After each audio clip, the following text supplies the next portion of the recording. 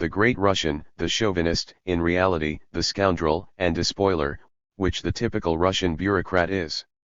As to the new cadre, many of whom were not ethnically Russian, Lenin immediately added that there can be no doubt that the insignificant percent of workers who are Soviet or Sovietized will drown in this great Russian sea of chauvinist riffraff like a fly in milk.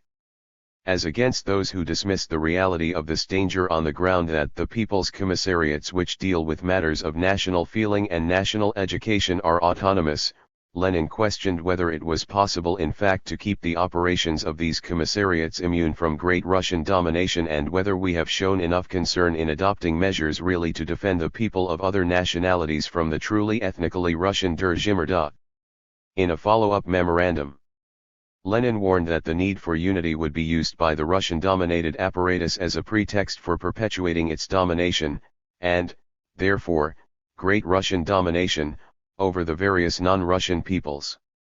To combat this threat, decentralization of the apparatus would be essential, and Lenin was prepared, if necessary, to go so far as to retain the union of socialist Soviet republics only in the military and diplomatic spheres. The dangers of such decentralization, he maintained, could be neutralized by the authority of the nation-transcending, ethnically neutral party. In any case, those dangers were not as dire as those that a continuation of present trends held both for the Soviet Union and for the entire world movement.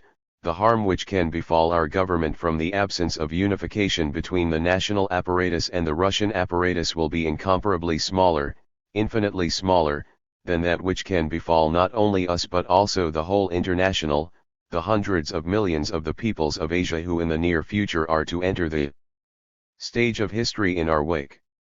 It would be unforgivable opportunism if, on the eve of this emergence of the East, and at the beginning of its awakening, we should undermine our prestige there with even the slightest rudeness or injustice to our own minorities. Here is vintage Lenin. The nationalization of Qatar was to be defended not as a good in itself, but because a strategic appreciation of nationalistic proclivities throughout the globe demanded it. Lenin was not alone in perceiving great Russian discrimination being practiced against the non-Russian peoples within the new 280 Soviet state degree. Yet, as we know, Lenin's call for confederalizing the non-party apparatus was not heeded. Indeed, Stalin used the issue to undermine some of his opponents. By exaggerating the reforms desired by the advocates for the non-Russian nations, Stalin equated their stand with Marxian heresy, in that it subordinated the proletarian question to the national question, and the industrial regions to the agricultural borderlands, instead of vice versa. Moreover, it risked the possibility that a crack may develop in the system of proletarian dictatorship. Despite Stalin's unwillingness to countenance decentralization of the apparatus, the 1920s and early 1930s, the period of indigenization, did witness a great growth in the recruitment of local nationals into the local apparatus. Lenin's plan for a series of cadre, each one national in its language and ethnicity, appeared well on its way to realization. But though this growth in national cadre took place with Stalin's blessing, he apparently remained distrustfully alert, lest a crack develop in the system of proletarian dictatorship. And when, having concluded that the conditions were appropriate for the final consolidation of power in his person, he unleashed the massive purges of the 1930s against all detectable challenges to that focalized authority. He made the national cadre a major target. Registered charges of nationalist deviation, bourgeois nationalism, separatism, anti-state activity, and the like were leveled against members of the cadre from the Ukrainian SSR in the west to the Buryat SSR in the east. The purge extended throughout the entire apparatus from the highest to the lowest level, both within and without the party. It extended as well to those outside the apparatus, particularly members of the intelligentsia, who might serve as alternate sources of leadership. The scope of the purge is still staggering to contemplate. It is generally estimated that approximately 1 million non-party members were arrested. The number of additional cadre who were dismissed from their positions without incarceration was still higher. No region was immune from the purge, but the Ukrainian Republic, perhaps because of its size and its buffer location relative to Nazi Germany, was treated more severely than most. In 1938 Nikita Khrushchev, though ethnically Russian, was appointed by Stalin to head the Ukrainian Communist Party degree under him. The Ukrainian apparatus was to undergo further purging, but this is how he described the situation in the party at the time of his appointment, 281.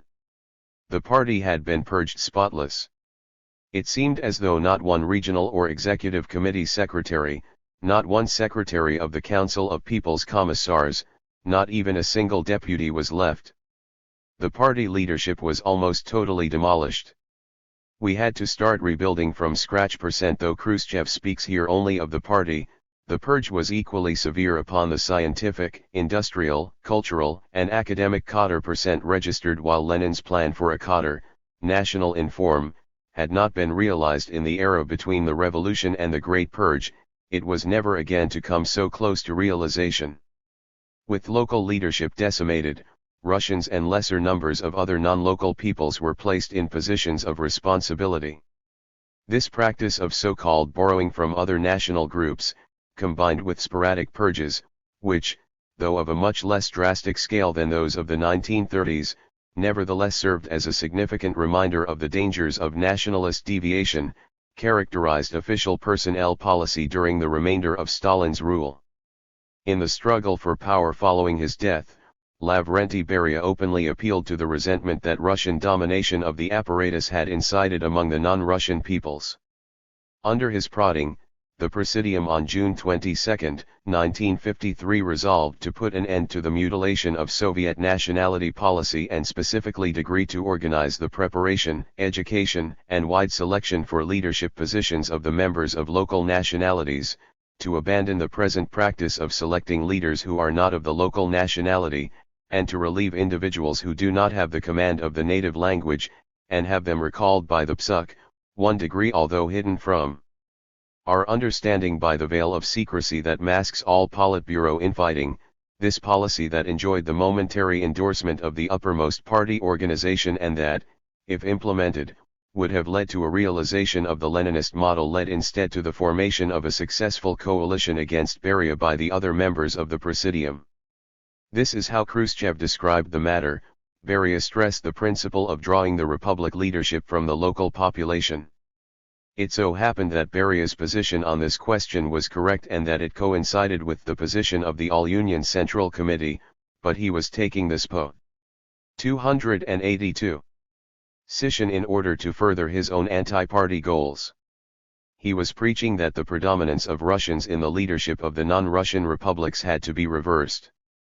Everyone knew that this was right and that it was consistent with the party line, but at first people didn't realize that Beria was pushing this idea in order to aggravate nationalist tensions between Russians and non-Russians, as well as between the central leadership in Moscow and the local leadership in the republics. Although Khrushchev here carefully avoids criticizing the policy of renationalizing the cadre, it is evident that he and his colleagues did in fact find such a policy odious. If such a policy would, as Khrushchev maintained, lead to increased tensions between Russians and non-Russians and between the central and local leadership, it would do so whatever the motivation behind its implementation. Moreover, despite his claim of feeling that Beria's position on this question was quite correct, Khrushchev immediately overt this assertion by recording his comments on the matter to Georgy Malenkov. Surely you must see that Beria's position has an anti-party character. We must not accept what he is doing. We must reject it. 02.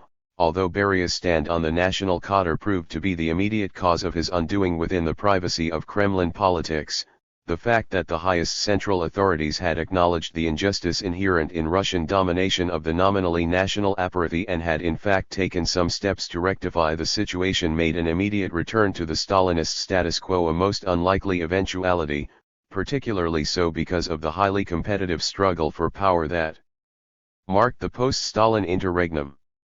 03. Added to these considerations was the decision to denounce publicly the atrocities attributed to Stalin, for, in any such denunciation, the injustices that had been perpetrated against the national groups would necessarily loom large. Degree denunciation implies a desire for rectification. All in all, then, it is not surprising that the period following Beria's downfall was one of general amelioration of the worst excesses of the Stalinist era. So far as personnel policy was concerned, the major developments were a gradual increase in the number of local cadre within the non-Russian areas and the making of membership in the local national group a criterion for certain high positions, most notably the first secretaryship of the local Communist Party. An alteration in this post-Stalinist trend was heralded in 1959 by I-283. The purging of a number of local cadre for nationalistic tendencies. 2 years later, definite limitations were placed upon the degree to which nationalization of the cadre would be permitted. The 1961 party program announced that the growing scale of communist construction calls for the continuous exchange of trained personnel among nations. Heretofore, the Soviet authorities had in fact never tried to make their cadre fully national in form, and, during the 1930s appeared more intent upon Russifying them. But the 1961 program was nevertheless the first official repudiation of the national inform formula with regard to cadre policy. Moreover, tied as it was to a higher stage in the evolution of communism, that is, the growing scale of communist construction, a subsequent return to a policy of nationalized cadre would appear by definition to be ruled out as unprogressive or reactionary. Exchange of trained personnel implies a quid pro quo process, with an equal number of indigenous cadre being transferred to positions of equal status within such traditionally Russian strongholds as Moscow or Leningrad. However, exchange in practice has proven to be a euphemism for what on balance is a unidirectional movement of personnel. It has not so much meant the trading of personnel as it has the need to make room for Russians and lesser numbers of other non-indigenous cadre. Degree as such, it has remained a key to official policy since 1961. Thus a Pravda editorial of September 5, 1965 warned, any display of national separateness in the training and use of workers of various nationalities in the Soviet republics is inadmissible.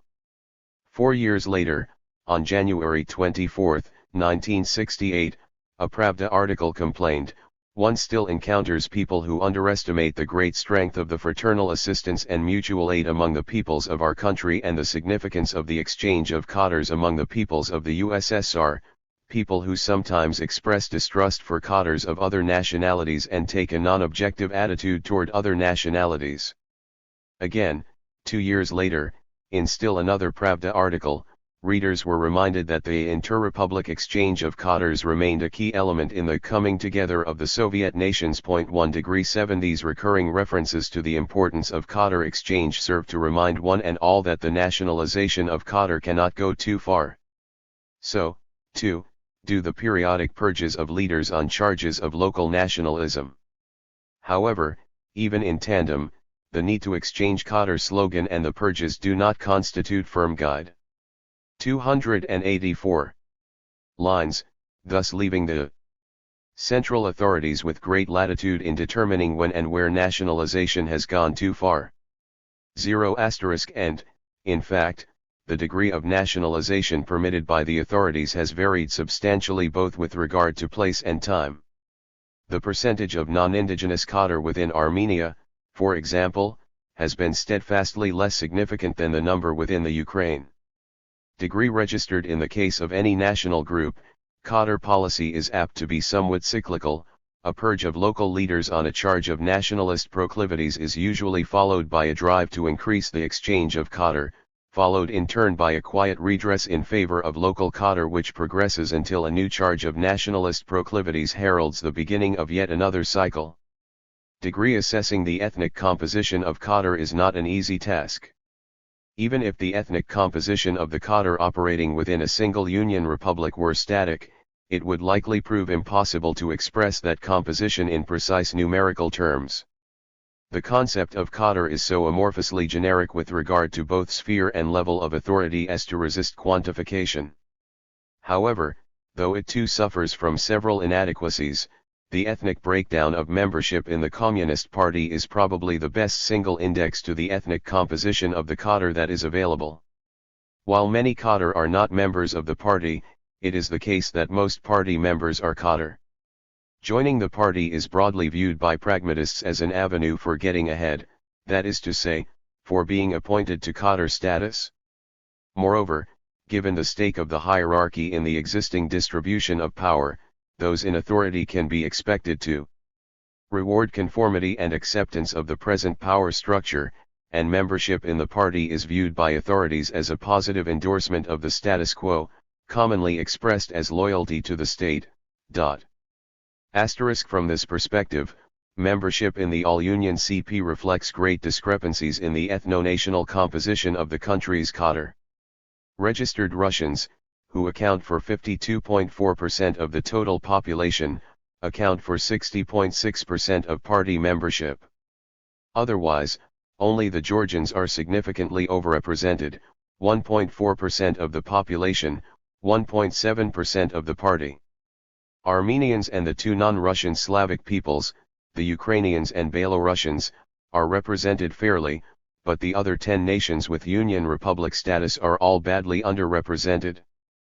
Moldavians are the most seriously underrepresented, 1.1% of the population, 0.4% of party membership, followed by Tadshiks, Turkmen, and Uzbeks. 6 somewhat older data available on the ethnic composition of the 285 parties of the individual republics indicate that malrepresentation has been the rule in the local parties also. In 10 of the 14 Union Republic parties for which data were uncovered, the percentage of the titular people who were party members ranged from a low of 37.7%, Kyrgyzstan, to a high of 76.1%, Georgia. 8 in all but 2 of the 10 cases, Georgia and Kazakhstan, the titular nationality was underrepresented relative to its percentage of the entire population of the republic. The percentage of malrepresentation ranged from 6.1 percentage points, Kyrgyzstan, to 17 points, Lithuania. Unlike the case of the All-Union Party, the two non-Russian Slavic peoples, Ukrainians and Belarusians, were badly underrepresented. In 6 of the 7 cases for which data were available, the Russians were overrepresented in the party, as contrasted with their number living within the particular republic. The overrepresentation ranged from 2.4 percentage points, Azerbaijan, to 12 points, Tajikistan. In only 3 cases, Azerbaijan, Georgia, and Uzbekistan, are longitudinal data available for determining trends, but all 3 cases suggest a gradual improvement in the representation of indigenes since 1960. Fragmentary information from other sources lend credence to the existence of such a trend. However, the principal point, manifest in the preceding data, is that with the exceptions of the Armenians and Georgians, those nations who have ostensibly been granted their own independent state, Union Republic, remain at a marked disadvantage in terms of representation among that state's cadre. While cadre policy has been a matter of great concern to the highest authorities of the Soviet Union, it is dangerous to ascribe any and all modulations in that policy to the decisions of those authorities. As we shall later have occasion to note in our discussion of internal migration policy, the image of an all-powerful, highly efficacious political system with a nerve center whose will is tantamount to actual state practice and vice versa can be detrimental to analysis. Though the opinion of those in the uppermost echelons of the party who are responsible for cadre policy is the major force in determining the criteria actually employed in the appointment of cadre, it is not the sole one. Operating at any one time within a bureaucracy will be a host of individuals and commissions interpreting and applying personnel directives in accordance with their innermost predispositions and biases. As cited above, we have Lenin's word for it that governmental officials of Marxist-Leninist states have not been free of the ethnocentric impulse to take care of one's own. This impulse was sufficiently prevalent in 1971 to cause 286. The party through Pravda, to warn officials against hiring and promoting personnel on the basis of national origin. The manner in which official cadre policy and what we might term bureaucratic ethnocentrism can complement one another is apparent in the following account of events within Latvia. After noting that the Org Bureau, the second secretary of the Latvian CPCC, and the first secretary of the Latvian CPCC are regularly staffed by Russians appointed by Moscow. The account continues, the Orgbureau and these high commissars from Moscow have continually directed the Republic's cadre politics so that all leading positions and primarily all party, state, and economic department head positions are given to Russian newcomers. These people in turn grant other newcomers preference for registration in cities, provide apartments, and appoint them to better jobs. 25. The great Russian bureaucrat, against whom Lenin railed, has not been the sole practitioner of bureaucratic ethnocentrism. Thus a letter sent by 26 Jewish residents of Vilna to the leadership of the Lithuanian Communist Party in February 1968 complained bitterly of the tendency to employ Lithuanians in preference to others. Here are two excerpts. When the Deputy Minister of Trade, Kazbaras, was reproached for not observing the Leninist principle of selecting cadres on the basis of their political and technical qualifications, he replied publicly, "To be a Lithuanian in Soviet Lithuania is a political qualification." The president of the Pedagogical Institute, Uogintas, bluntly told one of his instructors, "It matters little that today you excel others in the German or English languages, in physics or mathematics, chemistry or music. We will develop our own cadres so that tomorrow Lithuanians will be more qualified than you." All Uogintas did was to give public expression to a principle that had been in force for a long time in cadre policy. *6 5 years later, a group of members of the Communist Party of Georgia complained that IJN Abkhazia and ASS are within Georgia, a half-baked theory according to which responsible posts should be filled only by representatives of the indigenous nationality has gained a certain currency. 7. This phenomenon that we have termed bureaucratic ethnocentrism has been more prominently in evidence in the case of Yugoslavia. 287. One of the major causes of discontent within pre-World War II Yugoslavia had been Serbian domination of the power structure. As in the case of the Russians, it was therefore to be expected that the need for immediate expertise in matters of government should favor the Serbs. Moreover, it will be recalled that Serbs and the Montenegrins, many of whom insist that the Serbs and Montenegrins are one people, had formed the backbone of the partisan movement even within Croatia. As a consequence, the spoils of victory, in the form of governmental and party office, quite naturally fell disproportionately to Serbs and Montenegrins. The YCP did try to redress the balance through the training and assignment of non-Serbian cadre. However, the party never went through a period similar to that of the early indigenization phase in the Soviet Union, when the authorities there had attempted to nationalize the cadre of the individual republics and autonomous provinces. From the beginning, the emphasis in Yugoslavia was on multi-ethnic cadre. 9. As noted, the end result of this policy was that Serbs and Montenegrins tended to be overrepresented within party and state organizations.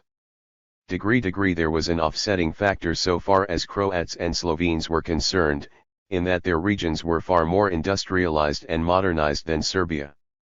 Here expertise favored the indigenous people, and the decision of Tito's government to promote what it termed self-management immunized somewhat the individual industrial enterprises from the control of the Serb-dominated state and party apparathy. Registered. But although Serbs did not come to be overrepresented in the industrial cadre of Slovenia and Croatia, their prominence within the political power structure has rankled, and periodically they have been the target of bitter criticism. Tito was apparently never in sympathy with this imbalance, for it ran counter to his strategy of lessening the sense of ethno-national competition through the dual tactics of socialist self-management and even-handedness. However, it became known in the mid-1960s that bureaucratic ethnocentrism had its champions at the highest levels of officialdom, when Alexander Ranković, considered at the time to be the second most powerful person within Yugoslavia and the likeliest successor to Tito, was purged. Ranković was accused inter alia of conspiring to undermine economic decentralization because of a conviction that decentralization would favor Slovenia and Croatia over Serbia, and of conspiring to place Serbs in as many influential positions as possible. A committee established to investigate the charges found that there was a network of collaborators who 288 very often interfered in the whole work of cadre policy. 8 Despite the great publicity given Ranković's sin, the Hydra-like phenomenon of bureaucratic ethnocentrism did not disappear following his purge. Serbian overrepresentation within the state and party apathy continued, as did Slovene and Croatian resentment. 53 The magnitude of this imbalance in the case of Croatia is illustrated by the ethnic composition of that republic's party. In 1972, the Croats, who represented 80% of the republic's population, accounted for only 65% of the party's membership, while the percentage of Serbs within the party was more than double that people's percentage within the population as a whole. And a decade after the Ranković affair, Yugoslavia was again reminded that bureaucratic ethnocentrism can reach the highest levels of power, when charges circulated that Tito's wife had been in collusion with high officials to ensure that certain positions should be filled by Serbs. But more important than a few high officials are the core of mid to high-level bureaucrats who are responsible for carrying out the day-to-day directives of higher authorities. The difficulty of dislodging an entrenched ethnic element from these ranks is illustrated by the failure of the rather extensive, post-Ranković, official efforts to bring about a radical redressing of ethnic imbalances throughout the ruling structure. More than a decade later, Croats were still chafing under what they broadly considered to be disproportionate Serbian influence even within Croatia. Degree 6 The personnel problems faced by the Chinese Communists at the time of taking power were very different than those faced by either the Soviet or Yugoslav parties at the comparable point in their histories. In some ways, the situation within most of the minority regions of China was more reminiscent of that of an overseas colony than that of a section of the contiguous territory of a state. Degree Throughout history, Peking's and Nanking's authority had rested lightly and had been exerted through traditional, local leaders. For their part, the local people tended to be illiterate and pre-modern. As a result of their physical remoteness, their daily lives had remained largely unaffected by forces emanating from outside of their region. There was, therefore, no experienced, ready-made bureaucracy, either Chinese or local, that the Communists might utilize to make their rule immediately effective over the non-Han peoples. Sending large numbers of Chinese cadre into an area whose populace was unaccustomed to such an alien presence ran the risk 289 of causing the people to perceive the CCP as the vanguard of Great Han imperialism. The CCP leadership, being ardent students of Lenin's policy concerning the national question, was fully attuned to this danger and to Lenin's prescription for its avoidance through the use of national forms. Thus an official governmental report issued in 1953 noted, "The problem of national forms is an important one which affects the rights of the nationalities and their development. Many of our tasks can only be carried penetratingly among the masses of the national minorities through the use of appropriate national forms." 8 Degrees and Mao had personally made clear in a statement during 1949 that cadre constituted a key form in this strategy: thoroughly solve the race question, fully isolate racial reactionaries. This is impossible without a large number of communist cadres who were born in the minority areas. 199 Impelled by this view of things, the authorities launched a massive campaign to recruit and train cadre in the shortest possible time. #Degree The high priority ascribed to this program is reflected in the pronouncement of the Minister of Education that the training of national minorities cadres should be taken as the foremost task in our national minority educational policy. 4. But as a stopgap measure until the program would bear sufficient fruit, it was decided to utilize those traditional leaders who were prepared to cooperate, backed up by Han Chinese cadre. #National cadre were therefore to be introduced as rapidly as possible. But although the authorities spoke of the nationalization of all organs within the national areas and specifically defined this goal as meaning that the people of all nationalities practicing autonomy should principally use their own cadre, their own language and speech, and their own appropriate national forms in the management of the internal affairs of the nationality, the authorities explicitly indicated that they had no intention of pursuing this policy to the degree that the Soviets had during their immediate post-revolutionary period of indigenization, much less to the degree that Lenin had advocated in his last comments on the matter. #Registered while stating that nationalization would make each national group the master of his home, Government spokesman concomitantly insisted on the seeming negation of that slogan, namely, that Han Kader were to be viewed as permanent members of that household, if it is considered that by assuming control of one's own homeland and by nationalization, there is no further need for leadership of the Chinese Communist Party, and there is no need. 290. Table 2. Minority Kader, 1949 to 1963. Year number of available Kader annual increment 1949 10,000, 1951 50,000 20,000, 1950 51, 1952 100,000 and 60 50,000 1956 215,000 28,750, 1953 56, 1957 370,000 155,000 1959 480,000 55,000, 1958 59, 1963 500,000 5,000, 1960 to 63. At as cited in Deal, National Minority, 191. Plus averaged where appropriate. Inclusive years in parentheses. For the support of the Han people and Kaders, then it will be an obvious mistake which must be prevented and rectified. 45. Despite the high priority given to the recruitment and training of minority Kader, accomplishments proved disappointing. Official reviews of minority policy in 1953, 1956, 1962, and 1971 commented on the inadequacy in numbers of Kader from the non-Han populace and the pressing need to rectify the situation. The rather fragmentary figures on available minority Kader that were released prior to the Cultural Revolution point to radical annual fluctuations in recruitment. For example, while some 155,000 minority Kader reportedly were trained during 1957 alone, only 20,000 Kader were added over the 4-year period from 1960 to 1963.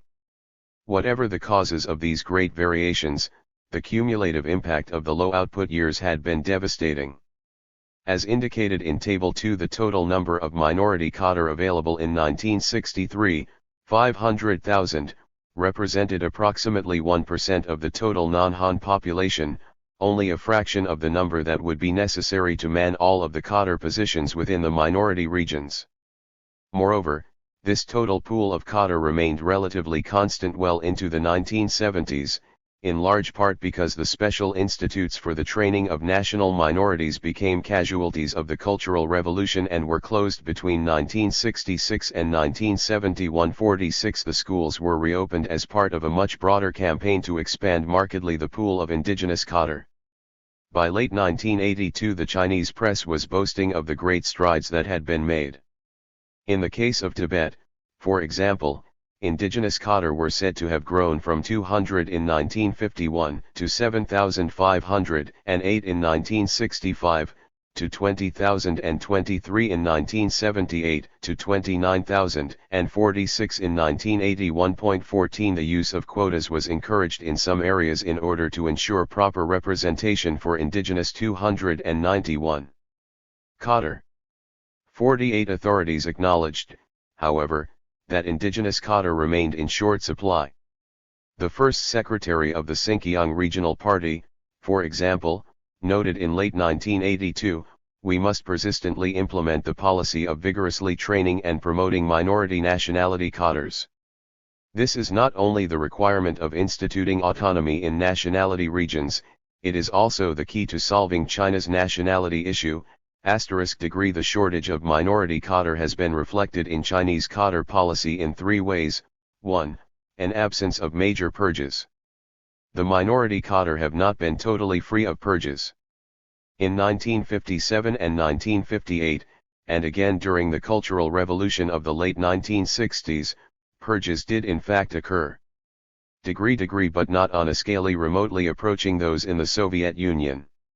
In China the number of minorities purged has been small and the percentage subsequently reinstated has been large. Degree.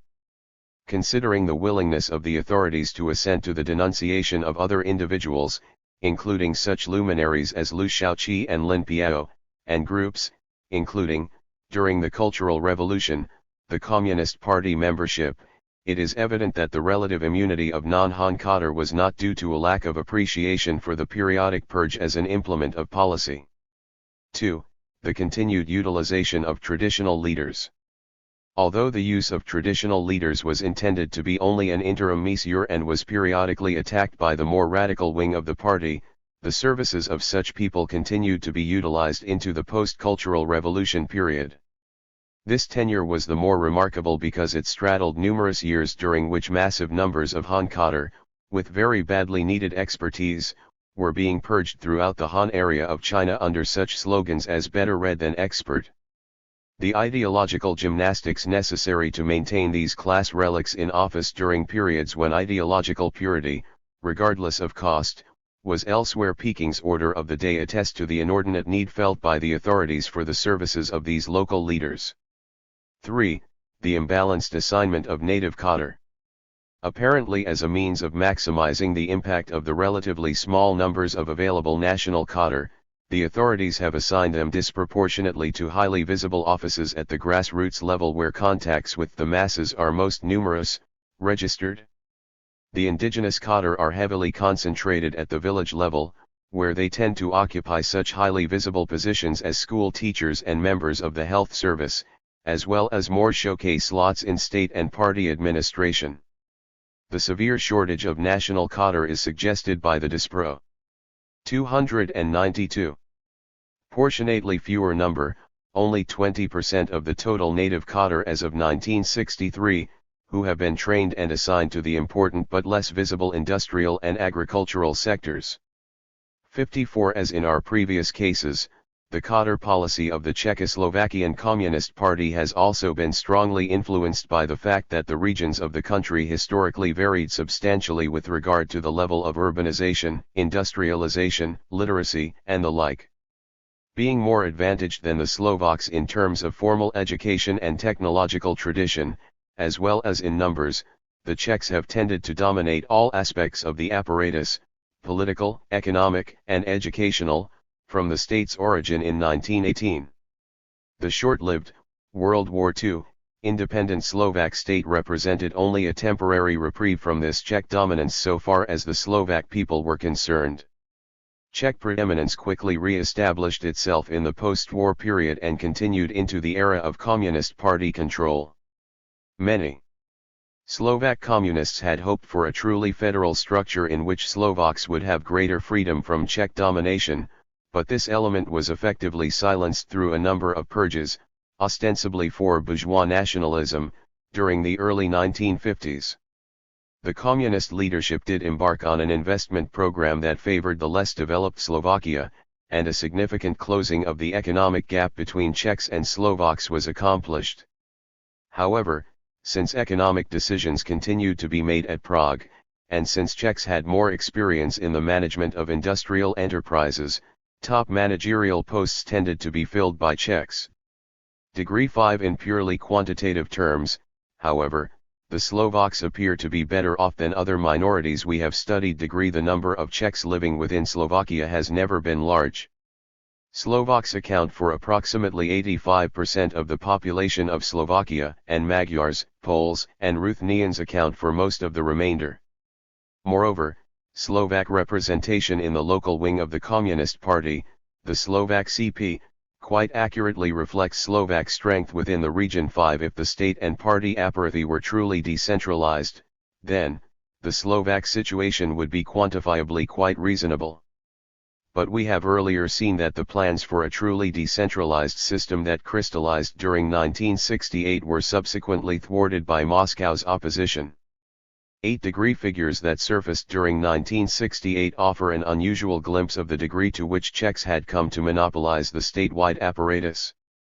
Although the Slovaks then accounted for 29.6% of the state's total population, their percentage of personnel in the 293 countries' foreign service was only 14%, in the Ministry of Agriculture, 9.8%, Ministry of Construction, 6%, Ministry of Transport, 5.1%, Ministry of Foreign Trade, 5% of the posts abroad and 2 to 3% of those at home, Ministry of Heavy Industry, 4.5%, Ministry of Health, 4.3%, Ministry of Finance, 3.4%, State Planning Commission, 1.5%, Ministry of Fuel, 1.3%, Ministry of Education, 1.2%, and the Ministry of Justice, 0%. Degree during 1968 the statewide CP did declare itself in favor of reforming Cotter policy, and it is reasonable to assume that some improvements in the ethnically badly distorted situation have occurred. Registered however, given the magnitude of Czech entrenchment reflected in the above figures. It is likely that what we have termed bureaucratic ethnocentrism has continued to ensure a highly disproportionate allocation of Cotter positions to the Czechs. Registered. It is perhaps worth emphasizing at this juncture that in the matter of Cotter policy, just as in other aspects of national policy, Marxist-Leninist governments have displayed great variety in the vigor with which they have applied policy to one group or another. In the case of the Soviet Union, for example, a study has documented great divergencies among the Union republics in the relative number of top echelon, non-indigenous Cotter found in both the state and party apparatus and in both showcase positions and real seats of authority. Registered at one end of the spectrum, the representation of Armenians in the higher offices of the Armenian SSR hovered about the 90% mark, while the corresponding offices within Kazakhstan are nearly divided equally between the titular national group and non-indigenous peoples. Similarly, although the Chinese have placed very few non-Han in positions of authority, Mongols and Hui have done much better in this regard than have the peoples of Tibet and Xinjiang. Registered * some of the factors that help to explain these variations in the prosecuting of Cotter policy are quite tangible. One factor is the percentage of non-indigenes living within the region. Appointing a markedly disproportionate number of non-indigenes to office risks drawing the attention of the masses to their unfavorable situation. Yet another consideration is whether a people is located safely in the interior or on the border, and, if the latter, the status of relations between the two bordering states. A less tangible but probably more influential factor is the relative trust, or distrust, that the authorities place in a given minority's loyalty. Thus the tendency of Armenians to perceive Turks as the arch-enemy of their nation has dovetailed. 294. With the general, anti-Ankara stance of Moscow to make Soviet rule rest lightly on Armenian shoulders. Registered in turn, the absence of anti-state turmoil within Armenia has given Moscow less cause for concern and commensurately less perceived need for hedging devices. Registered on the other hand, a history of incidents of an anti-state coloration, example those among the Tibetans, will, from the viewpoint of the central authorities, quite naturally add to the wisdom of having larger numbers of non-indigenous Cotter spread throughout the structure as a precaution against the future outbreak of such incidents. 16 Despite the apparent tendency of the authorities to correlate larger numbers of non-indigenous Cotter with greater security, the actual number of such outsiders in the apparatus is not necessarily of key importance. Since even one strategically placed individual could conceivably apprise the center of vociferous forces at work. Moreover, a final aspect of Cotter policy, one that comprises the authorities' ultimate hedge against nationalistic, anti-state activities remains to be discussed. Not every agency and office is of equal significance. If, as we have maintained, the regimes, by employing a series of hedging devices, have demonstrated serious doubt that Lenin's formula could indeed neutralize nationalism and solve the national question, then the functions of certain agencies and offices could be expected to make their staffing a matter of special concern. In particular, the authorities would want to be certain of the loyalty of the military and other security forces. The issue of the ethnic composition of security forces within a multinational setting is an old one. More than a century ago, for example, John Stuart Mill voiced his concern that a despotic government of a multinational state might employ troops of one ethnic strain against fellow citizens of another. According to Mill, in such event the soldiers will have no more desire to ask the reason why, than they would have in doing the same thing against declared enemies. 67 Mill's statement was part of a biting criticism of the multinational state per se. But those in authority within multinational states and empires have drawn quite different conclusions from the sort of scenario described by Mill. Rather than viewing it as a reason for dismantling their polyethnic unit, they have perceived in it the key to maintaining the integrity of the unit against ethnically inspired dissonance. The twin first principles of how to maintain control over a multinational polity have come to be, 1. Deploy all troops outside their ethnic homeland, and, 2. Restrict the higher levels of the military command structure and the more 295 sensitive positions responsible for internal security, particularly the secret police, to members of the most loyal ethnic group. 6 The most loyal ethnic group can be assumed to be that group with the largest vested interest in perpetuating the status quo, that is, the politically dominant group. In most instances, this means the numerically dominant ethnic element. Marxist-Leninist states have also lived by these principles. Lenin had established the precedent of deploying the troops of one ethnic group in the homeland of another at a very early point. In January 1918, at a critical point in Bolshevik history, Lenin had ordered a detachment of Latvian troops to Petrograd, Leningrad. In the words of one biographer, Lenin knew that the Lettish troops had no particular sentimental ties with the Russian people and would carry out their orders with the loyalty of a Praetorian Guard. Copyright consonant with this precedent and its underlying rationale, minority members of the military forces of Marxist-Leninist states are, as a matter of policy, regularly assigned to posts outside their ethnic homeland. The practice has given rise to complaints, as witness the following message from Latvia.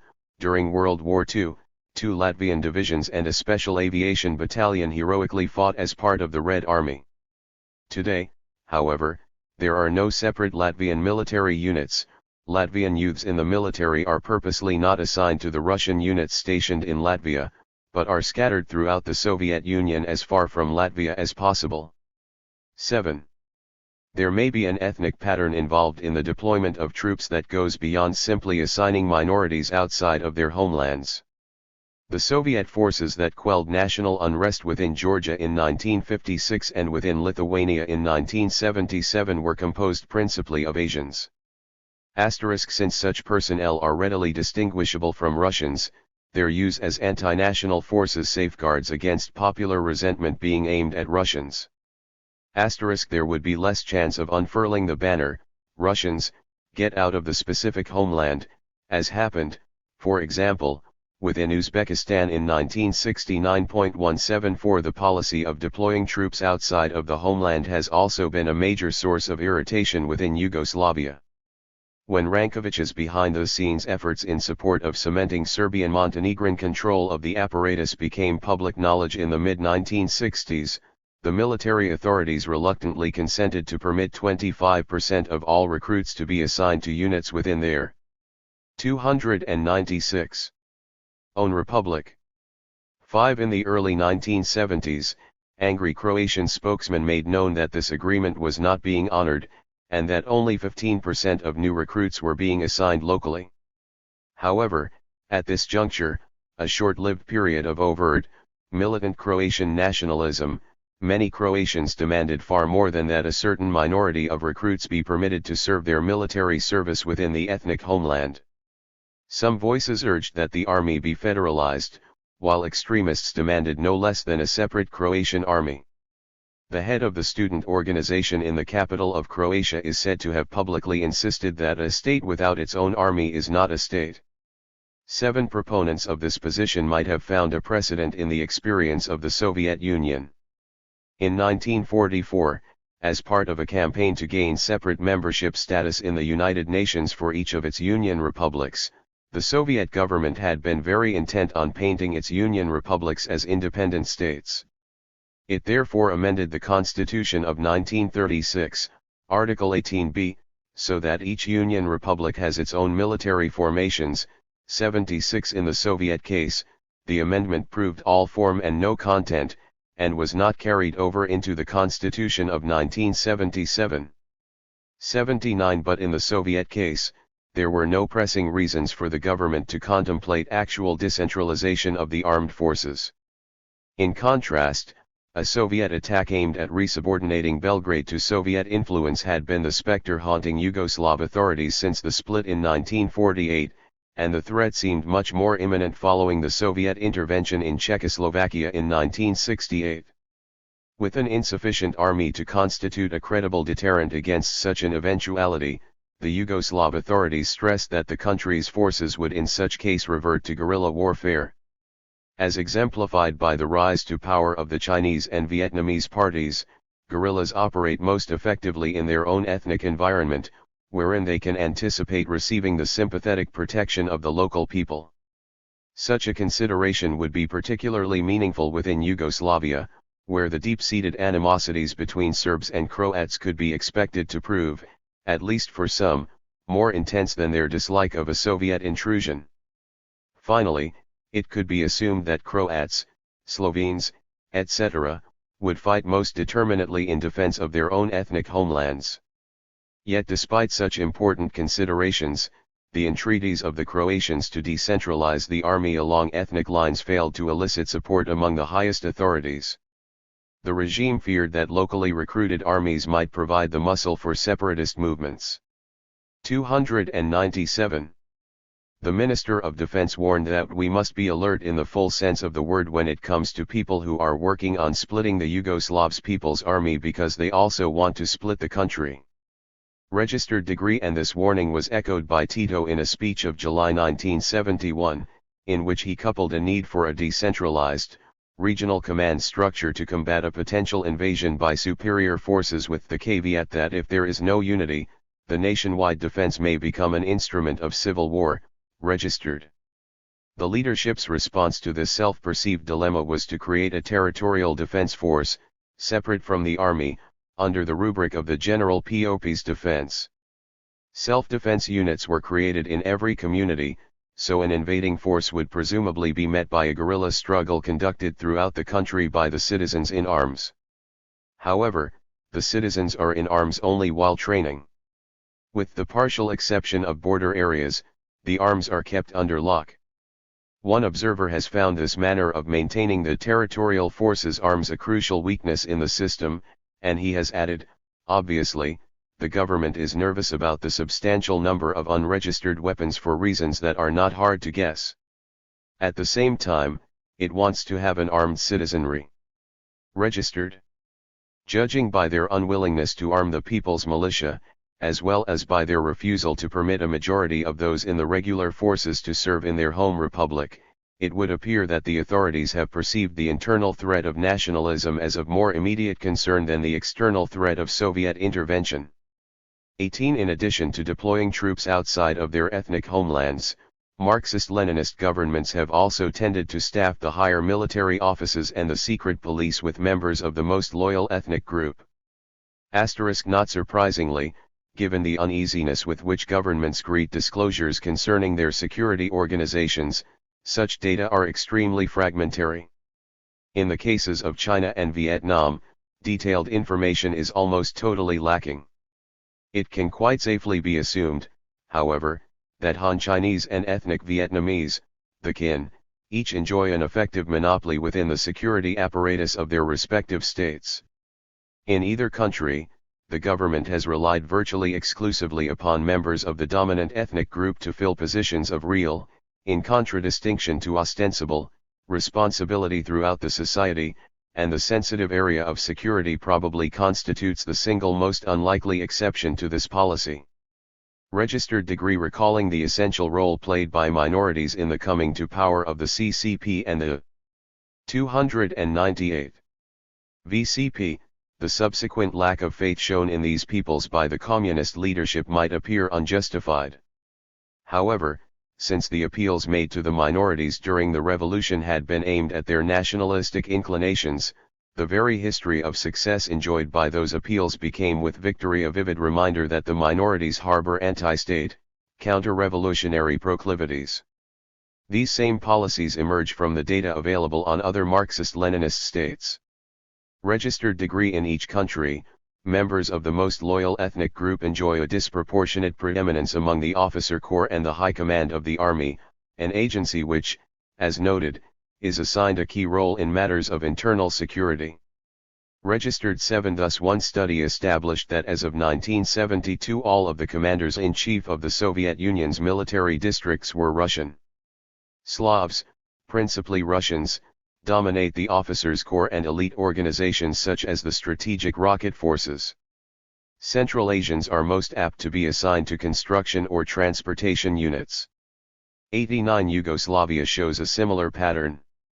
Data released in Yugoslavia in the early 1970s indicated that Serbs and Montenegrins, 43% of the total population, accounted for 85% of all army officers, a percentage said to have been increasing steadily since the creation of the state. 1%. A similar though less drastic situation prevailed within Czechoslovakia, wherein the Slovaks, 30% of the population, accounted for only 20% of all military officers and for an even smaller percentage of people at the higher levels of the Ministry of Defense.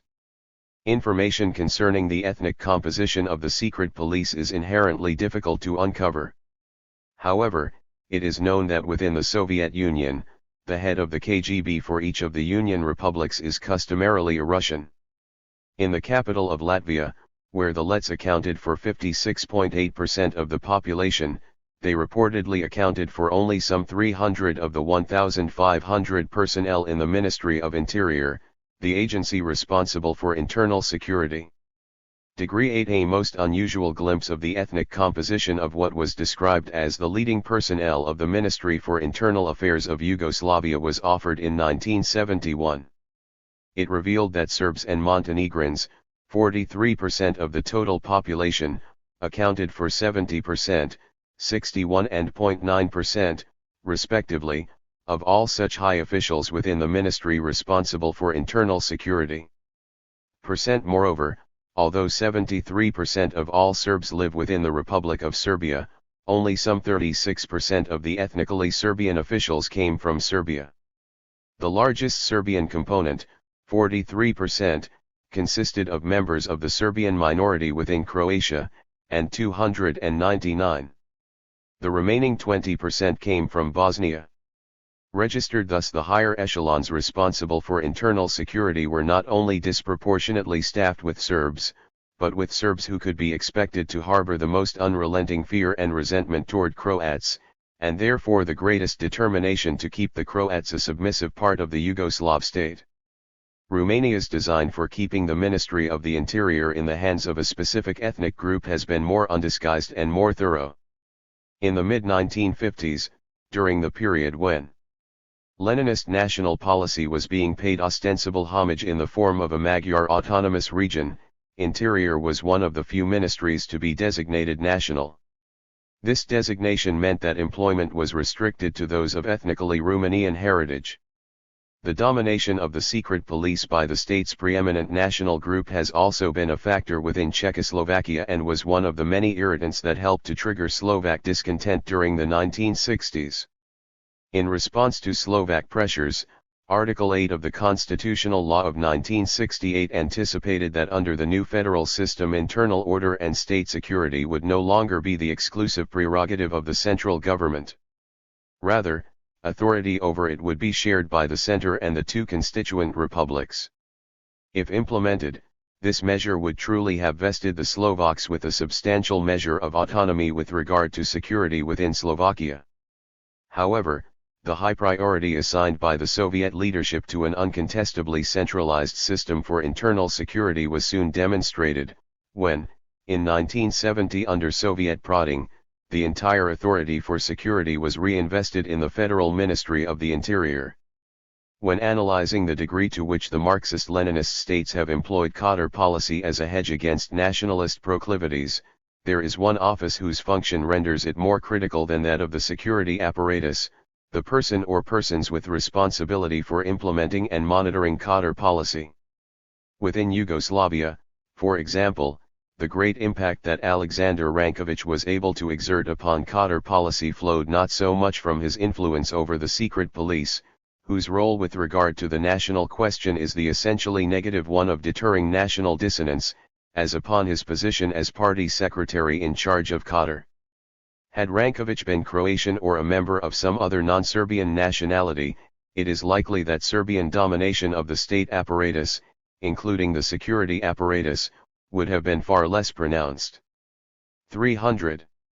Within the Soviet Union, the responsibility for Katar policy within each of the major non-Russian national areas usually rests with the second secretary of the local Communist Party. The ethnicity of the second secretary is therefore a matter of great import. The policy of the authorities in this matter must be seen in conjunction with their policy toward the ethnicity of the local first secretary. In the months following Stalin's death, that period during which Beria, as part of his strategy for gaining power, was openly appealing to the sense of resentment of Russian domination on the part of the non-Russian peoples, the Presidium of the statewide party had resolved to make membership in the local national group a criterion for eligibility to the first secretaryship. In Khrushchev's words, this was a decision that the post of first secretary in every republic had to be held by a local person and not by a Russian sent from Moscow. Registered.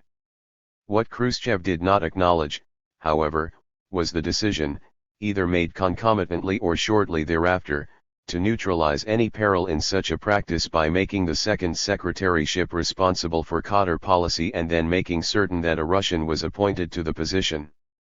A detailed study of the backgrounds of the individuals who have served as second secretaries since the mid-1950s uncovered a steady increase in the number of cases of an in-tandem relationship of a first secretary drawn from the local group and a second secretary of Russian background.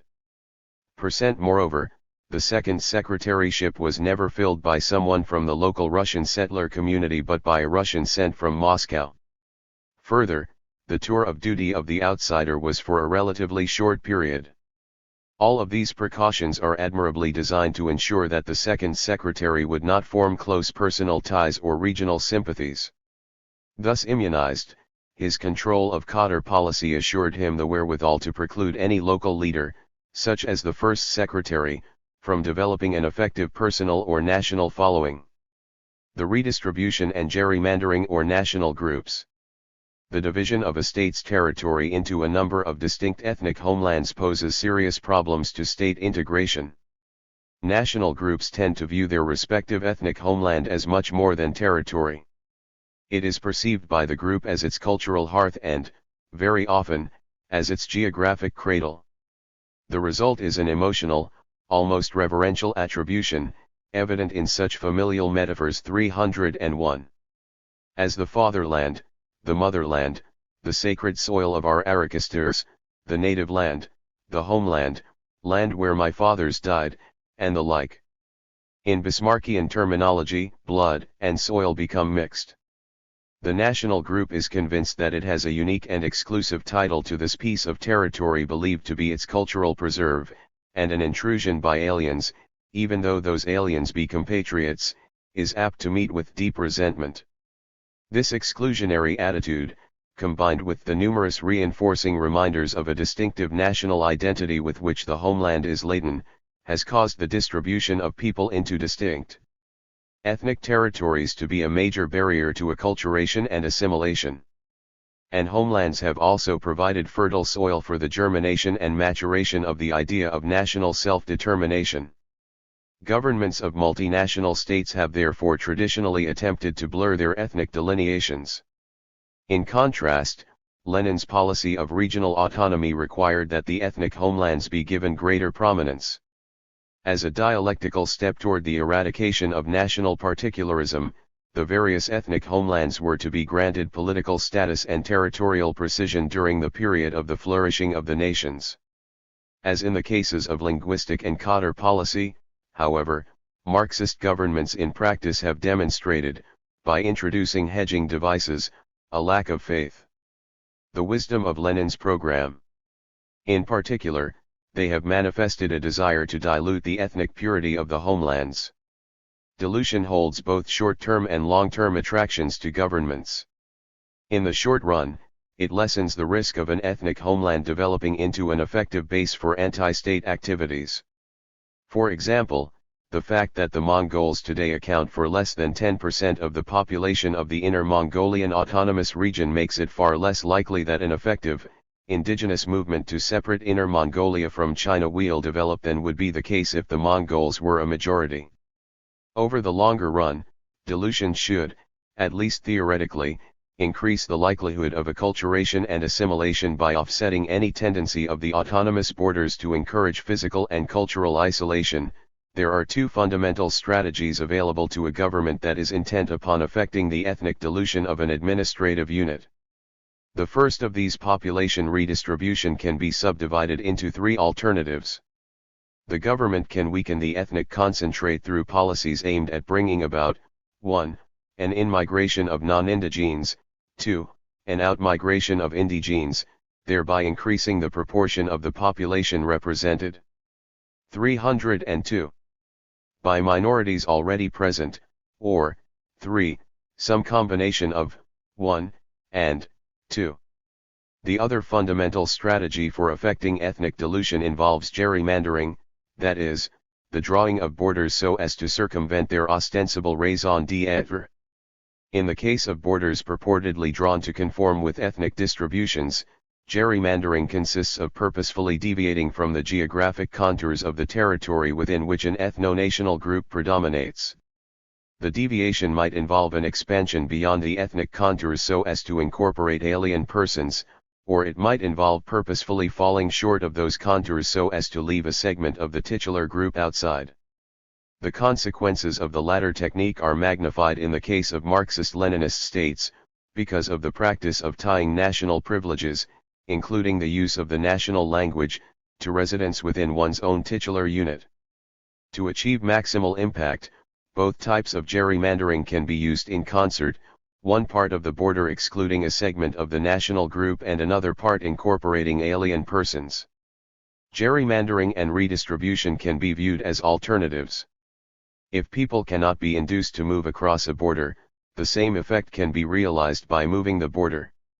Conversely, if borders are resistant to change, the same ethnic effect can be realized by relocating populations.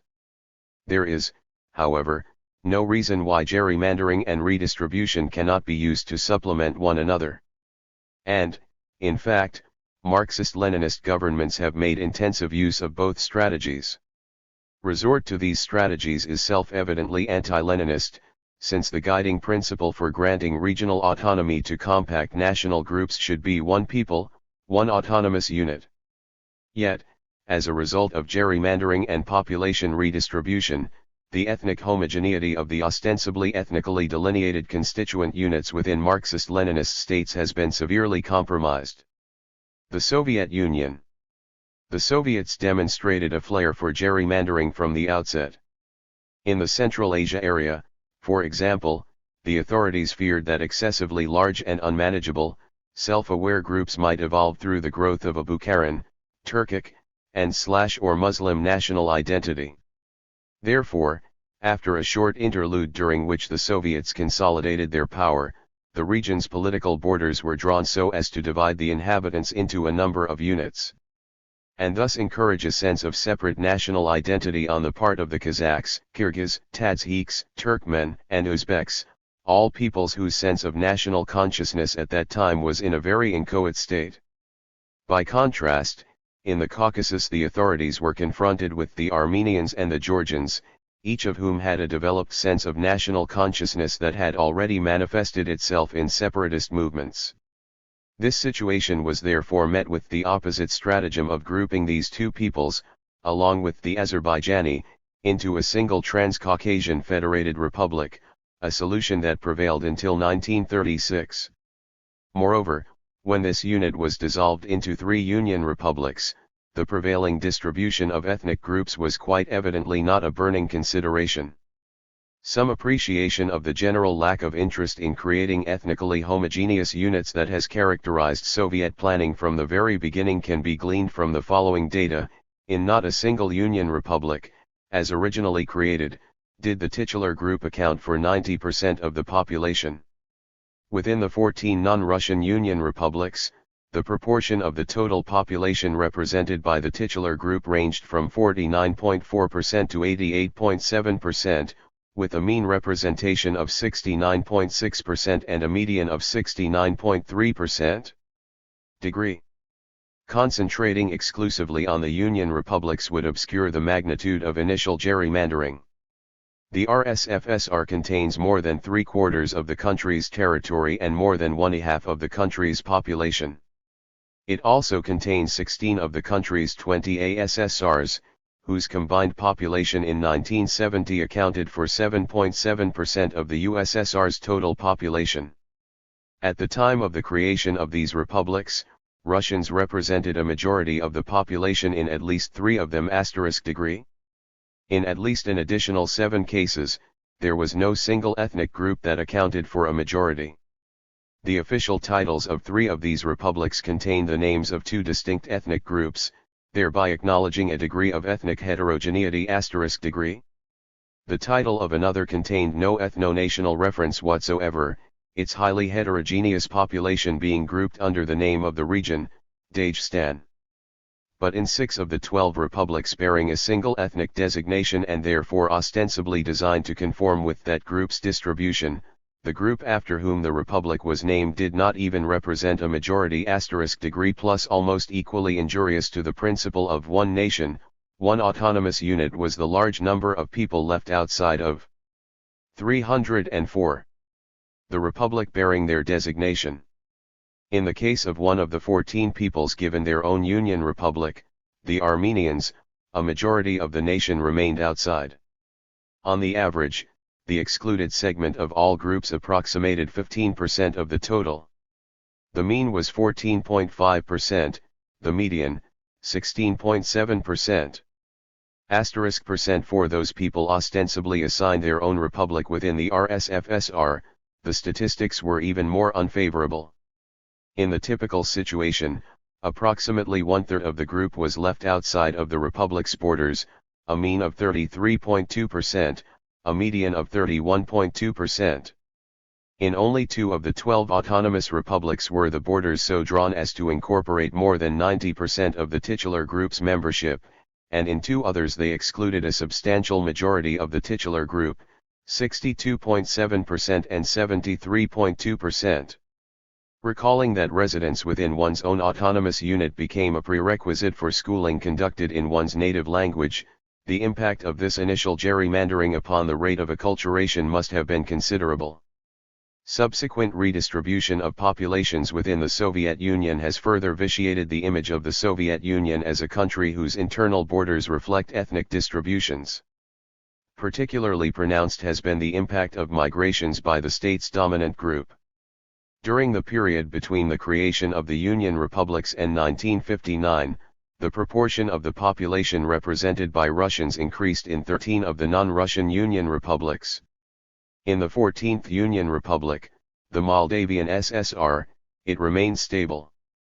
On the average for all 14 Union Republics, the percentage of the population accounted for by Russians rose 9.2%, from 7.5% at the time of creation to 16.7% in 1995-9206. During the same period, the Russian portion of the population also rose in 14 of the 15 autonomous republics within the RSFSR for which there are data.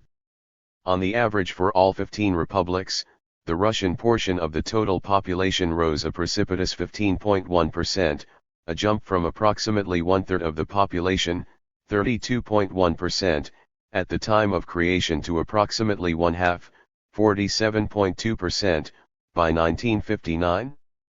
07 As indicated by Table 3, Column 5, the dispersal of Russians continued in the intercensal period, 1959 to 1970. In 12 of the 14 SSRs, the percentage growth in the absolute number of Russians substantially exceeded the growth of Russians within their own republic. The percentage point increase of Russians within the 12 republics that can be assumed to be attributable to migration ranged from 2.9% in the case of Lithuania to 29% in the case of Belorussia. Yet despite this very substantial emigration by Russians, Column 4 records that their proportion of the population decreased in 8 of the 14 republics and virtually stagnated in still another.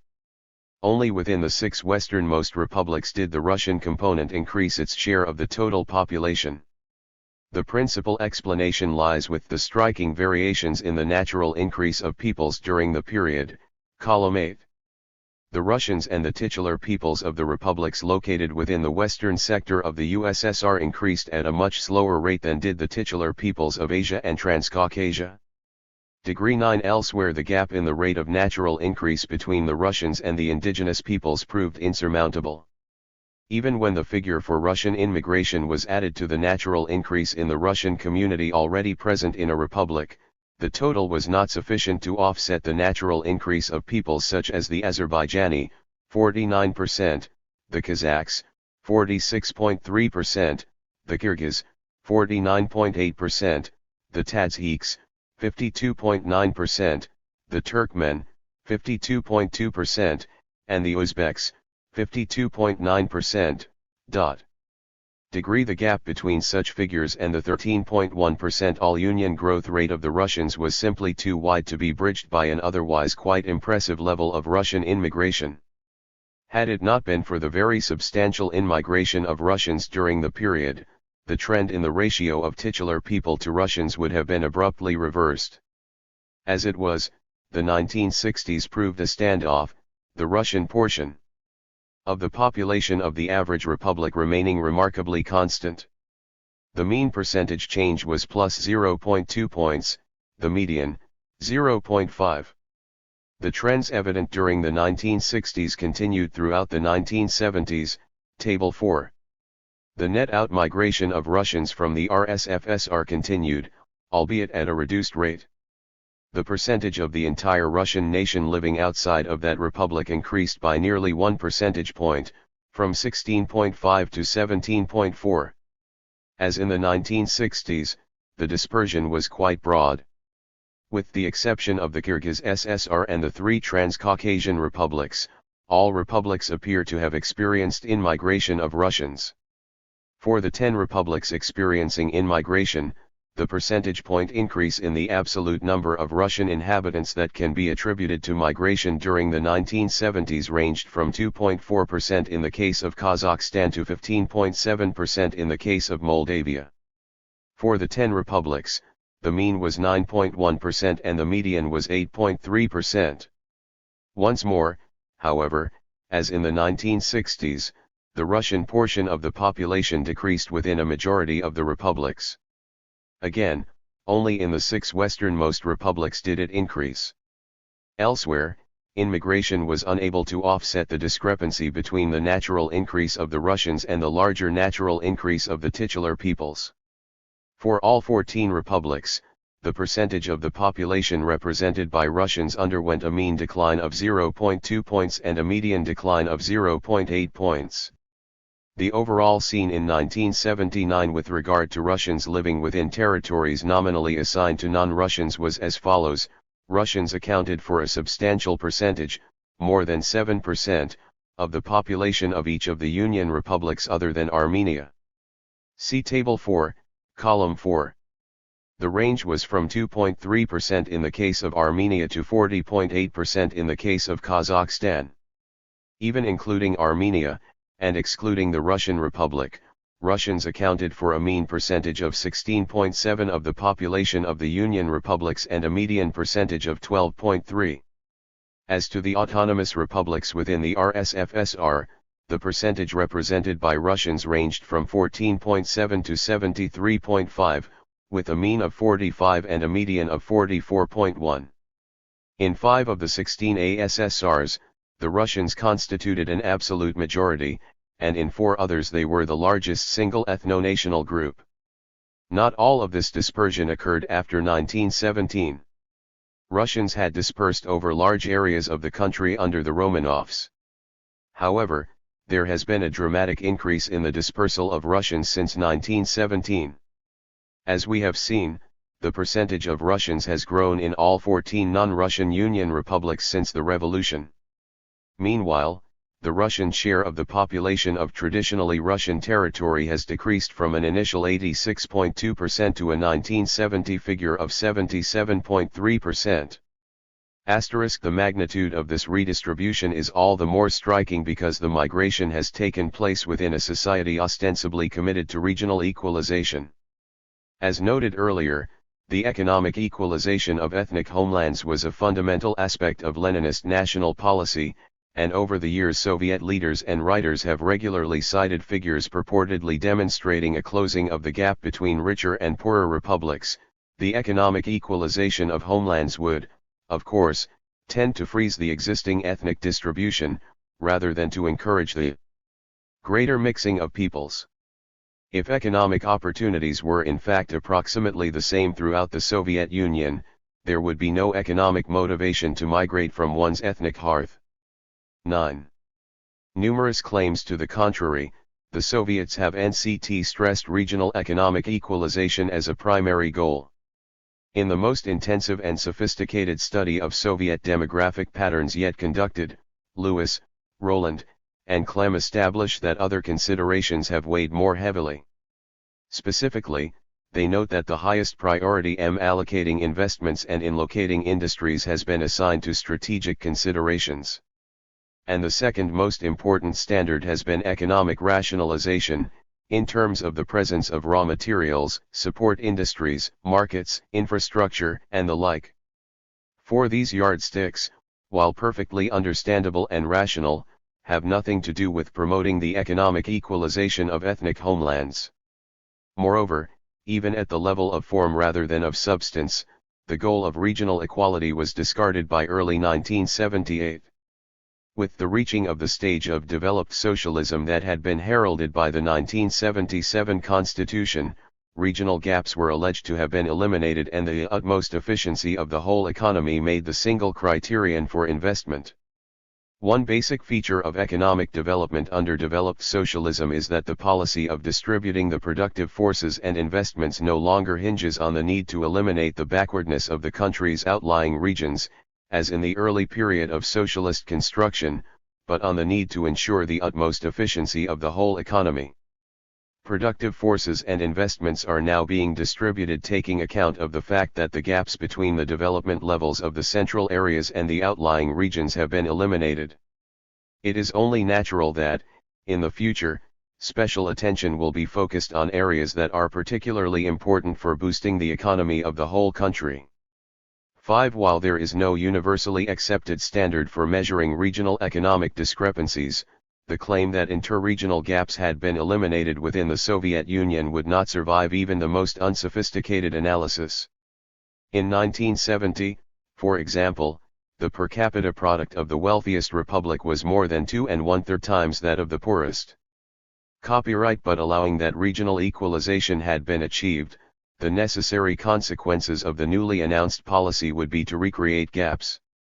In effect, then, the dropping of a policy of regional equalization constituted a public admission that a key aspect of Leninist national policy would no longer be pursued even at the level of form. 310.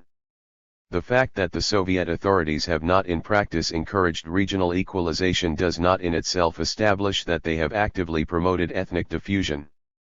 However, it is conceivable that such a massive and consequential redistribution of population as we have described could have occurred in the absence of official approval.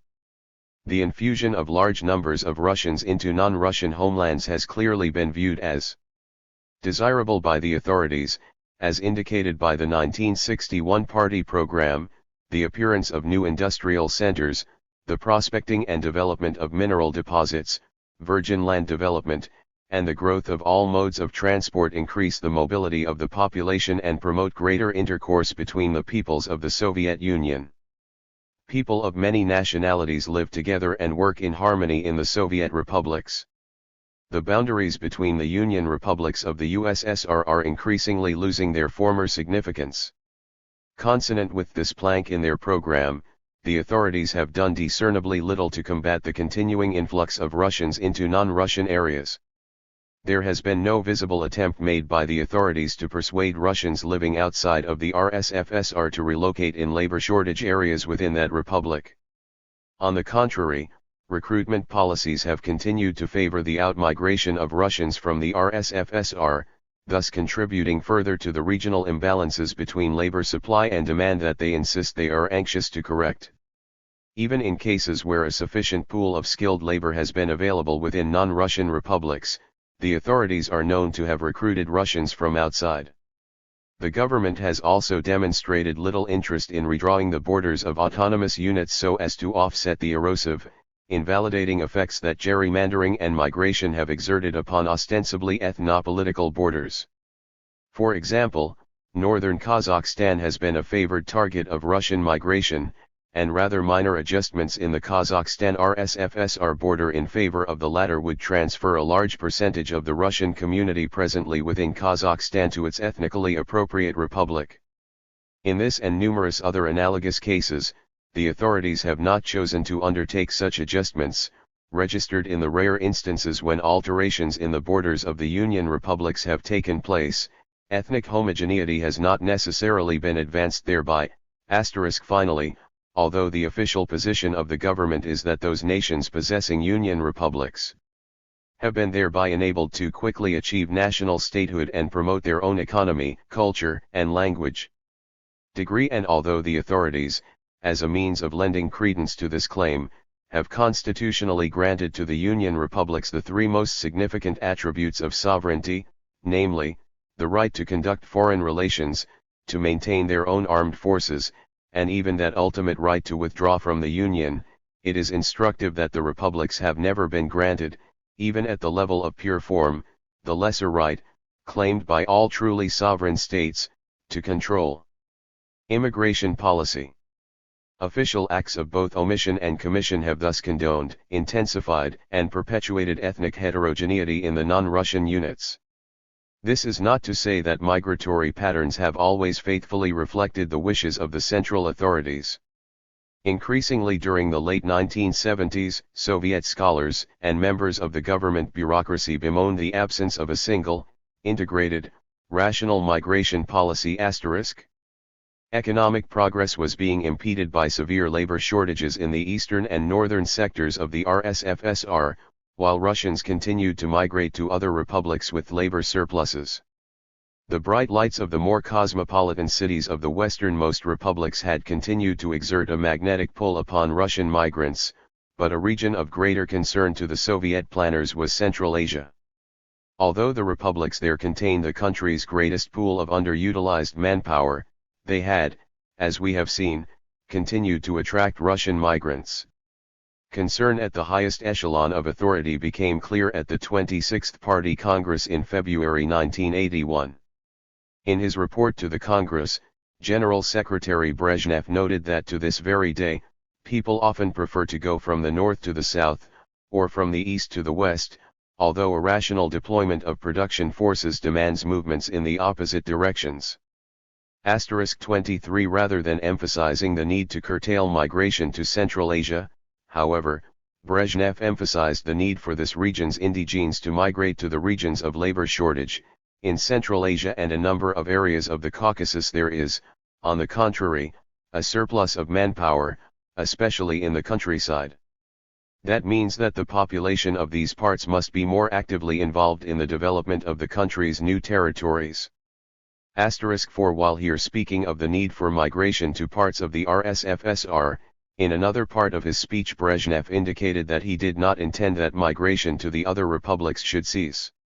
He did so by stressing the need for all republics to make life more attractive for non-indigenes. 5 The General Secretary's prescription for Central Asia therefore appeared to be one of indigenes out, non-indigenes in. Further confirmation that the authorities did not desire to impede immigration into the Central Asian republics nor to induce non-indigenes to emigrate from them was made explicit in an article written later in the same year by the leading demographer of the Soviet Academy of Sciences. Let us note that the influx of migrants from different regions of the country to the republics of Central Asia is not adverse in itself. Such a process is necessary. The fact that the counterflow in its size was appreciably less and inadequately involved in the migratory turnover the indigenous inhabitants of the Central Asian republics, is adverse. #6 In short, The answer to the pressing demand for labor within sectors of the RSFSR was not to be sought through creating impediments to Russian migration into other republics but through fostering migration to the RSFSR by other titular peoples. Russians, of course, are not the sole agents of ethnic dilution. The presence of non-Russian, non-indigenes is also an important element helping to account for the ethnically heterogeneous character of the Union republics. Depending upon the Union Republic, their share of the population in 1979 could account for from 5.3% to 30.8%. In 4 of the 14 republics, Armenia, Georgia, Moldavia, and Tajikistan, the Russians were not the largest non-titular people. They were the Azerbaijani, Armenians, Ukrainians, and Uzbeks, respectively. Such settlers have in effect done double duty as agents of ethnic dilution, having simultaneously contributed to the dilution of their own titular republics and the republics in which they have settled. As to their own titular republic, any portion of a national group, simply by living anywhere outside of its Union Republic, thereby increases the proportion of Russians and other national groups within that republic, that is to say, any outmigration of the indigenous ethnic element automatically increases the proportion of non-indigenes, even if the latter's actual number remains constant. At the same time, the émigrés will obviously contribute to the heterogeneity of the republic in which they settle. As Table 4, Column 6 attests, in 1979 the percentage of 4 of the 14 peoples with Union republics living outside of their republic exceeded the comparable figure for the Russians. And, 313. For all 14 peoples, the median and mean percentage of those living outside of their republic, 13.9 in each case, compare not too unfavorably with the Russian figure of 17.4. We should not credit all of these settlers with having a double impact upon the ethnic dilution of the non-Russian republics. However, for a substantial percentage of them were living within the RSFSR. Thus, easily the largest group of non-Russians living outside of their appropriate republic were Ukrainian, but 62% of all such Ukrainians lived within the RSFSR. Similarly, 25.6% of all emigrant Armenians, 19.8% of all emigrant Azerbaijani, 55.5% of all emigrant Belarusians, 40.9% of all emigrant Kazakhs, and 23.1% of all emigrant Moldavians lived within the RSFSR. While each of these emigrant communities materially helped to account for the ethnic heterogeneity of their native homeland, they did not contribute to the further ethnic dilution of the other non-Russian republics. There is, moreover, a major difference in the settlement pattern of Russians and of those non-Russians who have a Union Republic. While the Russians are broadly dispersed throughout the Soviet Union as a whole, non-Russians living outside of their Union Republic tend to be located nearby. Degree as the dominant ethnic element throughout the state's history, who gave their name to the official title of the state under the Tsars and to its popular appellation even today, the Russians have tended to view the entire state as their homeland. By contrast, the other nations have tended to remain close to that particular segment of the country that they consider their ethnic hearth. Indeed, as noted, many of these non-Russians, although living outside of their Union Republic, are living within the ethnic hearth. They are the product of gerrymandering rather than migration. In any case, however, the fact that those members of titular nations who live outside their republic tend to be concentrated in adjacent republics does not negate their significance as a hedge against Lenin's policy of territorial autonomy. As noted, any portion of a national group, simply by living anywhere outside of its Union Republic, contributes to that republic's ethnic heterogeneity.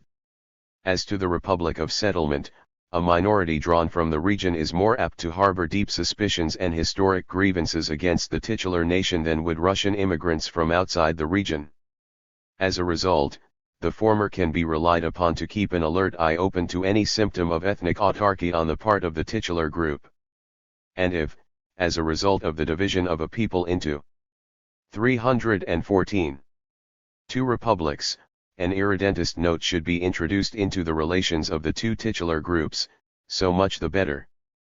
9 *. Therefore, the intraregional, inter-republic distribution of non-Russians lends itself readily to the ancient principle of divide et impera degree plus, and thus, the proportionately large number of Azerbaijani in Armenia, Armenians in Azerbaijan, and Armenians and Azerbaijani in Georgia unquestionably helps to account for the past equanimity with which the central authorities have tolerated the fact of the relatively few Russians in the Caucasus 8 degree. Moreover, as we have repeatedly noted, national privileges, including access to some education in one's native language, have, as a matter of right, been confined to those living within the Union Republic bearing their ethnonym. Therefore, the forces of acculturation and, if Soviet theorists who link national change to language change are correct, assimilation operate even with regard to peoples living immediately outside of their home republic.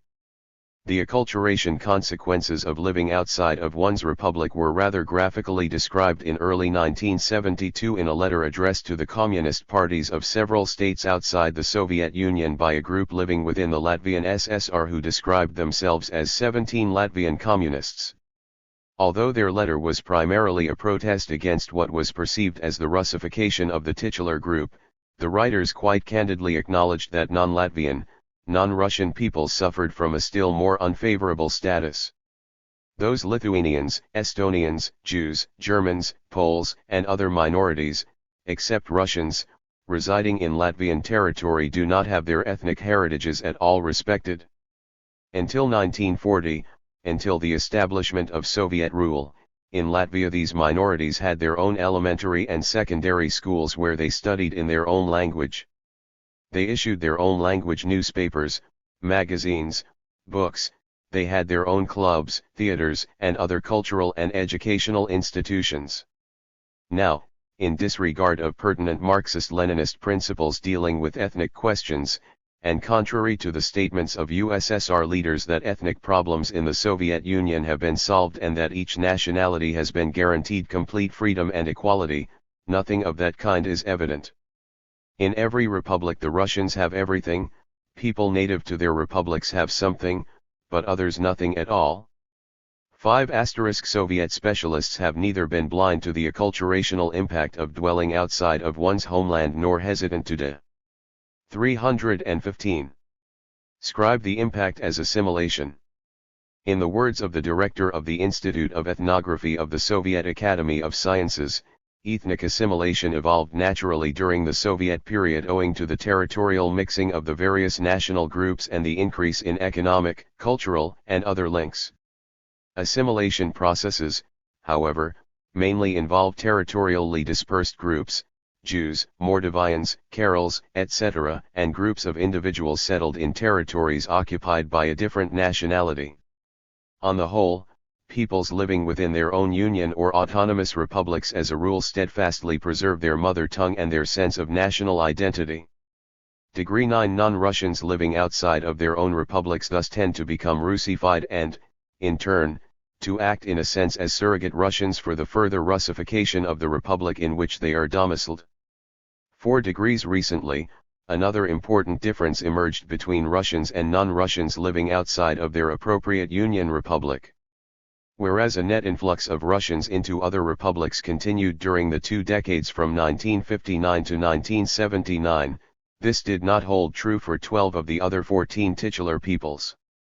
The percentage of the nation living outside of its particular Union Republic actually declined for 10 of the titular groups and remained essentially static for 2 others. * 4. While in some cases the decline was quite small, and may be either statistically insignificant or attributable to assimilation rather than migration, the overall picture, with the 2 exceptions of the Belarusians and Georgians, is for non-Russian peoples either to remain stationary or to migrate to their titular republic. *#. As was noted earlier, in recent years the diluting effect of Russian in-migration upon the ethnic composition of the 8 Union republics within Asia and Transcaucasia has been neutralized by the much greater natural increase on the part of several titular groups. In and by itself, the decrease in the proportion of Russians within these Union republics should perhaps not be a matter of pressing concern to the authorities. They might find consolation in the expectation that the high birth rates among the non-European peoples will decrease over the long term as the people become more subjected to urbanization and the other processes collectively known as modernization. 8. And even though the percentage of the population represented by the titular nation has increased in all 8 of these Union republics since 1959, column 2, tables 3 and 4, in no case does a republic merit being called ethnically homogeneous. 316. On the average, the titular group accounts for approximately 2/3 of the republic's population.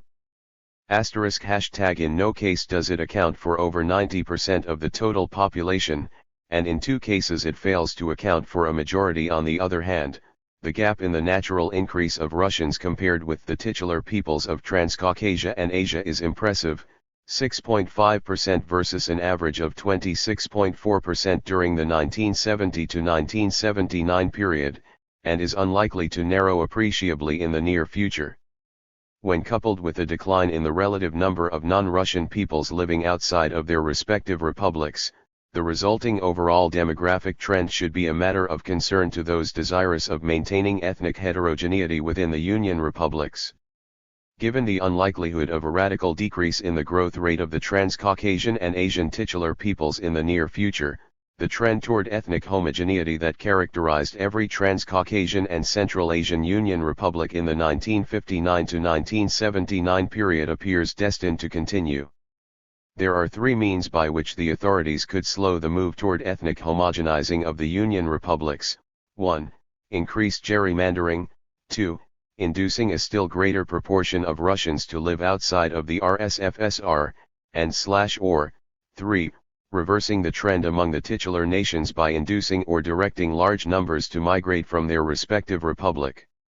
Several considerations should cause the authorities to place primary reliance upon the third course of action. As noted, each person who emigrates from his ethnic homeland does double duty by decreasing the proportion of the titular group in his home republic, and by increasing the proportion of minorities in the republic to which he migrates. Moreover, emigration avoids a, if not the, major barrier to acculturation and assimilation, namely, the psychological milieu that encapsulates the ethnic homeland. A series of Soviet studies unanimously concur on the significance of residence relative to one's homeland degree. For example, the incidence of inter-ethnic marriages is much greater among parties who meet on ethnically neutral territory. In other words, members of the indigenous element customarily demonstrate greater unwillingness to enter inter-ethnic marriages than do immigrants.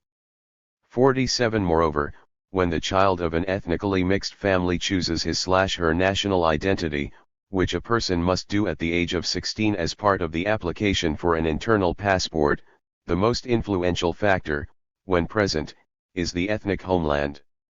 The relative strength of the principal variables can be sketched as follows. 317. 1. A child will normally select the national identity of the father rather than of the mother. 2. However, if either parent is Russian, the child will tend to adopt the Russian identity. 3.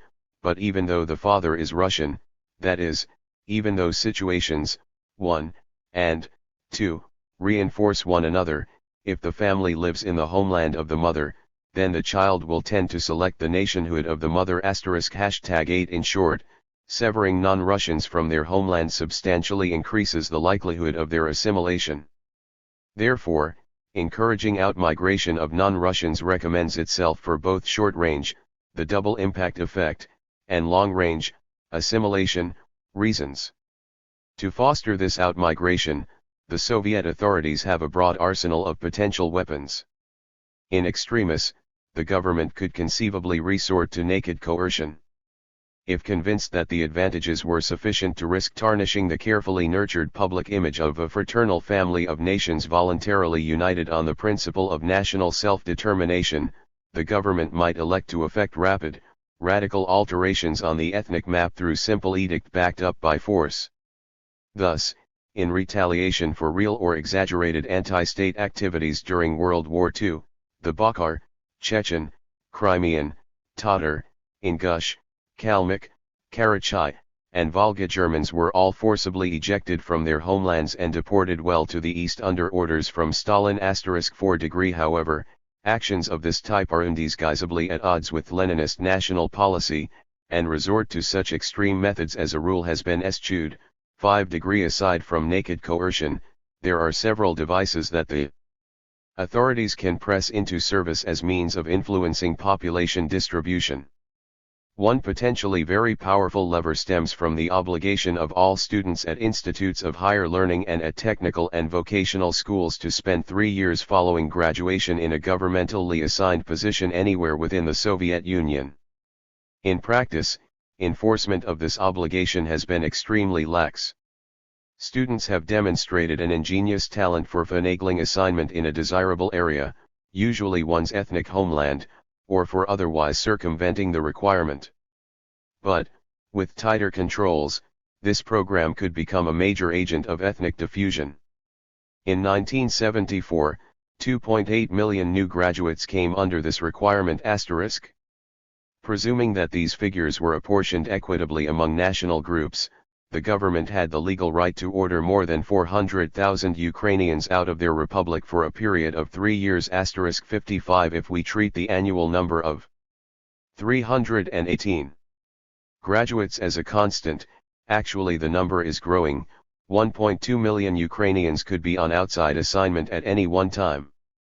Moreover, given the dual impact of the migrants upon their old and new republic of residence, it would require a movement of 2.4 million Russians, or other, non-titular peoples, to exert a similar impact upon the ethnic mix of the non-Russian republics.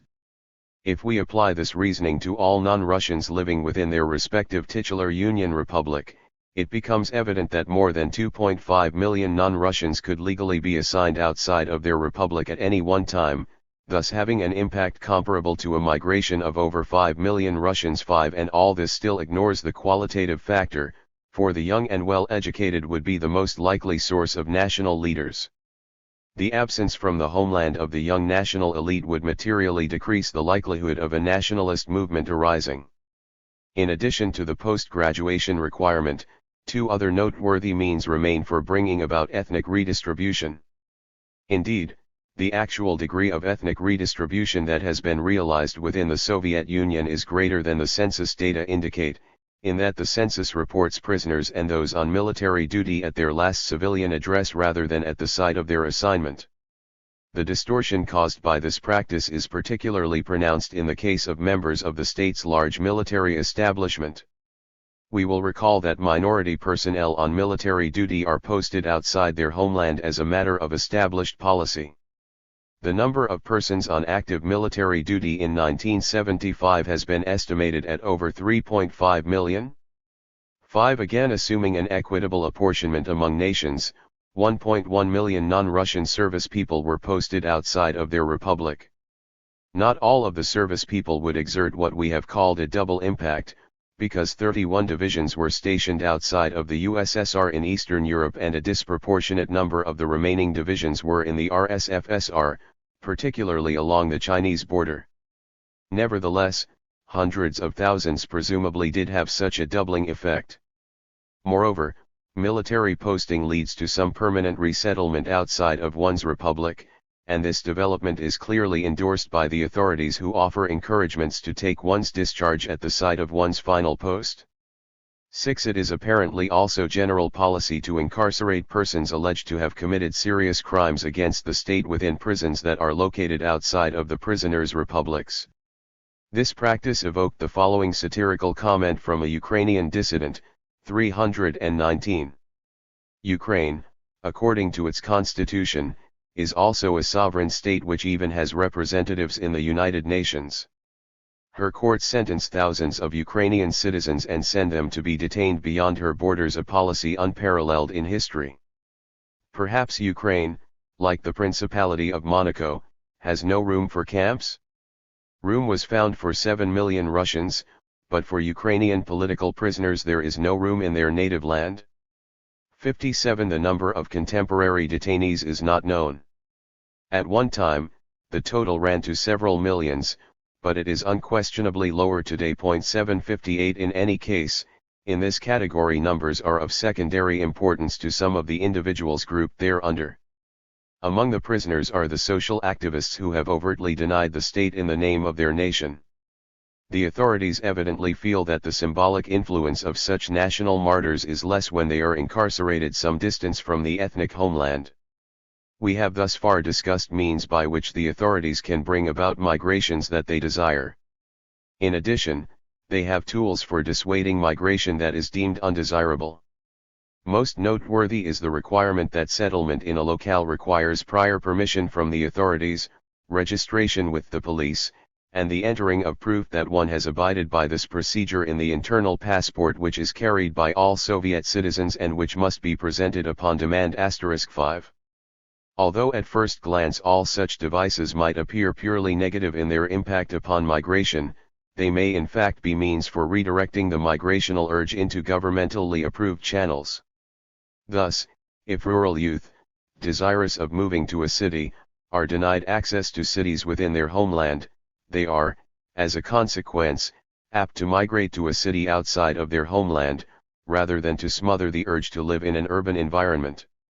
Although the Soviet government has had the weapons to control internal migrations, it has not been prepared to utilize them effectively. 6 We have noted that the requirement that college graduates accept a 3-year assignment of the government's choosing has been very laxly enforced. Similarly, the fact that a number of urban areas, specifically designated by the government as no further growth zones, have continued to attract large numbers of new settlers casts serious doubt upon the level of enforcement of the requirement that migration requires both prior official approval. 320. And registration with the local authorities upon arrival? Registered, but these are shortcomings of will rather than of weapons. If the authorities place a sufficiently high premium on attaining an objective that required strict controls over the quantity and quality of migration, then greater and more efficient use of the weapons would follow.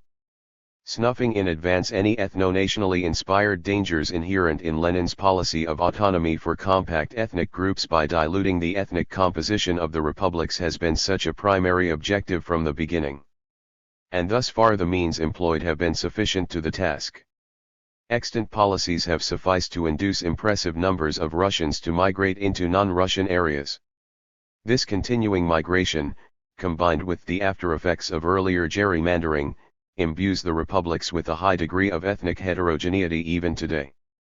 However, there is no evidence that the authorities have become any less enamored of the ideal, set forth in the 1961 party program, of having people of many nationalities live together, and should they conclude that the large natural increases in the number of Transcaucasian and Asian peoples must be locally offset, or that the possibility of a future manifestation of ethno-nationalism should be countered by greater mixing of the peoples, then more effective utilization of the powers, already at their disposal can be anticipated.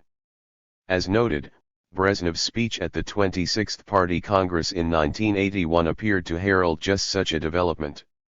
In addition to noting that Central Asians must partake in the development of the Eastern and Northern RSFSR, the General Secretary had stipulated that non-indigenes located anywhere in the Soviet Union must be accorded more privileges. The composition of the population of the Soviet Republic is multinational, and it is natural that all nationalities have the right to due representation in their party and state bodies. In recent years, the number of citizens of non-indigenous ethnic groups have considerably increased in a number of republics.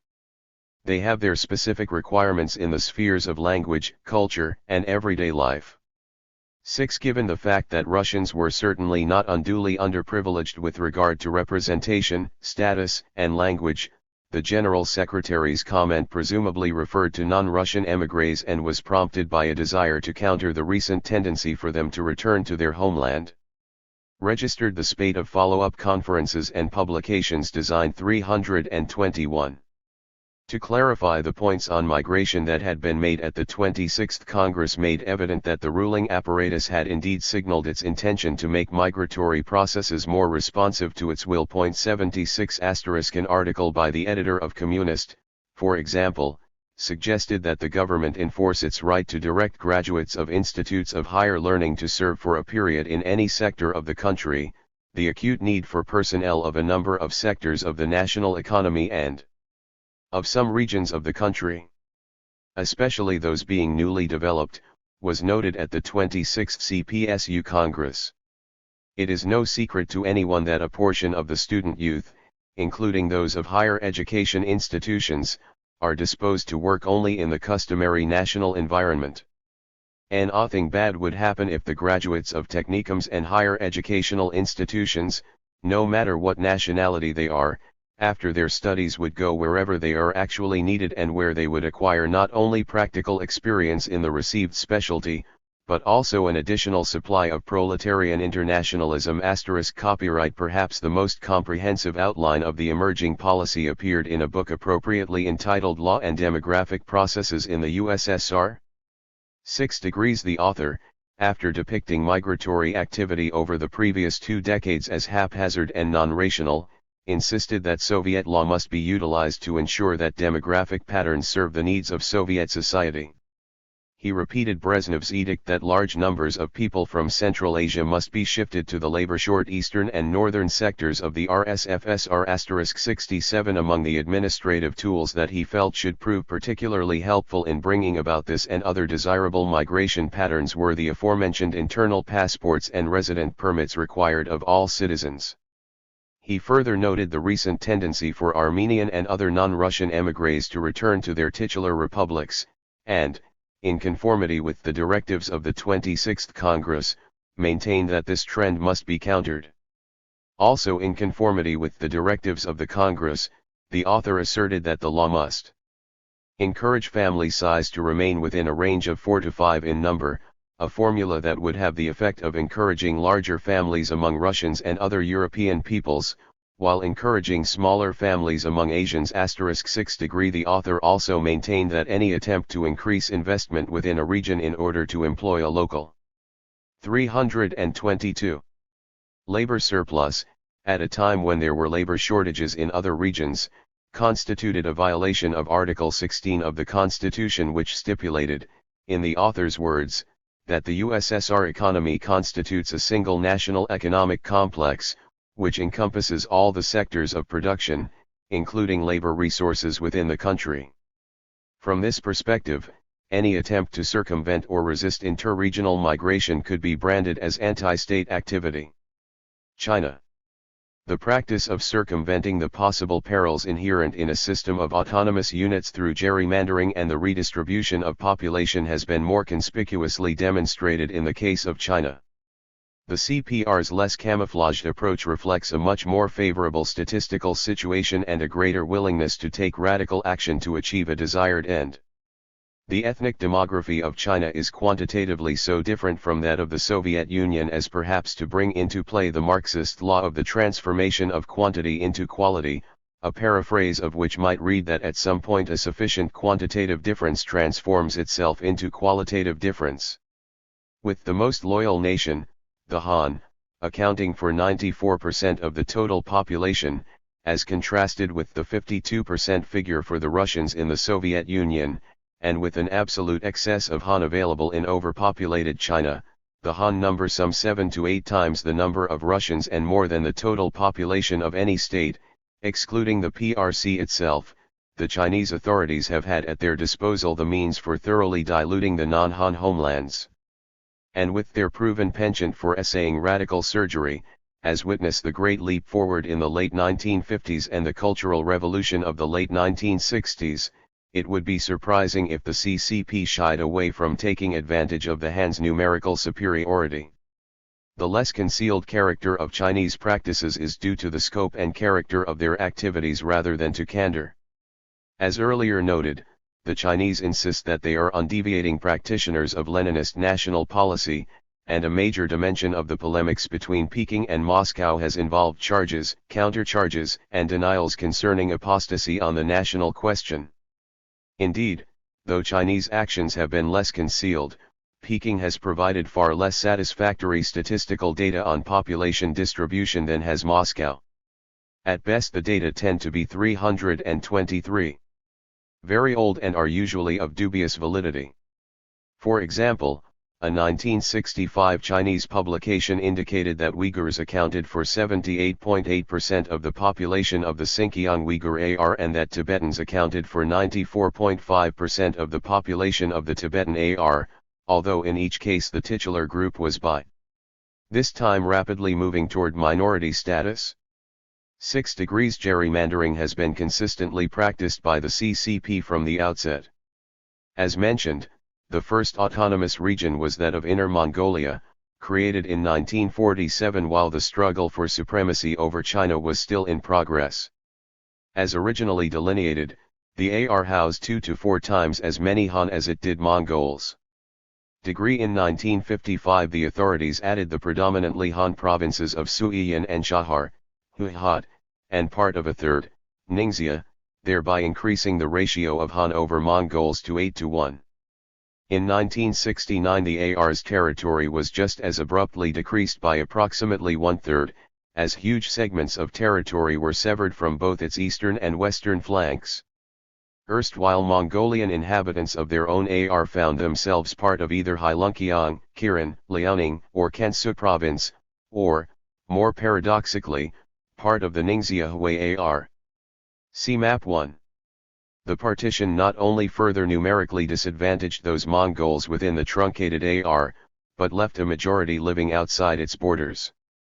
The impermanence of such borders was again underlined in 1979, when as part of the post-cultural revolution rewooing of the minorities, the region was returned to its 1955 to 1969 size. While this alteration at least had the effect of placing a majority, about 70%, of all of China's Mongols within their own autonomous region, it left the Mongols but a small fraction, estimates range from 10 to 20%, of the region's total population. By contrast with Inner Mongolia, the Tibetan AR, at the time of its creation in 1956, did contain a population composed principally of the titular national group. In this instance, gerrymandering took the form of excluding a majority of the titular national group, even though all Tibetans tend to populate a contiguous territory. Large segments of Qinghai and Sichuan provinces, as well as smaller sectors of southern Kansu and western Yunnan provinces, should seemingly have been included in the Tibetan AR. The concentration of Tibetans in these regions is suggested by the fact that in 1965 there were 5 Tibetan autonomous districts, ADS, and a 6th Mongol-Tibetan Kazakh AD within Qinghai, 2 Tibetan ADS within Sichuan, 1 within Kansu, and 1 within Yunnan. 2. 324. Here clearly the system of autonomous unit was used to fractionalize a people rather than to consolidate it. A Chinese explanation for refusing to consolidate the Tibetan homeland was offered in 1982. The 3-member delegation sent to Beijing by Dalai Lama this year requested that the central authorities accord Tibet the same treatment as is provided for Taiwan in the Chinese government's 9-point principle, and that all the areas inhabited by Tibetans in Sichuan, Qinghai, Gansu, and Yunnan be incorporated with Tibet to establish a unified Big Tibetan Autonomous Region. The central authorities' response to these questions is very clear: both Tibet and Taiwan are integral parts of China, but there are big differences between the two. Tibet has been liberated for more than 3 decades. The 9-point principle, therefore, is not applicable to Tibet. Neither is the request for merging all the areas inhabited by Tibetans realistic. For centuries, the Tibetan people have lived in separate communities within 4 other provinces in addition to Tibet itself.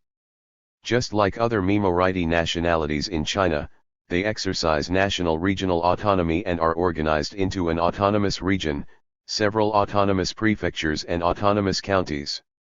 It is not reasonable to change the historically determined administrative divisions simply according to the distribution of nationalities. This stance, of course, was wholly inconsonant both with the pre-revolutionary promises of the Chinese Party and with Leninist national policy. Unlike the Tibetans, more than 90% of China's largest minority, the Chuang, were consolidated within a single AR bearing their name. However, this action was carried out in a manner that relegated them to the status of a minority. In 1958 the name of Guangxi province was changed to Guangxi Chuang AR, despite the fact that the Chuang constituted only one-third of the province's population. It is difficult to discern any basis for choosing this particular geographic configuration for the AR, other than the desire to dissipate the strength of the Chuang. Numbering some 8 million, twice that of the next largest minority, the Chuang were certainly sufficiently numerous to merit an essentially homogeneous AR. Moreover, the group's distribution posed no problem to designing such a homogeneous unit. With the exception of some 100,000 of their members located in Kwantung province, the Chuang 325 had settled in a single contiguous area covering the western Tuothirds of Guangxi province and a small salient in eastern Yunnan. Prior to 1958, more than 70% of the Chuang living in Guangxi were in their own autonomous district, wherein they accounted for 2/3, 67%, of the population. Registered had the authorities in fact desired to make the proposed AR's borders coincide with the Chuang ethnic homeland, a slight adjustment outward in the borders of the AD was, therefore, all that was required. But the authorities elected to incorporate the heavily Han-populated eastern third of Guangxi, thus assuring the Chuang a minority status. Moreover, the authorities elected not to incorporate the 500,000 Chuang of adjacent Yunnan. Rather, in the same year in which the Guangxi Chuang AR was created, the Chuang of Yunnan were incorporated into a newly established Wenshan Chuang and Miao AC, wherein Chuang represented only 32% of the population, while Han accounted for nearly 1/2. Thus, by keeping the borders of former Gansu and Yunnan provinces intact, the authorities managed to dissect a 500,000 Chuang from those in Guangxi and to make each of the two resulting segments a minority within its respective autonomous unit. We have just reviewed how a similar decision to respect established provincial borders resulted in the fractionalization of the Tibetans. By contrast, no such respect for provinces was evident in the northern area surrounding Inner Mongolia, where, as we have seen, borders were altered with abandon and even entire provinces were liquidated. Indeed, curiously enough, Zhou Enlai answered early criticism of the decision to incorporate eastern, Han, Guangxi into the Guangxi Chuang AR by citing the precedent of the incorporation of the entire province of Suiwan into the Inner Mongolian AR in 1955.78. The premier did not attempt to answer the paradox highlighted by his faulty analogy, namely, why should the preservation of provincial borders be more esteemed than the principle of ethnic autonomy in the one case, Guangxi, and sacrificed in the ostensible name of ethnic autonomy in the other? The yardstick for measuring the relative sanctity to be accorded provincial borders had evidently been the contribution they made to effective gerrymandering. Given this opportunistic approach to provincial borders, Chu's defense for the incorporation of the Han of eastern Guangxi into the new AR amounted to little more than a statement that earlier gerrymandering in one section of the country justified subsequent gerrymandering elsewhere.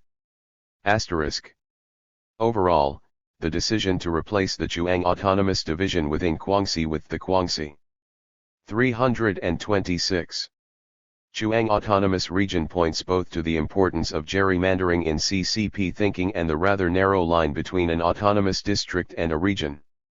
The authorities preferred to give the Chuang an AR in which they were a minority rather than have them in an AD in which they were a majority. In the case of the creation of an AR for the Hui, one must acknowledge that their broad dispersal throughout China made their concentration within a single unit quite impossible. Registered *1 should therefore not be too perplexed by the fact that the Ningxia Hui AR, as created in 1958, contained only 10 to 15% of the total Hui population. However, one might be inclined to ponder why this relatively small group of some 500,000 Hui should be honored with an autonomous region rather than an autonomous district. But whatever the reason, the new AR was so gerrymandered that Hui accounted for only 1/3 of the total population.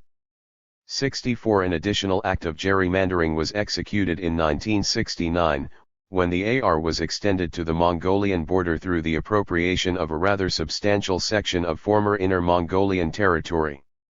This territorial transfer was a double-edged weapon, simultaneously severing a number of Mongols from their parent AR, while also further undercutting the already weak ratio of Hui within the Ningxia Hui AR. As noted, the territory was returned to the Mongolian AR in 1979. But this return to the pre-1969 status quo still left the Hui a definite minority within the autonomous region bearing their name. Preliminary data derived from the 1982 census indicated that the Hui accounted for 31.7% of the AR's total population, while Han Chinese accounted for 68%. Gerrymandering has therefore been a major factor by which the Chinese authorities have diluted the strength of the titular national groups in 4 of the 5 autonomous regions. It has also been practiced widely at the next level of autonomy, the district.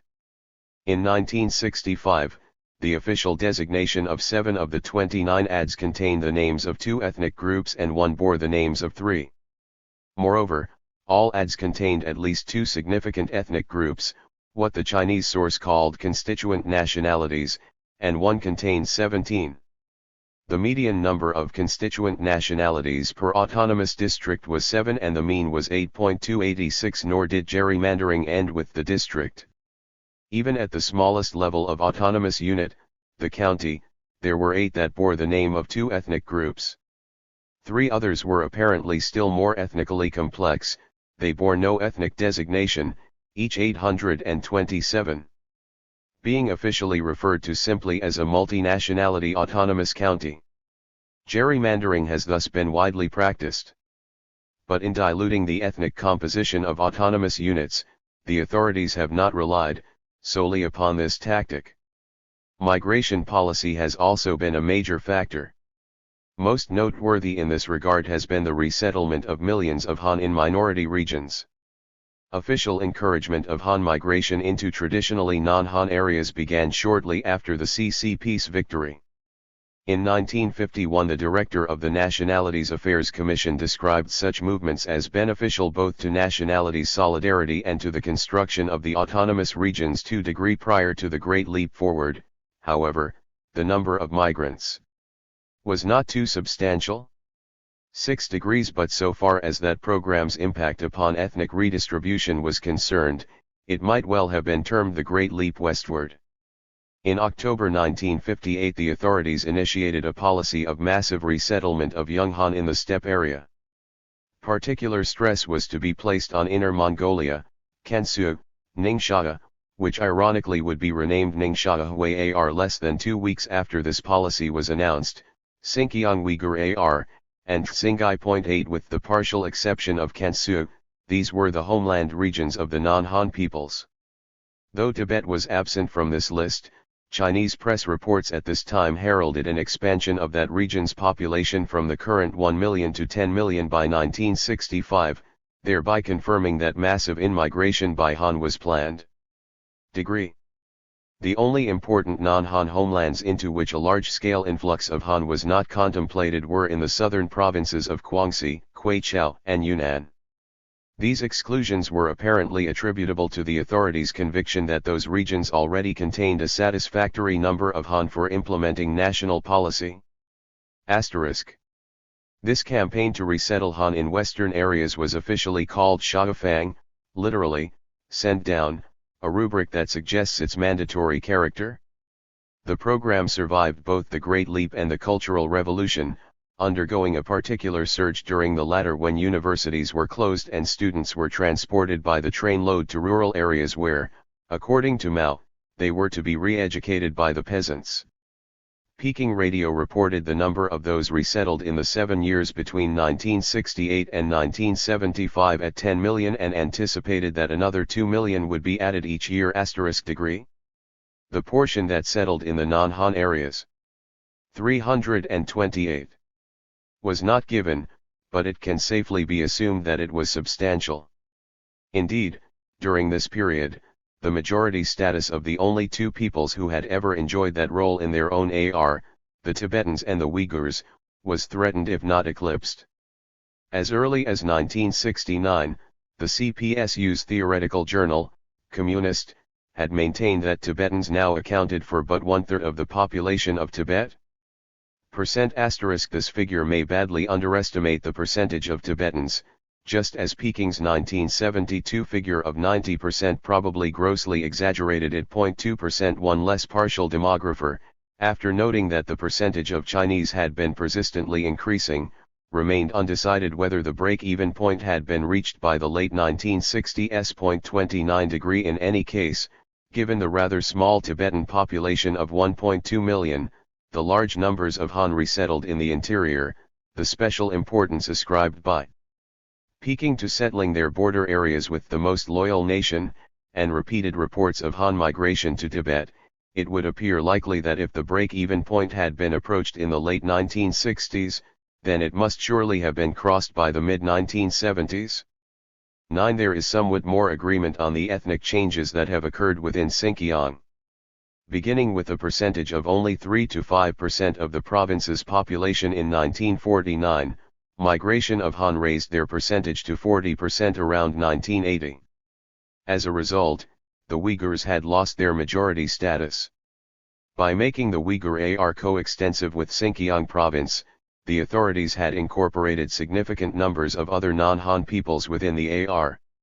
In 1953 these peoples were in toto about one-fifth as numerous as the Uyghurs, and the percentage appears to have increased. Degree 8. According to preliminary data derived from the 1982 census, the Uyghurs accounted for 45.5% of the AR's population, the Chinese for 40.4%, and the other national groups for 19.1%.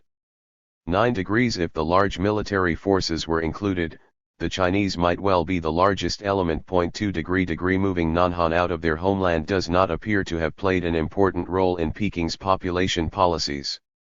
Non-Han have been removed from the immediate area of a frontier shared with another country, and some very remote peoples have been resettled in regions where centralized control could be more easily effected. Degree.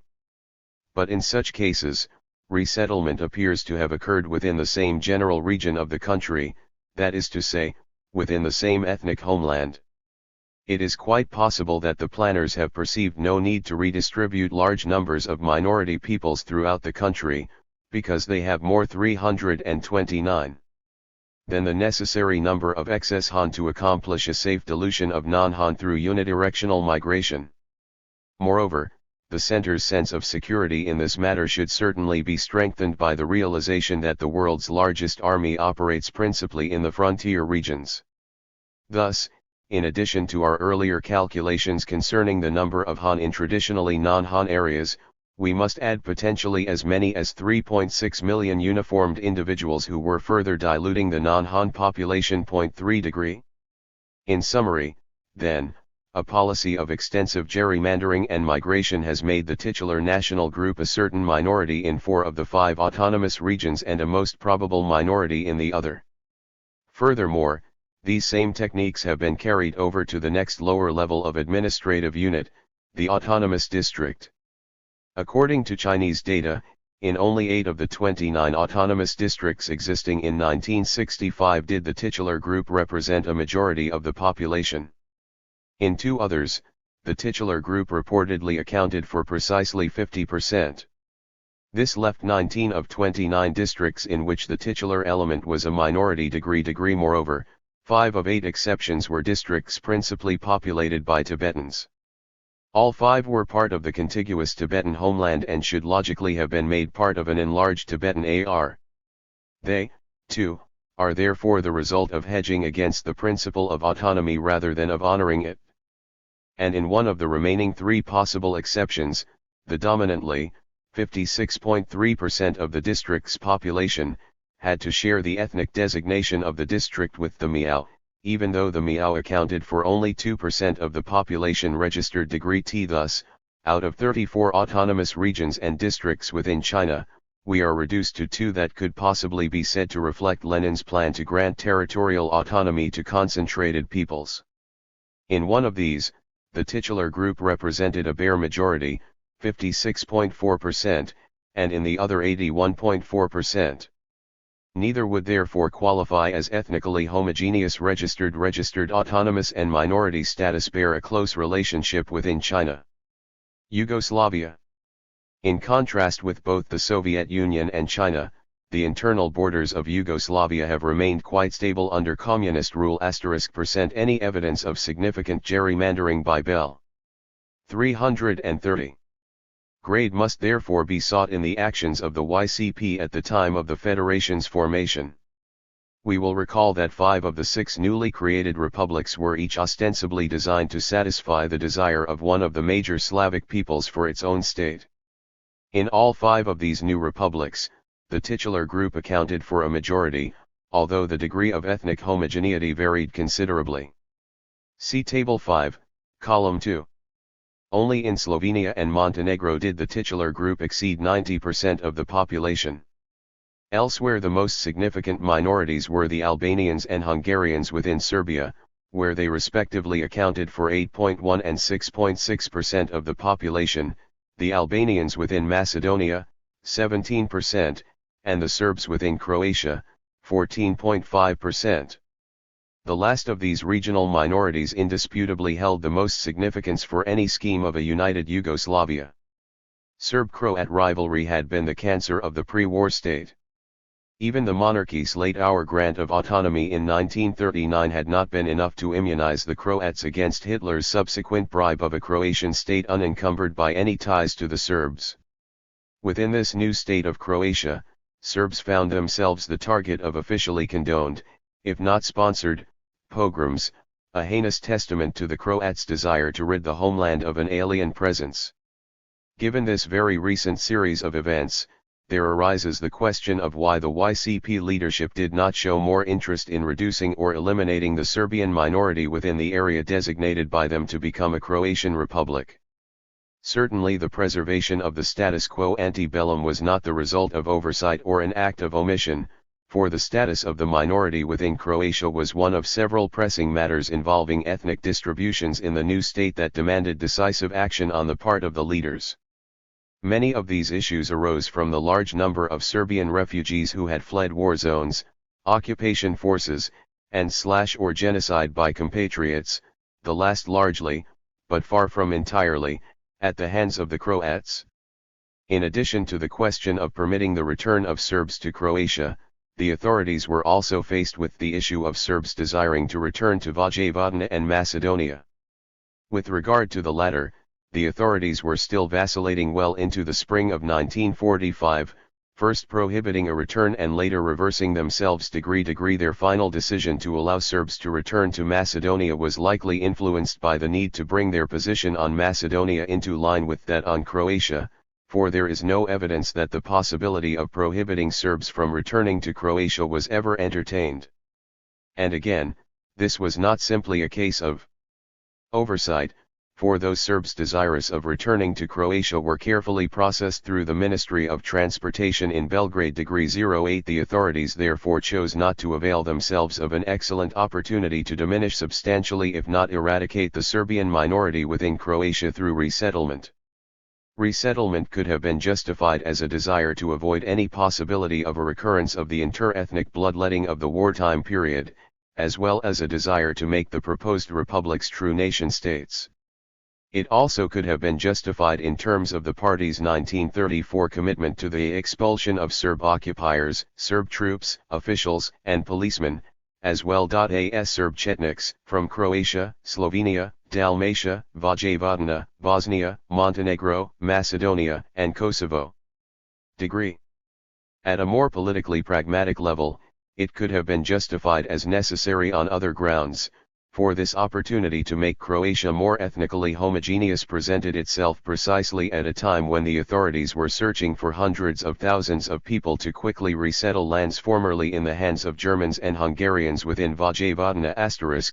Registered had the more than 3,000 people who were transplanted into Vojvodina been drawn from Serbs within Croatia, the Serbian community in that republic could have been depleted by more than half. Population transfers between Croatia and Bosnia-Herzegovina offered additional possibilities for substantially reducing the Serbian community within Croatia. That the authorities elected to return Serbian families to Croatia, rather than to resettle them, along with other members of the Serbian community who had remained within Croatia, in other regions of the country, strongly suggests an official decision to perpetuate a Serbian minority within Croatia as a hedging device against any recrudescence of Croatian secessionist sentiment. The anomaly of the Republic of Bosnia-Herzegovina within an otherwise ethnically defined system of republics is also related to the Serbo-Croatian rivalry. Although the territory of Bosnia-Herzegovina had not been part of the autonomous province of Croatia created under the monarchy in 1939, it had formed part of the state of Croatia as deeded by the Axis powers registered. The prospect of being deprived of this large territory is not one that Croatians would contemplate with favor, but the prospect of the territory's independence would at least be seen as eminently preferable to its transfer to the despised Serbs. On the other hand, the Serbs could hardly be expected to endorse Croatian control of an area in which 333 Serbs accounted for 44.3% of the population, Muslims, another 30.7%, and Croats, only 23.9%. Registered partition or independent republic status were therefore the two possible compromises. There is, however, no evidence that partition between Serbia and Croatia was ever seriously contemplated. On the contrary, the party had indicated as early as 1940 that some form of separate, autonomous status was in store for the region. For the Serbian community within Bosnia-Herzegovina was easily the largest Serbian element left outside of the Serbian Republic in the post-war period, accounting in 1948 for 17.4% of all Serbs within Yugoslavia. Had the YCP leaders truly been bent on satisfying Serbian aspirations for their own republic, they could have raised the percentage of all Yugoslav Serbs living within the Serbian Republic from 73.7% to 91%, either by partitioning Bosnia-Herzegovina or by grafting it outright to Serbia. Registered the decision instead to create this sole non-nationally defined republic was part of a much larger plan to weaken the relative numerical advantage of the Serbs by gerrymandering. Yugoslavia is unique among Marxist-Leninist states in offering an illustration of gerrymandering as a means of weakening the state's largest ethnic element. Elsewhere, as we have seen, gerrymandering has been employed to weaken minorities and thus to enhance the power of the largest group. But unlike those other Marxist-Leninist states, Yugoslavia does not possess what the Germans call a Schatzvolk, that is to say, a national group which, because of history and/or numerical superiority, occupies an uncontested cultural and political primacy within the state, therefore giving to the state its peculiar national caste. 7 as the most numerous people and with the site of the state's capital located within their ethnic homeland, the Serbs had indeed managed to exert the most power under the pre-war monarchy. But far from being uncritically accepted, this preeminence had been a constant source of friction and a major catalyst in the growth of Croatian separatism. The YCP therefore decided to reduce the probability of a post-war reassertion of Serbian hegemony by diffusing the Serbian numerical advantage throughout a number of different administrative units. Registered the largest Serbian communities to be severed from the Serbian Republic were the two already discussed, those in Bosnia-Herzegovina and Croatia. The total number of Serbs recorded in the other three republics in 1948 accounted for less than 1% of all Serbs within the country. However, although not recorded, 334. As such, Montenegrins were thought by some authorities, including certain members of the communist leadership, to consider themselves Serbs. Here, for example, is how Milovan Djilas, himself a Montenegrin and then a member of the YCP's innermost circle, assessed the party's wartime appeals to Montenegrin nationalism. I sensed that the Chetniks also profited from the communists' excessive stress on Montenegrin, as distinct from Serbian nationality. Serbianism was the most vociferous and emphatic sentiment of the Montenegrin Chetniks, all the more so in that the Montenegrins are, despite provincial and historical differences, quintessential Serbs, and Montenegro the cradle of Serbian myths and of aspirations for the unification of Serbs. 3. 9 In a similar vein, a non-Marxist academician wrote of the Montenegrins in 1969 that the majority of them reject the concept of a separate Montenegrin nation and culture. Attempts to foster the idea that the Montenegrins are not Serbs but a distinct nation have thus far not been successful. 3 Whatever the validity of this claim that Montenegrins consider themselves to be Serbs, and there are data to support either side of the issue, In separating the Montenegrins from Serbia and in giving them their own republic, the authorities decreased the likelihood of Montenegrin numbers contributing further to that traditional Serbian conviction of being the state's most important people. The YCP's plan to gerrymander the Serbian community operated within the new Serbian Republic as well. Only Serbia was to have autonomous provinces carved from its territory. Kosovo province in the south and Vojvodina province in the north, together representing more than one-third of both the land area and population of the republic, were granted autonomous status. It is difficult to disagree with one author's conclusion that all this was meant to keep Serbia from being disproportionately larger than Croatia and to bring about a balance between Serbs and Croats. This conclusion concerning the purpose behind the creation of the provinces is particularly convincing in the case of Vojvodina, for Serbs accounted for more than half of the population therein. Vojvodina, formerly part of Austria-Hungary, had been claimed by the Serbs in 1918 on the basis of ethnic demands. For the precise validity of this claim is uncertain, because the region contained large numbers of Magyars and Germans as well. During World War II, the region had been made part of Hungary. Despite the party's pre-war support of the right of the Magyars to secede from Yugoslavia, upon assuming power the YCP moved quickly to Res. 335. Assert Yugoslav sovereignty over the entire area. The German community was summarily expelled, and plans were made to expel the Magyars also. But although many Magyars fled the region and many others are reported to have been slaughtered by the partisans, over 400,000 remained. However, the proportion that this element represented within the region was rapidly decreased to about one-fourth of the total, as more than 300,000 Serbs, principally from central Serbia, Bosnia-Herzegovina, and, as earlier mentioned, from Croatia, were hastily resettled in Vojvodina, registered a province ostensibly created to give autonomy to the Magyars, thus became dominated by Serbs. Moreover, even following this huge influx of Serbian settlers, the authorities could have created an autonomous unit in which Magyars predominated. The Magyars are concentrated in the north near the Hungarian border, registered nowhere in the southern sector do they constitute more than 25% of the population, and generally they constitute less than 10%. In contrast, the Magyars are a majority in 10 of the northern provinces and a near majority in others. 3 degrees Since in 1948 there were many more Magyars within northern Vojvodina than there were Montenegrins within the Republic of Montenegro, an autonomous province limited to northern Vojvodina could not be discounted on the basis of insufficient population. But the new borders simultaneously recommended themselves to the authorities on two grounds: 1.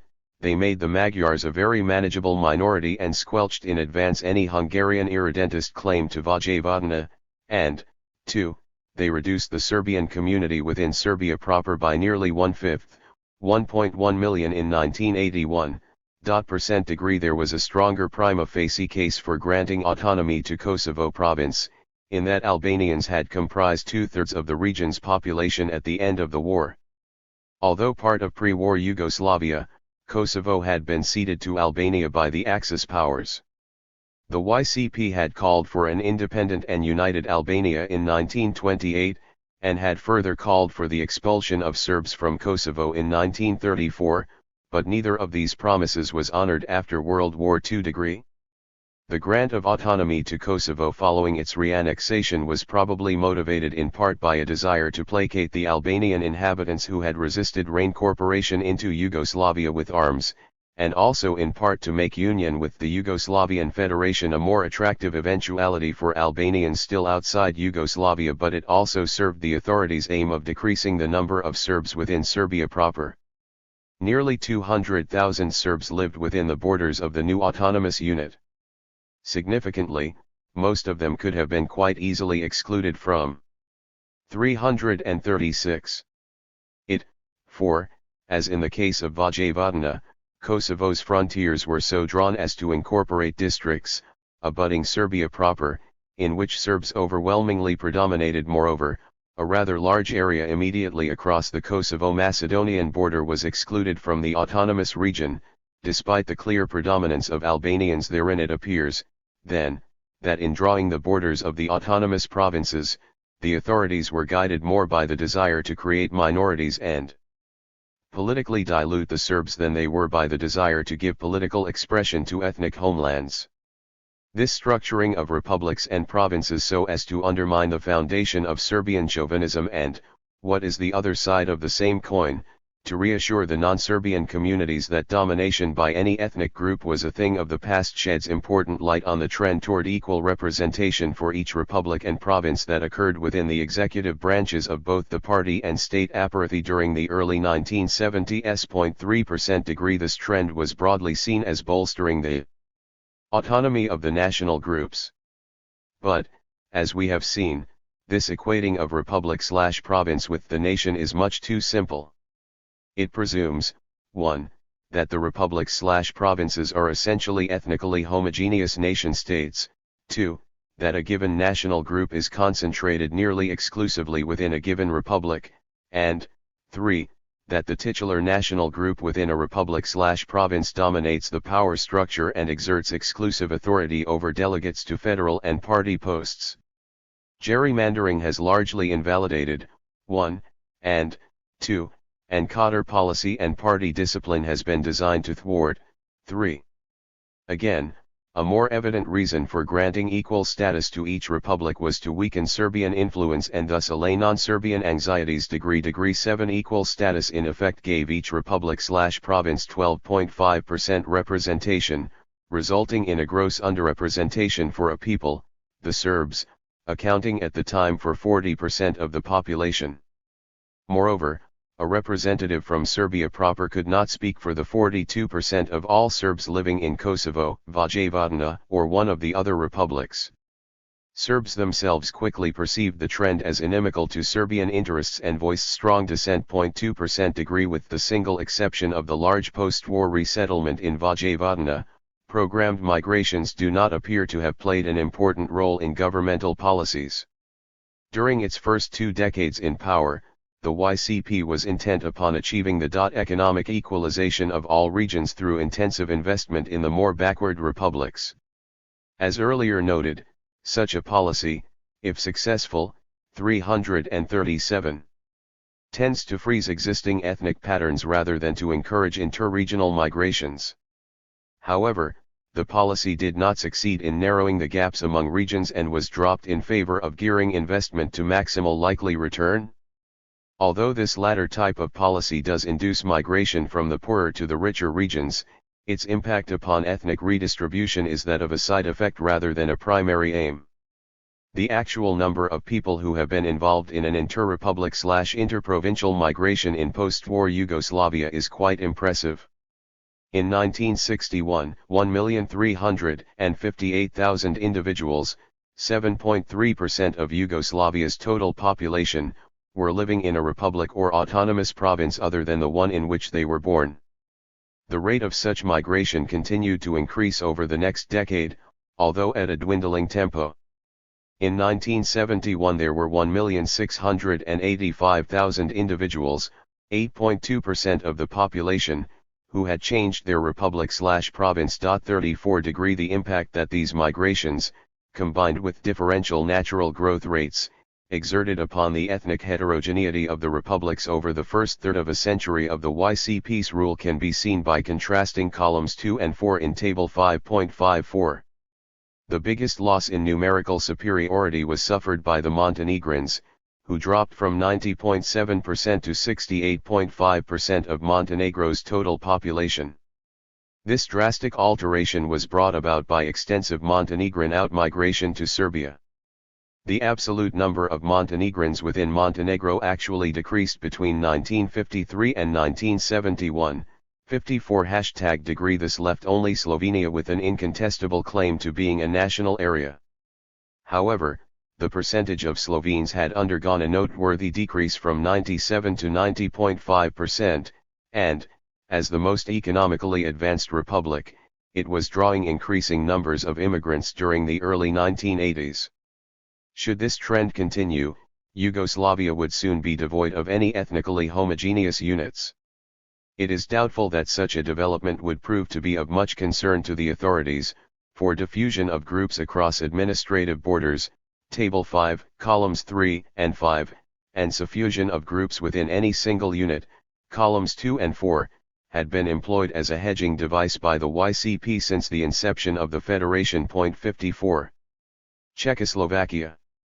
The Czechoslovak approach to national autonomy is unique in that neither gerrymandering nor migration has been a major stratagem in regulating relations between its major national groups. With 338. The expulsion of most Germans following World War II, the relations between Czechs and Slovaks became the state's major ethno-national issue. Though relations were far from amicable and, as we have seen, were marked by Slovak demands for a true federation, they were not exacerbated by the existence of large settler communities within one another's homelands. The two peoples remain surprisingly geographically distinct. Slovaks account for approximately 3% of the entire population of the traditionally Czech regions of Bohemia and Moravia. Czechs account for only 1% of the population of Slovakia. Moreover, since 1948 the government has attempted, with very real success, to close the economic gap between the more industrialized Czech area and the more rural Slovakia, and, as a result, there has been little economic incentive for interregional migration. Degree 4. There is, however, a major difference concerning the ethnic homogeneity of the two homelands. The Czechs make up nearly 94% of the population of their region, and, with the possible exception of the aforementioned Slovaks, there are no significant minorities present. 34. Degree. By contrast, Magyars account for more than 12% of the population of Slovakia. They are located in an elongated stretch along the southern border that Slovakia shares with Hungary, and a single, contiguous, autonomous unit could have been created to incorporate most of them. 34. At the end of World War II, both communist and non-communist members of the Czechoslovak government were in favor of expelling the 300,000 Magyars, as they had done to some 2.5 million Germans.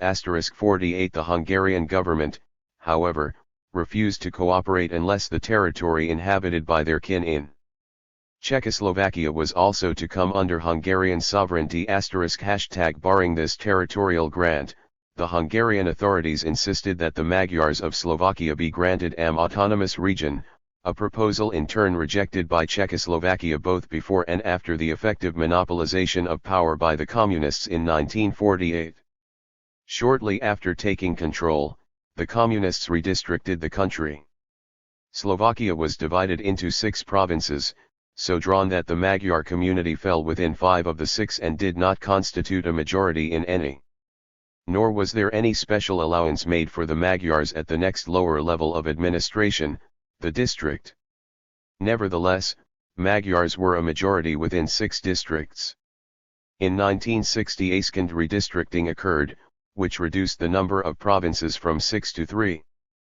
Parceled out among all 3, the Magyars 339 found themselves further weakened at this provincial level. Degree more injurious to Magyar representation, however, was the redrawing of district borders.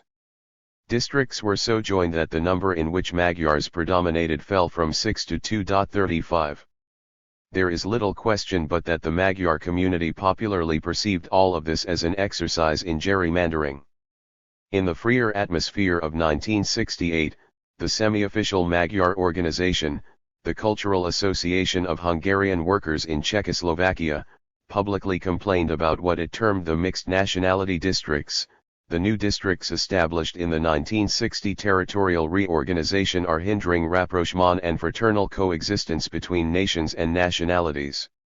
Rather than strengthening the unity between nations and nationalities, they are a cause of friction. They slow down the practical enforcement of nationality policy and implementation of the resolutions of party and state organs. Experience has shown that districts inhabited predominantly by one nationality are more prosperous and successful in the political and economic fields.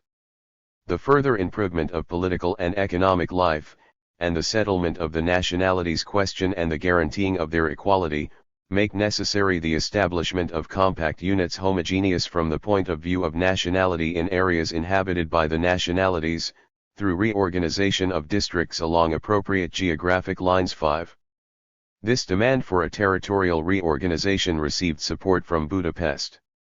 In a speech signaling a treaty of friendship between Czechoslovakia and Hungary, the first secretary of the Hungarian CP remarked that some remnants of this past have survived to this day, and their elimination is possible only on the basis of socialism and a Leninist nationality policy. 2 To those familiar with Lenin's national policy, this invocation was an unmistakable call for some form of territorial autonomy for the Magyars.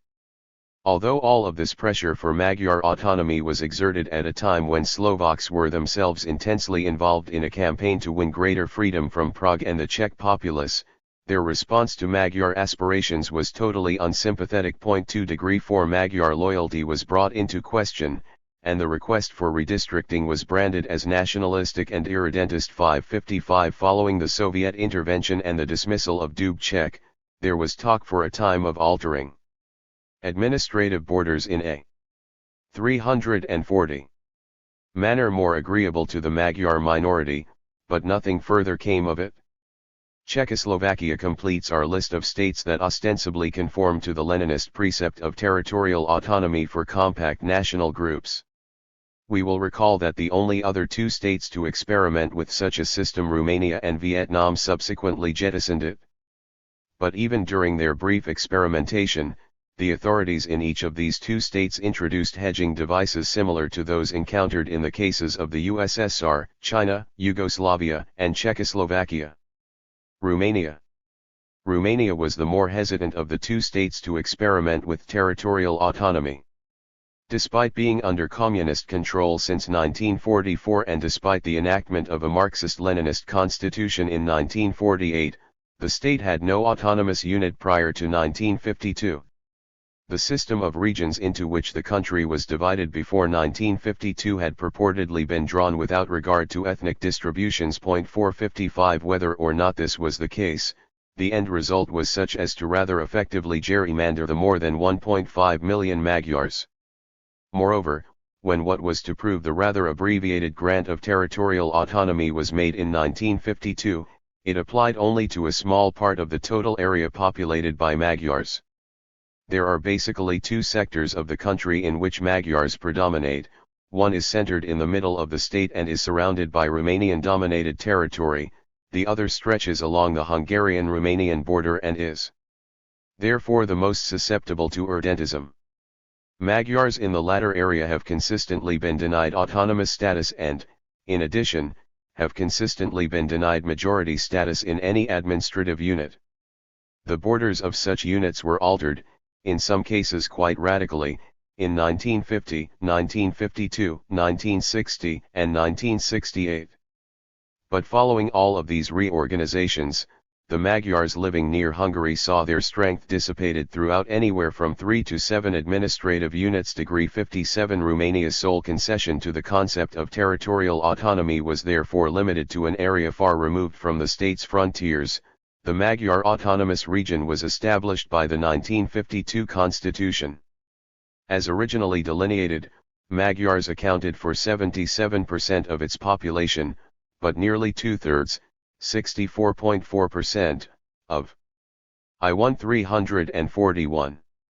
The country's Magyars remained outside pro-Budapest activities on the part of the Magyars at the time of the Hungarian uprising in 1956 focused attention on this minority's primary loyalty and ignited further doubt on the part of the Romanian authorities concerning the wisdom of permitting even this safely contained autonomous region. Dismantling, however, took place in stages over the next decade. In 1960 the unit's name was changed to Murs Autonomous Magyar Region, and the addition of the Romanian word, Murs, heralded the addition of more Romanians.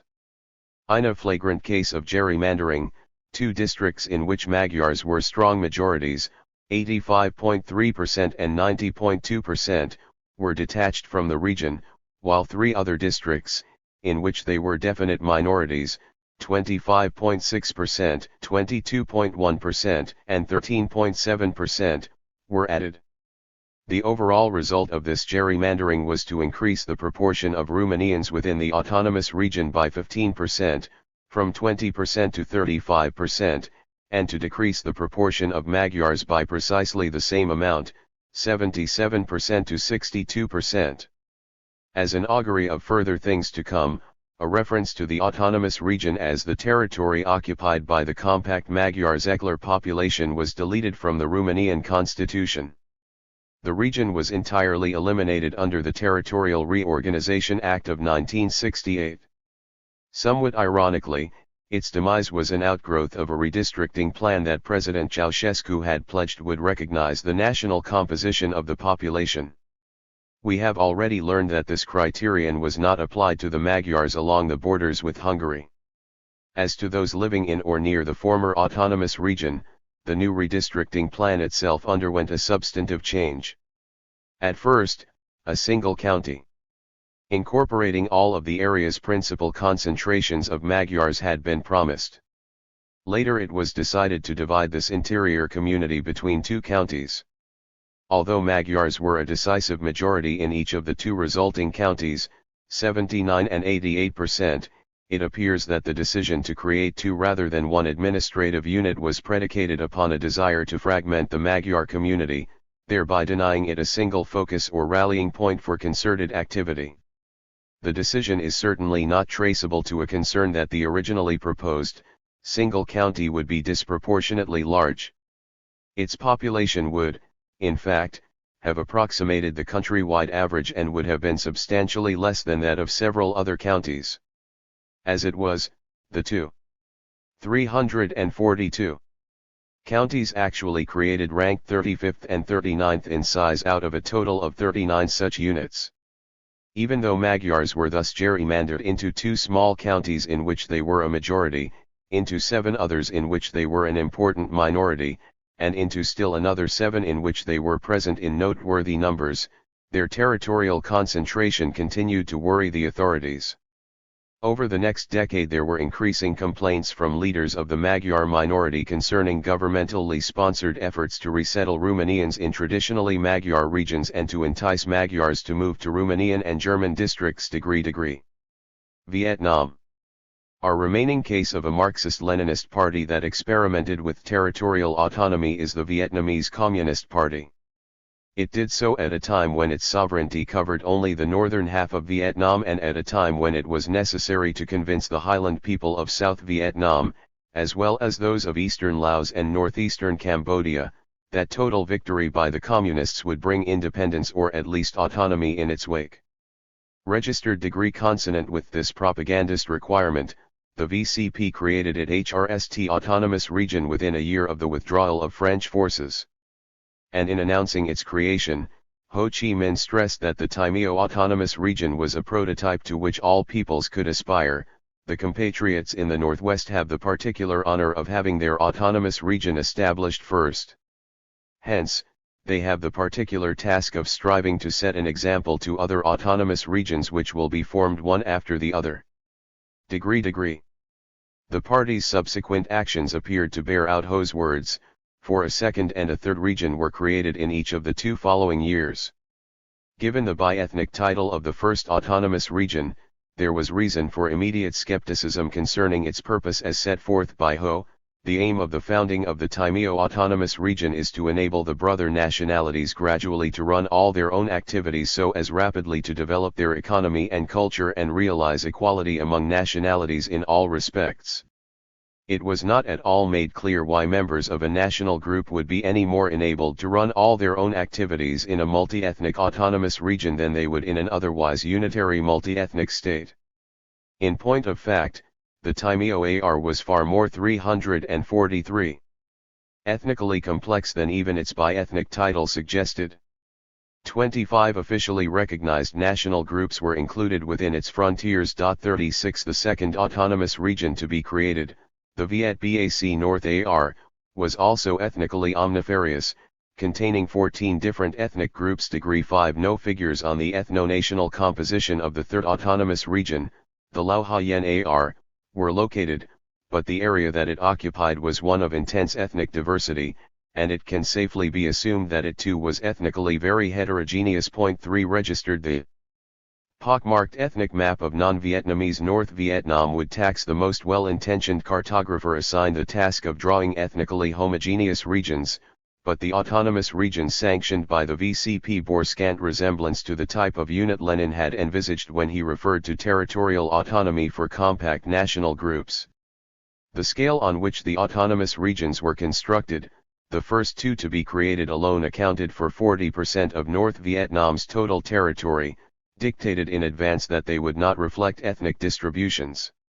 Given the patchwork quilt nature of the area's ethnic map, a government intent on honoring the spirit of Leninist national policy during the phase of the flourishing of nations would necessarily have worked with smaller, more numerous, and multilayered administrative units. 6 A government that recognized 37 distinct ethnic minorities could hardly hope to satisfy Lenin's requirement by creating 3 autonomous regions.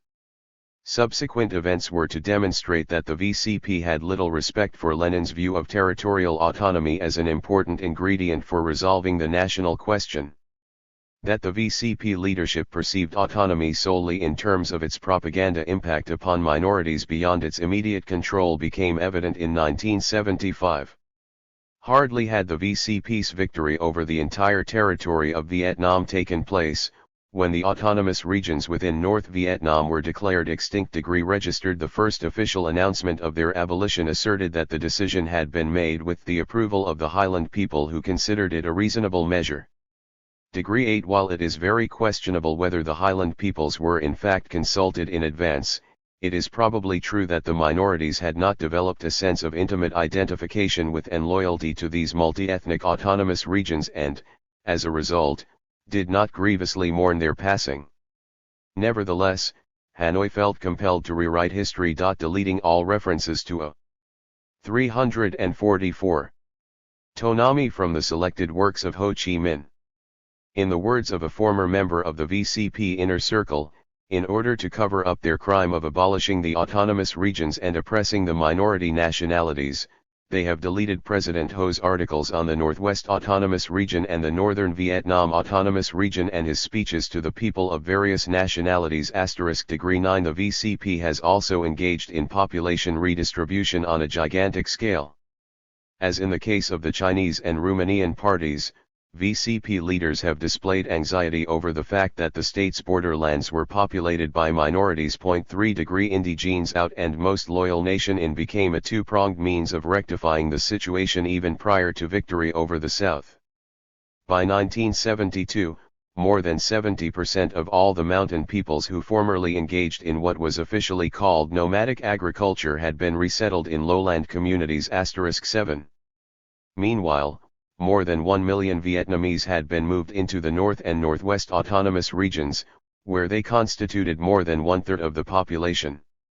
Large as these migrations were, they proved rather meager relative to the population redistribution in store once the consolidation of power over the entire country was completed. In 1976 alone, more than 1 million Vietnamese were moved to what were termed new populous areas or new economic zones, expressions which, with few exceptions, referred to the traditional homelands of non-Vietnamese. Both northern and southern areas were affected. Recapping the successes of 1976, the chairman of the State Planning Commission recounted that hundreds of thousands of people from the Red River Delta had gone to new economic zones in mountain provinces in the north or in the southern provinces. 73 From the former southern capital alone, more than 700,000 Vietnamese were resettled in rural areas during the year, most of them in the highland province of Song Bi.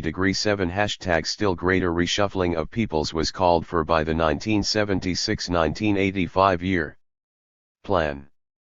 As one leading figure, long associated with minority policy, exclaimed, "New populous areas must be set up in the mountainous region."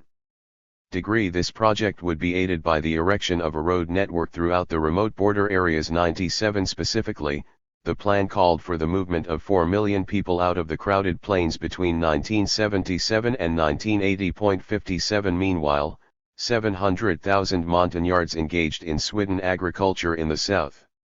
Notes 345. That is, about one-third of the total non-Vietnamese population within former South Vietnam, were scheduled for resettlement in lowland communities. 8 Looking beyond the 5-year plan to the last 2 decades of the 20th century, The state planners anticipated that it would be necessary to send 10 million people from the Red River Delta and the central lowlands into the northern mountain regions, the highlands, and the Mekong region. It would also be necessary to resettle 1,500,000 nomads. 79 As in China, the minorities were destined to become minorities within their traditional homelands. 38. To recapitulate our findings thus far, 1. The communist parties of all Marxist-Leninist states are committed in principle to Leninist national policy. 2. But in practice only a very few have introduced that policy sine qua non of a system of territorial autonomy, and 3. Those few have manifested a fundamental skepticism concerning the sagacity underlying Lenin's policy by encumbering it with a series of hedging devices. Thus hedged, the practices of the states with regard to their national question differ dramatically from the practices prescribed by Lenin. Not surprisingly, such marked discrepancies have not gone unnoticed. Thus, in the early 1960s, INTR party dissatisfaction with Soviet national policy became sufficiently audible as to require condemnation by the center. In a warning to the dissenters, an authoritative statement noted that the dissension had taken three principal forms, with objections to 1. The expansion of the non-indigenous population, that is, Russian immigration, 2. Russians in key positions, and 3. The voluntary principle in the study of national languages. In reverse order, these categories conform with the present chapter's subdivision into 1. Language policy, 2. The recruitment and purging of elites, and 3. The redistribution and gerrymandering of national groups. Chapter 10. A question of tempo. Those claiming faithfulness to Lenin's national policy concur concerning the ultimate outcome of the national question, merger into a single, nationless whole. However, the faithful have been riven concerning 1. The timetable according to which merging is to occur, and 2. A proper role for the vanguard in that historical process. On the first point, Lenin had been very indefinite, and on the second, almost uncommunicative. Although Lenin's pre-revolutionary writings had been peppered with allusions to the inevitability of merging, fusion, amalgamation, assimilation, and the like, the time element had been ignored. Consonant with the manifesto's dictum that national differences and antagonisms are daily more and more vanishing and that the victory of the proletariat will cause them to vanish still faster, Lenin perceived the movement toward homogenization as progressing incrementally. The exact moment at which the process culminated was therefore apparently not of any greater concern to Lenin prior to the October Revolution than it had been to Marx and Engels before him.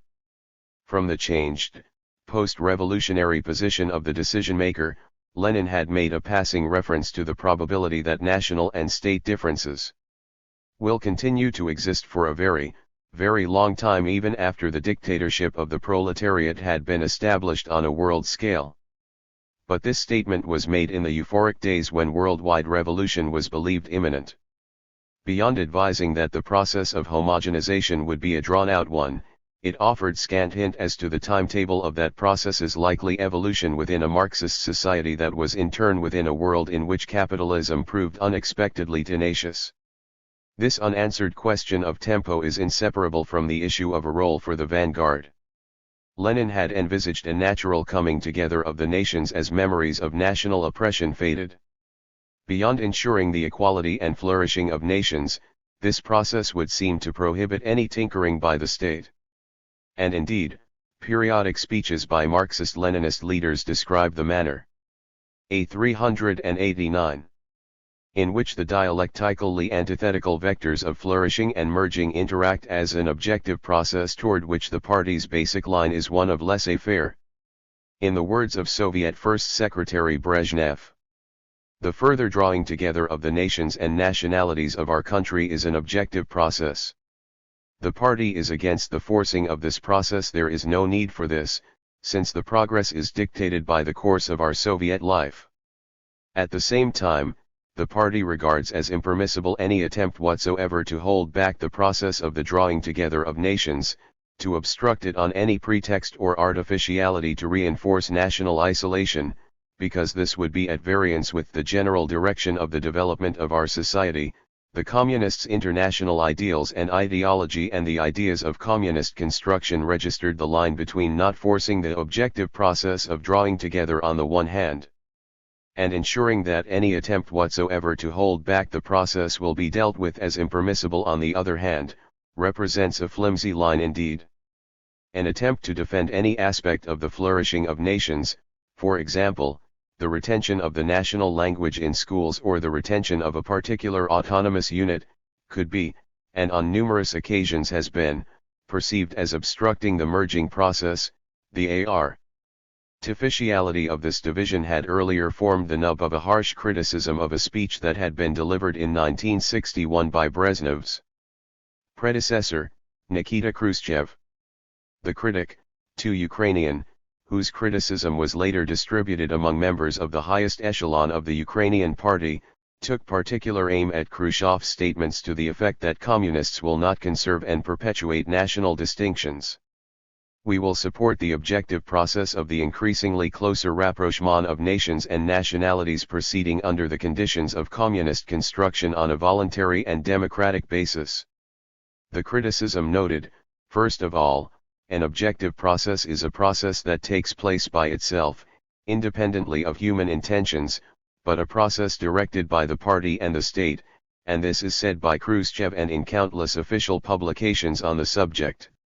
Is no longer an objectively proceeding an intentionally induced and predetermined one. Secondly, what sort of voluntariness and democracy is it when the choice has been made beforehand by the 390 leadership? Voluntariness indeed if it follows a plan, a directed voluntariness. If the leadership supports, and directs, the process, just try to come out against what the leadership supports, and directs. And if you cannot come out against it, as indeed you cannot, where is voluntariness and democracy? For it was perhaps to be expected that political elites, whose ideology and founding fathers had assigned a positive role to human endeavor in aiding the otherwise objective processes of history, would find irresistible the temptation to speed up the process of merging. The situation would be quite different had Lenin ascribed some positive value to national pluralism. But Lenin had made clear that the pluralism, which for a time was to be encouraged, had no intrinsic value beyond serving as a necessary transitional phase leading to a higher stage at which national identities had withered away. To many Marxists, therefore, attempts to telescope this process would be as logical as telescoping the revolutionary process itself. The situation also would have been quite different had Lenin specifically prohibited any tampering with the process. But Lenin had never stated that merging should not be actively promoted. Quite the contrary, those who were inclined to promote the fusion of nations could find support in several citations from Lenin, whose only restriction was that coercion not be employed because it would prove counterproductive. Thus, said Lenin, the proletariat supports everything which contributes to the elimination of national differences. Elsewhere he would add that the proletariat welcomes any and every assimilation of nationalities with the exception of those carried out by force or on the basis of privilege. Registered given then, 1. Their proclivity for influencing historical developments, 2. The absence in Marxist-Leninist ideology of any ascribed intrinsic value to pluralism, 3.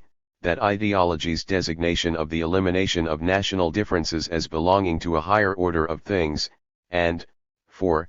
Lenin's blessing upon efforts to accelerate the otherwise objective process of homogenization. It is not surprising that the communist parties of multinational states have in fact become involved in efforts to compress the merging process. This tampering with the homogenizing process has not gone unopposed. Beyond his single proscription concerning the use of coercion, Lenin offered no firm guidelines as to what constituted proper versus improper efforts to hasten the demise of nations. As a result of his lack of specificity, those who at any one time have 391 been in favor of taking a step toward assimilation, those who have opposed such a step, and even those who have favored a step in the direction of re-encouraging national flourishing have all been able to find support for their cause in Leninist scripture, programs, varying greatly in the degree to which they fall between the two poles of assimilation and pluralism, have been cloaked under the single rubric of Leninist national policy. Indeed, rather than exemplifying a steadfastness of purpose, the national policies of Marxist-Leninist states, despite their unswerving ostensible loyalty to Leninist national policy, exemplify a near constant state of flux on the continuum between emerging assimilation and emerging pluralism. Sometimes the vacillations in one or the other direction are quite radical and readily apparent, at other times, they are quite subtle and almost imperceptible. When trying to trace the vacillations in the national policy of a given government, a number of signposts aid the investigator. Three areas that obviously deserve particularly close scrutiny are those in which the governments have concentrated their hedging efforts, namely the areas of language policy, cadre policy, and population distribution. Is the government at the moment promoting the increased usage of the dominant language or the flourishing of the national languages? Greater or lesser exchange of national cadre? Greater or lesser geographic diffusion of national groups? Officially expressed attitudes toward the ethnically delineated administrative units are also very significant litmus tests of current thinking on the national question. Talk of downgrading the units or public questioning of their continuing value are often heralds of a desire to speed up the assimilation process.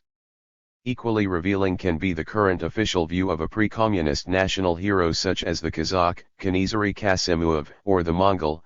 Genghis Khan registered the launching of a denigration campaign against such figures customarily heralds pressure for more rapid progress toward assimilation. Constitutions can also provide important insight into the current thinking of the hierarchy with regard to policy on the national question. Granted, the constitutions of Marxist-Leninist states are not usually considered by scholars to be a reliable reflection of reality. Although a panoply of individual and collective rights are usually guaranteed therein, those same rights are difficult to discern in the society. Moreover, in the area of national policy we have noted that flux rules, while constitutions, by contrast, may remain unchanged for decades. Nevertheless, scrutinizing constitutions about the status of minorities can provide important clues to the prevalent. 392. Thinking at the moment of drafting, concerning the amount of pressure that should be exerted to bring about homogenization. The same is true of party programs, the statements of leaders, and officially sanctioned publications, all of which can serve as evidence regarding the authorities' current position on the application of more or less assimilationist pressure. The earliest clue to an impending shift in national policy is usually found in the use of the codified phrases, great nation chauvinism and local nationalism.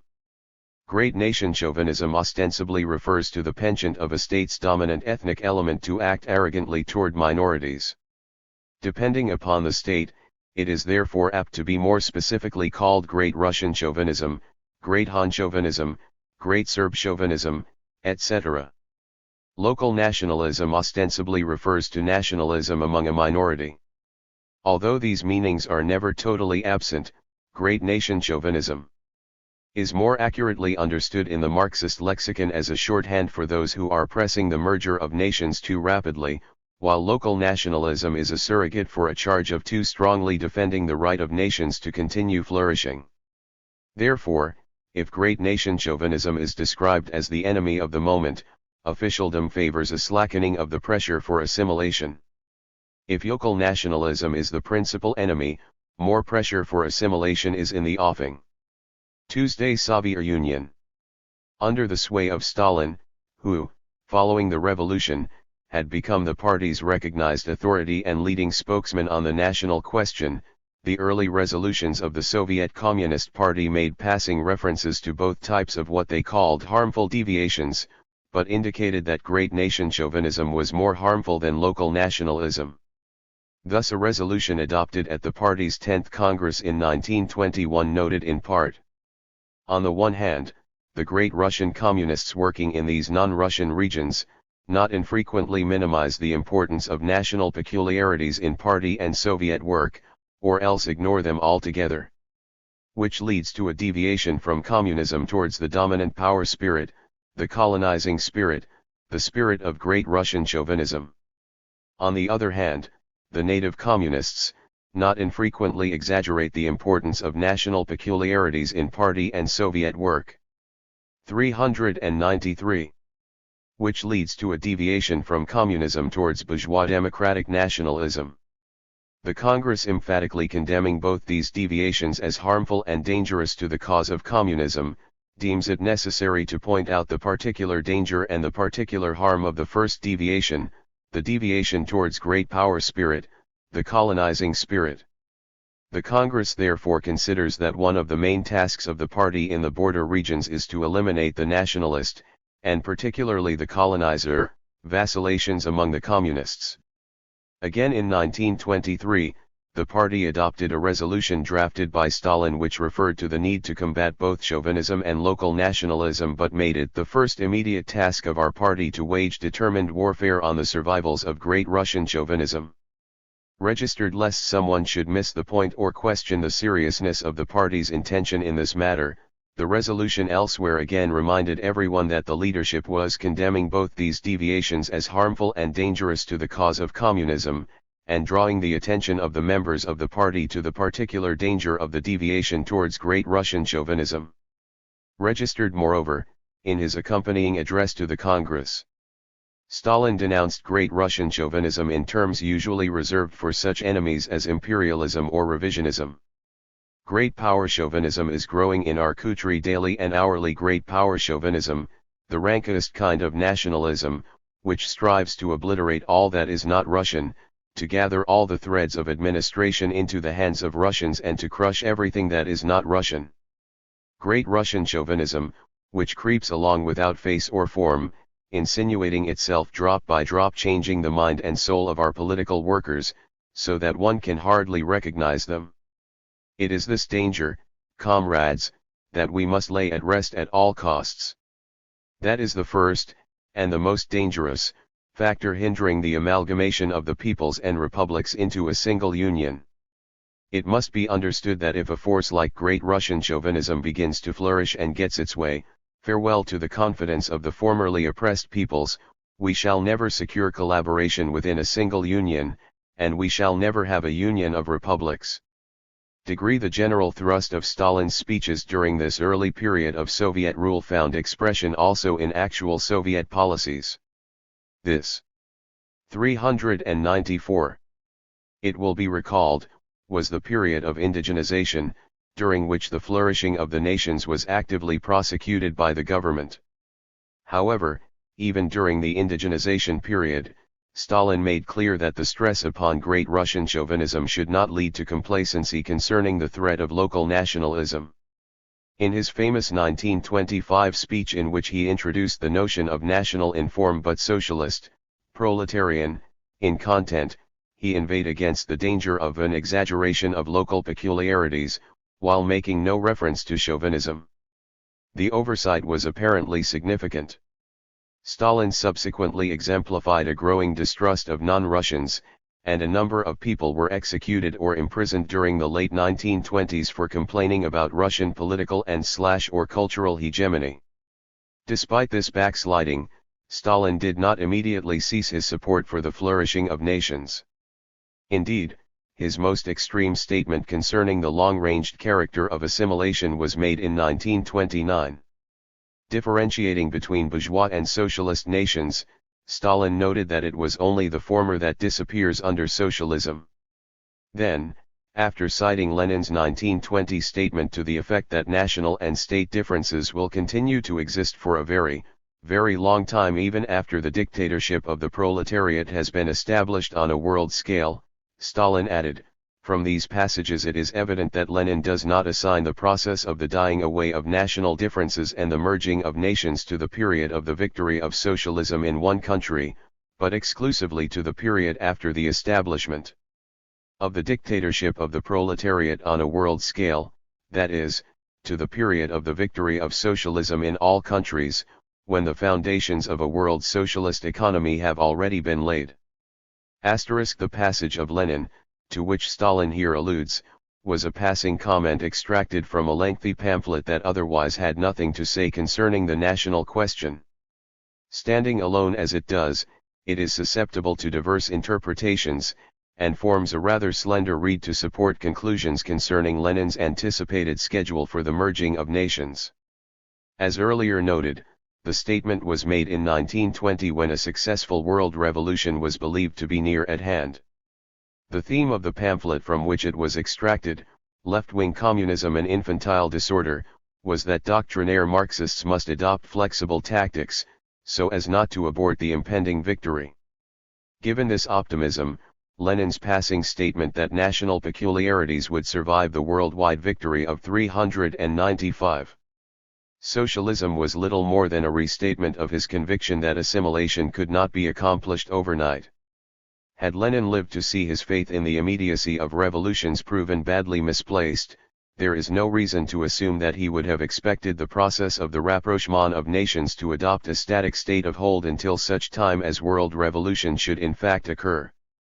Moreover, contrary to Stalin's rather remarkable contention, Lenin nowhere had assigned the merging of nations exclusively to the period following the victory of socialism in all countries. As we know, his dialectical scheme called for flourishing and rapprochement to occur simultaneously and to begin in any socialist country upon the introduction of a policy of national equality. Indeed, in harmony with the Communist Manifesto, he held that assimilation occurred, albeit at a slower rate, under capitalism. But Stalin went even further, seemingly denying that merging would begin even with the victory of world socialism. It would be a mistake to think that the first stage of the period of the world dictatorship of the proletariat will mark the beginning of the formation of one common language. On the contrary, the first stage, during which national oppression will be completely abolished, will be a stage marked by the growth and flourishing of the formerly oppressed nations and national languages, the consolidation of equality among nations, the elimination of mutual distrust, and the establishment and strengthening of international ties among nations. Only in the second stage of the period of the world dictatorship of the proletariat, to the extent that a single world socialist economy is built up in place of the world capitalist economy. Only in that stage will something in the nature of a common language begin to take shape.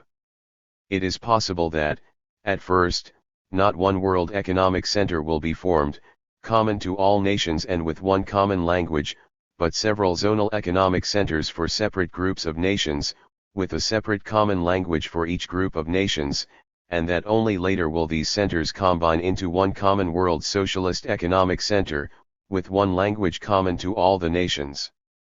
Registered despite what superficially appears to be a relegating of the entire merging process well into the period of world socialism, Stalin's analysis contained all of the necessary ingredients for the immediate commencement of the merging process within the Soviet Union. His principal theme is that assimilation will occur in a series of 396 stages, with smaller groups being absorbed into a number of larger groups, which, in turn, will be incorporated into still larger nations, until a total fusion of humankind occurs. Consonant with classical Marxism, the crucible or unit within which assimilation is at any one time and place occurring is the economic nexus. Thus, what he terms zonal economic centers will each develop its own, single zonal language. As the principal language of a major economic zone, Stalin would presumably hold that Russian would become such a zonal language, a presumption that he would in fact make explicit in 1950.1. But if economic forces determine the extent of the force field of assimilation, would not the multistage process of smaller into larger logically be proceeding within the Soviet Union during the stage of socialism in one country? Indeed, as Stalin would also make explicit in his 1950 piece, the Russian language had been absorbing lesser languages of the Russian Empire for centuries. Stalin's seemingly straightforward 1929 assertion that the beginning of the dying away of nations and national languages will occur only after the world victory of socialism was therefore not without ambiguity. Its release on the eve of the decade that would see the mass purging of party members for nationalist deviations, as well as a general trend away from the flourishing of nations toward Russification, is susceptible to at least two explanations. Either he was about to undergo a rapid and radical transformation of viewpoint, or else his comments were intended to serve as a smokescreen to hide the looming pogroms from their victims until the last possible moment. Registered considering that he was about to embark on a program of downgrading the national language schools and of decimating the national cadre, the following comments of Stalin have a particularly hollow ring. What is needed is to cover the country with an extensive network of schools functioning in the native languages, and to supply them with staffs of teachers who know the native languages. What is needed is to nationalize, that is, to staff with members of the given nation all the administrative apparatus, from party and trade union to state and economic. What is needed is widely to develop the press, the theater, the cinema, and other cultural institutions functioning in the native languages. Registered despite the rapidly approaching period of the purges, the party, under Stalin's direction, would once again endorse dutifully the 397 view that the principal enemy was Great Russian chauvinism. A resolution of the 16th Congress, held in 1930, reasserted anew that in the present stage, the greatest danger is the great power deviation. Degree, however, a hint that a change was pending could be detected in the statement that at the same time, the deviation towards local nationalism, which undermines the unity of the peoples of the USSR and plays into the hands of the interventionists, is becoming more active. The hint indeed proved portentous. At the next Party Congress, held in 1934, the relative danger of the two deviations was described by Stalin as follows: there is a controversy as to which deviation represents the major danger, the deviation toward Great Russian nationalism, or the deviation toward local nationalism. Under present conditions this is a formal and therefore a purposeless controversy. It would be absurd to attempt to give ready-made receipts for the major and minor danger suitable for all times and for all conditions. Such receipts do not exist. The major danger is the deviation against which one has ceased to fight and has thus enabled to grow into a danger to the state *. Although these words indicate that local nationalism had overtaken great nation chauvinism as a threat to the state, the rest of the report, most particularly the attack on Ukrainian nationalism that followed immediately, left no doubt that local nationalism had not merely overtaken but had surpassed chauvinism as the principal enemy. Great nation chauvinism did not regain its former eminence as enemy number one during the remaining Stalinist years. 2. Cadre were denationalized, histories were rewritten to extol the virtues of the Great Russians and the debt owed to them by the non-Russian peoples.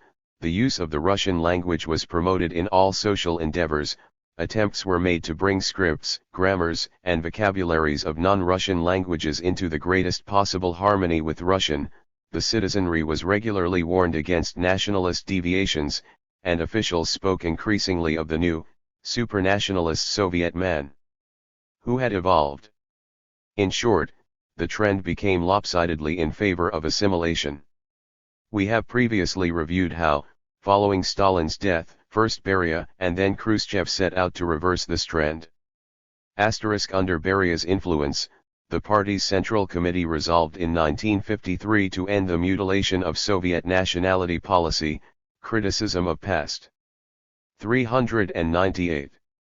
Hegemonistic practices, that is, Great Russian chauvinism, took place within the upper reaches of Republican parties, and leading party officials were removed from at least two Republican parties for abuses of Leninist nationality policy. Khrushchev's commitment to this same redressing of the balance seems little more than opportunism, for it barely survived his famous denunciatory speech against Stalinism, made at the 20th Congress in 1956. A major portion of that speech dealt with Stalin's perversion of Leninist national policy, and the Congress itself went on record as unambiguously committed to national flourishing. Economic reforms carried out in 1957, however, downgraded the republics in the area of economic planning and management. During 1958, expressions such as the coming together and merging of nations were increasingly heard. In the same year, the government inaugurated the voluntary principle with regard to attending either national or Russian language schools. Registered during 1959, a number of non-Russian leaders were purged for nationalist deviations. Registered. If additional evidence that a reverse swing of the pendulum was now in progress was required, It was provided by the 1961 party program. The program was a masterpiece in doublespeak, bowing in the direction of national flourishing while laying out a blueprint for accelerated assimilation. Thus the section dealing with the national question, after opening with the uncompromising sentence, "Under socialism the nations flourish and their sovereignty grows stronger," immediately promised the loss of both national identity and sovereignty. The boundaries between the Union republics of the USSR are increasingly losing their former significance. Spiritual features deriving from the new type of social relations and embodying the finest traditions of the peoples of the USSR have taken shape and are common to Soviet men and women of different nationalities. Full-scale communist construction constitutes a new stage in the development of national relations in the USSR in which the nations will draw closer together until complete unity is achieved. Degree elsewhere, after noting that the obliteration of national distinctions and especially of language distinctions, is a considerably longer process than the obliteration of class distinctions, which had, of course, already disappeared, the program made clear that the party planned to speed up the process of obliterating national 399. Tinct ions as much as practical.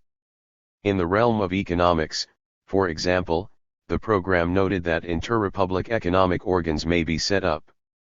In the realm of culture, the program noted that attaching faucet does decisive importance to the development of the socialist content of the cultures of the peoples of the USSR. The party will promote their further mutual enrichment and rapprochement, the consolidation of their international basis, and thereby the formation of the future single worldwide culture of communist society. With regard to education in any particular language, the party pledged itself to ruling out all privileges, restrictions, or compulsion in the use of this or that language, an approach which we have seen was tantamount to education in Russian for those who aspired to upward mobility. Finally, although mentioning chauvinism of all types, the program made no specific mention of great nation chauvinism, while directing its sharpest barbs and most dire warnings against national narrow-mindedness and national aloofness. The party pledges to conduct a relentless struggle against manifestations and survivals of nationalism and chauvinism of all types, against trends of national narrow-mindedness and exclusiveness, idealization of the past and the veiling of social contradictions in the history of peoples, and against customs and habits hampering communist construction. Manifestations of national aloofness in the education and employment of workers of different nationalities in the Soviet republics are impermissible. The elimination of manifestations of nationalism is in the interests of all nations and nationalities of the USSR. In his speech of support for the program, Khrushchev reasserted that the complete unity of nations will be achieved as the full-scale building of communism proceeds.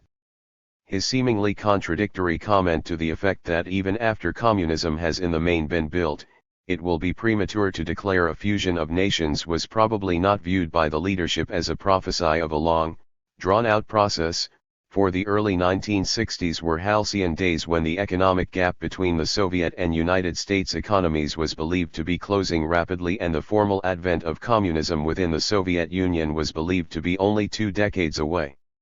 As one American scholar summed up official Soviet thinking on the national question at this time, there seemed to be an implicit intention of pressing for as rapid and complete Russification of the non-Russian peoples of the Soviet Union as possible. Asterisk. 400. Khrushchev's ouster was followed by a retreat from the rapid assimilation model. The republics were reinvested with the economic powers that they had enjoyed prior to Khrushchev's rule, and some officials of the republic were given ex officio status on decision-making bodies at the federal level. More significantly, talk of the merging or the complete unity of nations was shelved, and a more equitable balance between drawing together and flourishing came once more to characterize the speeches of party and state leaders. Degree. The change was one of degree rather than one of direction. For example, no attempt was made to drop the voluntary principle in education that had been inaugurated under Khrushchev, and a number of trends outlined in the previous chapter, for example, the assignment of Russians to the second secretaryships of the republics, continued unabated. The shift was nonetheless quite substantial, as can be gleaned from a comparison of Khrushchev's speech to the 22nd Congress of the party in 1961 with Brezhnev's speech to the 23rd Congress in 1966. Khrushchev noted, "We come across people, of course, who deplore the gradual obliteration of national distinctions. We reply to them, communists will not conserve and perpetuate national distinctions." By contrast, 5 years later Brezhnev would promise that in solving any problem, whether it be of the political, economic, or cultural development of our country, the party will continue to show solicitude for the interests and national differences of each people. There are indications that the authorities were truly searching for some sort of new balance between flourishing and assimilation in this immediate post-Khrushchev period. In 1966 to 1967, a leading Soviet journal, in a most unusual simultaneous airing of differing opinions, published a series of articles reflecting a quite broad spectrum of opinion concerning the immediate direction that Soviet national policy should take. Both those in favor of much more rapid assimilation and those in favor of extreme foot-dragging were represented *+ more suggestive of uncertainty on the part of the authorities as to the most efficacious approach to take to the national question was the decision of the late 1960s to permit and to publish the findings of a series of sociological studies concerned with the relations of nations within the Soviet Union. Opinion surveys, modeled after what American social scientists call the social distance scale, asked non-Russians their opinions concerning such matters as working or marrying with Russians. Using harder data, other studies examined the actual incidence of ethnic intermarriage 401. In terms of numerous variables, as well as investigated the variables accounting for the choice of national identity selected by the offspring of mixed marriages. Even when due allowance is made for the shortcomings of such studies, particularly the questionable validity of responses to sensitive questions within a highly regimented society, the fact remains that these studies contained a great deal of data that contradicted the official myth of the fraternal friendship of the peoples of the USSR. Percent 5 Under the principle of democratic centralism, such free debate and objective inquiry is permitted only until higher echelons have reached a decision on the issue. It would appear then that Khrushchev's ouster was followed by a serious re-examination of national policy to determine the ideal mixture of permitted flourishing and programmed assimilation. Having probably been made increasingly sensitive to the perils of relinquishing an uncompromising pose toward nationalism by numerous manifestations of nationalism within the Soviet Union as well as within the states of Eastern Europe, the Soviet leadership soon swung toward the pole of assimilation. Although Brezhnev's report to the party's 24th Congress in 1971 spoke of the further drawing together of the nations as gradual and in conditions of careful consideration for national special features and for the development of socialist national cultures, a lengthy section of the address entitled "The Molding of the New Man" is one of the party's main tasks in communist construction heralded a re-emphasis upon assimilation. Moreover, not only was the speech free of any charge of great nation chauvinism, but it contained a paean to the great Russians. All the nations and nationalities of our country, above all the great Russian people, played a role in the formation, strengthening and development of this mighty union of equal peoples that have taken the path of socialism. Applause. The revolutionary energy, selflessness, diligence and profound internationalism of the great Russian people have rightfully won them the sincere respect of all the peoples of our socialist homeland. Prolonged applause. Asterisk. Once in motion, the swing toward the pole of assimilation maintained its momentum. Brezhnev's speech on the 50th anniversary of the founding of the Soviet Union called for a new commitment to homogenization. After quoting an appropriate passage from Lenin, the General Secretary called for a marshalling of forces to 402. Promote actively the obligation of national distinctions and the removal of national barriers. Lenin spoke out very clearly on this score. The proletariat cannot support any reinforcement of nationalism. On the contrary, it supports everything that helps to obliterate national distinctions and to remove national barriers, everything that makes the ties between nationalities closer and closer. Complete Collected Works, Volume XXIV, p. 133, in resolving questions of the country's further development along the path outlined by Lenin, the party attaches great importance to the continuous, systematic and thorough cultivation of a spirit of internationalism and Soviet patriotism in all citizens of the Soviet Union. For us, these two concepts constitute an inseparable whole. Needless to say, they are being cultivated in the working people by Soviet life itself, by all our reality. But conscious efforts by the party and all workers on the political and ideological front are also necessary here. Our work in this area is a highly important part of the general cause of the construction of communism. Registered consonant with this injunction, a recharged militancy against national deviations became apparent. The number of trials for nationalist proclivities rose, and several non-Russians were removed from high-level posts in their home republics. Editorials, articles, and a new law on industrial associations made evident that the powers of the republics were once more to be curtailed. All of these activities in the early 1970s were played out against preparations being made for the new Soviet constitution. When finally unveiled, that instrument proved very much in harmony with the spirit of the party program that had been designed by Khrushchev 16 years earlier. Whereas the earlier document had committed the party to the active pursuit of national homogenization, this role was now formally assigned to the state apparatus as well. The state helps enhance the social homogeneity of society, namely, the all-round development and drawing together of all the nations and nationalities of the USSR. As we have noted, the new constitution elsewhere eliminated the technical right of the Union republics to maintain their own militia and reduced the use of one's native language from a right to a possibility. In his report on the constitution to the Supreme Soviet, Brezhnev acknowledged that there were those who would prefer more radical surgery to bring about the merging of nations. Brez. A 403. NEV did not dispute the desirability of the actions advocated by this assimilationist school, restricting his criticism to the observation that the implementation of such policies at the present stage of communist construction was premature. His comments therefore offered an illuminating glimpse of the future. Allow me to talk also about those proposals that the Constitutional Commission found incorrect in substance. Some proposals clearly put the cart before the horse, failing to reckon with the fact that the new constitution is the basic law of a state of socialism, albeit developed socialism and not of communism. As is known, a new historical community of people has come about in the USSR. Some comrades, just a few, it is to have drawn incorrect conclusions from this. They propose the insertion in the constitution of the concept of an integral Soviet nation and the elimination of the Union and autonomous republics or sharp restrictions on the Union republics' sovereignty, depriving them of the right to secede from the USSR and of the right to conduct foreign relations. The proposals to abolish the Council of Nationalities and to create a unicameral Supreme Soviet follow the same lines. I think that the erroneousness of such proposals is clear. The social and political unity of the Soviet people does not at all imply that national distinctions have disappeared.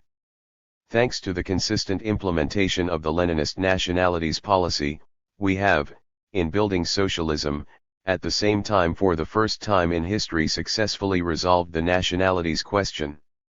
The friendship of the Soviet peoples is indestructible, and in the process of communist construction they are steadily drawing closer together, mutually enriching their spiritual life.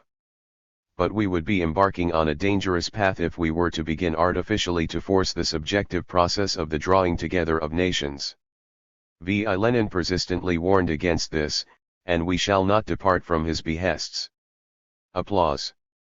Despite the usual disclaimer of any intent to force artificially the merging process, this was a period when Brezhnev was unquestionably planning to promote assimilation more actively. As noted, the Constitution authorized a positive role for the state in promoting the drawing together of nations.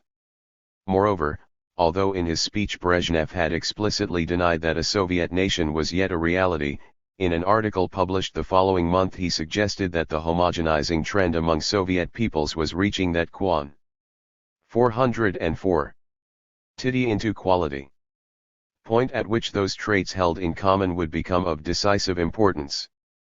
the formation of a historically new social and international community. The Soviet people has become an important characteristic of developed socialism in our country, an indicator of the growing homogeneity of Soviet society and the triumph of the nationalities policy of the CPSU. This means that the common features of Soviet people's behavior, character, and worldview, which do not depend on social and national distinctions, are gradually assuming decisive importance in our country. Registered still another straw in the wind appeared the following month in an officially endorsed article explaining what the new stage of developed socialism signified for the national question. The author equated the homeland with the entire Soviet Union and posited a love for it that transcends love of one's own national area. Plus, more pointedly, he suggested that a further downgrading of the republics in economic matters was in store, and that this step was discerned as hastening the process of drawing together the country's integral economic complex serves the interest of the whole Soviet people as well as every individual socialist nation. Its development is essential for the all-round progress of the economy of every Union Republic, the objective material basis for the drawing together and stronger friendship of the socialist nations and nationalities. Degree that the 1977 Constitution should signal an acceleration of the merging process was certainly ideologically sound. If the process began under capitalism, quickened, as predicted by the Communist Manifesto, under socialism, and culminated under communism, then a period of mature socialism, the highest/last stage of socialism, should be characterized by a higher stage in the process of fusing or merging of nations than was true during a period of immature socialism. Indeed, it is likely that the expression mature socialism was inspired by Lenin's 1913 discourse on mature capitalism, a discourse differentiating less developed capitalism from mature capitalism precisely on the basis of their varied impact upon the assimilation process. Point 4. Copyright during the former occurs the awakening of national life and national movements, the struggle against all national oppression, and the creation of national states. Mature capitalism, by contrast, is characterized by the development and growing frequency of international intercourse in every form, 405. Which underpins developed capitalism's world historical tendency to break down national barriers, obliterate national distinctions, and to assimilate nations, a tendency which manifests itself more and more powerfully with every passing decade, and is one of the greatest driving forces transforming capitalism into socialism. Consonant with this historical perspective, Soviet literature, in the years following the adoption of the 1977 Constitution, began to emphasize that the period of mature socialism was to be one characterized by more rapid strides toward fusion. As stated in Pravda, the processes of the consistent rapprochement and all-around cooperation among all Soviet peoples and the strengthening of their fraternal friendship are intensified in the mature socialist society, for nor was this objective process to be permitted to develop according to its own imperatives. Registered. We have already noted the new stress Moscow placed upon managing migratory patterns at this time. We have also noted the rash attempt, following the ratification of the 1977 Constitution, to deprive the languages of the Armenians, Azerbaijani, and Georgians of their official status. This attempt was part of a broader program reflecting the authorities' determination that the adoption of Russian would accelerate during the period of mature socialism. At an all-union meeting in Tashkent in May 1979, delegates from all of TAA Gomre Agad Gund Arvil Aldud the Republics dutifully endorsed a series of proposals aimed at intensifying and improving instruction in the Russian language at all levels of education, beginning with nurseries. In his opening address, Uzbekistan's first secretary noted, under mature socialism a qualitatively new stage in the increase in the role of the Russian language is beginning. Registered. And later in his speech, the secretary referred to the Russian language as an extremely important factor in the communication of all peoples and nationalities and in the acceleration of the process by which they are moving closer to each other. Still greater efforts at spreading the Russian language were called for at the 26th Party Congress, March 1981, and this led to the subsequent convening of a series of so-called scientific practical conferences that were held throughout the various republics in order to discuss the means for implementing the party's injunctions. Among the practical steps called for was a substantial increase in the number of mixed-language schools wherein, in the words of the Latvian First Secretary, problems of ideo-political, international education of children are successfully solved. 5. Apparently as a means of making this accelerated program more palatable, the Russian language now became cloaked in such EU 406 euphemisms as the language of Lenin and the language of the October Revolution. Registered. And an Uzbek secondary school teacher of Russian, in an article provocatively entitled Fusing Heart to Heart, termed Russian the language of unification. Yet another portent that the fusing process under mature socialism was to be implemented more rapidly than had been the case during the previous stage of socialism was a slight change of wording in the national inform, socialist in content formula, as presented in guidelines for the training of agitprop responsible for lecturing on the national question. The guidelines called for the creation and development of new, socialist customs and traditions national inform, deeply international in their character and content. Registered plus the following month, a lengthy unsigned piece in Communist referred to the writer's conviction that new prospects are opening up for the Soviet peoples in the immediate future, particularly in the question and natural question of the Soviet people of the future merging sliony of nations. Registered. One of the more unvarnished articles concerning the national question to appear at this time was written by the editor-in-chief of Communist for another journal. Registered *. He attacked those who shied away from the concept of fusion, citing Lenin's dictum that the goal of socialism is not only the convergence of nations, but also their merging. He immediately added, such a clear statement does not permit any misinterpretations. Despite this unambiguous mandate, the author noted that there were those social scientists who had tended to ignore Lenin's idea of the merging of nations or, worse than that, to depict it as an echo of great power chauvinism. The author then suggested that this apostasy had deeply penetrated influential scholarly and scientific circles.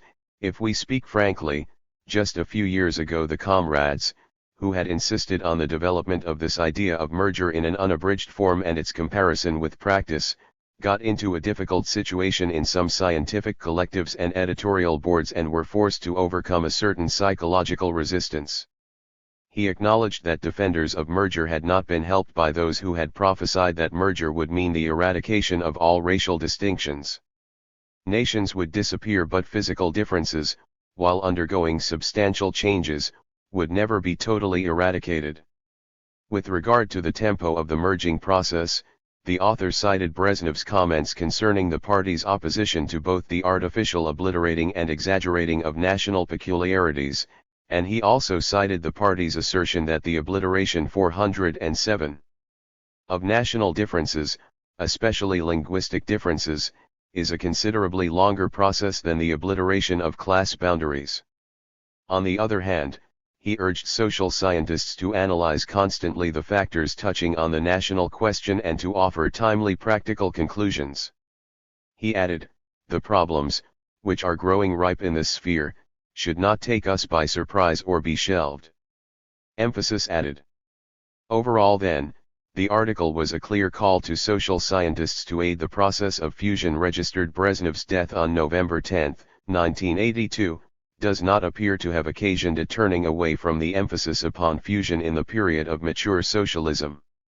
Less than 3 weeks after the secretary's demise, Konstantin Chernenko, a member of the Politburo, reasserted in an article the party's commitment not just to the rapprochement of nations but to their merger, and he hinted at the future eradication of the administrative organs of the national groups. At the present historical stage and in the future, the USSR represents the optimum state form for the cohesion of Soviet nations and ethnic groups in order to attain our program goals. At the same time, we do not regard the established national state structures as something fixed and immutable. 5. The opening segment of the first speech made by the party's new General Secretary after taking office was dedicated to the national question. Registered. In it, Yuri Andropov spoke of the need to follow a steadfast course towards the drawing together of all nations and nationalities inhabiting the country. In his most explicit comments concerning the route ahead, the General Secretary stated, "Comrades, in summing up what has been accomplished, we, naturally, give most of our attention to what still remains to be done. Our end goal is clear. It, to quote Lenin, is not only to bring the nations closer together but to fuse them. The party is well aware that the road to this goal is a long one. On no account must there be either any forestalling of events or any holding back of processes that have already matured. Whereas his predecessor had warned against artificially accelerating or impeding the process leading to fusion, the new General Secretary warned only against impeding it. China. Because the Soviet authorities face few if any domestic problems as risk-laden as those arising from the state's multinational Com. 408. Position, significant alterations in that country's national policy are explicable almost exclusively in terms of the authorities' momentary assessment of the national question and how best to confront it. That is to say, the national question in and by itself is of such pressing concern to the authorities that discernible policy changes in this area are not apt to be the subordinate byproduct of decisions in other policy-making areas. Not so in the case of China. There the problem of national minorities is of lesser moment due to relative numbers, minorities accounting for 7% of the population of China, and nearly 50% of that of the Soviet Union, and the fact that the minority regions, particularly the border areas, have been ethnically diluted through the resettlement of Han. The national question has therefore not loomed as large in the deliberations of the Chinese authorities, and many of the government's most consequential actions toward the non-Han can only be understood as subordinate aspects of a larger domestic or foreign policy decision. Thus the two most radical shifts in Chinese national policy are better understood as the application of the countrywide Great Leap Forward, 1958 to 1959, and the Cultural Revolution, ca. 1966-1971, to the national minorities than they are as responses to developments in the national problem itself. But despite the fact that national policy within China is more apt to be treated as a subsidiary or subordinate issue, the history of Chinese national policy, because of its indisguisable, extremely eccentric fluctuations, is particularly revealing of the scale of opinion that can coexist within a leadership that unreservedly and undeviatingly proclaims its fidelity to Leninist national policy. The early approach of the CCP to the country's national question showed great respect for national peculiarities. Although the 1949 Constitution noted that both nationalism and chauvinism shall be opposed, its Article 53 made clear that the emphasis was to be upon the flourishing of the nations.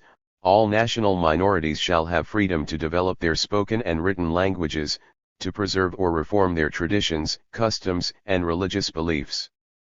The people's government shall assist the masses of all national minorities in their political, economic, cultural, and educational development registered degree. This was the period of the Chinese version of indigenization, when the strategic thinking of the leadership on the national question was colorfully captured in the official description of its national policy as no struggle registered. Not only were local languages and other 409 aspects of culture promoted, but differential time schedules for achieving socialism on the part of Han and non-Han peoples were officially approved. In practice, the latter meant that minorities could be at least temporarily excused from unpopular reforms, such as land collectivization. The mood of this early period is perhaps best captured by the honors lavished upon the Mongols' greatest national figure, Genghis Khan. While the Khan's momentary standing with the Peking authorities might seem a somewhat frivolous, minor issue, that standing has in fact been one of the most reliable and easily read barometers of official policy on the national question. During the period, much publicity was given to the return of his bones to the mausoleum from which they had been removed years earlier to protect them from the Japanese invaders. Their return was heralded as illustrating the profound concern of the Chinese Communist Party and of Chairman Mao for the minority nationalities.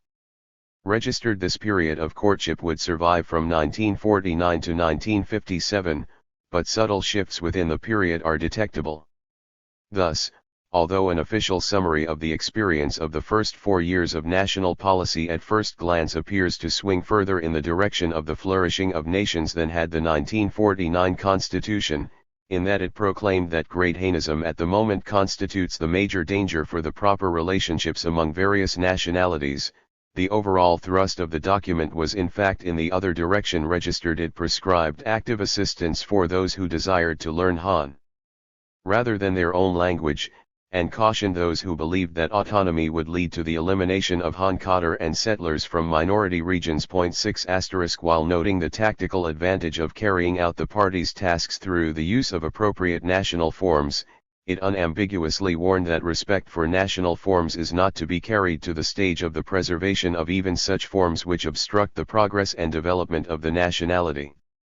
Registered, the 1953 report can therefore be viewed as a decision to move slightly away from the erstwhile emphasis upon national flourishing. Flourishing would be continued but in a more carefully circumscribed manner. Assimilation was to be encouraged but not pushed. This slight leaning in favor of assimilation continued over the next 2 years. The preamble of the 1954 state constitution promised that the government would pay full attention to the special characteristics in the development of each nationality. On the other 410 hand, it did not single out Han chauvinism as the principal threat to an effective national policy as had the report issued the previous year. The 1954 constitution pledged instead opposition to both big nation chauvinism and local nationalism. Registered, an abrupt shift back toward the pro-flourishing stance of the 1949 to 1953 period was signaled by Mao himself in April 1956. In an address to the Politburo, Mao listed 10 major problem areas, that be identified as the 10 great relationships, among which was numbered the relationship between the Han nationality and the national minorities. Though Mao maintained that on this issue our policy is stable, it was evident that he intended a relaxation of controls over the minorities. Unlike the Constitution, which was itself less than 2 years old, Mao's speech singled out Great Han chauvinism as the principal adversary. Our emphasis lies on opposing Han chauvinism. Local nationalism exists, but this is not the crucial problem. The crucial problem is opposition to Han chauvinism. 67 Mao's willingness to adopt a softer line toward the minorities at this particular juncture was, at least in part, but one aspect of his short-lived willingness to go along with Khrushchev's attacks on Stalin and Stalinism. Mao's speech on the Yen Great Relationships took place only 2 months after Khrushchev's famous denunciation of Stalin. In his speech, Mao noted, in the Soviet Union certain defects and errors that occurred in the course of their building socialism have lately come to light. Do you want to follow the detours that have been made?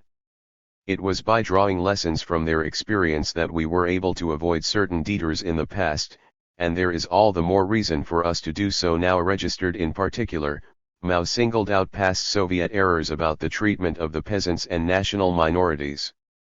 And it was in regard to the latter that he made his case for emphasizing the cultural flowering of China's national groups. We must sincerely and actively help the minority nationalities to develop their economy and culture. In the Soviet Union, the relationship between the Russian nationality and the minority nationalities is very abnormal. We should draw a lesson from this. Copyright degree. Still another section of Mao's speech to the Politburo presaged a more favorable climate for national flourishing. In discussing the relationship between the center and the regions, Mao, although explicitly warning that decentralization must not be permitted to encourage separatism or striving for 411 an independent kingdom, called for increased decision-making at the local level. The leadership's support for national flourishing carried over into the party's general program, which was issued in September of the same year. The program directed that special effort be made to train cadres from among the national minorities and asserted that social reforms among the nationalities must be carried out by the respective nationalities themselves in accordance with their own wishes, and by taking steps in conformity with their special characteristics. While declaring its opposition to both great nation chauvinism and local nationalism, the program added that special attention must be paid to the prevention and correction of tendencies of Great Hainism on the part of party members and government workers of Han nationality. 7. Consonant with the mood of both Mao's speech to the Politburo and the party program was a new slogan, "Let 100 flowers blossom and 100 schools of thought contend," which also made its appearance during 1956. It represented an invitation to the masses to engage in criticism, an invitation that the leadership presumed would act as a pressure valve to prevent minor grievances from developing into full-blown, anti-party attitudes as had occurred in Hungary. This departure from the usual stress upon ideological conformity was met with general skepticism and underscore restraint until Mao lent it his personal public endorsement in a speech before the Supreme State Conference in February of 1957. Mao began his speech by noting that there were two types of social contradictions: contradictions between ourselves and the enemy, and contradictions among the people. Unlike the former, the latter represented non-antagonistic contradictions, and giving voice to them could therefore be beneficially accommodated within the new China. Mao then invited popular criticism on a broad range of issues, and one of the 12 sections into which his speech was divided was entitled 6. The question of the minority nationalities. Given his 1956 speech to the Politburo, the section was unexceptional. Mao noted that in certain places, both great Han chauvinism and local nationalism still existed in a serious degree, but echoing his words of 1956, he emphasized that the key to the solution of this question lies in overcoming great Han chauvinism. He also reaffirmed the party's policy of permitting minorities to pursue a slower tempo on the path to socialism, and he cautioned that we should not be impatient. Breaking new ground, however. 412. Mao described both great Han chauvinism and local nationalism as contradictions among the people, thereby explicitly including them in the category of issues open to public criticism. The 100 Flowers campaign had an unintended effect. The hoped-for trickle of criticism appeared but soon became torrential. Scorching attacks were made on the most sacrosanct of objects, even extending to Mao and to the vanguard role of the party. Now aware that the 100 Flowers campaign was a Pandora's box, the authorities moved swiftly to replace the lid. When Mao's speech of February 1957 was formally published in June of the same year, 6 criteria by which to measure whether criticism was legitimate or treasonable had been added to the original text. 1. Help to unite the people of our various nationalities, and not divide them. 2. Are beneficial, not harmful, to socialist transformation and socialist construction. 3. Help to consolidate, not to undermine or weaken, the people's democratic dictatorship. 4. Help to consolidate, not to undermine or weaken, democratic centralism. 10. To strengthen, not to cast off or weaken, the leadership of the Communist Party. 6. Are beneficial, not harmful, to international socialist solidarity and the solidarity of the peace-loving peoples of the world. Or, given, 1. The key roles in Marxist-Leninist theory and practice of a. Socialist/communist construction, b. The dictatorship of the working class, c. Democratic centralism, d. The vanguard role of the party, and e. Proletarian internationalism, and 2. The relative numerical inferiority of the minorities. It is astounding that the national question should appear on such a list at all. But it is incredible that it should head at point 75. At least part of the explanation must lie with the unanticipated level of discontent that had been voiced by the minorities. As reported in the Chinese press, the minorities responded to the call of the 100 Flowers by giving vent to broad and deep-seated dissatisfaction with the Chinese version of autonomy. The following are typical of the statements that appeared in the press at this time. The Chinese Communist Party's policy of regional autonomy for the nationalities is that of divide and rule. Registered, the present system of regional autonomy is as useful as a deaf ear. All the principal responsible persons of party committees at various levels are Han 413. Nationals, which is contradictory to having the autonomous nationalities run their own affairs. Registered cadre of the local ethnic groups are traitors to their nationality and jackals serving the Han. The minority nationalities run the house, but the Han people give the orders. Registered degree, many rights in theory, few in practice. Registered. The publication of such complaints heralded a radical swing in Chinese national policy. Along with other poisonous weeds that had been discovered growing among the 100 flowers, elements harboring such counter-revolutionary sentiments were to be torn up by their roots. Not bothering to pause near that midpoint at which great and local nationalisms are described as equally pernicious, the authorities now abruptly replaced great Han chauvinism with local nationalism as the arch-foe.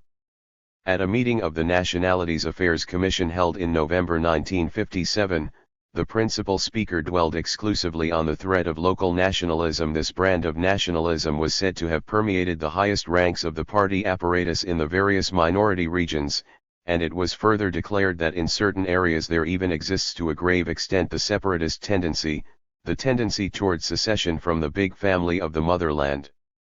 Registered. Moreover, whereas Mao had described the contradictions between the minorities and the center as non-antagonistic, the speaker now noted that contradictions between local nationalists and ourselves are contradictions between the enemy and ourselves. Further, while denying that assimilation was part of the party's policy, the speaker made clear that fusion was now to be given increased encouragement. The gradual fusion of the various nationalities on the basis of equality is the natural law governing social development. Certain signs of fusion have appeared among the nationalities. This fusion is desirable, and we shall never oppose the natural fusion among the nationalities, because such is the progressive trend of historical development. *4 Following this conference, a full-scale attack was launched against local nationalism. Allegations that widespread separatist and anti-Han attitudes had been uncovered among the nationalities were highly publicized to justify the radical switch in emphasis. Registered in January 1958, an article ordering drastic revisions in the education of minorities in order to obliterate local nationalism described the manifestations of local nationalism as follows. 414. 1. Hatred for and opposition to the party as the instrument of Han Chinese chauvinism. 2. Opposition to the government's relocation of Han Chinese. 3. Rejection of government, party, and Han Chinese activist leadership. 4. Demand by separatists for independence even at the expense of socialism. Degree 6. If any doubts remained that the authorities had become committed to a new direction with regard to the national question, they were surely laid to rest by the National People's Congress in February 1958.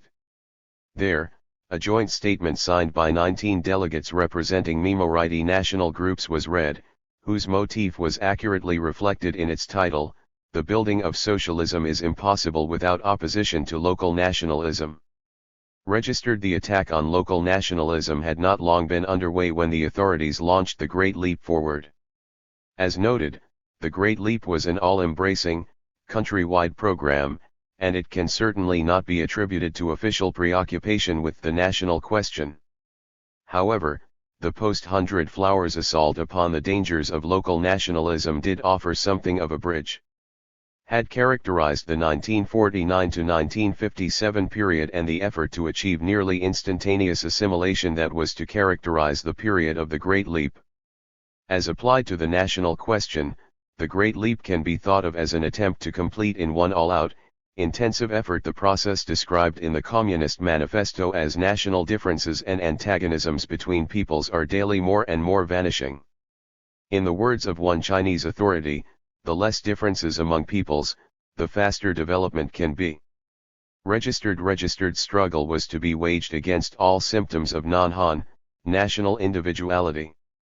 Different tempos on the road to socialist construction were no longer to be tolerated. National dress, dance, and the like were discouraged. The Chinese language was introduced as the language of instruction for all grades. Intermarriage with Han was encouraged and, in some areas, reportedly forced. Huge numbers of Han were ordered into minority areas. Multinational communes were created that ensured that the minorities could not remain aloof from acculturating and assimilating influences. The study of national culture and national histories was ordered curtailed. One historic casualty was Genghis Khan, who 415 was now reviled as a brutal despot. Regional autonomy was attacked as outmoded and unnecessary. Quite expectedly, the authorities maintained that the seeming repudiation of Lenin's thesis that assimilation was to be reached via the route of national flourishing was no repudiation at all. Although somewhat gossamer, the underlying argument was not totally devoid of reason. Through the Great Leap Forward, the authorities hoped to short-circuit the historical process, thereby propelling China well along the road to communism while permitting it to hurdle stages that had been more sluggishly traversed by the Soviet Union. Since Lenin, as Marx before him, had presumed that progress toward communism would be accompanied by progress toward national fusion, a great leap toward the former demanded a corresponding jump toward the latter. For example, intermarriage was at this time encouraged on the ground that since Lenin had described the merging of all nationalities as progressive, intermarriage was necessarily a sign of a heightened socialist consciousness. This bit of sophistry, of course, overlooked Lenin's oft-stated conviction that heavy-handed attempts to bring about assimilation directly, rather than dialectically, would prove counterproductive by arousing the suspicions and enmities of the minorities. And, indeed, this was the result of the Great Leap. Even before the end of 1958, while the countrywide Great Leap Forward remained in full swing, there were public acknowledgments of minority dissatisfaction and indications that the short-lived experiment in assimilation now had been discarded. The realization that the goal of immediate fusion and its attendant radical prescriptions were proving counterproductive and had best be scrapped did not trigger an unambiguous, major shift in policy toward support for national flourishing. The promotion of immediate assimilation was replaced by its promotion at a more leisurely pace. No paeans were paid to national peculiarities. Rather, it was simply acknowledged that the onslaught upon them had been precipitate. The attacks upon traditional, minority leaders that had been made during the Great Leap Forward offers a case in point. The mounting post-Hundred Flowers attack on national distinctions had been accompanied by increasing references to the national question as a class question whose solution was therefore tied to class struggle. The real conflict was not between Han and non-Han but between classes. Eradicate the oppressing class within each national group and the national question was solved. Among other 416 things, this approach would require that Peking discontinue using traditional local leaders, as it had hitherto been doing in the case of the more remote peoples. Attacks upon these leaders had backfired, however, as the local people tended to rally to their traditional symbols of authority, who thereby became an effective focus of resistance registered. The first inklings of a retreat from this confrontation were not predicated upon a denial of the validity of the thesis that the national issue was a class issue, but rather that there were other dimensions of the national question that could not be ignored. Thus an article in December 1958 noted that exclusive emphasis on the class question, mechanical application of the methods used in other parts of China, neglect of nationality characteristics and neglect of historical nationality barriers will all lead to disputes among the nationalities themselves.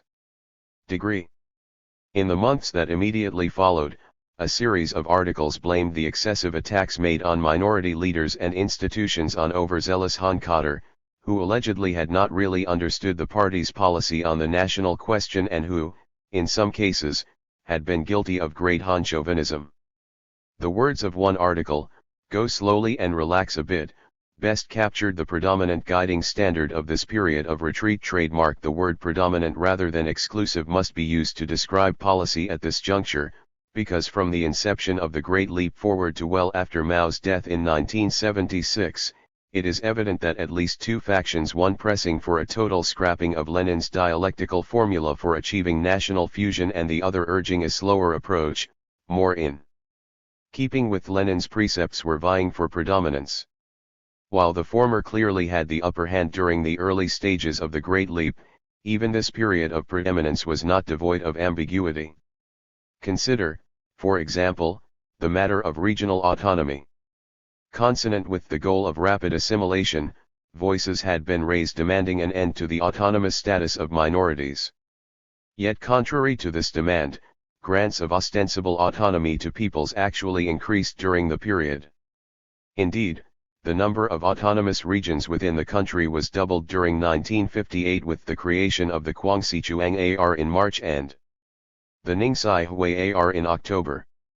Since the well-publicized preparations for the creation of these units preceded the inauguration of the Great Leap, it may well be that the authorities were influenced by the image of perfidy that would result from too abrupt an abandonment of a pledge. But these two important, highly trumpeted 417 manifestations of a continuing commitment to implementing at least the form of Lenin's gradual, indirect approach to the national question, at a time when the extremists clamored for an end to autonomy, are evidence that the gradualists were not without influence. The competition between gradualists and ultraists that surfaced at the time of the Great Leap was, of course, not restricted to the national question. It was part of the larger dispute over the form, direction, and tempo that Chinese policies should take with regard to all aspects and regions of the society. The decision as to whether the prevailing modus operandi was to be one of great leaps and cultural revolutions or one predicated upon more evolutionary progress and pragmatic considerations would pervasively affect the lifestyle of Han and non-Han alike. But the fact that it was policy concerning the national question that became the first public battlefield of the two contending factions is not without significance. The adverse results of the Great Leap in minority areas had become unmistakably evident more quickly than had the social and economic dislocations occurring elsewhere throughout the country, thus supplying the gradualists with the wedge for their attack upon the radicalism inherent in the Great Leap. Unquestionably their hand was strengthened in this matter by the rapidly deteriorating relations with the Soviet Union and India, which lent the need to mollify the peoples near the borders an additional sense of urgency. The early victory of the gradualists did not prove conclusive. What followed was more of a muting of Great Leap rhetoric than a call for the status quo ante. The multinational communes were decentralized, the unique traditions of national groups were re-extended recognition in matters of eating habits and the like, the drive to have Chinese introduced everywhere as the language of instruction was quietly dropped, traditional leaders who had been scheduled to be purged under the party line that the national question is a class question were now promised a bright future by the country's leading newspaper, and Cotter, as noted, were instructed to curb their zeal. But there was no overt attack on the recent experiment in rapid assimilation, per se, which, as part of the Great Leap Forward, was associated with Mao's prestige. Moreover, in the latter half of 1959, the ultraists mounted a counter-offensive. Following the purge of Defense Minister Piang Taihui, who had criticized Mao personally for the excessiveness of the Great Leap, there were indications of a move back toward the policy of 418. Rapid assimilation trademark, for example, the study of Chinese, rather than the local languages, was again pressed. This revival also proved inconclusive, and a lengthy period followed during which public statements on the national question reflected a guarded stance because their authors were not certain which faction would prove victorious. A red flag article in May 1960 noted that real advances on the national question had been achieved under the Leap system of communes, but it coupled this with quotations of a 1949 speech on the advantages of a policy of regional autonomy made by Liu Shaoqi, in 1960 the leading gradualist and expected successor to Mao, thereby indicating that the party's original post-revolutionary, gradual approach to the national question had been the correct one. A year of near silence of published expression on the national question occurred. When this silence was broken in April 1961, there was a suggestion that the ultraists had the edge. Appropriate policy was now described as follows: promote Marxism-Leninism and the thought of Mao Zedong on the theory of the nationalities question and the party's nationalities policies, promulgate the proletarian view on nationalities, criticize revisionism, bourgeois nationalism, and bourgeois electionalities question and the accomplishment of its nationalities work, reflecting the three great red banners of the general line, the Great Leap Forward, and the People's Communes. The criticism of 1. Revisionism, 2. Bourgeois nationalism, and 3. Bourgeois nationalist studies might well be viewed as attacks upon 1. Those contending that the Soviet model should be followed with regard to the national question, 2. Those defending continuing regional autonomy, and 3. Those defending continuation of the encouragement of national flourishing.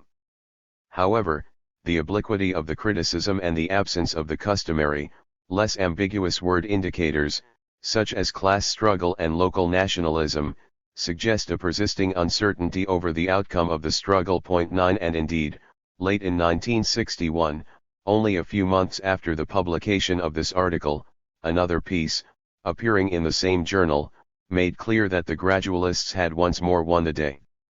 The article, written by a vice-chairman of the Nationalities Affairs Commission, stated forthrightly that the notion that regional autonomy was no longer appropriate for China since the country had entered the stage of socialist construction was not only incorrect but against Party 419.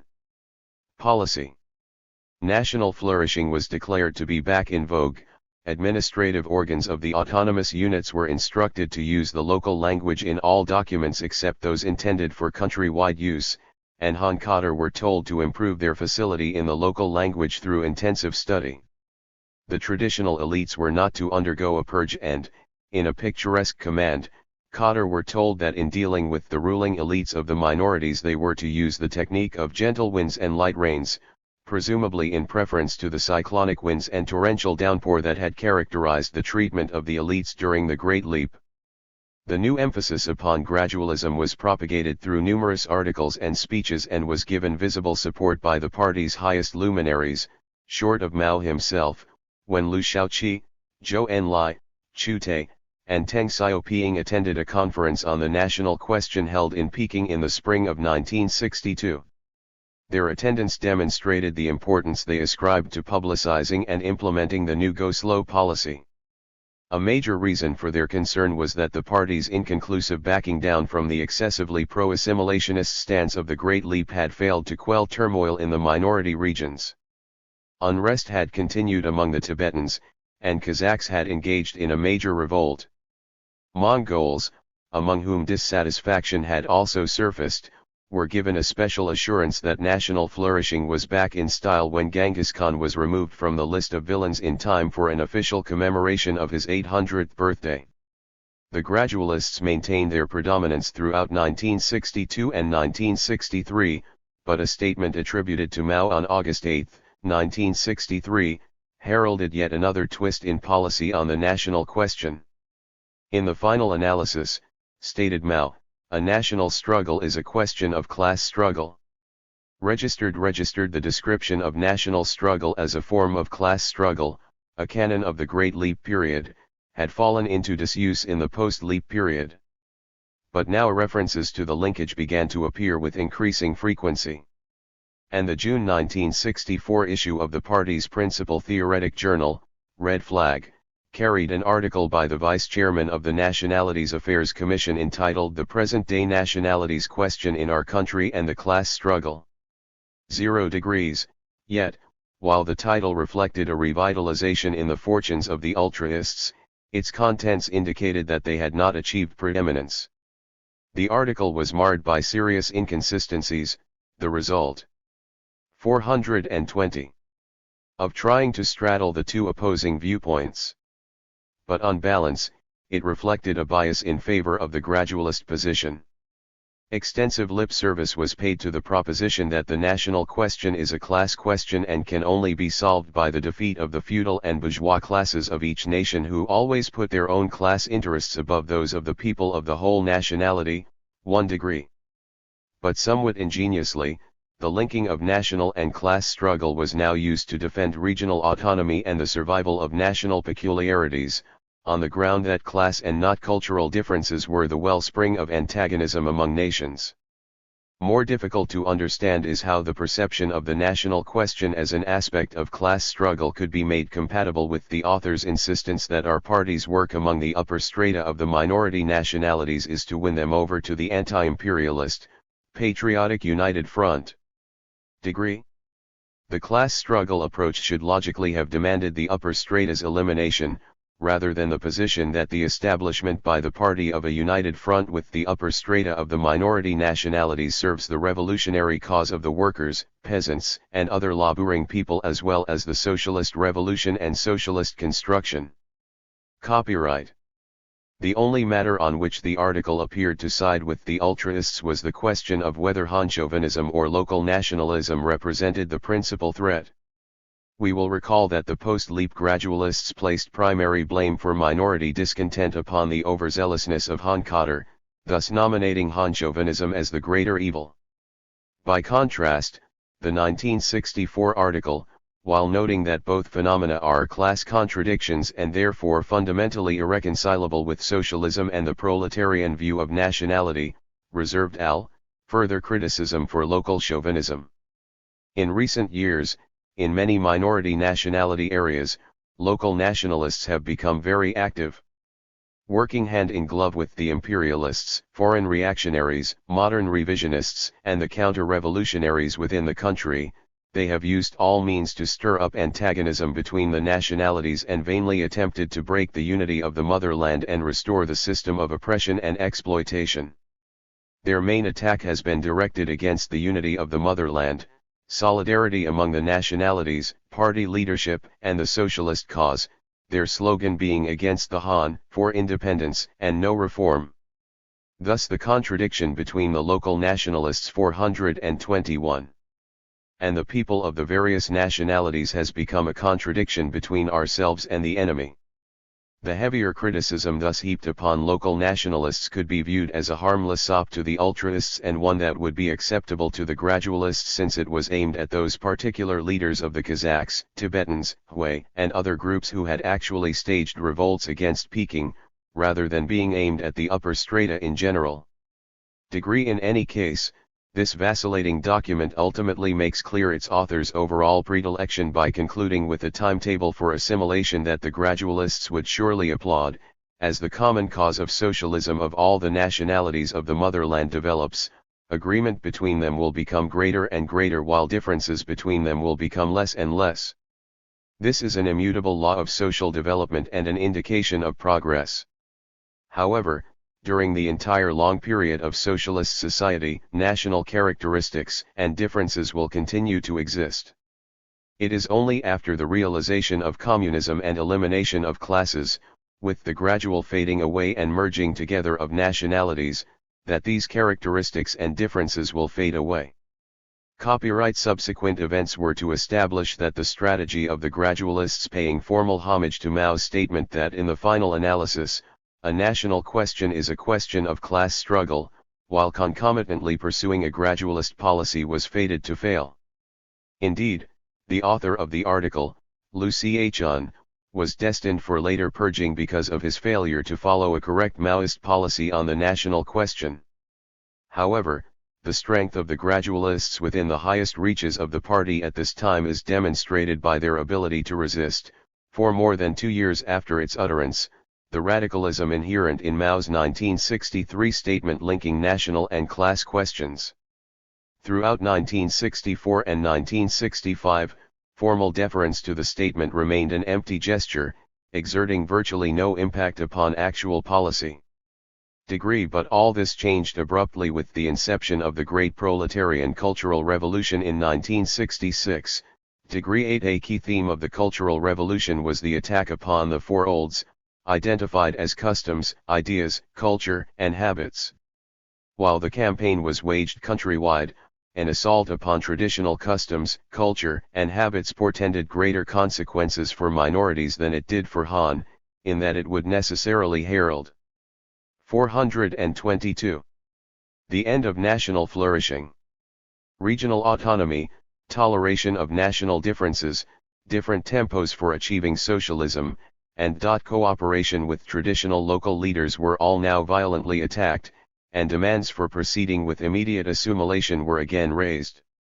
As during the Great Leap Forward, the most far-reaching measures demanded by the radicals were not carried out, and extremists operating in minority areas were often ordered by the central authorities to curtail their activities. 9. The chaos orchestrated through the medium of the Red Guards was not without restrictions, particularly where national security was involved. It is therefore probable that the periodic orders to Red Guards to refrain from zealotry in the minority areas was due to a concern to maintain security in the border regions. On the other hand, unlike the period of the Great Leap, those favoring rapid assimilation could now savor the humiliation and purging of the most renowned figures who had publicly defended a gradualist approach to the national question. The list included no less a personage than the Chief of State, Liu Ch1. The most prominent gradualists were not, of course, purged solely or even principally because of their attitude toward the national question. It was their reluctance to prescribe radical therapy for all aspects of Chinese society that enraged their opponents. However, given the relative numerical insignificance of the non-Han peoples, it is remarkable how much emphasis was placed upon the alleged deviations of the gradualists with regard to the national question. Thus, the General Secretary of the party, Teng Xiaoping, was accused of abetting the 1959 Tibetan Revolution. And a pamphlet aimed at bringing down the Chief of State was entitled Completely Purge Liu Xiaocht for his counter-revolutionary revisionist crimes in United Front, National Lives, and religious work. After citing from Liu's writings of 1937, 1948, and 1954, all of which had reflected what at the time was the current position of the party and Mao, the authors charged him with being a proponent of national separatism. Those who were purged for favoring a more gradual approach to the national question included a number of non-Han, some of whom had long been among the most honored and trusted members of the CCP's elite. Typical of the allegations were charges that they had promoted national splitism and had been trying to establish an independent kingdom. However, beyond such extreme accusations, the principal allegation made against both Han and non-Han gradualists was that they had undermined the thought of Mao Zedong on the national question. The absence of refer. J.I. 423. Incest to Leninist national policy in the allegations is both revealing and appropriate, since the national policy of the gradualists, while falling well short of Lenin's prescriptions, was manifestly more in accord with those prescriptions than was the policy advocated by the ultraists. As the allegations of the ultraists made clear, the dictum of Mao that had been purportedly trampled upon by the gradualists was his 1963 pronouncement that the national question was a class question, and not his more Leninist-sounding statements from the pre-Hundred Flowers period. Having achieved the upper hand, the ultraists agitated for having this non-Leninist approach sanctified by inclusion in the party and state constitutions. The party constitution of 1956 was attacked for stressing only the special characteristics of the nationalities and the conducting of social reforms according to their own wishes, but not the party's leadership and the socialist revolution. It was further charged that this approach had fostered bourgeois nationalism rather than internationalism. By emphasizing nationalism to the exclusion of patriotism and internationalism, it in reality creates national schism. The broad revolutionary masses maintain that the following directive from Chairman Mao should be stressed in the new party constitution of the 9th Congress. National struggle is in the final analysis a question of class struggle. The unity of all nationalities on the basis of the thought of Chairman Mao Zedong and on the socialist road should be stressed. 14. The ultraists had their way through omission rather than commission, for the constitution that was unanimously adopted the following year, 1969, by the 9th Congress made no reference whatsoever to the non-Han peoples.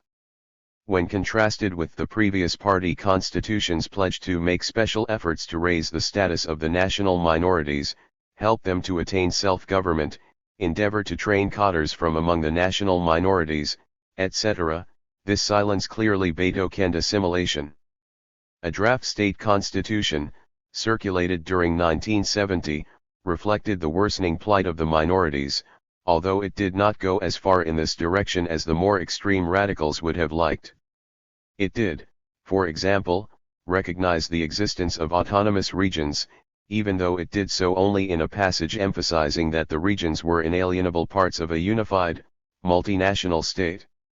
Registered similarly, the minorities were extended freedom to use their spoken and written languages, but this was far more preferable to the 424 extreme ultraists than had been the wording of the 1954 Constitution that had granted, in addition to the freedom to use, the freedom to foster the growth of their spoken and written languages. However, Most satisfying to the ultraists must have been the elimination of any reference to the 1954 recognized right of the minorities to preserve or reform their own customs or ways. This omission left little doubt that national flourishing was considered a thing of the past. The ultraists remained preeminent from 1966 until 1971. As the latter year wound down, a number of public disclosures and announcements suggested that yet another shift in the power struggle had occurred. Clues included a series of personnel changes in the leadership of the autonomous regions, a People's Daily article calling for more minority cadre, and numerous uncritical references to the cultural differences among national groups. During 1972, indications of a changing national policy multiplied. The Central Nationalities Institutes, closed down during the Cultural Revolution, were reopened, national forms were once more described in favorable terms, and selective quotations by Mao from the pre-Hundred Flowers period began to slip into print.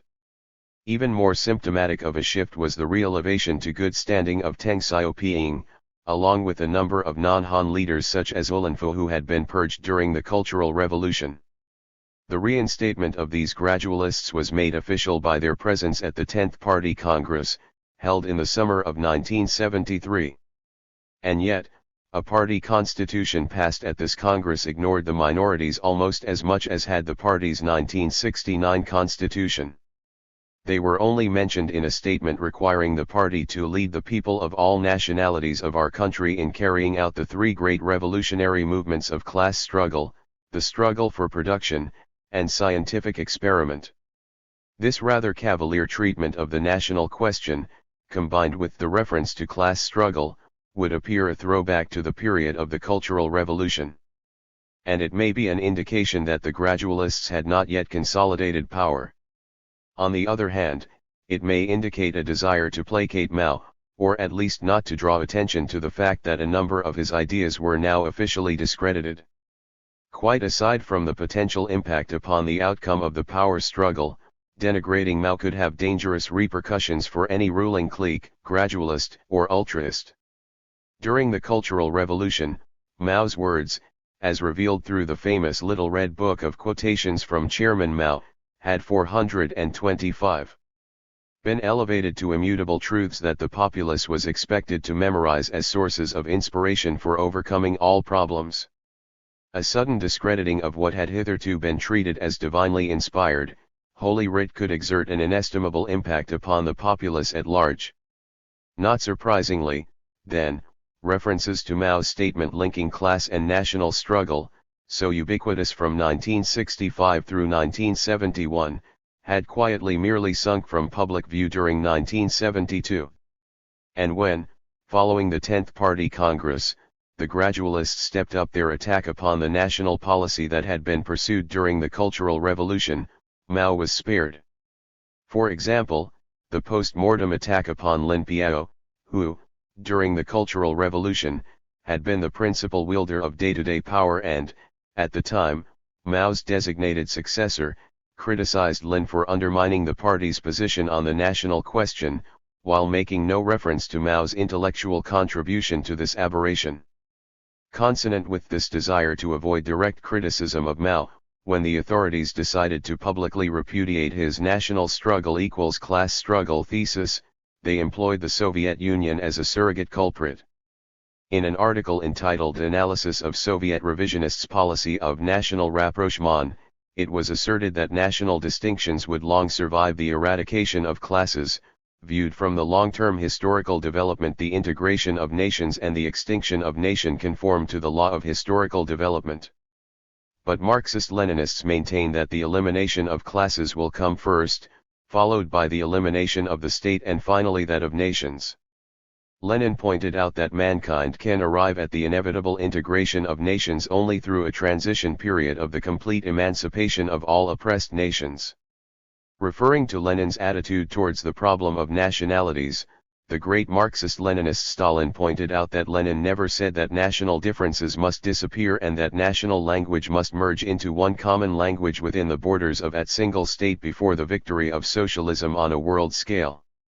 On the contrary, Lenin said something that was the very opposite of this, namely, that national and state differences among peoples and countries will continue to exist for a very, very long time even after the dictatorship of the proletariat has been established on a world scale. 18. Despite this commitment to a lengthy period of national flourishing, official documents continued to reflect an unwillingness to. 426. Return to the phraseology of the pre-Hundred Flowers period. For example, the long-awaited state constitution, finally unveiled in 1975, did not vary substantially from the 1970 draft. It did reassert the Leninist dictum that all nationalities are equal, but it aped the 1970 draft in granting only the right to use one's own language but not the right to foster it. In specific guarantees to the minorities, it fell short of the 1954 constitution. This wariness on the part of the gradualists seemed to evaporate with the death of Mao in 1976. Even before the year of his death ended, the publication of his 1956 speech to the Politburo, in which he had pledged to sincerely and actively help the minority nationalities to develop their economy and culture and in which he had identified Great Han chauvinism as the principal evil, signaled a return to the minority policies of the early post-revolutionary period.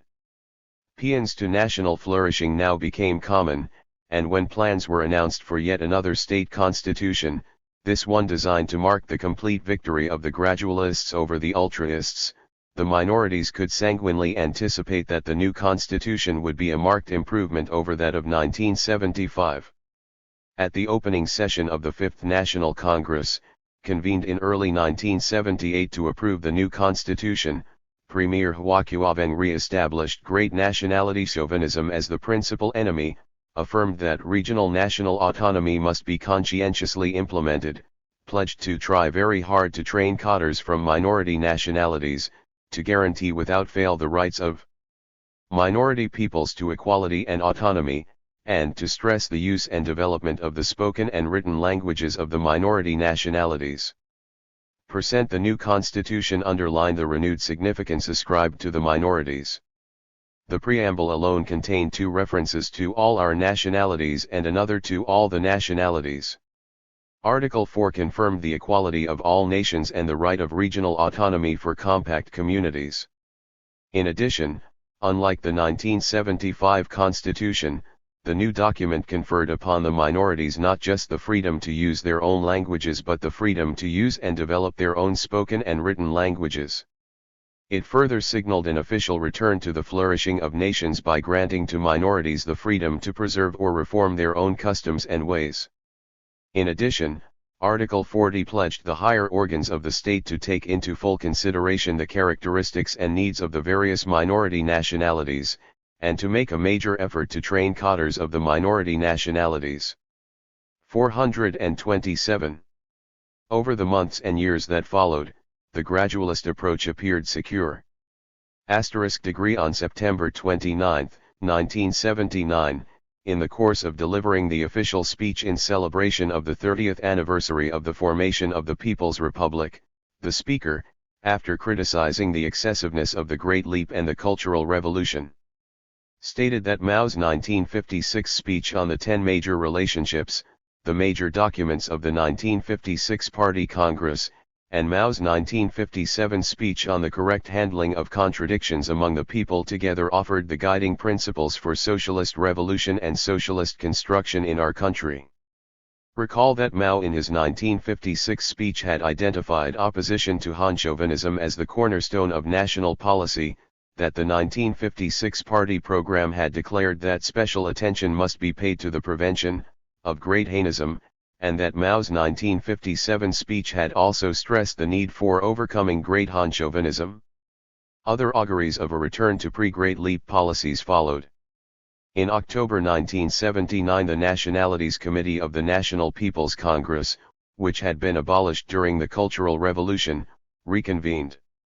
In an address to the committee, the rehabilitated Mongolian leader, Ulanfu, pointed out that the socialist stage is a time in which all nationalities develop and flourish. He also made a strong case for meaningful autonomy, noting that autonomous organs should not exist in name only.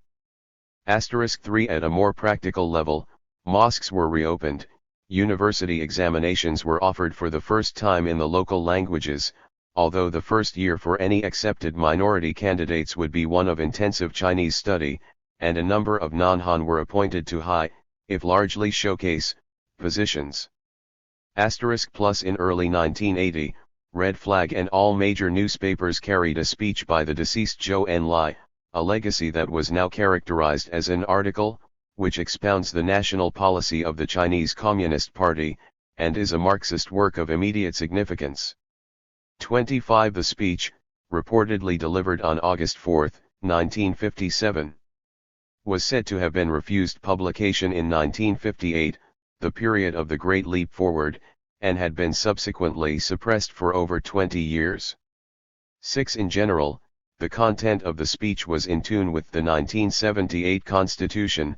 Han chauvinism was depicted as a more pressing danger than local nationalism, and both were described as contradictions among the people rather than between the people and enemies of the people. Differential tempos to achieving socialism were upheld. Some nationalities were to be spared. Birth control requirements applied to the Han. Individual languages were 428 to be encouraged, and peoples without a written language were to be assisted in developing one. The language of the dominant group in an autonomous area was to become the area's first language. Indigenous Khader should represent a proper ratio of the Khaders in autonomous areas, and the customs and habits of all nationalities must be respected. In sum, national flourishing was reaffirmed. Interestingly, however, the speech also emphasized the progressive nature of assimilation in the absence of coercion. The Hans are so numerous simply because they have assimilated other nationalities. Assimilation is a reactionary thing if it means one nation destroying another by force. It is a progressive act if it means natural merger of nations advancing toward prosperity. Assimilation as such has the significance of promoting progress. The Hus are so huge in number just because they have succeeded in absorbing people from other nationalities. To absorb and expand, what's wrong with that? The posthumous publication of Zhou Enlai's speech was therefore a reminder that, while the CCP had returned to a policy of national flourishing, assimilation remained the ultimate goal of the party. Moreover, the new constitution's several references to a unitary state and to the unity of all nationalities represented a further reminder that autonomy had strict limitations and that the authorities would remain vigilant for signs of splitism. *. Finally, given the history of the party's vacillations on the national question, the minorities could not be certain that the constitutional guarantees of 1978 would prove any more durable than had those of 1954.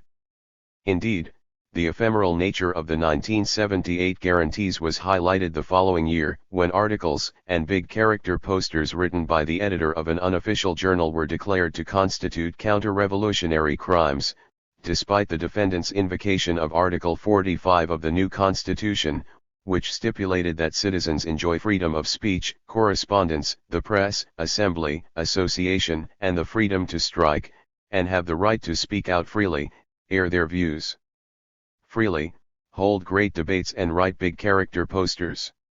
2. Although minorities were in no way involved in the trial, the case's pertinence to the national question was underlined by the fact that the defendant was specifically charged with violating Article 56 of the Constitution. Citizens must support the leadership of the Communist Party of China, support the socialist system, safeguard the unification of the motherland and the unity of all nationalities in our country, and 429. Abide by the Constitution and the law. The case in effect made Article 56 paramount to all other articles, with the result that a claim to freedom of speech, assembly, association, and the like could not prevail against a charge of undermining the unification of the motherland and the unity of all nationalities. Since the policy of the gradualists concerning the national question had enjoyed official sanction since 1976, the further solidification of power by this element, signified by the 1981 ouster of Hua Kuofeng from the party's leading office, was not immediately followed by any marked shift in national policy. At the same Central Committee session at which Hua's resignation was announced, a lengthy resolution on Mao's achievements and errors was adopted, in which past mistakes on the national question were acknowledged. The resolution read in part, "In the past, particularly during the Cultural Revolution, we committed, on the question of nationalities, the grave mistake of widening the scope of class struggle, and wronged a large number of cadres and masses of the minority nationalities. In our work among them we did not show due respect for their right to autonomy. It is necessary to persist in their regional autonomy and enact laws and regulations to ensure this autonomy." Degree. A draft for a revised constitution, circulated the following year, was in accord with this desire to enact laws to ensure autonomy. It appeared to support the augmentation of powers of all autonomous units and, following current Soviet practice, required that the head of each autonomous unit henceforth be a member of the indigenous people. Degree and a new party constitution, also released during 1982, proclaimed that the party persists in the policy of regional autonomy. Perhaps more important than this formal recommitment to autonomy was the general importance ascribed to the minorities in the party constitution, a vivid contrast with the constitution of 1973. In the preamble, the people of all nationalities was now repeatedly used in lieu of the more conventional the Chinese people or the Chinese workers and peasants. 3. The post-Mao period was therefore marked by a return to the flourishing of nations. But this recommitment to national flourishing, as well as the constitutional concessions to autonomy, while certainly indicative of a major shift away from the extreme assimilation now policies of the Cultural Revolution, must be viewed against the broader framework of post-Mao national policy. The article authored by Zhou Enlai, which had been released in 1980. 430. And described as embodying the national policy of the current party leadership, had indeed approved regional autonomy and an expanded use of indigenous cadre. But it had also defended the past gerrymandering and resettlement policies that had left all autonomous units severely diluted from an ethno-national aspect. Moreover, the article had emphasized that Han cadre were to be important fixtures in all autonomous units, particularly in positions calling for what he termed leading cadres. And finally, as we have noted, the article had quite candidly championed the desirability of assimilation. Confirmation that the newly ensconced leadership indeed favored those aspects of Chu's policies that fostered control over the minorities could be detected in the unraveling of events during late 1982 and early 1983. As the new elite consolidated its power, a somewhat subtle shift away from its previous pro-minority stance occurred. Whereas in 1979, publicity had focused on those 1956-1957 speeches of Mao in which great Han chauvinism had been singled out for censure, the preamble of the new state constitution, adopted in December 1982, noted that it is necessary to combat big nation chauvinism, mainly Han chauvinism, and also necessary to combat local national chauvinism. Moreover, while the new constitution did reserve to the indigenous peoples a number of showcase positions in the government of the autonomous units, it also introduced for the first time in a constitution a harsh warning against any separatist activities. Article 4 read in part that any acts that undermine the unity of the nationalities or instigate their secession are prohibited. Furthermore, restrictions on family size, formerly restricted to the Han, were extended to the minorities 1%, and although the campaign to increase the number of non-Han cadre continued, a number of articles and speeches emphasized that Han cadre were to remain indefinitely as part of the power structure in minority areas. *4 Finally, references to all the nationalities as members of a single Chinese nation reflected Zhou Enlai's view of assimilation as a progressive development. Yugoslavia. The early, post-revolutionary national policy of the YCP was a reflection of the still fresh memories of the World War II period. Intense national passions, manifesting themselves in outbreaks of genocide, had surfaced during the Axis occupation. The YCP was therefore fully sensitized to the danger of encouraging awareness 43 of national distinctions. In this charged atmosphere, a policy of indigenization, such as that introduced by the Soviets and, to a lesser degree, the Chinese during their early years in power, could be particularly counterproductive to the creation of a viable state. On the other hand, the party had pledged respect for a right of secession at least as recently as December 1942 and had been promising the lesser right of regional autonomy since November 1943. Too rapid a repudiation of respect for national aspirations could be perceived as duplicity and therefore also prove counterproductive. Moreover, a policy that did not appear to pander to national peculiarities could hardly be expected to attract the inhabitants of Albania, Bulgaria, and northern Greece to join with Yugoslavia in forming a single political entity, a goal that the YCP endorsed at the time. The strategy selected by the party in order to straddle these two contradictory needs, that is, the need to carefully contain nationalistic proclivities while not seeming to depart from earlier promises, was to bypass the stage of indigenization and to embark directly upon the policy that was currently in effect in the Soviet Union. As would later be acknowledged by Stalin's successors, that policy was one under which form and substance were virtually at total variance. The Yugoslav Constitution of 1946 resembled the Soviet Constitution of 1936, the so-called Stalin's Constitution, in the many privileges and rights it bestowed upon the national groups and republics. Aping the Soviet myth model, it defined the republics as sovereign and made a chamber of nationalities one of two co-equal houses at the apex of the formal governmental structure. #degree It guaranteed the sovereignty, equality, and national freedom of the peoples of the FPRY and their people's republics and acknowledged the special characteristics of each people's republic.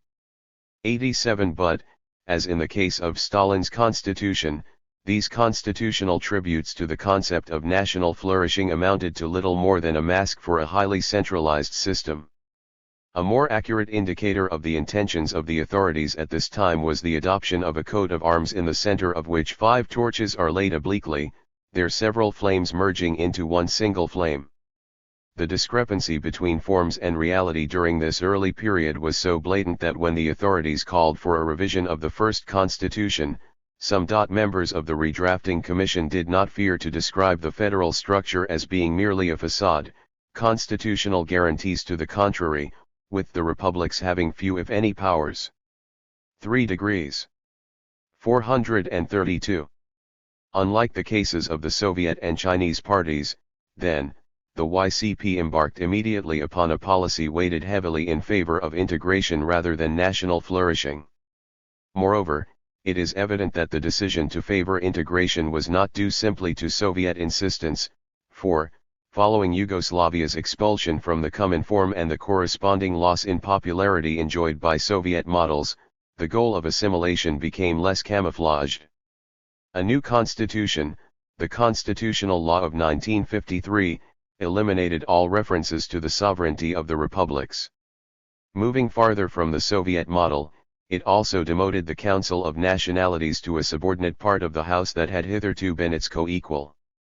The name of its replacement, the Council of Producers, was also not without significance, for the new emphasis upon the production unit as a focus for identity was designed, in its architect's words, as a new factor which creates a socialist community of a new type in which language and national culture become a secondary factor.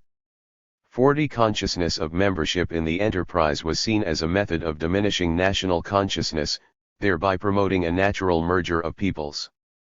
There were non-constitutional straws in the wind at this time also, going beyond the Soviet notion of the exchange of Qadr between republics.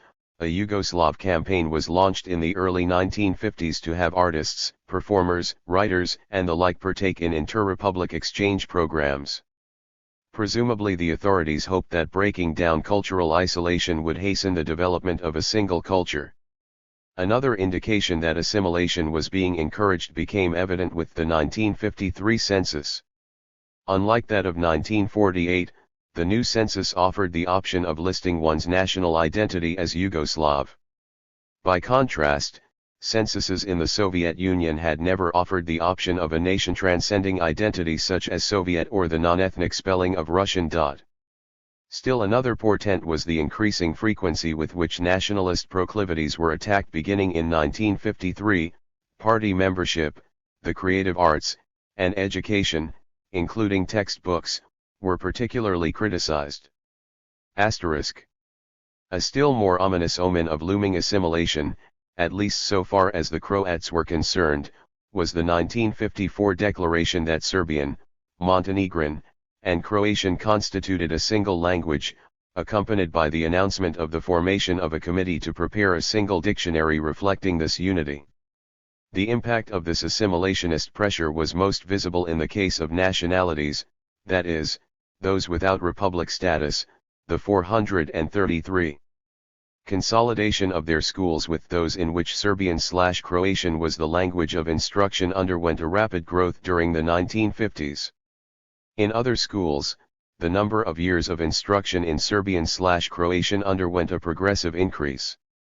And the provincial culture committees for minorities, after a steady deterioration in their influence, were formally abolished in 1957. The decision to pursue assimilation more openly and more vigorously following the rupture with Moscow had unquestionably been related to that development. The rupture provided both the opportunity and the need for a more undisguised approach to merging. On the one hand, Moscow was now cast in the same unifying role of the outside threat that the Axis powers had so ably performed during the recent wartime period. Anyone who resisted integrationist pressures could henceforth be branded as commonformist, a new synonym for traitor.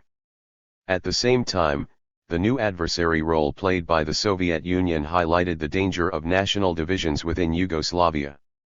Given the history of Moscow's directives to the YCP concerning the manner in which the national question was to be exploited, particularly those during the 1920s and 730s, Belgrade could well expect Moscow to renew its interest in the Trojan horses represented by the various national groups within Yugoslavia. Rapid strides toward assimilation could thwart such a Soviet tactic. Moreover, in evaluating the likelihood of achieving such rapid strides, the YCP could find grounds for optimism in the fact that the concept of a single people was not totally alien to the Yugoslav tradition. There were numerous precedents for maintaining that the major ethnic elements within the country, the Slavs, comprised a single nation. Recall, 1. That this was the presumption underlying the creation of Yugoslavia in 1919, 2. That the adoption of the country's new name, Yugoslavia, in 1929 was intended as a testament to this single national identity. #3, that several factions, including the Socialist Party, persevered in this position, and 4. That the YCP had itself supported the one-nation concept until forced to recant in 1925 under great pressure from Stalin and the Comintern. Many factors therefore accounted for the YCP's decision to promote assimilation more openly. Yet, even while doing so, the leadership's cautious language manifested a continuing fear of triggering national reactions on the part of the individual nations. With each step taken toward assimilation, reassurances were given that no attempt was being made to obliterate the nations and their cultures. References to assimilation were eschewed, as were Ref. 434. Errances to less offensive Leninist terms, such as rapprochement, fusion, merger, and the like. The practices of using innocuous-sounding substitutes and that of coupling references to concrescence with reassurances concerning the continuing viability of national cultures were apparent in a speech delivered in early 1958 by the President of the Cultural Exchange Assembly, itself an organ specifically designed to foster a merging of the cultures. The President stated in part, although in the process which is developing in Yugoslavia the structure of the nations is changed in the direction of ever greater interrelatedness, the independent cultural development of each nation was, and remains, the condition for cooperation and the further drawing together of our peoples. 8. The party program of 1958 was only slightly more forthright.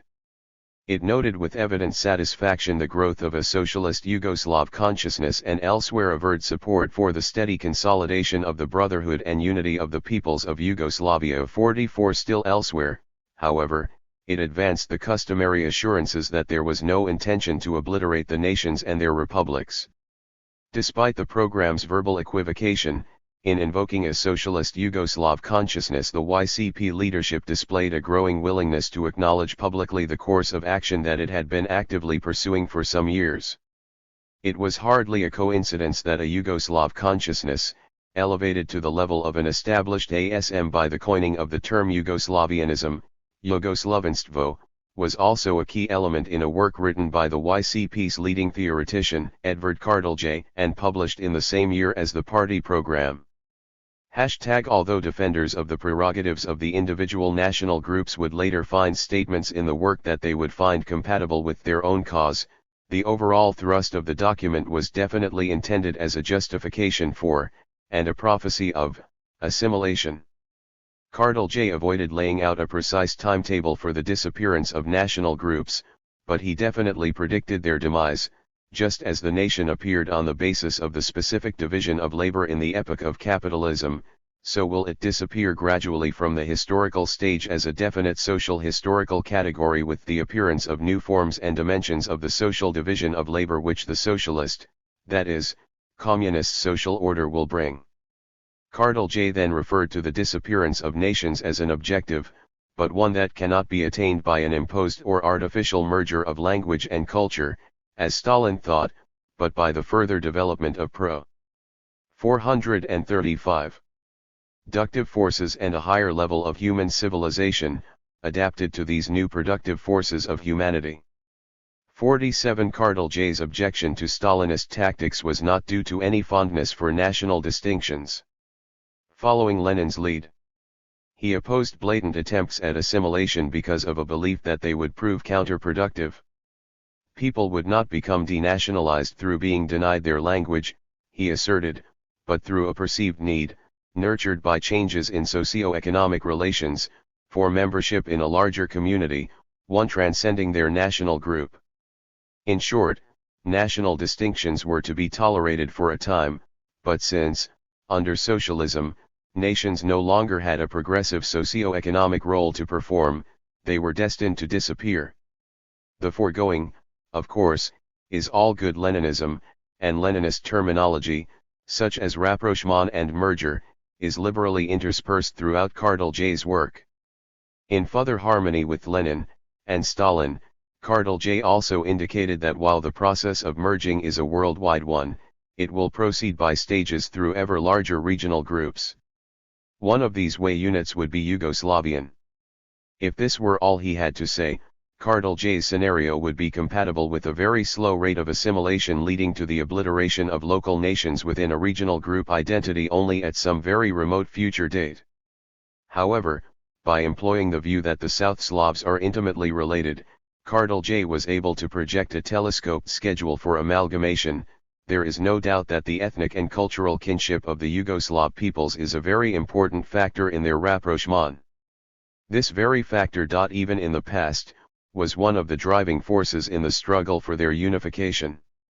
Ethnic kinship and cultural affinity of the peoples of Yugoslavia, it is understood, give to this organism a characteristically appearing form and strength, facilitating the process of its internal cohesion.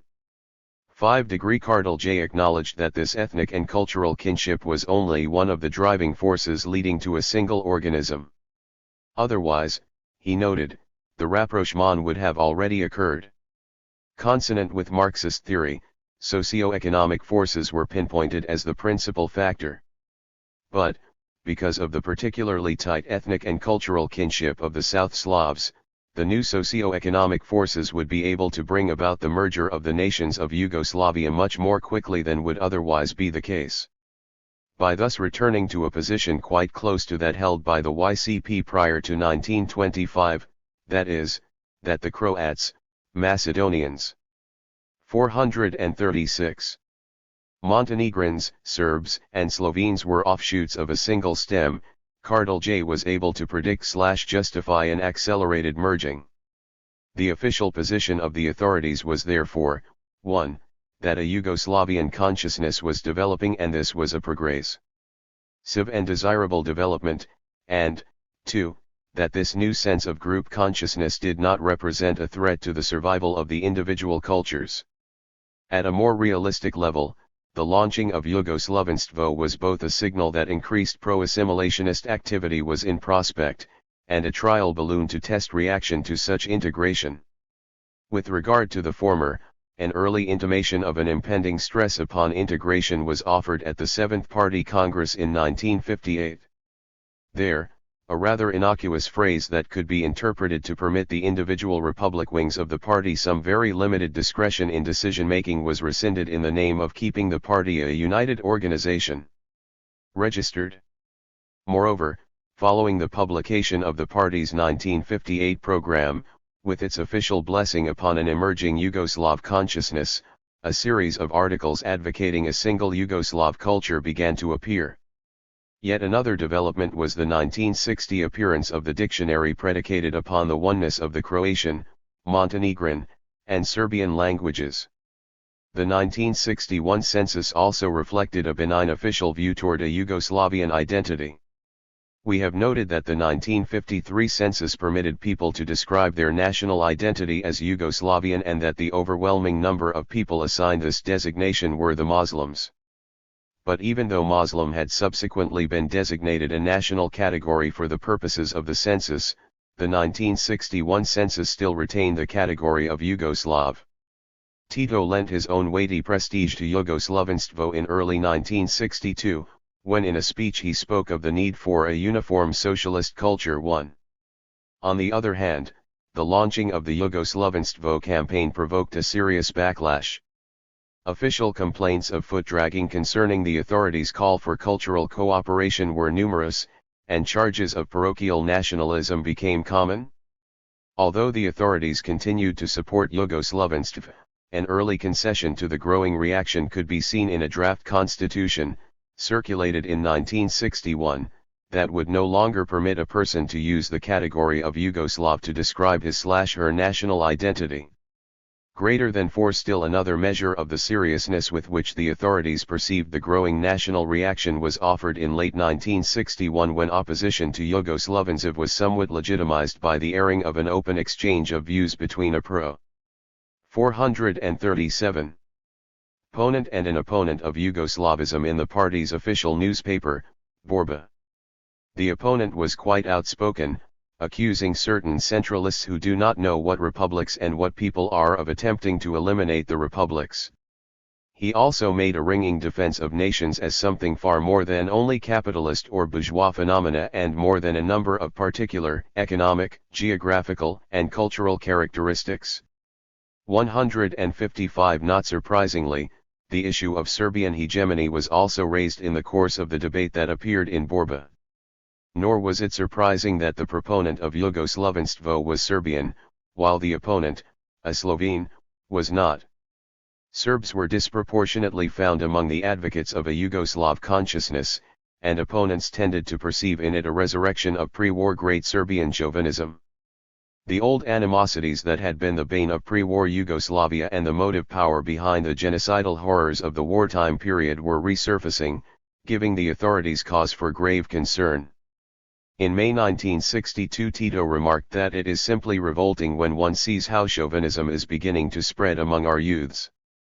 5 degrees in September of the same year, Tito felt compelled to reassure the non-Serbs that assimilation was not in prospect. Speaking before the Federal Assembly, he noted, "When we speak about integration, we do not think of the integration of nationalities, of their assimilation or negation." 5 Before the same body, Cardinal J made a specific reference to the party's vigilance against hegemonism. Our federation is not a frame for making some new Yugoslav nation, or a frame for the kind of national integration which various advocates of hegemonism or denationalizing terror have been dreaming of. Degree 8 About this same time, regional leaders of the YCP were giving assurances to their particular groups that merging was not an immediate prospect and that nations would continue to exist during the stage of socialism. 1 Registered degree resistance to integration and the national passions that showed signs of revitalization in its wake were causing the leadership to have second thoughts. In early 1963 Tito still voiced support for Jugoslavenstvo, but with a decidedly defensive tone. To reporters he cited letters from children indicating their wish to be identified as Yugoslavs, and he added that our cultural life should develop within a Yugoslav framework. However, the implication was that few adults shared this vision, and he lamented that there are even individuals who simply don't dare to call themselves Yugoslavs. 6 cents. Moreover, less than 2 weeks later, Tito publicly complained that there are not a small number of people in particular republics. 438. And among them some communists, who find it difficult to speak the word Yugoslav. 6. Tito's reference to the children who desired to be called Yugoslavs proved to presage the resuscitation of a right to have one's national identity listed under that rubric. Unlike the draft Constitution of 1961, the Constitution of 1963 did not rule out adopting Yugoslav as a national designation.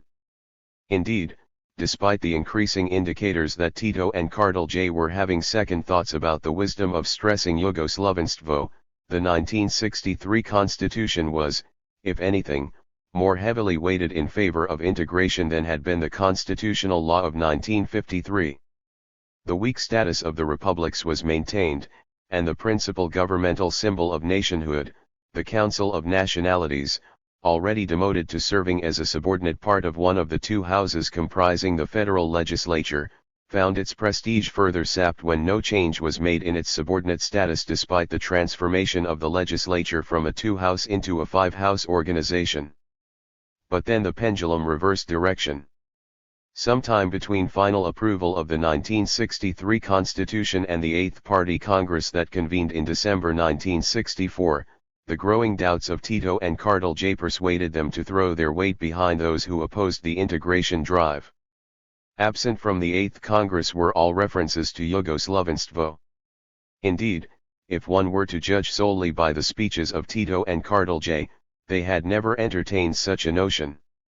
Tito, for example, took to task certain people, including even some communists who suffered from the confused idea that the unity of our peoples means the elimination of nationalities and the creation of something new and artificial, that is a single Yugoslav nation, rather on the lines of assimilation and bureaucratic centralization, Unitarianism, and hegemony. Registered proof that these words were not just another verbal smokescreen designed to pacify the non-Serb national groups, but were in fact intended to signify official renunciation of the policy attacked at the Congress as integral Yugoslavism could be found in the new powers assigned to the Republican branches of the YCP. As noted earlier, in the name of absolute party unity, the previous Congress, held in 1958, had stripped these branches of even the most nominal powers of decision-making.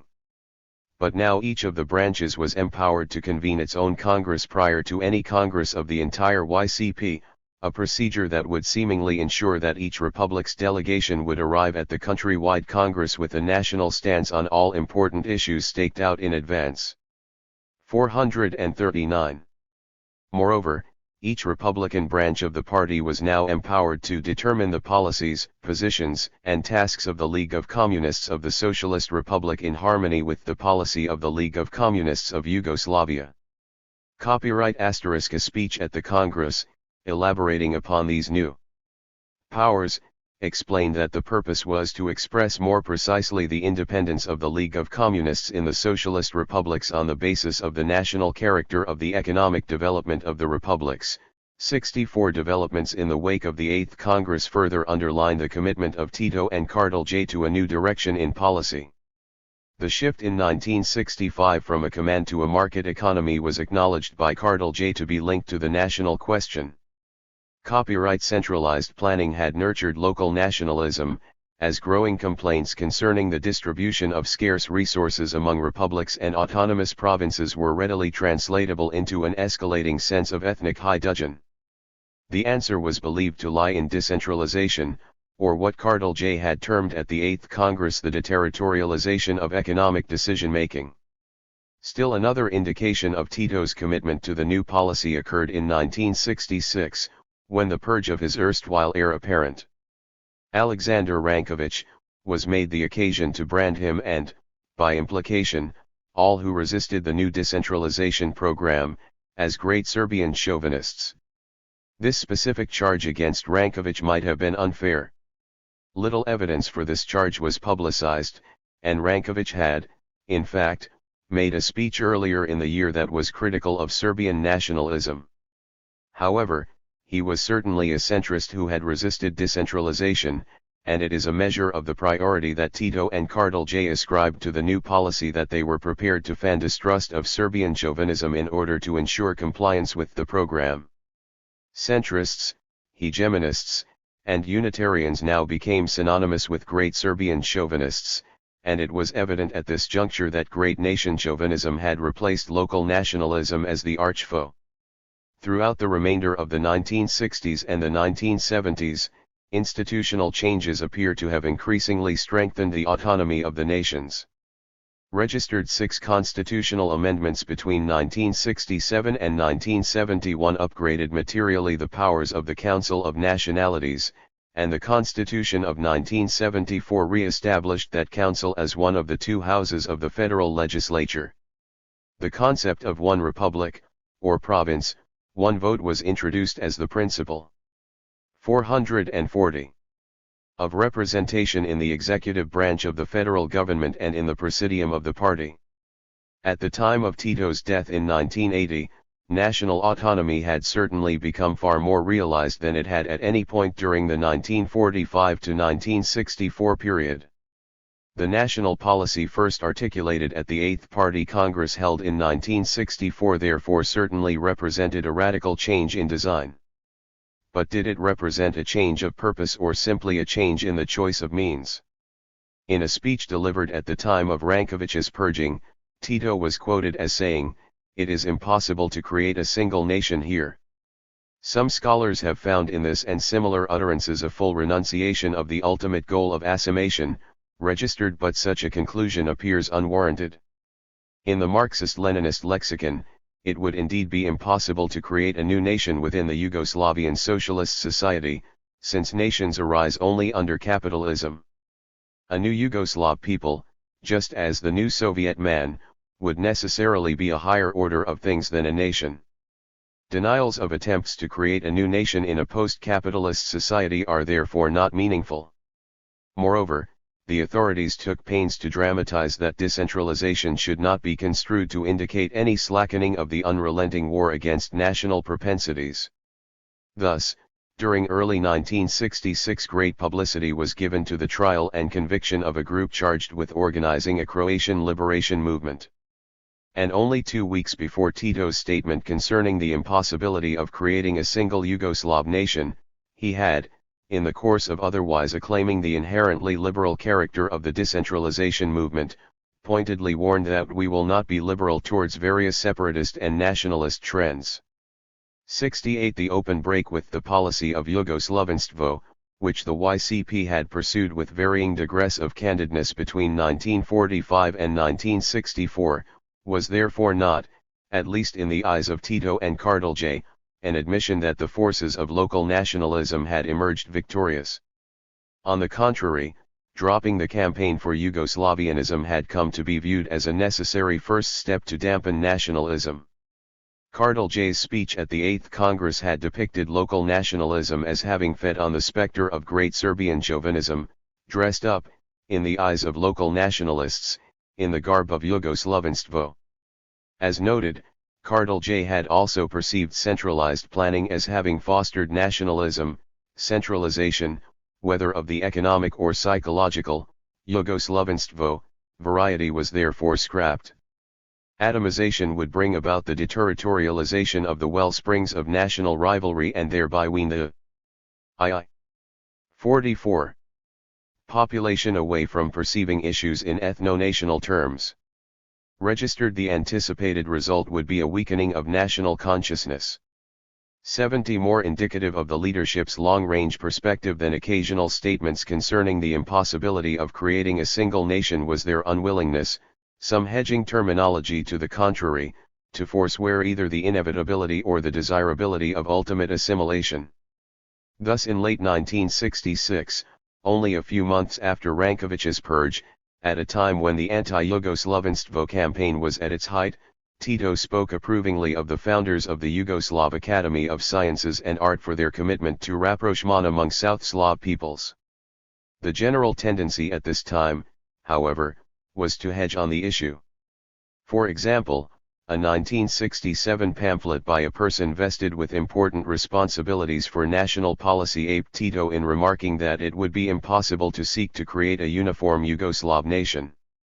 He added, any attempt of this sort would amount to forcible assimilation in defiance of individual historical traditions and heritages and the existence and functioning of a whole series of national institutions.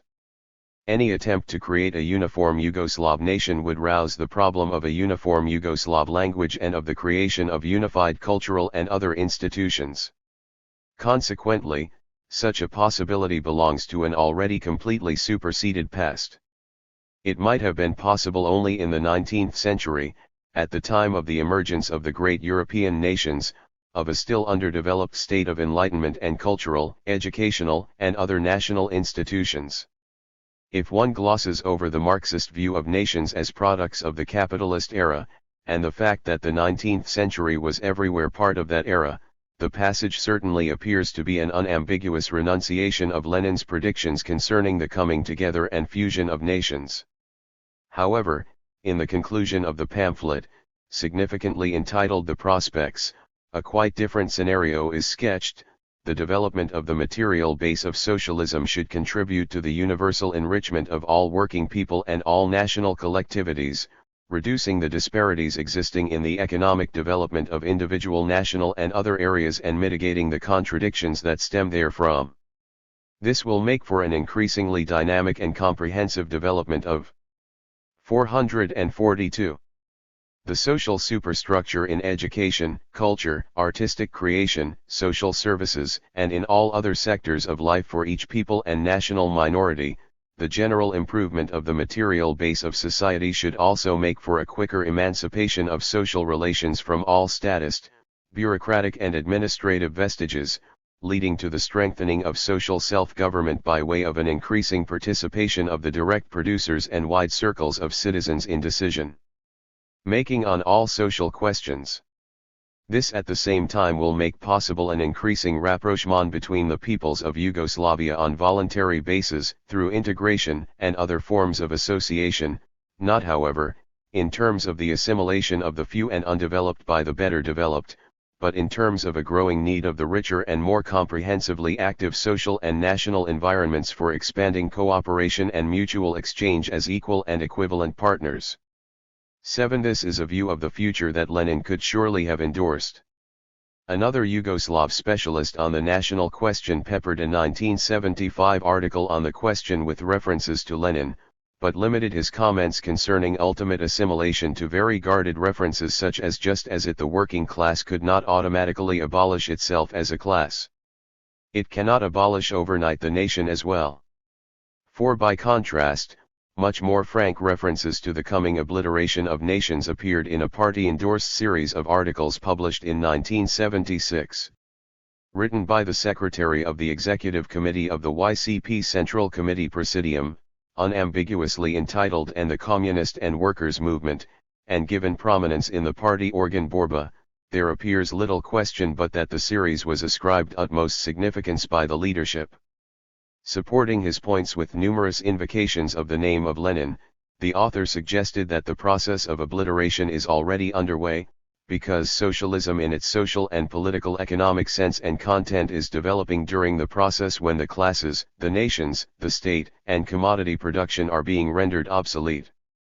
Lest the message be overlooked, the concluding paragraph to the series again hits at the ephemerality of nations, proceeding from the Marxist view, according to which the national question is essentially a class question, or rather the nation is a form of the society's class structure and that the nation will disappear along with the disappearance of the class.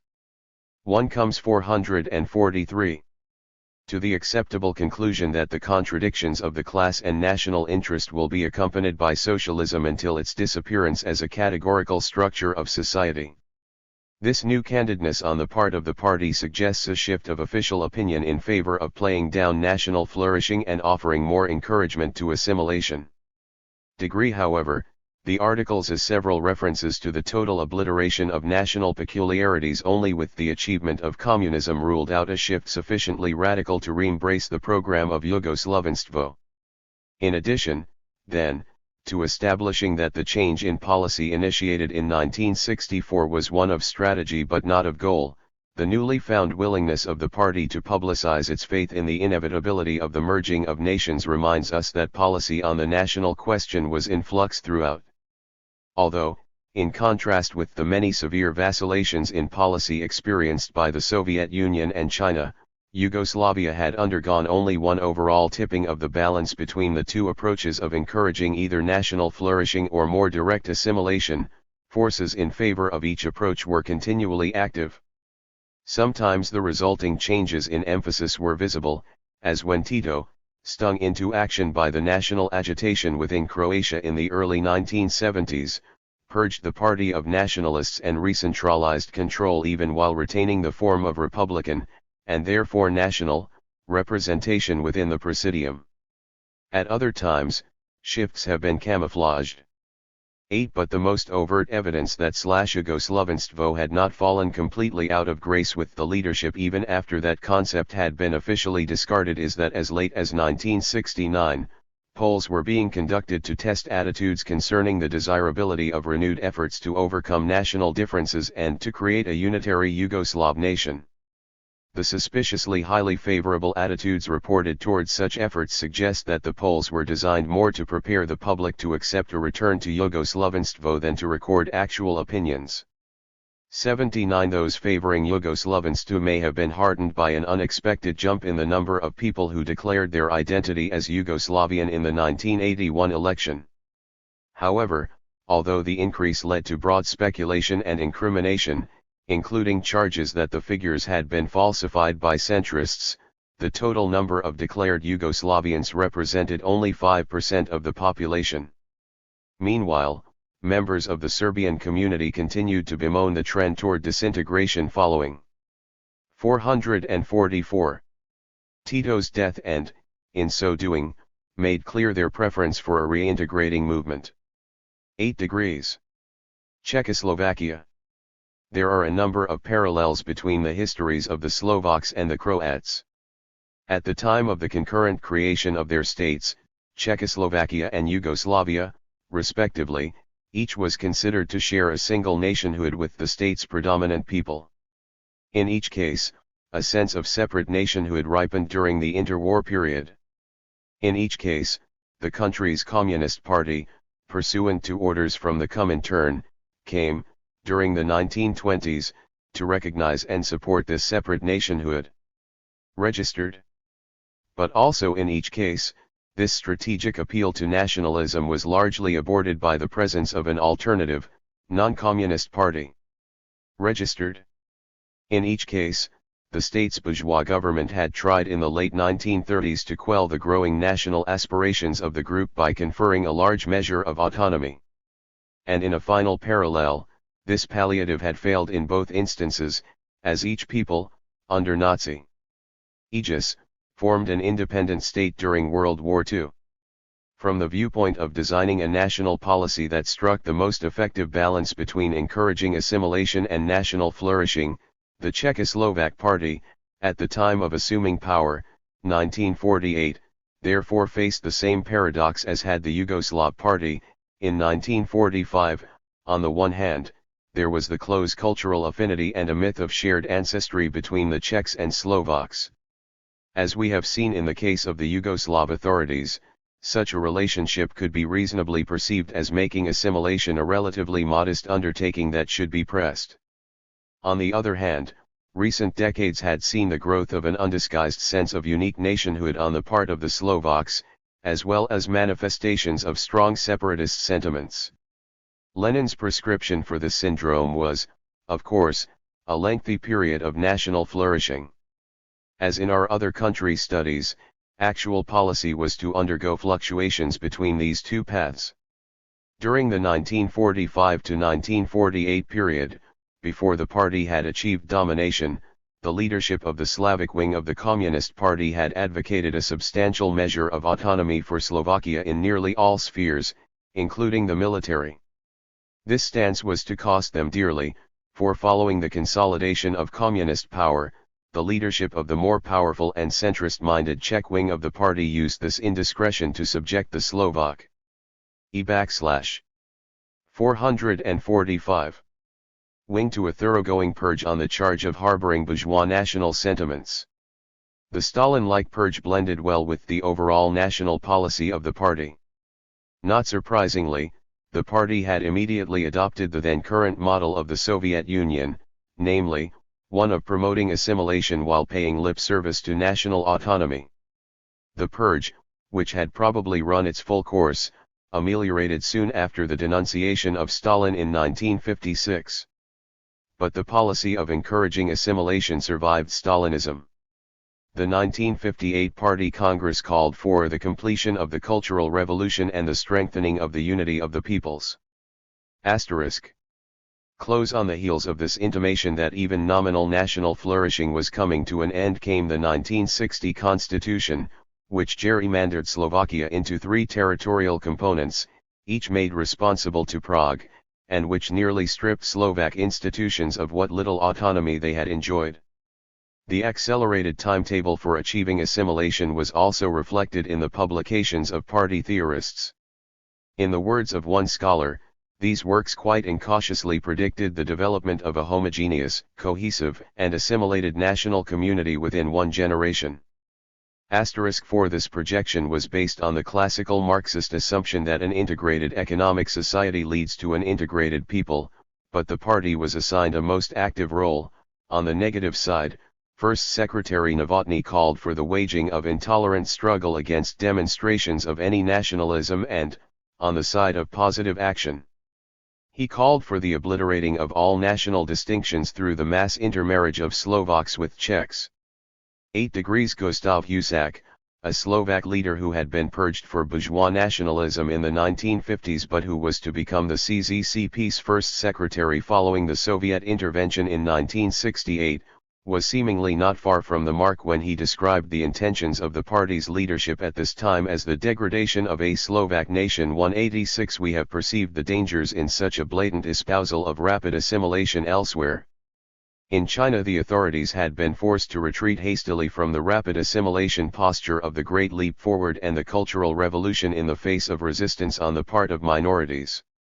And we have just recorded that the reaction to the Yugoslovenstvo campaign had caused Tito and his colleagues to order an about-face. The experience of the Czechoslovak party proved to be similar. Slovak writers, supported by the leadership of the Slovak wing of the party, staged a counter-offensive. Much of their campaign centered upon absolving TAR. 446. Gets of the anti-nationalist purge of the early 1950s and upon ridding the Slovak nation of the taint of massive collusion with the Nazis. Novotny resisted for a time, but by December 1963 the party's Central Committee was prepared to acknowledge that the attacks upon Slovak communists had been unsubstantiated in toto. 87 The Slovak leadership continued to press its anti-assimilationist drive, allying itself during the late 1960s with the anti-centralist, liberal movement within the country's Czech population. The difference in views between these allies was shown in a poll conducted just prior to the Soviet intervention. While 91% of all Slovak respondents believed that the most important intrastate issue was the equality of the two nations, only 5% of Czech respondents agreed. 8 Slovak leadership had come to the conclusion that only a true federalism could ensure the Slovak nation's best interests, and on March 5, 1968 the Slovak National Council voted unanimously to support federalism as the only acceptable system. Despite a decidedly less favorable view of federalism on the part of the Czechs, we have reviewed how a true federalism was in fact approved by the Czechoslovak authorities and allowed to come into being by the Soviets. 89 If the Soviets had in fact permitted the spirit of the new federal system to operate, 1968 would have inaugurated a period of true national flourishing. Registered degree However, we know that through party purges and changes in the constitution, the Soviets brought about the re-establishment of a centralized system. The GZCP's new first secretary, Husak, who, with an eye to his reputation as a proponent of Slovak rights, had unquestionably been selected by the Soviets as a means of ensuring Slovak cooperation, was soon under pressure to swing policy back toward the assimilationist goal. 9. In 1971 he told the 14th Party Congress that we must consolidate a common consciousness among the nationalities of Czechoslovakia, a single Czechoslovak consciousness founded on our socialist order. Registered. The Congress obliged, the party will increasingly promote socialist relations between our peoples and the national minorities, as well as the universal Czechoslovakian consciousness in the spirit of both proletarian internationalism and socialist patriotism, mutual respect, cooperation, equality and fraternity.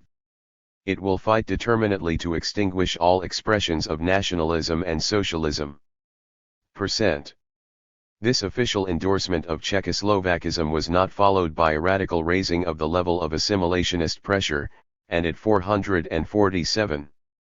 May well be that Husak was merely mechanically complying with Soviet directives. However, references to a single Czechoslovak identity continued to appear, and, in 1976, a Yugoslav reporter commented that the theory on the existence of objective conditions for creating a single socialist nation not just in Czechoslovakia, but in the countries of the socialist community is being increasingly more present in the Czechoslovak publications and press, and these possibilities are directly or indirectly being increasingly written about and publicly discussed. The article continued. The Soviet Union's experience, it is further said, points to a path of bringing closer together, of overcoming differences, of merging, of removing the specific traits of nations and, finally, of creating a socialist nation. If in a multinational state, such as the USSR, a single Soviet nation had been formed, why should not a single nation be created in the countries of the socialist community? The article then went on to cite Soviet authors, who, in turn, had been cited in the Czechoslovak press, to the effect that as a consequence of economic and military integration of the Eastern European states under CEMA and the Warsaw Pact, the objective conditions are being created in the countries of the socialist community for a merging of nations and states. The reader was left to draw the obvious inference: if the growing economic and cultural ties between the states of Eastern Europe were transforming the diverse amalgam of Magyars, Romanians, Germans, Poles, etc. into one national group, then the much more intensive intra-Czechoslovakian economic and cultural ties must have achieved much greater strides in transforming the culturally more akin Czechs and Slovaks into a single nation. The party's commitment to a merging of the nations was also apparent in an article, written by a deputy premier, that appeared in the party's journal, THIRD-WORLDISM, in late 1977.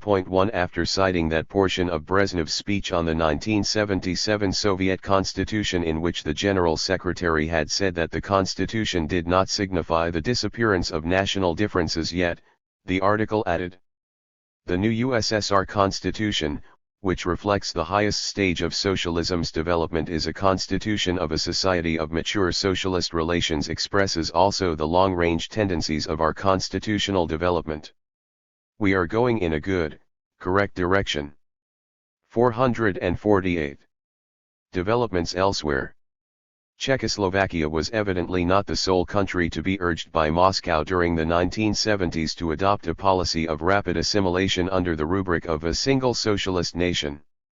The expression also became quite common at this time within two other states that were particularly susceptible to Soviet pressure: Bulgaria and East Germany. In the former, the rapid integration of all minorities into a single socialist nation was alternately described as a basic task or a foremost task of the party. Under this program, language instruction in non-Bulgarian languages was effectively curtailed, and all Muslims, Turks and Bulgars alike were pressured into adopting conventional Bulgar names. Asterisk. As the country's largest minority, the Turks came in for particular attention. 9. Adherence to Turkish customs and the Muslim faith were attacked as manifestations of Turkish bourgeois nationalism that must be eradicated in order to make the Turkish population part of the Bulgarian nation. 9. Whereas in Bulgaria, the concept of a single socialist nation was used to justify the rapid assimilation of minorities, in East Germany the same concept was used during the 1970s to rationalize the disintegration of an existent nation.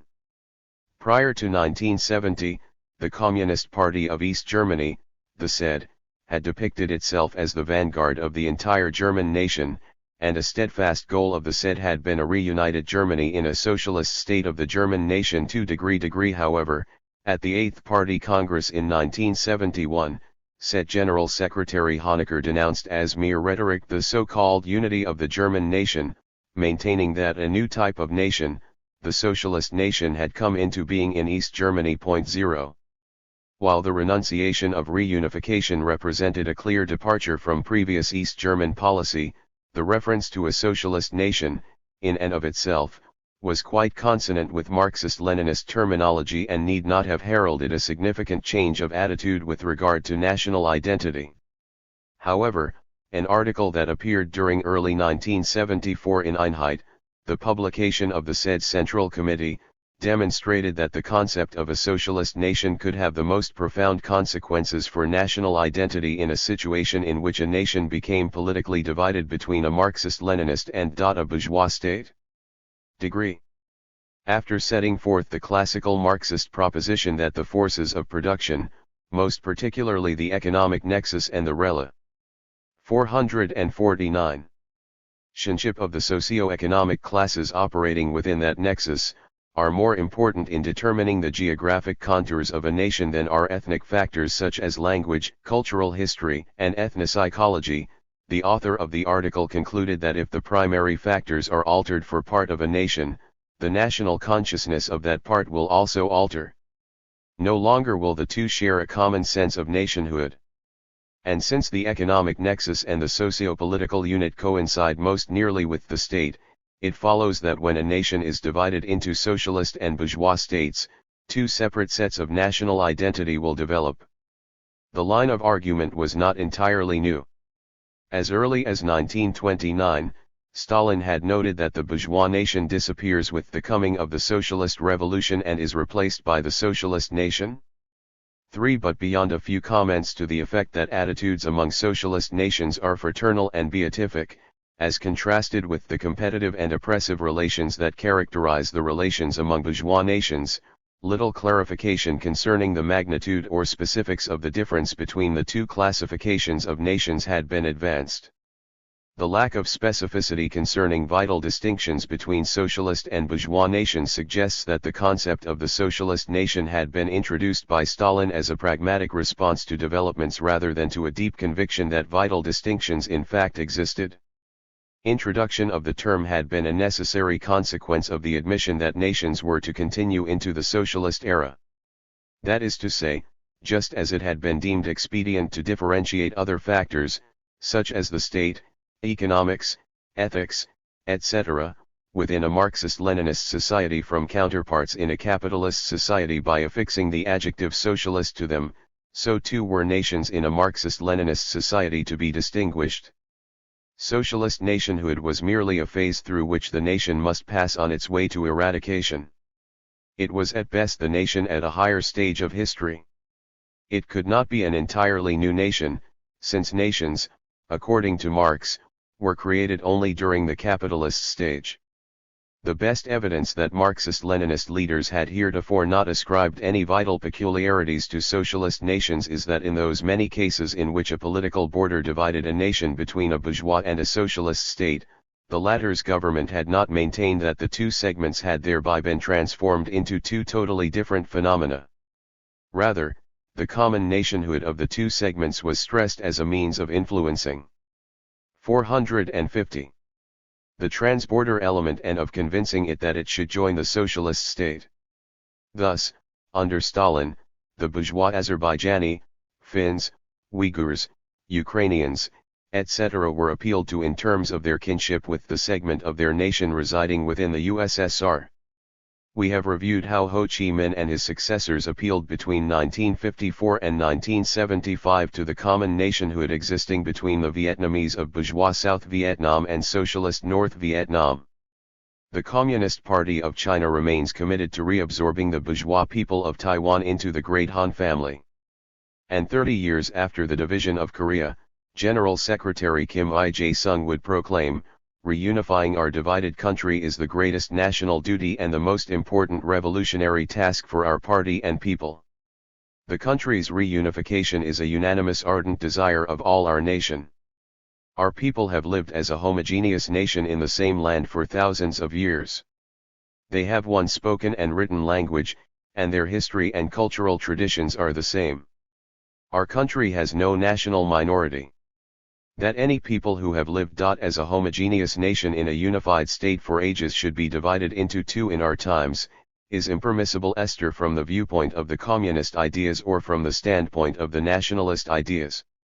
Reunifying the country is an undertaking for the good of the whole nation, and a national task feasible only when the whole nation unites efforts and struggles for it in firm unity. Although we, the communists, and the nationalists in South Korea live under different social systems and differ in ideologies and political views, there can be no contradiction between them as far as the reunification question is concerned. Now when even countries and peoples with differing social systems are fighting in concert for a common goal, why cannot we communists and the South Korean nationalists of one and the same descent and nation join hands in the bid for reunification? In all of the preceding cases, the involved Communist Party perceived support for the unification of a nation or nations as furthering its own power, and it was therefore in the party's interest to stress that the bonds of nationhood bridged the bourgeois-socialist divide. But when the East German authorities became persuaded that the theme of reunification was more of a liability than an asset, in that a vastly greater percentage of East Germans were casting covetous looks at the lifestyle of Germans to the West rather 451. Then the other way around, an attack upon the validity of the common national bond followed. 65 The assertion that an entirely new nation had come into being in socialist East Germany was, as noted, at odds with classical Marxism. Yet, this major deviation had been indubitably approved in advance by, and may well have been hatched within, the Soviet Union, for its premise that the political division of a nation subsequently gives rise to separate nations was rapidly accepted as dogma by at least one other state heavily influenced by Moscow. Witness the following statement excerpted from an official Bulgarian publication: "It is a generally known truth that the nation is a product of the bourgeois epoch, of the transition from the feudal to the capitalist social system. It is usually formed as a development already existing for centuries or, as it more seldom happens, as the result of a division of a nationality, or as a result of the unification of several nationalities. The formation of a new nation was, of course, possible also later, as a result of the division of a nation already created by that time, of the formation of two states, etc." The purpose behind the first two sentences was to repudiate a Yugoslav claim that there were living within Bulgaria large numbers of people who were allegedly part of a Macedonian nation, on the ground that pre-socialist, Bulgarian history disclosed that the people in question were part of the Bulgar nation. The purpose behind the last sentence was to deny any claim over those people living within Yugoslavia, whom the Yugoslav authorities called Macedonians, on the ground that what nations and what nationalities exist in the territory of Yugoslavia is a purely internal question, a question of the peoples of that country. 7 The important point, however, is that the incompatibility between the first and last sentences was not addressed. As had been true at the time of the original surfacing of the doctrine within East Germany in 1974, the incompatibility between alleging that a socialist state gives rise to a new nation and Marx's restricting of nation formation to the capitalist era was sidestepped in silence. The nature of the change in the national consciousness of the East Germans that the formulators of the doctrine of a new socialist nation hoped to achieve soon manifested itself. Alterations in the 1968 Constitution, as approved on September 27, 1974, demonstrated an attempt to de-Germanize the population by eradicating all references to a German nation. Gone were the opening words. 452. Of the preamble impelled by the responsibility of showing the entire German nation the path into a future of peace and socialism. In Article 1, the German Democratic Republic, formerly described as a socialist state of German nationhood, had become a socialist state of workers and farmers. In Article 6, the word German, before people, and the ending phrase of all Germans had been deleted from the opening sentence, the German Democratic Republic has eradicated German militarism and Nazism from its territory in keeping with the interests of the German people and the international obligations of all Germans. Totally omitted was paragraph 2 of Article 8, which had read, underscore the establishment and cultivation of normal relations and cooperation between the two German states on the basis of equality are the national concern of the German Democratic Republic. The German Democratic Republic and its citizens strive to overcome the partition of Germany imposed upon the German nation by imperialism, and support the step-by-step rapprochement of the two German states until the time of their reunification on the basis of democracy and socialism. The West German interpretation of what the said hoped to achieve by all of this was summed up in the critical comment of the Federal Minister for Inter-German Relations, in the opinion of the federal government a nation, and therefore the German nation, cannot be created or abolished by mere act of law. The response of the East German people to this attempt to de-Germanize them was overwhelmingly negative. In 1975 more than two-thirds of the East German population refused to identify the people of West Germany as a foreign nation. Socialist organizations within East Germany expressed their unhappiness with this attempt to sever them from their German roots, and voices of protest were heard even within the said. In less than 4 months, the attempt to purge German from the vocabulary was abandoned. During February 1975 the party newspaper, Neues Deutschland, carried a lengthy treatise whose main burden was to distinguish between the concepts of nationality and nation. Consonant with Soviet usage, a nationality was described as a group at a pre-nation stage, characterized by an amalgam of ethnic peculiarities, such as common language, culture, and traditions. According to the authors, the birth of German nationality coincided essentially with the evolution and full development of feudal society. By contrast, the German nation began to form only 453. In the 15th and 16th centuries on the basis of the capitalistic mode of production. This bourgeois German nation continued to evolve and indeed has continued to do so even down to the present day in West Germany. However, the introduction of a Marxist-Leninist political and social system within East Germany following World War II had given rise to a new socialist nation of a different order than the bourgeois nation from which it had sprung. Thus, by reverting to the two-nation thesis that they had advanced in early 1974, the authors maintained that all Germans shared a common nationality but not a common nationhood. For in a book published the following year, one of the authors of the Neues Deutschland article more expansively described the tempo of growth of a new nation within East Germany, to the extent that the foundations of socialist society in the GDR were established, national relations and national processes also changed. In this process of revolutionary transformation the presuppositions and elements of a socialist nation were created. Already in the mid-1950s, a socialist nation began slowly to develop in the GDR. At the beginning of the 1960s, when the foundations of socialism had been laid and the establishment of the developed socialist society had begun, this process reached a certain level of maturity. At present, when socialist relations of production prevail and the politico-moral unity of the people is assured under the leadership of the working class, we can speak of a highly developed stage of the socialist nation. Point 2. Thus adorned with historical vindication, the concept of a new socialist nation became a cornerstone of East German policy. At the same time, the distinction made between nationality and nation permitted the authorities to quit the dangerous course of denying German roots to the party and the socialist state. Thus, the party program of 1976 proclaimed that the party was not the representative merely of a socialist nation but of an independent socialist German nation. Registered the return to official grace of the German heritage permitted the authorities to seek increased legitimacy for their socialist order by portraying it as the progressive extension of the German past. During the late 1970s, the authorities played the German card with great frequency. Prussian history, shown in a favorable light, became a subject of a lengthy television documentary and of academic treatises. When the Soviets took an East German on a space mission, it was gleefully reported that the first German in space is a citizen of the German Democratic Republic. 454. and the cosmonaut was publicly linked with some of the greatest luminaries of German history.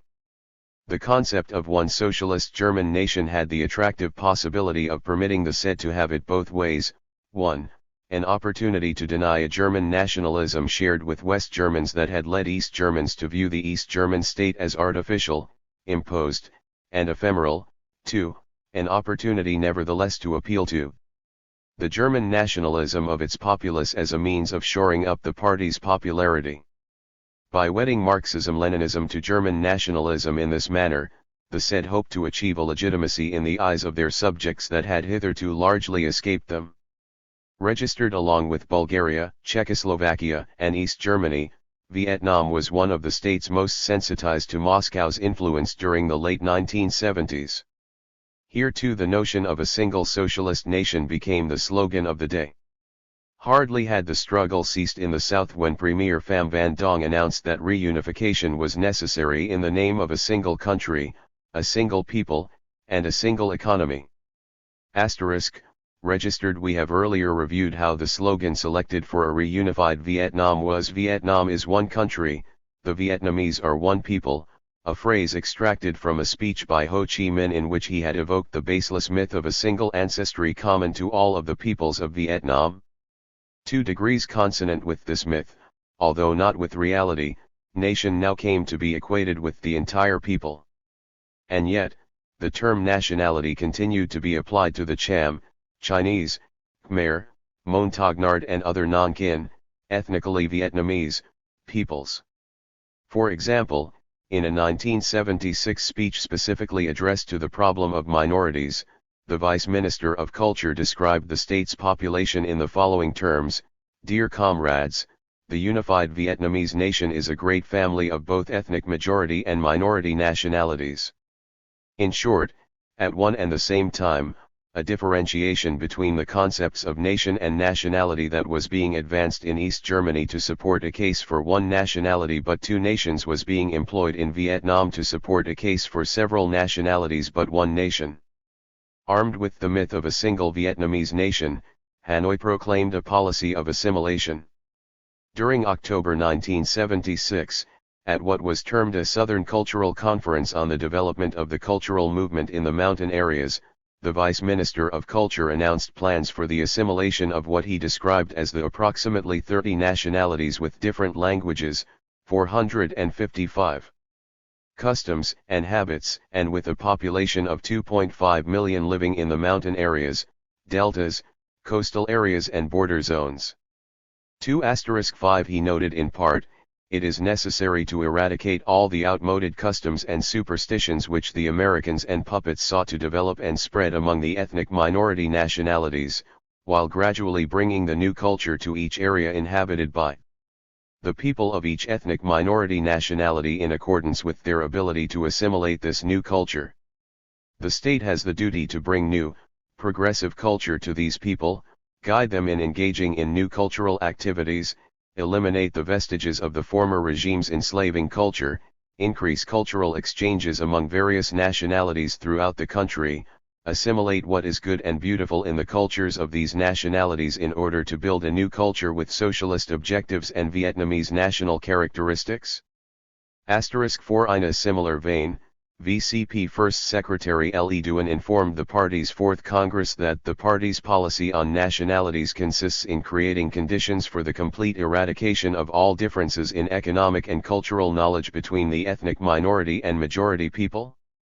5 Later in his address, Le Duan suggested that the assimilation drive should be gradual, of course, backward, unscientific, superstitions, customs and habits must be changed, but the change must be gradual and in keeping with the mass line. We must use explanation and persuasion and wait with perseverance for the masses to understand, and absolutely refrain from using arbitrary or rude measures. But despite these Leninist-sounding words, the party had already embarked upon a program of extremely rapid assimilation for all minorities in both the North and the South. We have earlier reviewed how the party, immediately following its victory over the entire country, disbanded the autonomous regions in the North. 76 Earlier promises to the contrary, it had refused to introduce such administrative units in the south. Again, contrary to earlier promises, the VCP had by 1976 embarked on a massive resettlement program that would move millions of Vietnamese into minority homelands, thereby causing the non-Vietnamese to become overnight minorities within their own locales. In 1976 also, the VCP conducted a purge of those members of the highest echelon who, 456, had been most closely associated with the gradual, Leninist approach to the national question, most of whom were members of one or another minority. 2 degrees. The treatment of the Chinese community during this period is particularly revealing of Hanoi's desire to create an ethnically homogeneous state, as an ethnically self-aware people, conscious that members of their nation predominated in the Chinese People's Republic immediately across the border. The Chinese could be expected to resist loss of identity through assimilation into a single Vietnamese nation. At the time of the country's reunification in 1975, close to 1.5 million Chinese, popularly called Hoa by the Vietnamese, lived throughout the northern and southern sectors. During the period when South Vietnam was a separate state, 1954-1975, a decree had been in effect that forced the Hoa to adopt Vietnamese citizenship. However, in several pronouncements made during the 1960s, the Hanoi-dominated National Liberation Movement had promised that this law would be abolished and that all Chinese could freely determine their own citizenship. In the re-registration drive of January 1976, however, those Hoa who did record their citizenship as Chinese were subjected to loss of jobs, reduced food rations, and the like. Judging from refugee reports, the Chinese in the north were also subjected to discriminatory treatment beginning at about this time, and the general distrust with which the VCP viewed their Hoa minority was signaled in early 1977 when people of Chinese descent were forcibly removed from the area of the border shared with China. As relations between the two countries deteriorated and Peking took up the cause of the Hoa, the treatment of the Chinese within Vietnam appeared to become even more severe. By 1978, hundreds of thousands of Hoa were fleeing the country by boat or by crossing the Chinese border. Registered refugee reports establish that they did so with Hanoi's encouragement. Moreover, when the VCP claimed that the refugees were all unrepentant capitalists who were fleeing socialist reforms, and the party newspaper, Nan Dan, pointedly asked on May 29, 1978 why Peking was so interested in a handful of Vietnamese bourgeoisie of Chinese descent, Peking cogently retorted that Vietnam's description of the Hoa refugees as capitalists hardly jibed with the fact that 95% of the refugees had fled from northern Vietnam, where socialist reforms had taken place during the 1950s. Particularly unusual for a communist publication was an article that appeared in the August 1978 issue of the party journal, Tap Chi Kong San, Journal of Communism. In words 457. Well chosen to foster ethnic animosity, the article identified the Chinese community of South Vietnam prior to 1975 as the principal exploiter of the Vietnamese people. The bourgeoisie of Chinese descent had controlled nearly all important economic positions, including more than 80% of the food, textile, chemical, metallurgy, engineering, and electrical industries, and nearly achieved a trading monopoly: wholesale trade 100%, retail trade more than 50%, and export-import trade 90%.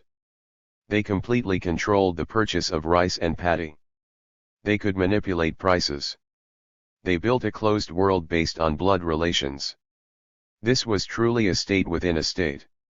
One would have to return to Marx and Engels' peoples without a history to find in Marxist literature so close an association of a specific people with the forces of reaction. The Hoa community evidently had no more role to play in the future of the single socialist Vietnamese nation than the Southern Slavs had had in Marx's scheme of things. We began this chapter by noting that debates among Marxist-Leninist elites concerning the relative stress to be placed at any one moment upon national flourishing rather than upon more direct assimilationist techniques were merely debates over means and not over ends. They involved a tactical question of tempo but not disagreement concerning the ultimate merging of nations. But it is, of course, only superficially true to say that disagreement is only over tempo. It is more likely that the debate disguises a difference of opinion concerning ends. In a Marxist-Leninist state it would be deemed apostasy to deny the progressive nature and therefore the desirability of the merging of nations that both Marx and Lenin had described as inevitable. Consequently, debates over the ultimate destiny of nations customarily masquerade as debates over tempo. Those who caution a slow pace, who defend national flourishing, who call Lenin for any citable hint of a prophecy of the long-term survival of nations may well be in favor of the indefinite perpetuation of a nation. This is most likely to be the case when the defender of national flourishing is a member of a minority. The point, however, is that Lenin's peculiar formula for achieving the desired goal of assimilation by promoting national flourishing has permitted both, 1. Those who would violate his strategy by promoting immediate assimilation, and 2. Those who would violate. 458. His intended objectives by perpetuating nations for all time to cloak themselves in Leninist garb. The former could cite Lenin's many statements to the effect that communists support everything that advances assimilation. The latter could cite his many references to the necessity of encouraging national flourishing. Thus Lenin's dialectical formula provided the camouflage for those who would ignore its strategy and for those who would defeat its ultimate purpose.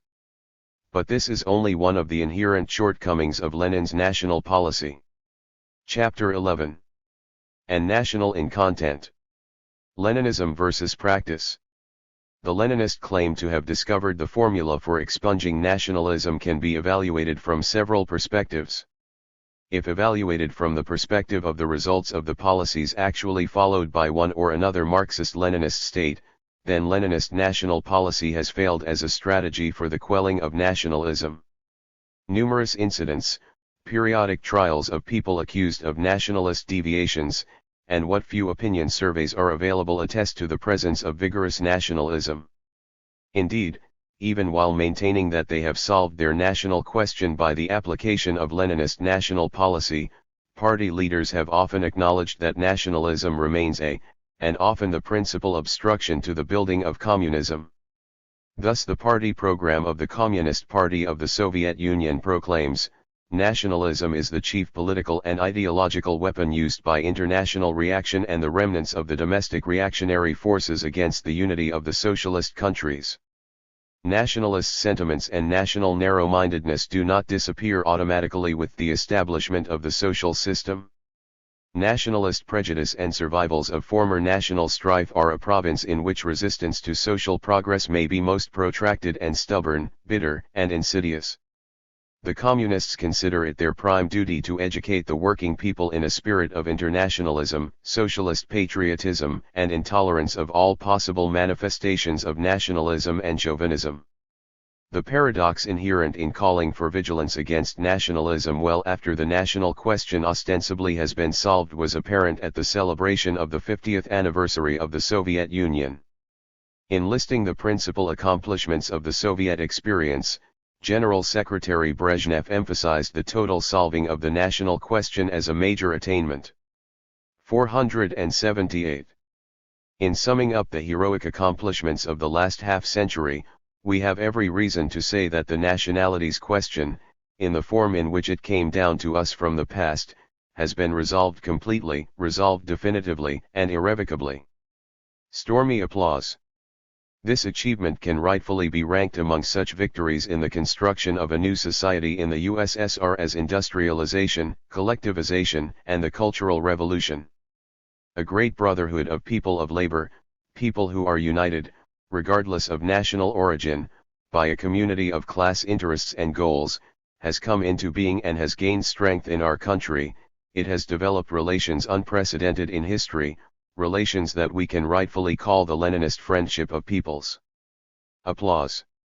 This friendship, comrades, is our priceless property and one of the most significant gains of socialism, a gain that is most dear to the heart of every Soviet person. We Soviet people will always cherish this friendship as the apple of our eye. Prolonged applause. Registered. Much later in the same speech, however, the General Secretary suggested that the question was far from being resolved completely, definitively, or irrevocably. As I have already said, we have completely resolved the nationalities question in those aspects that we inherited from the pre-evolutionary past. But nationality relations even in a society of mature socialism are a reality that is constantly developing and putting forth new problems and tasks. The party constantly keeps these questions in its field of vision and resolves them in good time in the interests of the whole country and of each individual republic, in the interests of communist construction. It should not be forgotten that nationalistic prejudices and exaggerated or distorted manifestations of national feelings are extremely tenacious phenomena that are deeply embedded in the psychology of people with insufficient political maturity. These prejudices continue to exist even in conditions in which objective preconditions for any antagonism in relations between nations have long since ceased to exist. 4. This willingness to etch into the sharpest relief the fundamental discrepancy between the official posture and reality, a discrepancy hardly disguised by an allusion to an otherwise undifferentiated distinction between pre- and post-revolutionary nationalism, indicates that the vitality and perniciousness of nationalism within 479.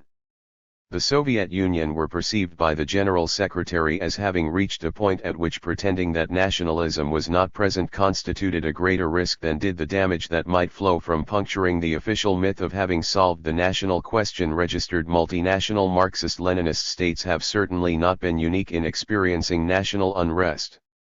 Multinational states throughout the globe, regardless of official ideology, have recently been swept with nationally inspired ferment. Registered no state can convincingly lay claim to be a model for combating nationalism. But the fact that other states have fared no better, and in many instances have fared worse, in managing problems associated with ethno-national heterogeneity in no way strengthens the claim that Leninist national policy has proven an effective answer to the national question. Defenders of the Leninist formula would be on firmer ground if they contended that Leninist national policy has nowhere been given a fair test. As we have seen, only a handful of Marxist-Leninist states have made institutional concessions to carrying out Leninist policy. And these few states have then rendered their version of Leninist national policy soulless by their machinations in the areas of language policy, cadre policy, and population redistribution and gerrymandering. We have further reviewed how these governments have periodically fluctuated radically in the direction of immediate assimilation. A return to a tempo that is more in keeping with the spirit of Lenin's formula does not undo the damage done to the basic strategy. Lenin, we will recall, had insisted that nationalism was a byproduct of past great nation chauvinism and oppression, and that the task of communists was to convince minorities that communism was not the continuation of assimilation by non-bourgeois means, but an undisguised step toward assimilation, whether Stalin's anti-nationalist purges, Mao's Great Leap Forward and Cultural Revolution, or Tito's program of Yugoslavstvo, has the effect of placing minorities on their guard long after a retreat in policy has been effected. Lenin's worst fears come to be realized: whatever party credence on the national question has been cultivated during a period of national flourishing is destroyed. In effect, the ability of the party to implement a Leninist policy is poorer than it was at the time of taking power, for subsequent avowals of respect for national peculiarities are apt to be greeted with skepticism by minorities who recall that past avowals of a similar nature were followed by determined attempts at rapid assimilation. 480. Coercion versus persuasion. We must therefore conclude that Lenin's formula for solving the national question in a post-revolutionary situation has nowhere been accorded a fair testing. But it does not follow that this failure to carry out Lenin's prescriptions can be ascribed solely to faithlessness on the part of his nominal followers. At the outset of the previous chapter we noted that Lenin, 1. viewed assimilation as an inevitable, historical process, 2. at least inferentially condoned actions that would speed up the process, and 3. specifically prohibited only those actions that were coercive. Since nationalism to Lenin was a psychological response to oppression and inequality, he concluded that coercion would counterproductively nurture it. The authorities of even those few states that have continued to pay institutional lip service to Leninist national policy have not refrained from employing physical coercion to dispel nationalism, so the protestations of any government that it has never knowingly violated Lenin's policy must be viewed as cynical. But would nationalism be an insignificant force today within Marxist-Leninist states if authorities had refrained from the methods of physical coercion? The prevalence of national unrest within a host of democratic, open societies strongly supports a negative answer. Lenin's program fallaciously presumed a discontinuity between persuasion and coercion, when what is really involved is a continuum. The one blends imperceptibly into the other, particularly in the perceptions of the minorities. For example, where is the line to be drawn between persuasion and coercion in the choice of language within the Ukraine? If Russian language schools, because of state favoritism, become the best schools, if Russian becomes the language of career-determining examinations, if Russian, because of the presence of large numbers of immigrants, becomes the everyday language within Ukrainian cities, if Russian becomes the local language of business and success, if the best, news-wise, newspapers are in Russian, if many books and journals are made available only in Russian, if all this is one being persuaded or coerced into adopting Russian as his/her principal language. Either you adopt Russian or forget about becoming an engineer is more in the nature of an ultimatum than a free choice, or, in any case, has tended to be so viewed by members of national minorities. And given Lenin's view of nationalism as a response to perceived oppression, the perceptions of the minorities, and not the motivation of the 481 authorities, logically should have been made the criterion for adopting a specific course of action.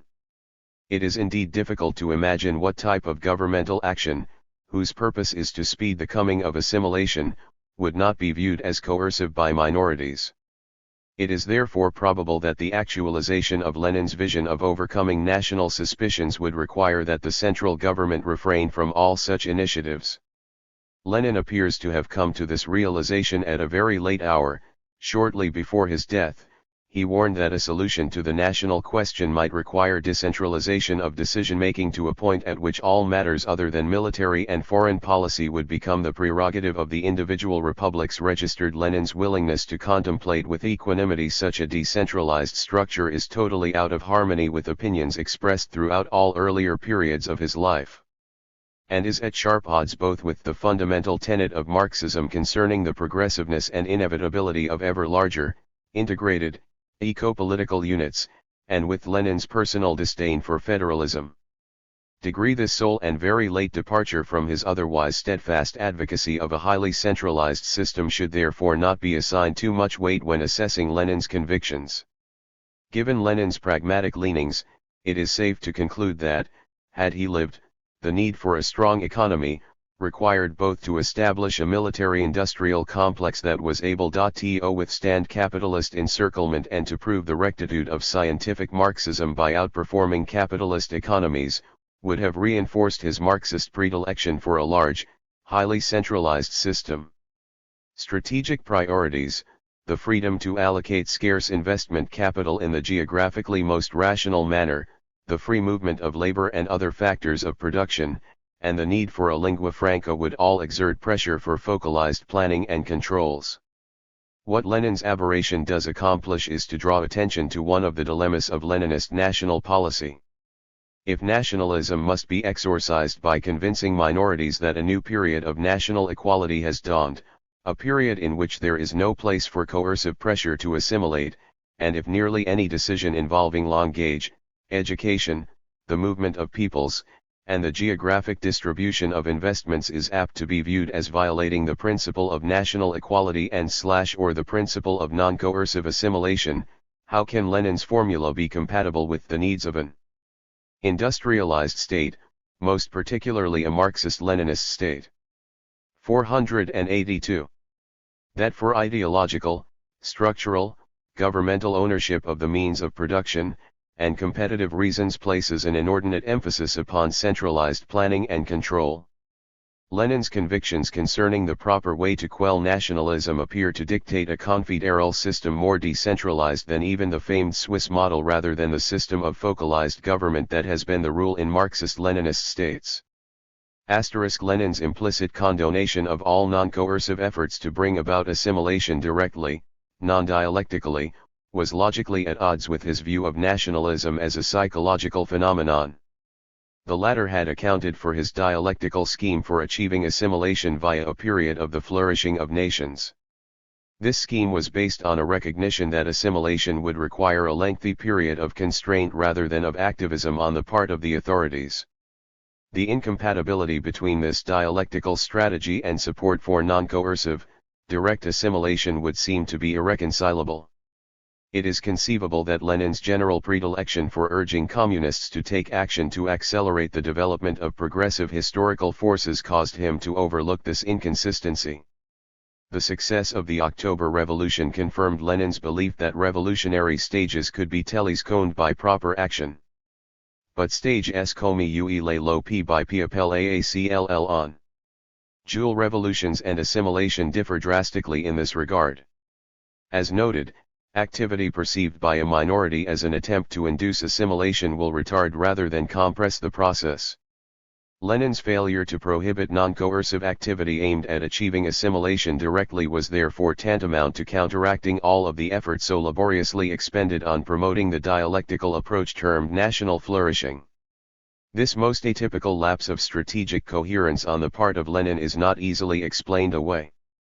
If, for the sake of debate, one were to accept the validity of a firm distinction between coercive and non-coercive actions and, further, were to allow that there may be some actions that a government might take to advance assimilation directly, non-dialectically, there remains Lenin's puzzling failure to offer guidance for differentiating between permissible and impermissible actions. As reviewed in the previous chapter, the absence of guidelines has permitted those who desire the indefinite survival of nations, those who desire their rapid obliteration, and all those holding any of the myriad possible positions intermediate between these two extremes, to all disguise themselves behind the single mask of Leninist national policy. From the view 483. Point of the implementer of actual policy, Lenin's formula proved to be no formula at all. Those who wished to tinker were free to do so. It is difficult to comprehend why Lenin did not foresee the result, for perhaps the only truly inevitable feature of Leninist national policy was that there would be those in authority who would find the absence of restrictive guidelines an irresistible invitation to meddle with the assimilation process. Since such unrestricted tampering would undermine the rationale behind national flourishing, Leninist national policy, as Marx said of capitalism, contained the seeds of its own destruction. Equality versus reality and perceptions of reality. But what if Lenin had prohibited all effort to bring about assimilation directly? Would his dialectical approach then have brought about the desired end? Indeed, far from being certain that in such case the ultimate goal of assimilation would be realized, we are left with strong doubts concerning the attainability of even the intermediate goal of national equality. We will recall that Lenin's plan for achieving assimilation was dependent upon first achieving equality. Only by convincing nations that all inequality had been eradicated could the groundwork for psychological assimilation be laid. Lenin does not appear to have considered national equality a difficult accomplishment. Beyond his deathbed warning involving the chauvinistic tendency of Russian bureaucrats to preserve their dominant status over other peoples, he had little to say concerning the obstacles to achieving national egalitarianism. His silence suggests too sanguine or naive a view of this task for, a great deal of propaganda to the contrary, national equality remains beyond the accomplishments of Marxist-Leninist states. Consider economic equality. In all states, discrepancies, sometimes very sharp discrepancies, persist. In the case of the Soviet Union, the persistence is in part attributable to the fact that in matters of investment the authorities have been guided more by the concept of most efficient utilization of scarce investment capital than by national equality *. But had they emphasized for a time the standard of national equality, it is likely that results would soon have dictated a reversion to the standard of maximal return. Yugoslavia did follow just such a pattern. After having pumped large sums into the poorer South without satisfactory results, the authorities came to the conclusion that the living conditions of all 484 citizens could best be elevated by investing scarce investment funds in a manner most apt to promote the economic growth of the country as a whole. Were minorities dispersed evenly throughout a country, the goal of national equality could be achieved, at least theoretically, through anti-discrimination policies, without causing economic dislocation. But the fact that national groups populate distinct regions of a country introduces a complicating element. Large states, whether ethnically heterogeneous or homogeneous, exemplify marked regional distinctions in economic level. Sharp differences in income between Italy's poor South and wealthy North, between Canada's poor maritime provinces and Ontario, or between Castile and the wealthier Spanish Basque Land have little to do with ethnic discrimination. There is, in effect, something of a rule of uneven regional economic development. Among the overlapping explanations for such variations can be climatic factors, soils, topographic barriers to transportation, relative proximity to power resources, raw materials, and markets, the availability of support industries, the presence of a sufficiently large workforce possessed of the necessary technological tradition, and the age and condition of the present industrial plant, as well as the type of industry for which the plant was designed. The aggregate impact of such factors often militates against any attempt to overcome regional imbalances. It would be unrealistic to expect those responsible for planning within the Soviet Union, China, Vietnam, or Yugoslavia to approve the expenditure of untold amounts of scarce investment capital in an attempt to develop a modern industrial infrastructure in Tajikistan, Tibet, the Vietnamese highlands, or Kosovo. Limited investment funds, plus the security interests and economic well-being of the state as a whole, have dictated that planners adopt the more reasonable standard of comparative return.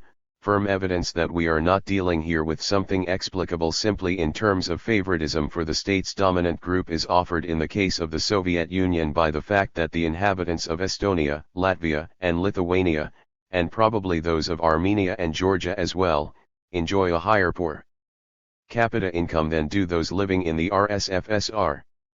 Within Yugoslavia, Croats and Slovenes enjoy a higher living standard than do the politically dominant Serbs. The quest to achieve maximal economic growth for the state as a whole has exerted its own imperative upon the planners, and, as Lenin should have anticipated, 485. Economic equality of national groups has been correspondingly slighted. There is yet another congenital problem in the pursuit of national equality, the difficulty, if not the impossibility, of discovering a universally acceptable formula to achieve equality between unequals.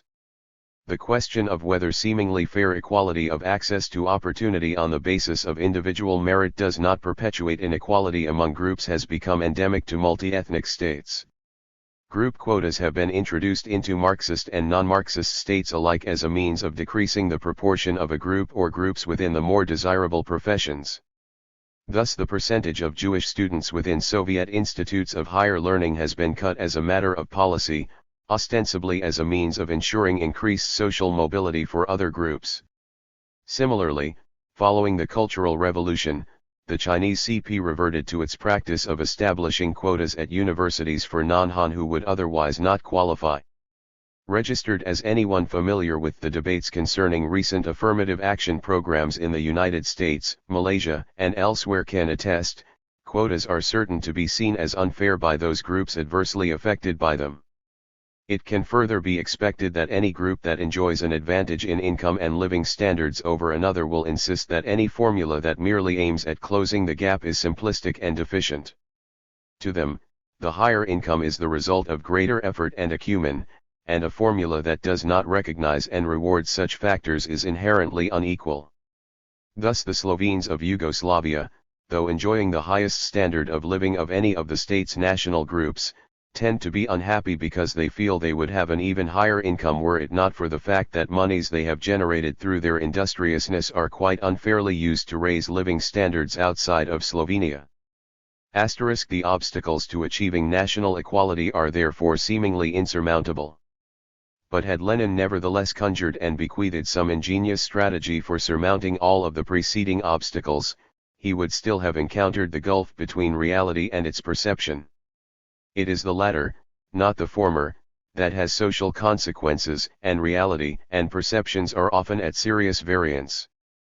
For example, Russians often complain that their living standard is below that of many other Soviet peoples, while statistics indicate a reverse order of things. Thus, even if national economic equality were achieved, it is doubtful that national groups 486. Perceiving the world through the distorting lens of an ethnic prism, would so view it.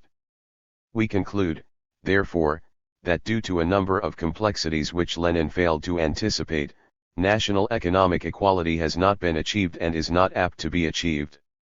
Even if it were, there would remain the problem of perceptions. Turning now to cultural and political equality, we find that they have been equally elusive.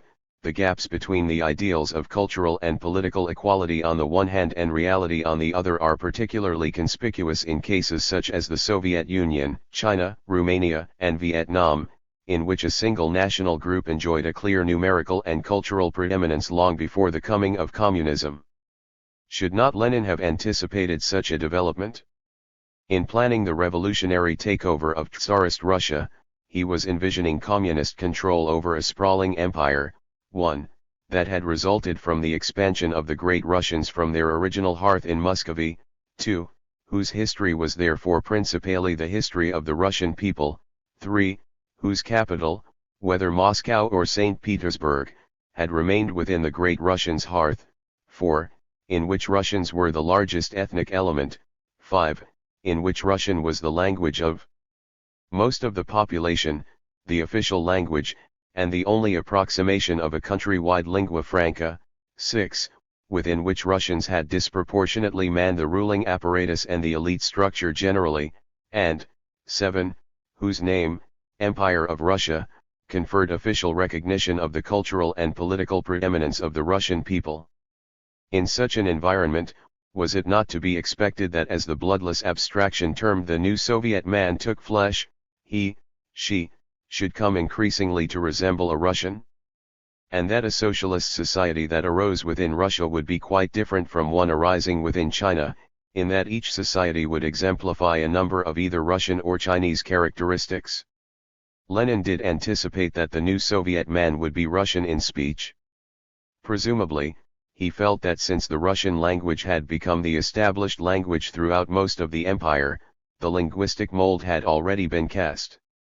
The forces of history were well on their way to bringing about the progressive stage of full linguistic assimilation, and it would be counter-historical to undo this progress by requiring all Russian speakers now to switch to Esperanto or some other ethnically neutral language *. Still another pragmatic consideration that may have influenced Lenin was the 487 realization that downgrading the language of the dominant group would run the very real risk of alienating the most important national group in the state, a group whose support would be crucial to the success of the communist experiment trademark for the adoption of the historically dominant language as today's lingua franca and tomorrow's single language was therefore to be expected.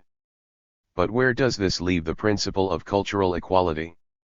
If the lingua franca, the language of success, is the traditional language of another group, that group and its culture are automatically endowed with favored status. The problem is hardly unique to Marxist-Leninist states. In multilinguistic states as diverse as Canada and India, questions concerning the official language, the language of business, the language of entrance examinations, and the language of government have been volatile issues. And charges of ethno-national discrimination have been everyday occurrences. The need to invoke the past in order to motivate the masses has also conspired to cause the new Soviet man to resemble the state's dominant group in ways other than language. Lenin had not anticipated such a development. For a time following the October Revolution, the tendency was to brand all that had preceded the revolution as reactionary. Little that was worthy of admiration or emulation was discovered in the political and cultural history of the Russian Empire. Traditions held no value in the brave new world. The new Soviet man was to be totally new. This clean slate approach admittedly constituted a form of cultural equality, but in a most perverse form, predicated as it was upon equal disparagement of cultural traditions rather than on their equal esteem. The approach was also at odds with Marx's low estimation of people without a history. To Marx, people without a history were people without a future registered. While such a prognosis proved to be an exaggeration, it is certainly true that throughout history the evocation of a people's glorified past has been the most commonly utilized goad for spurring the masses on to greater sacrifice and dedication. Stalin soon recognized the implausibility of mobilizing a country without resort to a cultural tradition, and during the 1930s the great political, military, and artistic figures from pre-revolutionary times came again to be venerated. But what figures? Quite expectedly, those whose actions and views were compatible with the existing boundaries of the new Soviet state, therefore those who had been associated with the expansion and consolidation of the Russian Empire, and, consequently, people who were almost exclusively Great Russian. As the 488 most important political figures in the history of the empire, the Tsars, including Ivan the Terrible, were now discovered to have possessed progressive qualities. 2 degree The military figures of history who were now re-elevated to the status of heroes were necessarily those who had contributed to the expansion of the empire, not those non-Russian leaders who had led their people in resisting its encroachment. Nationalist authors, poets, and artists of the past who were to be honored were necessarily Great Russian nationalists, since the nationalism of any other group questioned the historic legitimacy of the new Soviet state. The audacity with which the authorities claimed Russian writers for Marxism-Leninism and then made them the heritage of all Soviet peoples is suggested, and applauded, by a Soviet author with regard to the Korean community in the Eastern RSFSR. The Korean readers received in their native language the works of the classicists of Marxism-Leninism, political and popular literature, the works of A.S. Pushkin, L.N. Tolstoy, I.C. Turgenev, N.V. Gogol, A.P. Chekhov, M. Gorkog, V. Mayakovsky, and others. 8 Sculpting the new Soviet man in the image of the dominant national group has been carried farther than exigencies would seem to dictate or than Lenin would probably approve. Excessiveness has been particularly apparent in the praise heaped upon the state's dominant ethnic element, in attributing godlike national characteristics to it, and in elevating it to a model to be emulated by other national groups. In the case of the Soviet Union, the growing role of the Great Russians as the vanguard of the nations was apparent before World War II, and it was made explicit in a famous toast by Stalin shortly after the Nazi surrender. One would like to propose a toast to our Soviet people, and in particular to the health of the Russian people. I drink first of all to the health of the Russian people because it is the leading nation of all the nations belonging to the Soviet Union. I propose a toast to the health of the Russian people because it earned this war general recognition as the guiding force of the Soviet Union among all the peoples of our country. I propose a toast to the health of the Russian people not only because it is the leading people, but also because it has a clear mind, a firm character and patience. Degree. Following Beria's ouster in 1953, an article in the July 12, 1953 issue of Izvestia affirmed that the vanguard role of the Russian 489 nation had survived Stalin. After proclaiming that a decisive role belongs to the Great Russian people, the article continued, the Russian people rightfully merited recognition as the most outstanding, the directing nation of the U.S.S.R. And by his comments before the 24th Party Congress in 1971, General Secretary Brezhnev testified that this vanguard role had survived not only Stalin but Stalinism as well. Recently many fraternal republics celebrated their half-century jubilees. This was an impressive demonstration of the flourishing of socialist nations, of the monolithic unity of all the peoples of our homeland. Next year we shall celebrate the 50th anniversary of the Union of Soviet Socialist Republics. In terms of its political significance and its social and economic consequences, the formation of the USSR holds an outstanding place in the history of our state. Applause. All the nations and nationalities of our country, above all the Great Russian people, played a role in the formation, strengthening and development of this mighty union of equal peoples that have taken the path of socialism. Applause. The revolutionary energy, selflessness, diligence and profound internationalism of the great Russian people have rightfully won them the sincere respect of all the peoples of our socialist homeland. Prolonged applause. If anything, official extolling of the virtues of the great Russian nation became more commonplace after the 26th Congress, held in 1981. Andropov, in his first major speech as General Secretary of the CPSU, expressed special words of gratitude to the Russian people without whom in none of the republics would the present achievements have been conceivable. Asterisk. The gushiness that characterized this latest outpouring of admiration for the Russians, even in the more sophisticated Soviet publications, is illustrated by an anonymous article in the party's leading theoretic journal, Communist. It is impossible not to single out the special role of the Russian people in the establishment and development of the Soviet people. The name of the first among equals of the fraternal peoples has been firmly and justly attributed to them. Not, of course, because the Russian people are numerically the strongest or possess some qualities which are inaccessible to others. They have won respect and authority for their revolutionary services, self. 490. Lessness and spiritual generosity. It is no exaggeration to say that the Russian people have become the backbone of our new internationalist community of people. The rulers of Tsarist Russia made great endeavors to install in Russians a sense of superiority over a contemptuously hostile attitude toward outsiders. But nothing could eliminate sensitivity to other people's troubles from the soul of the Russian people, who became a good friend to all the country's peoples, large and small.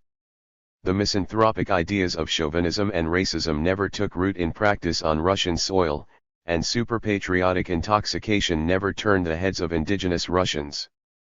The Russian people were undoubtedly the decisive force in the victory of the Great October Socialist Revolution, on the battlefields of the Civil War and in the restoration of the national economy, the industrialization of the country and the collectivization of the countryside, that is, in the building of socialism as a whole and subsequently in the victory over fascist Germany. They also made and are continuing to make an invaluable contribution to our society's post-war development. It is not difficult to imagine the response of an Armenian, Georgian, Let, or Ukrainian to such statements. As one Soviet citizen wrote with regard to expressions of this type. Like all manifestations of great power, chauvinism, it provokes reaction, aggravating the nationalist sentiments of smaller nations. Naturally they can only be suspicious and distrustful of the nation held up by Simonov and his friends, with no authority whatsoever, as a dominant superior race whose whole history is sacred. This kind of approach hardly promotes the ideas of internationalism, nor does it strengthen the state. A similar vanguard role has been claimed for the Han, Romanians, and Vietnamese within the states in which they predominate. Considering the materially more one-sided numerical advantage enjoyed by these peoples within their respective states, the prospect that the emerging Soviet man within each of these societies would take on the characteristics of the state's dominant people was even greater than in the case of the Soviet Union. A Chinese magazine is reported to have described such an outcome in a most candid manner. The Chinese make up 94% of the whole population of China, and from the point of view of the political, economic, and 491 cultural development they are the most advanced. Consequently, the merging of the nationalities should be realized on the basis of one nationality. It is China we are speaking of, so the basis should be the Chinese. The characteristics of the Chinese nation are being transformed into the general national characteristics of the national minorities. In a similar vein, Vietnamese Communist Party First Secretary Le Duan addressed the party's Fourth Congress in December 1976. The new socialist man is the new Vietnamese whose most outstanding features are his collective mastership, labor, love for socialism and his spirit of proletarian internationalism. This man is the embodiment and development of what is best and noblest in the Vietnamese mind and character forged through 4,000 years of history. Degree 6. Although one could well argue that the potential damage of flaunting officially endorsed favoritism of a single nation is much less in such cases where the minorities represent a much smaller percentage of the entire population, one wonders why any party has felt compelled to adopt a line that must necessarily rankle the sensibilities of the country's minorities. One possible explanation is that the theme of national superiority actually reflects the innermost convictions of the power elite, most of whom have been members of the most favored nation. Another explanation involves the need to ensure the fidelity of the dominant group. Unlike minorities, whose loyalty to a state they perceive as dominated by another people is always suspect, manifestly dominant people within a state, whether Russian or Frenchman, Han Chinese or Israeli Jew, Vietnamese or Englishman, Romanian or Castilian Spaniard, perceive the state as essentially the political expression of their particular nation and therefore worthy of their unconditional loyalty. The destiny of the dominant nation, as well as its history, is perceived as indissolubly linked to the state. Such considerations cause communist parties to staff their state security forces disproportionately with members of the dominant group. They also underlie our depiction of the dominant group as the most loyal nation registered. 8. Loyalty to a state and loyalty to a regime are not synonymous, however. And to the degree that the policies of a regime run counter to the dominant group's perception of the state as our state, the regime risks alienating itself from the largest and most powerful 492 part of its population. National equality is precisely such a policy. Having been the beneficiary of the former inequality and being convinced that that particular allocation of prestige and power was both deserved and just, the dominant group perceives the introduction of a policy of equality as innately unfair. Registered degree. Indeed, despite the fact that the dominant groups have each enjoyed a special status under Marxism-Leninism, their perception of their status is quite different. For example, one collectively authored document, A Nation Speaks, that surfaced in Sami's Underground, in the early 1970s described the Great Russian people as the most underprivileged nation in the USSR. Degree. The voices of Great Russian discontent have grown more strident over the years and have involved a broad range of often waspish complaints such as the disorderly hybridization of nations, the diverting of capital investment funds away from the RSFSR to other republics, the destruction of Russian village life and the denigration of the Orthodox religion, said to constitute the twin pillars of the Russian soul, the yellowing, ojheltini, of the armed forces, that is, the increase in the proportion of Asians, the fact that the Great Russians are the only major people without their own party, and the fact that they are also the only major people without their own republic. Han people, living within autonomous regions of China, have also complained of the preferential treatment accorded to the minorities. Similarly, the Serbs perceive themselves as discriminated against and, therefore, are definitely not one of the more contented peoples within Yugoslavia. Indeed, among both Russians and Serbs there has been a small but growing number who speak of breaking off from the other nations and going it alone in assessing the potential consequences of alienating the dominant group by fostering a policy of national equality. A regime would have to consider the pervasive presence of members of the group throughout all echelons of the power structure. As we have seen, Cotter policy, buttressed by 1. Inherited pre-evolutionary personnel patterns, 2. Imbalanced national demographic statistics, 3. Bureaucratic ethnocentrism, and 4. A conviction that the dominant nation was the most loyal nation, has resulted in the preeminence of the state's major national group throughout the bureaucracy. The preeminence has extended to the most sensitive arms of government, including the secret police. To risk offending the national sensibilities of such strategically placed people would be perilous indeed. Thus when Alexander Solzhenitsyn, following his expatriation from the Soviet Union, was asked what force Rep. 493 resented the greatest threat to the survival of the Soviet regime, he pointed to the sense of national consciousness shared by Russians in positions of power. In our country, I count on that degree of enlightenment which has already developed in our Russian people and must inevitably extend also to the spheres of the military and the administration. A people, after all, is not just a throng of millions down below, but also its individual representatives occupying key posts. There are sons of Russia up there too, and Russia expects that they will fulfill their filial duty. It is, of course, during periods of severe crises that the loyalty of the major group is most essential. It was therefore not a coincidence that the paeans to Russian superiority became particularly pronounced during World War II, nor was it a coincidence that Stalin's famous toast of gratitude to the Russians occurred in the immediate afterglow of that struggle, for the Russians had necessarily borne the major responsibility for victory. Although one may well disagree with Solzhenitsyn's prediction of a coming war between the Soviet Union and China, his warning to the Soviet leadership that the survival of their regime has and does hinge upon the support of the Russian nation does not appear far from the mark. To someone brought up on Marxism it seems a terrifying step suddenly to start living without the familiar ideology of Marxism-Leninism. But in fact you have no choice, circumstances themselves will force you to do it, and it may already be too late. In anticipation of an impending war with China, Russia's national leaders will in any case have to rely on patriotism, and on patriotism alone. When Stalin initiated such a shift during the war, remember, nobody was in the least surprised and nobody shed a tear for Marxism, everyone took it as the most natural thing in the world, something they recognized as Russian. The hour of peril will come, and you will appeal to your people once more, not to world communism. And even your own fate, yes, even yours, will depend on us.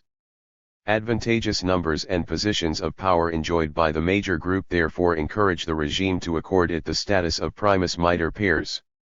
But the Leninist legacy also contributes to this tendency. Lenin realized that the loyalty of the minorities was inherently suspect, and this realization led him to dangle the carrot. 494. Of independence before minorities everywhere as a means of furthering the revolution. There was indeed always something of an inconsistency in the logic underlying this piece of Leninist strategy and that which underlay the post-revolutionary introduction of national equality. The proven efficacy of the lure of independence in a pre-revolutionary situation confirms the disloyalty of minorities to the state. People whose temporary cooperation was purchased by the promise of separation from the state cannot, following a reneging on that promise, be expected magically to have developed a fondness for that same state registered. Moreover, the party's memory of the disloyalty displayed by the minorities does not necessarily dim with time. Self-determination for peoples everywhere remains a basic foreign policy theme of long-established Marxist-Leninist regimes, and is therefore a continuous reminder of the disloyalty of minorities. Moreover, the fact that Marxist-Leninist regimes regularly appeal to the unhappiness of minorities within rival Marxist-Leninist states confirms their keen awareness that minority disloyalty does not subside with the revolution. Registered. In short, Marxist-Leninist ideology and practice cause the regimes to be unusually sensitized to the endemic disloyalty of national minorities. Dominant nations are the only ones who can benefit from such a fixation. It is therefore understandable how one group tends to reassert its dominance following a Marxist-Leninist takeover of power.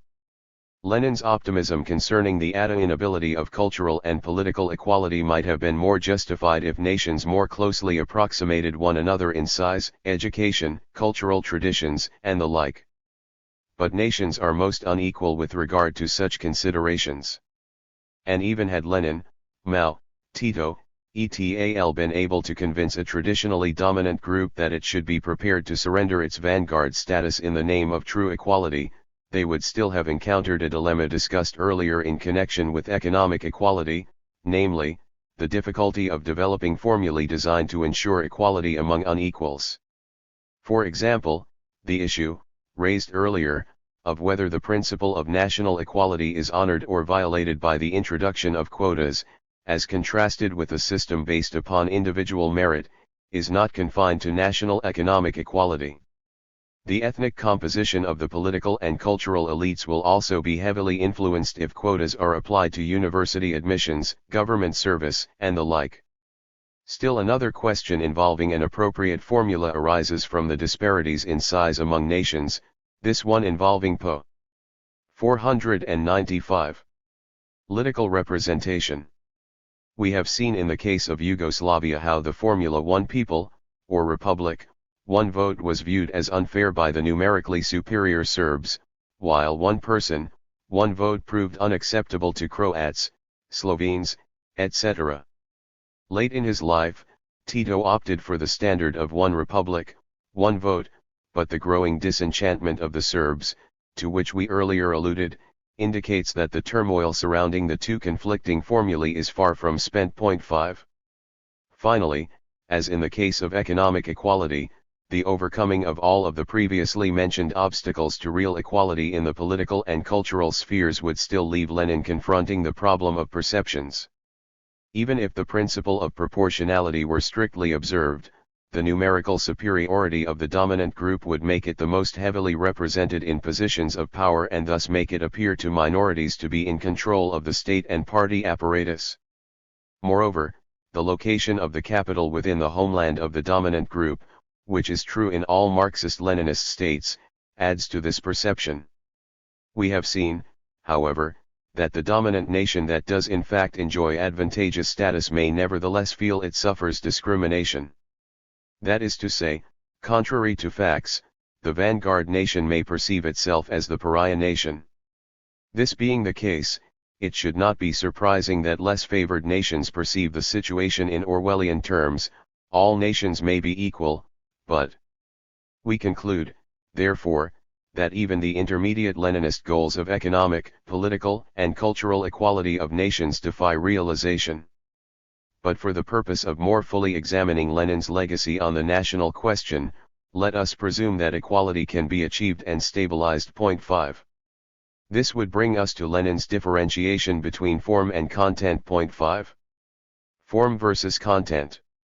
As we have seen, Lenin's solution to the national question was predicated upon a plenary distinction between form and content.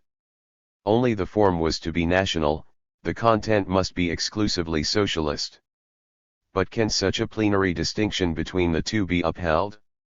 Do not national forms, in and by themselves, help to reinforce and perpetuate that sense of group uniqueness which, according to the Communist Manifesto, should be daily more and more vanishing? Did Lenin err in not appreciating that forms have a content of their own? Lenin was convinced that the content of scientific socialism would be more readily acceptable to the masses if presented in national garb. However, even if Lenin were correct and the socialist messages, transmitted through national forms, were absorbed by the masses of the various nations, it would not follow that these same people would necessarily acquiesce in the loss of their national identity as required by the merging and fusing of nations. If the masses, encouraged by the government's support for national forms, continued to think of themselves as Russians, Ukrainians, Georgians, Hans, Tibetans, Serbs, Croats, Vietnamese, Czechs, Slovaks, Romanians, Magyars, Poles, etc., then, depending upon which conviction was felt as primary, there would emerge either national socialists or socialist nationalists, but not nationless socialists. Lenin's ostensible disciples have shown far less assurance concerning the ideological passivity of national forms. As we have seen, most Marxist-Leninist states have shied away from Lenin's policy with regard to forms. The four states that do honor national forms have demonstrated their distrust of those forms by saddling them with a series of hedging devices. The difference between Lenin's perception of forms and the perceptions of his successors is particularly glaring in the case of language. Indeed, if Lenin is to be faulted for ascribing too little content to the matter of language, his successors are to be faulted for ascribing too much power to this form. Far from perceiving language as simply a medium for communicating the tenets of Marxism-Leninism, his successors have tended to perceive language as the key to national identity. For the notion that a person is what he speaks is obviously exaggerated, since peoples have been known to lose their language without a corresponding loss of national identity. On the other hand, a national language is much more than the passive form that emerges from Lenin's writings on the national question. It is, first of all, a constant reminder of group uniqueness. Moreover, in their desire to resist acculturation and assimilation, national groups often make rallying points of their more tangible manifestations of uniqueness, particularly language. In such cases, the national language is elevated to the symbol of the nation and becomes the principal battleground against the forces of assimilation. Flemings, Quebecois, and Tamils as well as Ukrainians and Lets have phrased their urge for group self-preservation largely in terms of preserving the language. In such cases, language becomes infused with emotion. Recall, for example, the seemingly irrational response of the Croats to the proposal for 497. A single Serbo-Croat dictionary and the equally peevish response of Serbs to the increasing use of the Latin alphabet on signs throughout the country. Anything viewed as a threat to the language can become equated with a threat to the survival of the nation. Language, in addition to being an enduring reminder of national uniqueness, can therefore also become a sensitized outer defense perimeter that the forces of assimilation must not be permitted to penetrate. Form has become saturated with national content. Similar considerations surround Lenin's plan for regional autonomy. The rationale for creating administrative units along ethno-national lines was intended to blunt the urge of nations to possess their own state. But was it reasonable to presume that the impulse toward national self-determination could be satisfied by mere form? Further, was it not to be expected that the very existence of political units bearing ethnic designations would whet the collective appetite of individual ethnic groups for a true realization of an independent nation-state? Demarcating the borders of the administrative unit gives geographic precision to the more shadowy notion of the ethnic motherland. Constitutionally declaring the unit to be sovereign or autonomous legitimizes the idea of self-rule. Giving the unit an ethnic designation conveys the idea that the unit's proper raison d'être is the safeguarding and promotion of the national interests of the people so designated. Adorning the unit with its own government as well as other appurtenances of political individuality, seals, flags, and the like, conditions the people to think in terms of their particular unit rather than in terms of the entire state. The recording and publicizing of census and other data broken down by administrative units furthers this tendency, as do repetitious references to our sovereign/autonomous, Ukrainian, Tibetan, Croatian, Slovak, etc., republic/region/province/area/district. Dialectical reasoning to the contrary notwithstanding, was it not likely that the national, geopolitical form would produce a nationalist rather than an internationalist orientation? Surely Lenin's successors feared that the consequences would be far different than what Lenin had anticipated. Most Marxist-Leninist parties simply refused to initiate regional autonomy. The Slovak leadership, for example, has adamantly rebuffed all entreaties from Budapest and the concerned minority to grant any form of autonomous status to the Magyar community within Slovakia, while concomitantly demanding a true federal status vis-a-vis the dominant Czechs. 5 Romania, which under Soviet and Budapest Press. 498 Chapter 1. Shures granted autonomous status to a segment of its Magyar minority, meanwhile refusing such status to the remaining Magyar community and the entire German minority, dropped even this limited application of Leninist national policy as soon as it was propitious to do so. 5 Vietnam abrogated its autonomous regions almost simultaneously with victory over the southern part of the country, strongly suggesting that the authorities had long planned to take such a step the moment the external propaganda value of the autonomous regions ended. Those states that have maintained a system of regional autonomy have shown their fear that the forms might encourage nationalism by employing such risk-reducing measures as non-indigenous cadre, non-indigenous security forces, population transfers, and gerrymandering. Beyond all this, the reservations of the Chinese, Romanian, and Vietnamese parties toward autonomous units extended even to the labeling of such units.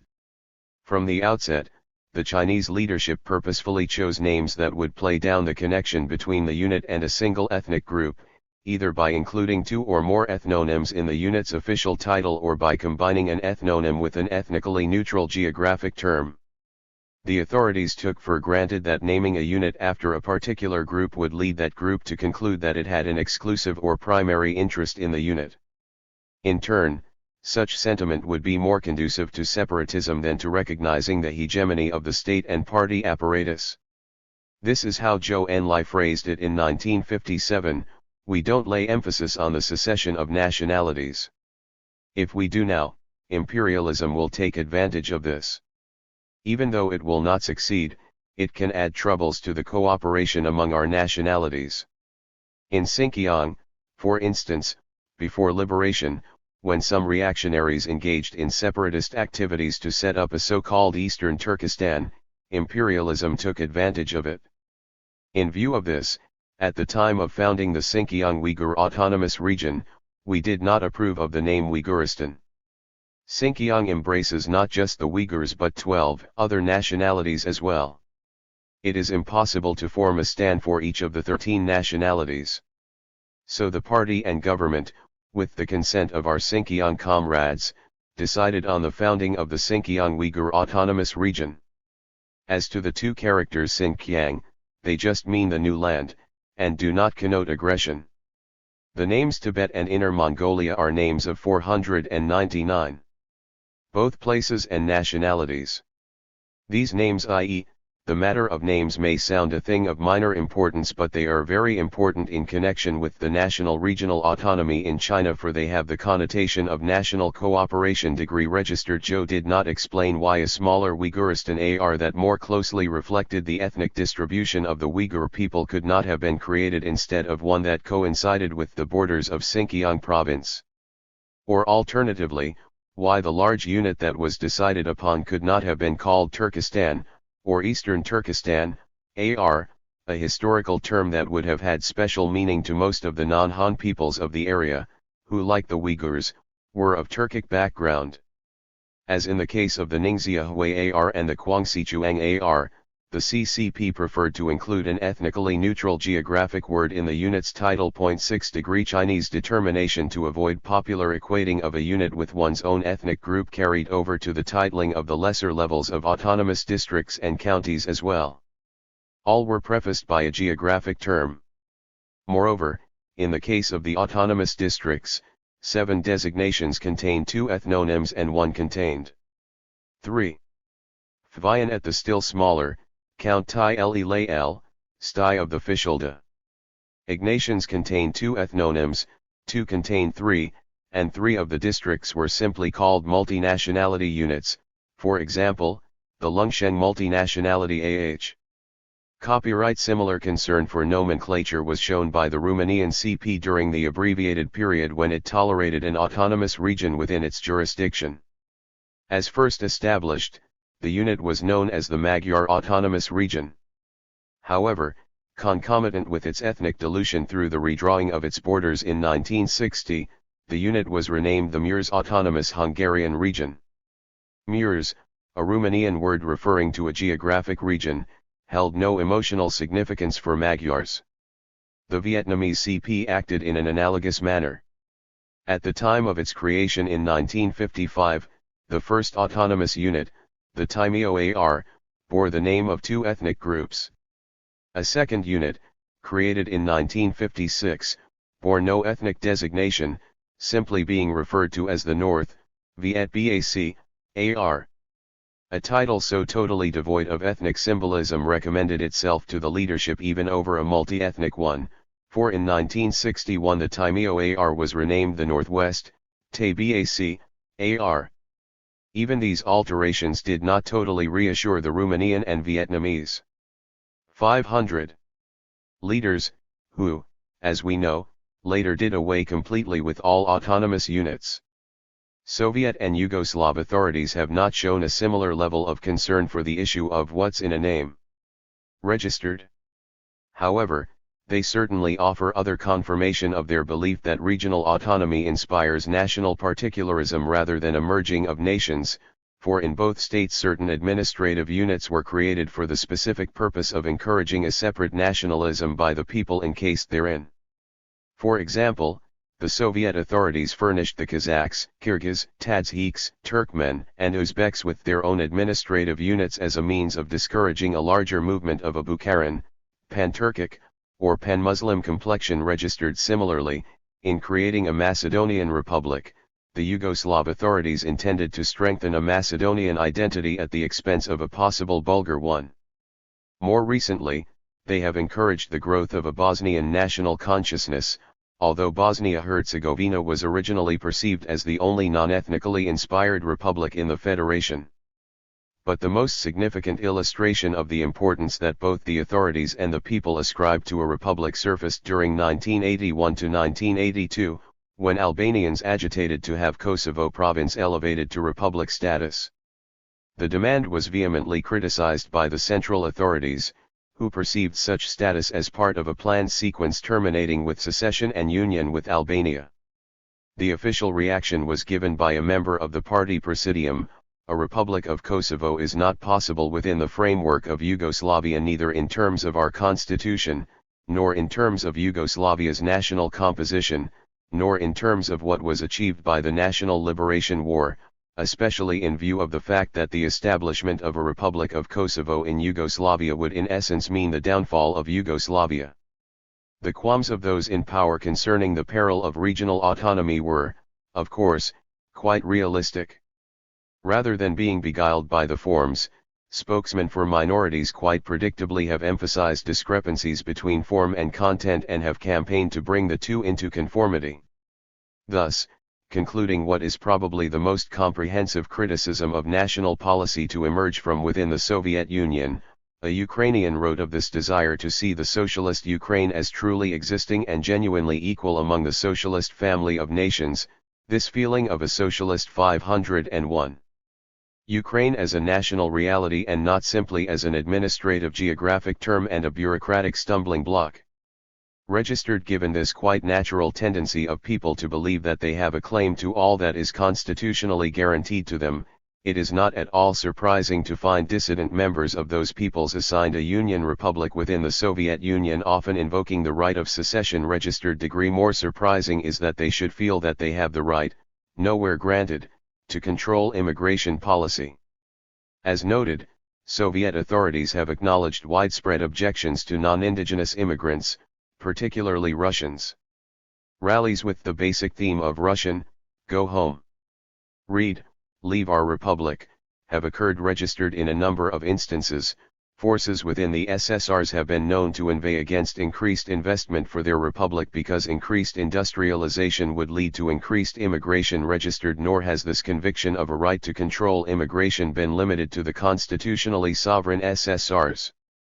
Thus executives within the Adzar ASSR, located within Georgian SSR, were accused of urging the Adzar party to reject plans to build new factories and plants and to develop resorts and tourism, basing their advice on the premise that this would lead to immigration of people from other republics. 7 Moreover, in the case of China's autonomous units, which, even at the level of form, had been extended precious little power, people came to perceive the mere establishing of such units as an acknowledgement of the indigenous people's right to exclude Chinese.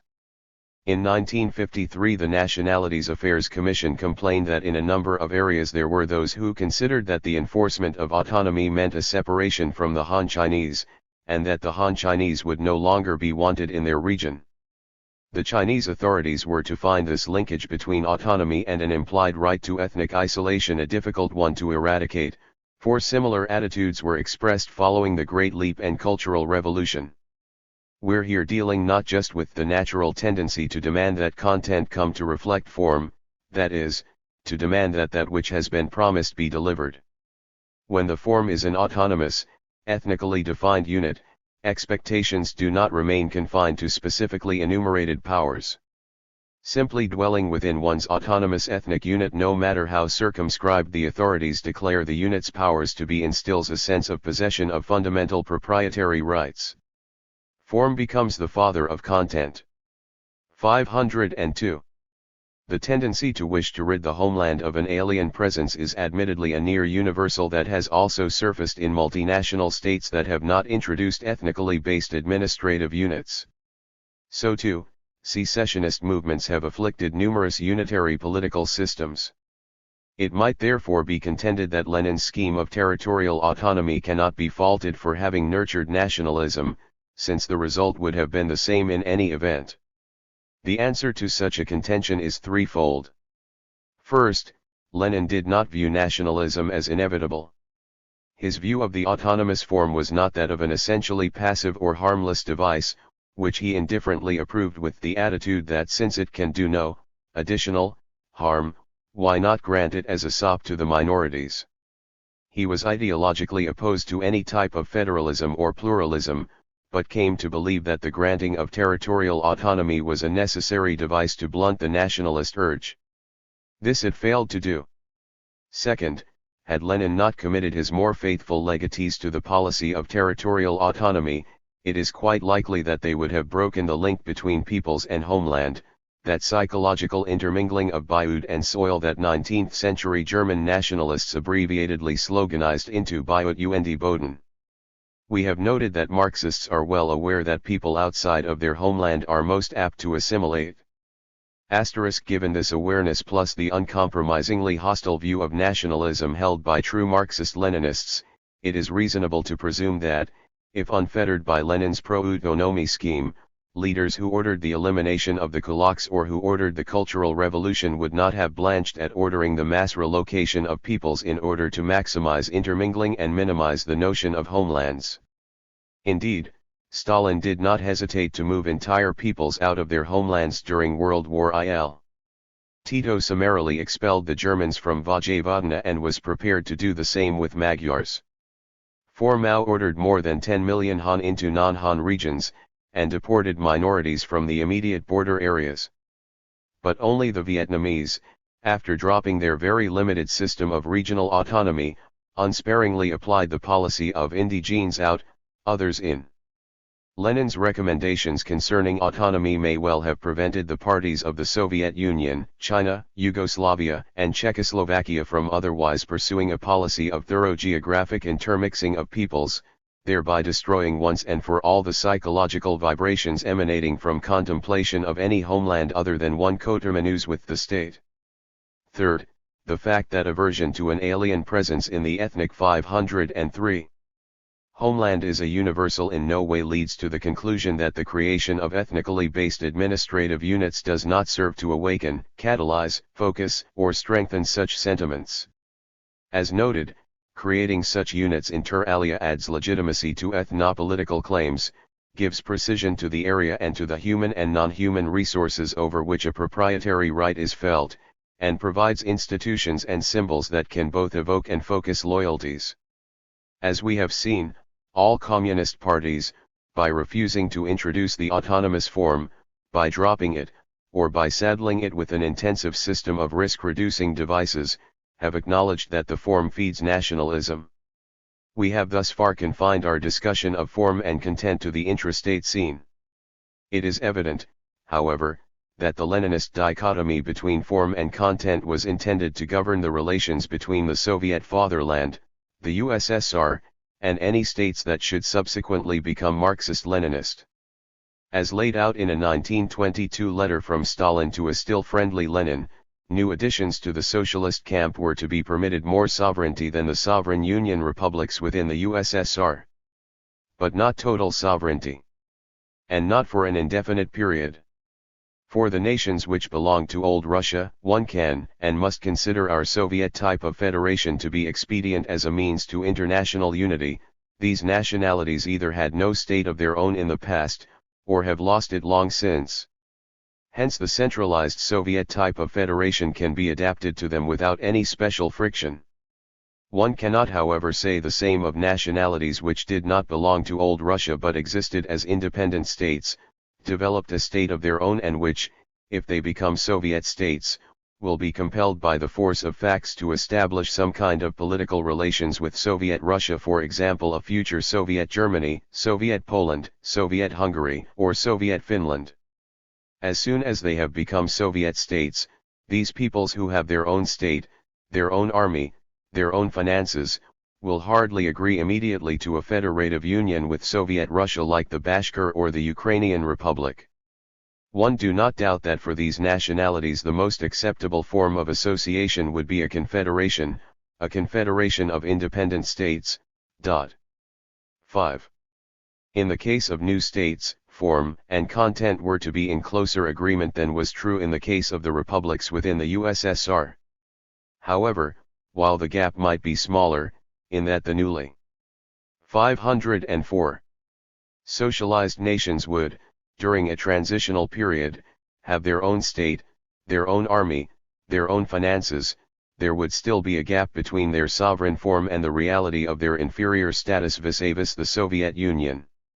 A communist party would, of course, assume the usual vanguard role in any new Marxist state, and, in the same year as Stalin's letter, Lenin had ordained that the policy of communist parties everywhere must be to achieve the closest alliance, with Soviet Russia, of all the national and colonial liberation movements. Registered also in the same year, all communist parties, as a condition to membership in the Comintern, were required to pledge to be bound by all decisions of the Communist International and its Executive Committee, both of which were Soviet-dominated. In conjunction, these policies were designed to tie all Marxist-Leninist parties and, by extension, any states they might come to control, to the fatherland of socialism and the socialist motherland of the international proletariat in a subservient relationship. Although the Comintern was formally dissolved in 1943, it is evident that the Soviets intended this subservient relationship to continue. Indeed, number 14 of the original conditions of admission into the Communist International, which decreed that every party was obliged to give unconditional support to any Soviet republic in its struggle against counter-revolutionary forces, anticipated the so-called Brezhnev doctrine of limited sovereignty by nearly a half-century. Moreover, while the confederal form envisaged by Stalin in 1920 was never introduced per se, the Socialist Commonwealth, with its Brezhnev corollary that no member state can secede, nor even be perceived as taking tentative, early steps towards secession, from the Commonwealth, more than fulfilled the requisites of Stalin's notion of confederation. The scheme under which new Leninist states were to be sovereign in form, dependent in content, has suffered serious setbacks.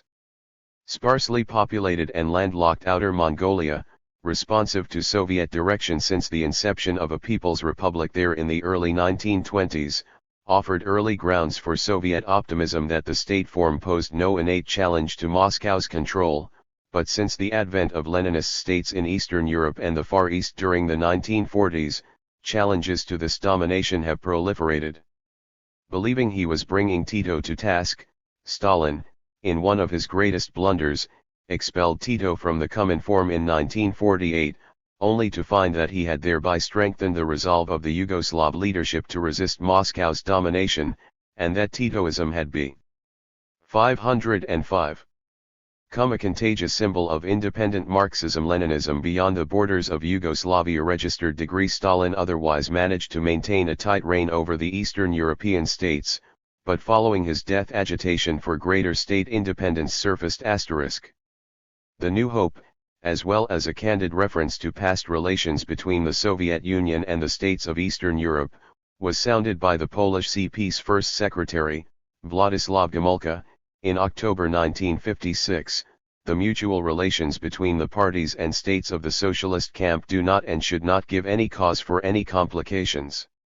Within the framework of such relations, each country should have full independence, and the right of each nation to a sovereign government in an independent country should be fully and mutually respected. This is how it should be, and I would say this is how it is beginning to be. In the past it was unfortunately not always like this in the relations between us and our great and friendly neighbor, the Soviet Union. Stalin, as the leader of the party and of the Soviet Union, formally recognized that all the principles enumerated above should characterize the relations between the countries of the camp of socialism. Not only did he recognize them, but he himself proclaimed them.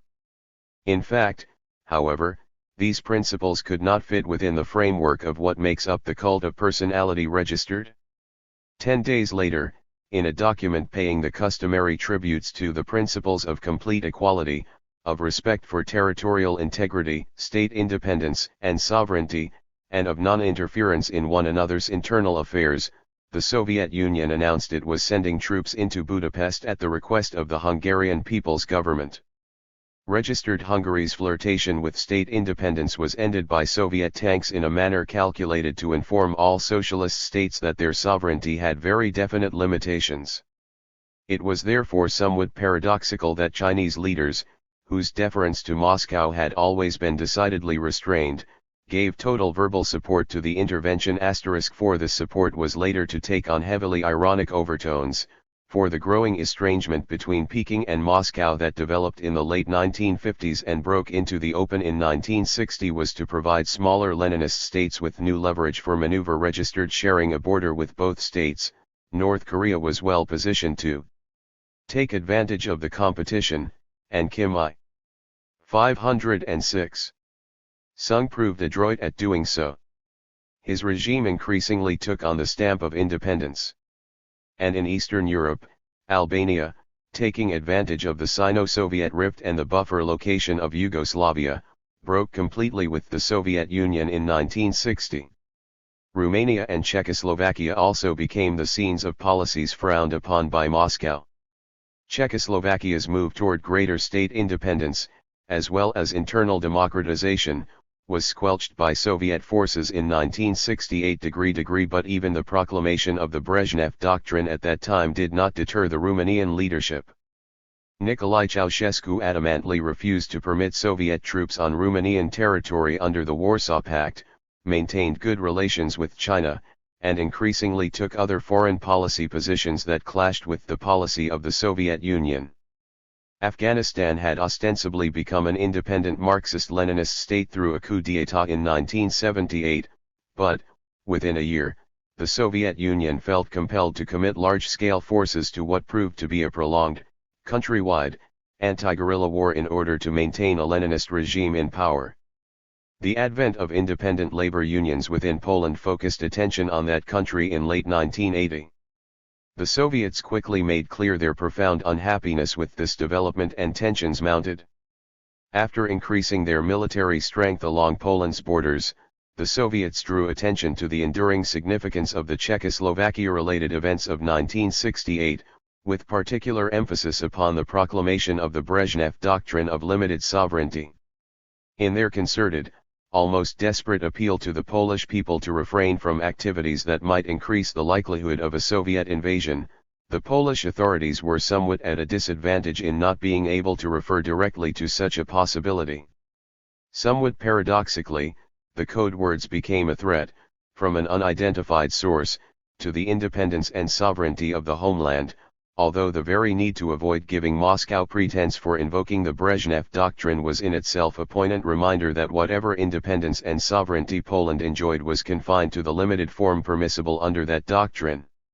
Nevertheless, the fact that the party leadership, in time of travail, elected to fall back upon protection of the sovereignty of the homeland as the most effective means of rallying the public to heed its admonitions makes the Polish 1980 experience an excellent illustration of a broadly held desire among the general populace to bring form and content into greater harmony, by infusing the myth of independent statehood with more of the actual prerogatives of independence. 507. The crisis of 1980 was certainly not the first occasion on which the Polish Communist Party had felt the need to raise the specter of a threat to the independence of the homeland as a means of rallying the people. It had been the principal motif of the party's propaganda in 1956 following the Poznan riots and the ensuing thorough change in party leadership. When popular dissatisfaction with progress under the new leadership had led again to violence and yet another change of leadership in 1970, the propaganda apparatus had reverted to the same theme. Indeed, it is somewhat ironic that the propaganda campaign of 1980, which also stressed defense of homeland, should be kicked off at a party conclave at which the recently deposed first secretary had been derided for having employed the same tactic. Referring to the lack of ideological direction since 1970, one of the party's most powerful members attacked the ex-first secretary as one who quoted the word homeland on all occasions of little significance, for example, homeland demands of us, homeland expects of us, homeland is suffering and so on and on. However, at the same meeting, it was agreed that party goals included the following: the ideological activity of the party should strengthen both patriotic and Internationalistic principles of the functioning of the PZPR, consolidate the alliance with the USSR and other socialist countries, which is of crucial importance to Poland's independence, sovereignty, security and prosperous development. 8° A separate appeal addressed to the people by the same session of the Central Committee opened with the declaration that the destiny of the nation and the country is at stake, and appealed to the collective wisdom of the nation to realize that the development of popular rule and guarantees of our independence may be consolidated solely within the framework of a socialist state.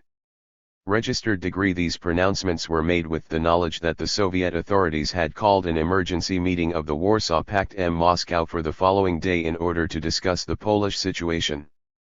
The published report of the Moscow meeting, though couched in guarded terms, left no doubt as to the determination of Moscow to intervene if the situation in Poland deteriorated.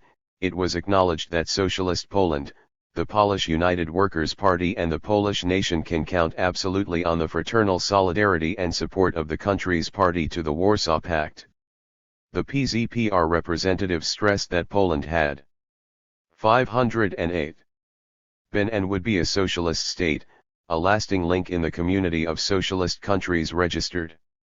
With this new code, a broad-scale propaganda campaign using nearly every agency of society was launched. Particularly important to such a campaign was the hierarchy of the Catholic Church, a body which had consistently maintained that it was the true and only spokesman for, and defender of, the Polish nation, and, as such, the interpreter and defender of the nation in relations between the latter and the state and party apparatus. Although the party had never accepted such a contention, it now needed the cooperation of the Church as the one agency that could conceivably reach all segments of Polish society, most particularly workers and farmers, who could be expected to be very distrustful of the party. The report of a meeting held on December 8, 1980 between representatives of the Church and the government announced that the most important problem discussed was the internal stabilization of our country, which is necessary for the good of our homeland. It further noted that both groups of delegates concurred on the need for unity. Today especially all Poles should unite, no matter what their politics or philosophy. They should unite to save the independence of our country, and find the best way out of our crisis. Degree. With the Church's support thus ensured, the campaign for restraint in the name of protecting Poland's independence went into high gear. On December 12, the Politburo of the Polish CP issued a declaration in concern for the future of the homeland. After calling for the full cooperation of the Polish nation, the declaration averred, the consistent implementation of this line is in the vital interest of independent, sovereign, and socialist Poland, and it reflects our patriotic, internationalist responsibility. The necessity of recognizing the vanguard role of the CP was justified in nearly identical terms. The consolidation of the PZPR's leading role is in the most vital interest of our nation and favors the security and sovereignty of Poland. On the same day as the publication of the party's declaration, there was also published a communiqué from the hierarchy of the Catholic Church of Poland. The prelates noted their great concern for the future of our homeland, and warned that we must beware of any activities which could endanger the independence and statehood of our homeland. Emphasis added. Calling for sacrifices in the name of a better future in a free homeland, the communiqué noted that the bishops had 509 addressed a letter to the nation, appealing for responsibility for the homeland, and fixed January 1, 1981 to be a day of prayer for Poland, and that December 14, 1980 be a day of prayers for the unity of the nation. The communiqué further noted that the bishops extend best wishes to all daughters and sons of our beloved homeland, and concluded with the bishops' blessings to all inhabitants of our homeland. Also on the same day, a spokesman for the Polish episcopate told Western journalists that it was necessary that Poles avoid actions that could harm Poland's interests and noisy and irresponsible declarations directed against our eastern neighbor. Registered the following day, the CP's newspaper carried speeches made before the Congress of the Peasant Party by the head of the party and by Communist Party First Secretary Kania. Kania's speech was full of allusions to the vital interests of the nation and the responsibility of all Poles for the fate and state of their homeland. He recalled the glorious World War II struggle for our homeland's independence, and called for cooperation on the part of all the patriotic forces within our nation, for the sake of Poland, her security, and her sovereign development. In a section of his speech entitled Strengthening the State, the Crucial Task, the head of the Peasant Party emphasized, "The thing most precious and indispensable to a nation is its own sovereignty." Today this truth needs to be understood more widely than it has ever been in the history of People's Poland, and to generate attitudes active in the defense of the state's indispensable authority and strength. Toward the close of his speech, he sandwiched between paeans to friendship with the Soviet Union the statement that the problem of guaranteeing our sovereignty and defensive system must always be seen as a task of the utmost importance. The verbal barrage concerned with homeland and the need to avoid imperiling it had been orchestrated with one eye nervously cast toward December 16, 1980, the day on which a monument would be dedicated to workers who had been shot during a demonstration in Gdansk 10 years earlier. Authorities evidently feared that the event might touch off anti-party demonstrations on the part of the huge throng expected at the ceremony, a development that in turn would likely bring in Soviet troops. However, the theme of responsibility to the homeland, further echoed at the ceremony, had the desired diffusing effect. The first speaker, Lech Walesa, 510. The best-known leader of the workers' independent union movement, Solidarity, set the theme. From this place, in the name of patriotism and peace, I call upon all of you present here and upon all Poles of peace and goodwill, to assume full responsibility for the fate of our fatherland. I call upon you for reason and common sense in all endeavors for the good of the fatherland. I call upon you to be vigilant in defense of our security and to maintain the sovereignty of our fatherland. Registered party and church officials clung to the same line during the ceremony, although the Bishop of Gdansk came closest to suggesting the nature of the outside pressures under which the service was being conducted. After duly noting the duty of all Poles to ensure the good of their homeland, the bishop observed that there are moments in a man's life when he must remain silent, further noting that it is difficult not to speak today. A few sentences later he added, "Our Savior gave his life for us. May we give our lives for him, our Lord Jesus Christ, and for our homeland, as it is our sacred duty to cherish her immediately after God." Degree. Over the next 2 days, countless references to the need to protect the homeland were made at similar ceremonies throughout the country. It was therefore difficult to disagree with the statement in the December 18, 1980 issue of the party's newspaper that it is now a truism that what Poland needs is, above all, caution, calm, political wisdom and a normal pace of life and work for our common good, the people's homeland. Degree. A relieved CP First Secretary Kania, feeling that tensions had ebbed, for the first time suggested that the threat from the east had been merely a Western fabrication. He accused leading NATO authorities and other Western political quarters with having conducted an alarming campaign of absurd insinuations about threats against Poland being made by our allies. Degree. The first secretary chose to overlook a Pravda article of the previous day in which the Soviet authorities reasserted their right to intervene in any Leninist state upon request. Degree. The scheme to make future Leninist states sovereign in form, dependent in content did not, therefore, fare very well in practice. From the beginning, geography endowed the states of Indochina with a real bulwark against domination by Moscow, although not necessarily against domination by one of their own number. The same was true of Cuba. Albania, China, North Korea, Yugoslavia, and, to a lesser degree, Romania, had assumed an independent _511 posture. Afghanistan, Czechoslovakia, and Hungary had required military intervention to counter sovereign aspirations, and Poland had required an immediate and very credible threat of military force. The system of heavily guarded fences and walls erected along the entire length of East Germany's western borders and the permanent stationing of some 500,000 Soviet troops on its soil denied that state even the independent form that Lenin and Stalin had envisaged. Of 16 states, then, only Bulgaria and Mongolia can be said to have worked out as planned. In all other cases, the dichotomy between form and content could not be maintained. Tuesday path that our analysis of Leninist national policy has taken can be retraced in 5 steps. 1. Nowhere has the policy been given a fair testing, and the persistence of nationalism in all Marxist-Leninist states does not in itself establish the invalidity of the policy's underlying assumptions. 2. In the few states within which Leninist forms have ostensibly been employed, Lenin's failure to proscribe tampering with the process and to prescribe effective guidelines for differentiating permissible from impermissible tampering encouraged authorities to saddle their programs with an array of risk-reducing features that run counter to the natural process of the coming together of nations as envisaged by Lenin. 3. Lenin's sole prohibition avoid coercion was predicated upon a fallacious dichotomy between coercion and persuasion. It signified a narrow concern with the perceptions of the authorities, when what Lenin's policy logically required was primary concern for the perceptions of the masses. It should have been anticipated that any significant tampering with the merging process, regardless of where the mode of tampering might objectively belong on a coercion-persuasion continuum, would trigger a popular response detrimental to the notion of a natural coming together of nations.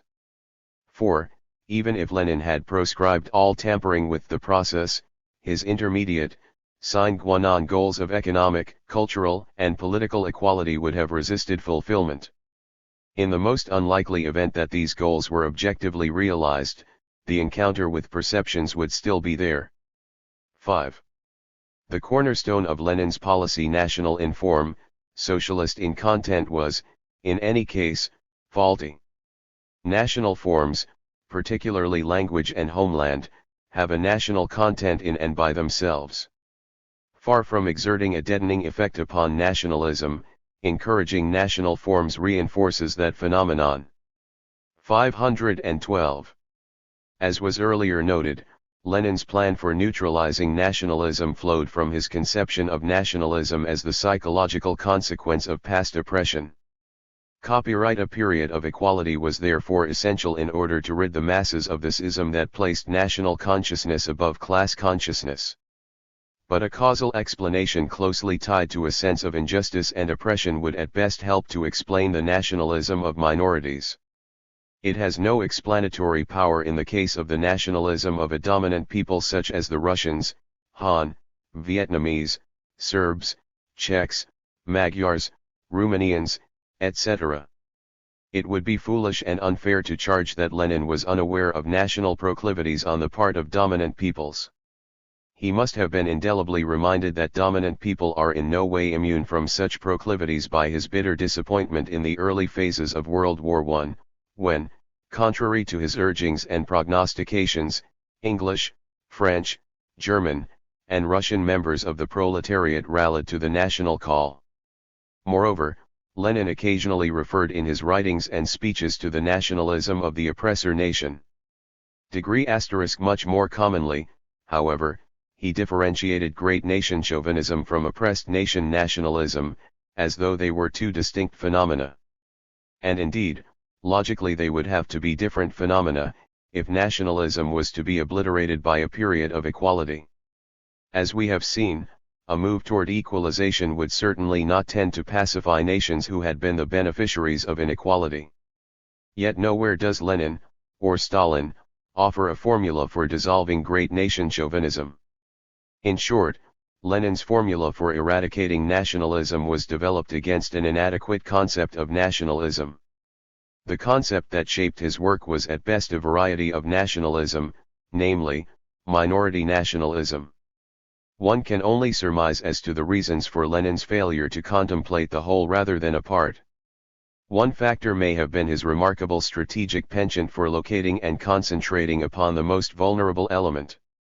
It was obviously minorities, not the dominant group within the state, that sparked Lenin's imagination and led to the ascribing of great importance to national self-determination. A second, overlapping factor may have been that the country of primary interest to Lenin was the Russian Empire, a state in which minorities comprised a most unusual numerical and strategic element. Had Lenin's preoccupation been with China, Germany, or Japan, it is doubtful that minorities would have been so consuming an interest in his calculations, relative to the dominant group. Still, a third contributing element to Notes 513. Lenin's preoccupation with minority nationalism is that nearly all of his adult life was spent in plotting revolution or in consolidating power against the whites, goals whose attainment depended heavily upon the endemic unhappiness of national minorities. Only in the last months of Lenin's life did Russian chauvinism/nationalism become an immediate, pressing concern. Even during this period, minority nationalism, agitated by Comintern orders, remained a key element in Lenin's strategy for protecting the Soviet Union from hostile states and for furthering world revolution. Whatever the reasons for Lenin's narrow concept of nationalism, his limited focus accounts for many of the previously cited inconsistencies and shortcomings in his policy for combating nationalism. 6. At a more fundamental level, that limited focus misled Lenin into confusing possible catalysts of nationalism with its essence. Had he been more preoccupied with Russian nationalism and less with that of the Finns and Ukrainians, he would have been far less apt to conclude that nationalism was explicable solely in terms of oppression and inequality and was therefore subject to eradication by the introduction of equality. Inequality may of course act as a catalyst and exacerbator of national tensions. But it is simply not the case, even among minorities, that the absence of inequality eradicates nationalism. 0. This confusion of catalyst with essence accounts for Lenin's greatest presumptive error. Degree that most central piece in Lenin's policy, national in form, socialist in content, presumed that the overt symbols of national uniqueness were not tied to nationalism. Agreed, neither language nor any other single tangible national trait or institution is indispensable to the flourishing of nationalism. Comparative studies show they are not. But the overt symbols of group uniqueness perpetuate and reinforce that self-identification with a particular national group, its past and its future, which is nationalism. Lenin was correct in his perception of nationalism as a matter of attitude rather than overt, group characteristics. But in mistaking a possible catalyst for the essence of nationalism, he left himself vulnerable to his most egregiously erroneous presumption, that one could have nations without having nationalism.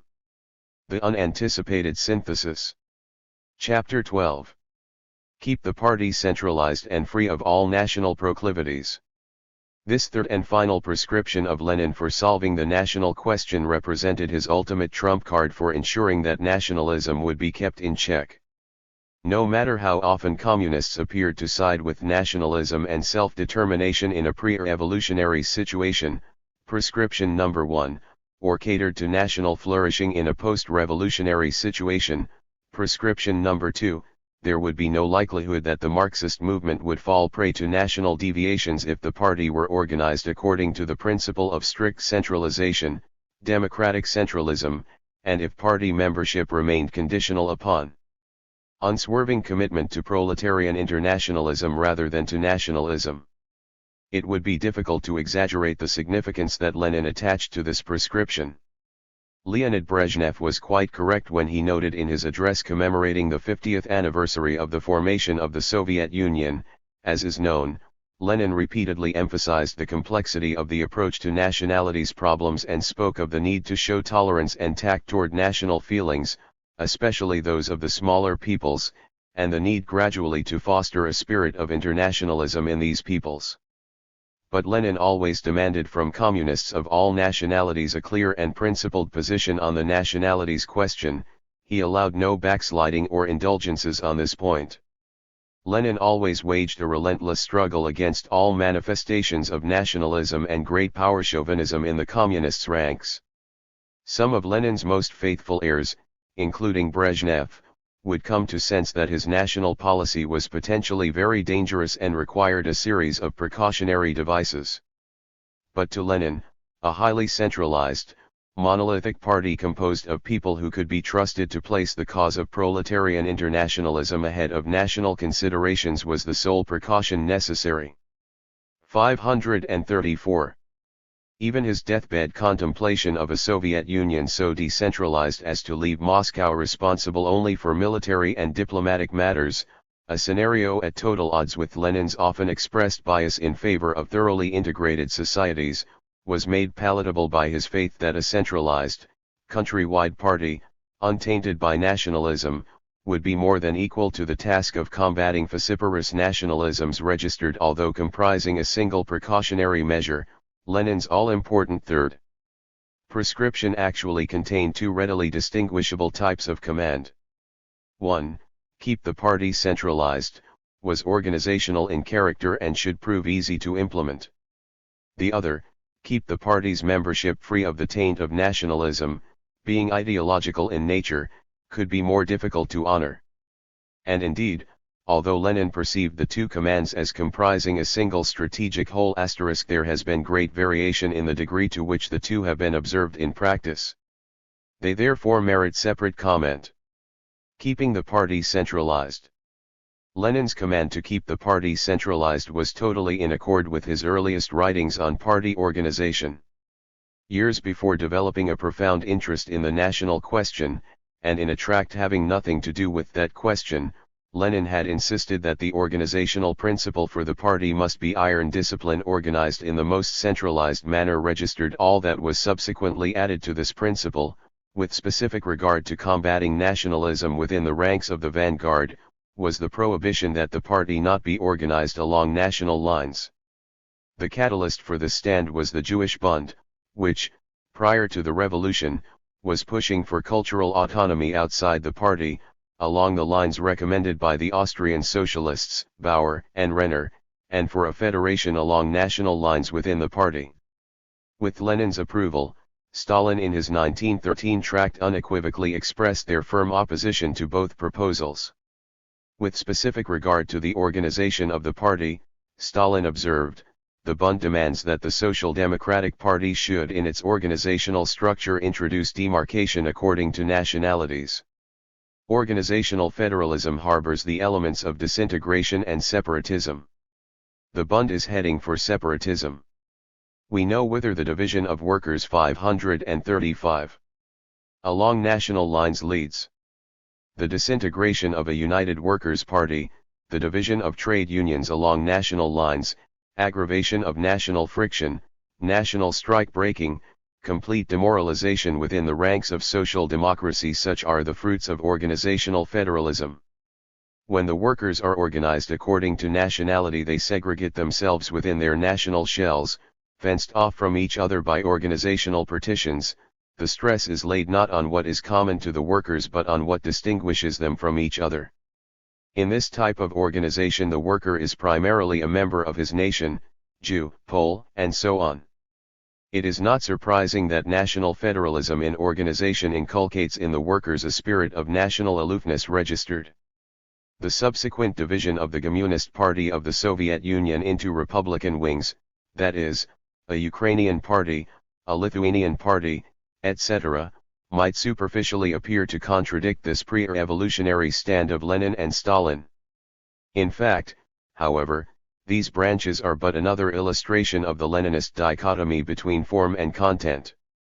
The Republican wings of the party were designed to function as purely subordinate sections of the parent party. An accurate description of their status was offered by the party leadership as early as 1918. The Ukraine, Lithuania, and Belarusia exist at the present time as separate Soviet republics. Thus is solved for now the question of state structure. But this does not in the least mean that the Russian Communist Party RKP should, in turn, reorganize itself as a federation of independent communist parties. The 8th Congress of the RKP resolves, there must exist a single centralized communist party with a single central committee leading all the party work in all sections of the RSFSR. All decisions of the RKP and its directing organs are unconditionally binding on all branches of the party, regardless of their national composition. The central committees of the Ukrainian, Latvian, Lithuanian communists enjoy the rights of the regional committees of the party, and are entirely subordinated to the Central Committee of the R.K.P. While subsequently honoring each newly formed Union Republic with what appears to be its own party, the Soviet leadership has never deviated from this early dedication to a single centralized 536 Communist Party, headquartered in Moscow. All decisions made at the center are binding upon all Republican branches. Membership policy, including decisions on purges, and appointments and dismissals of key personnel are made at the center, and, as we have seen, both the general membership and the major bodies of the Republican branch parties contain a disproportionate number of non-indigenes, particularly Russians. Important office holders have been regularly rotated between the center and the branch units registered. In short, on the matter of party organization, the Soviet leadership has been faithful to Lenin's legacy as redefined recently by a Soviet author. As for the fears about a possible revival of nationalistic elements in the event of the republics being recognized as independent and sovereign, Lenin argued that any centrifugal tendencies could be checked by the activity of the Communist Party, which operated on the principle of democratic centralism. The Yugoslav CP followed the Soviet model in creating branch units along territorial national lines. Croatian and Slovene units were created as early as 1937. And by 1949 a separate branch existed for each of the 6 republics that constituted the Yugoslav state. In 1952 a further suggestion of decentralization was offered when the name of the parent body was changed from the Yugoslav Communist Party to the League of Communists. But behind these changes of form, control remained firmly at the center. As described by a recognized authority on Yugoslavia, the Republic parties did not of course exercise any real powers, although each had its own Politburo and Central Committee.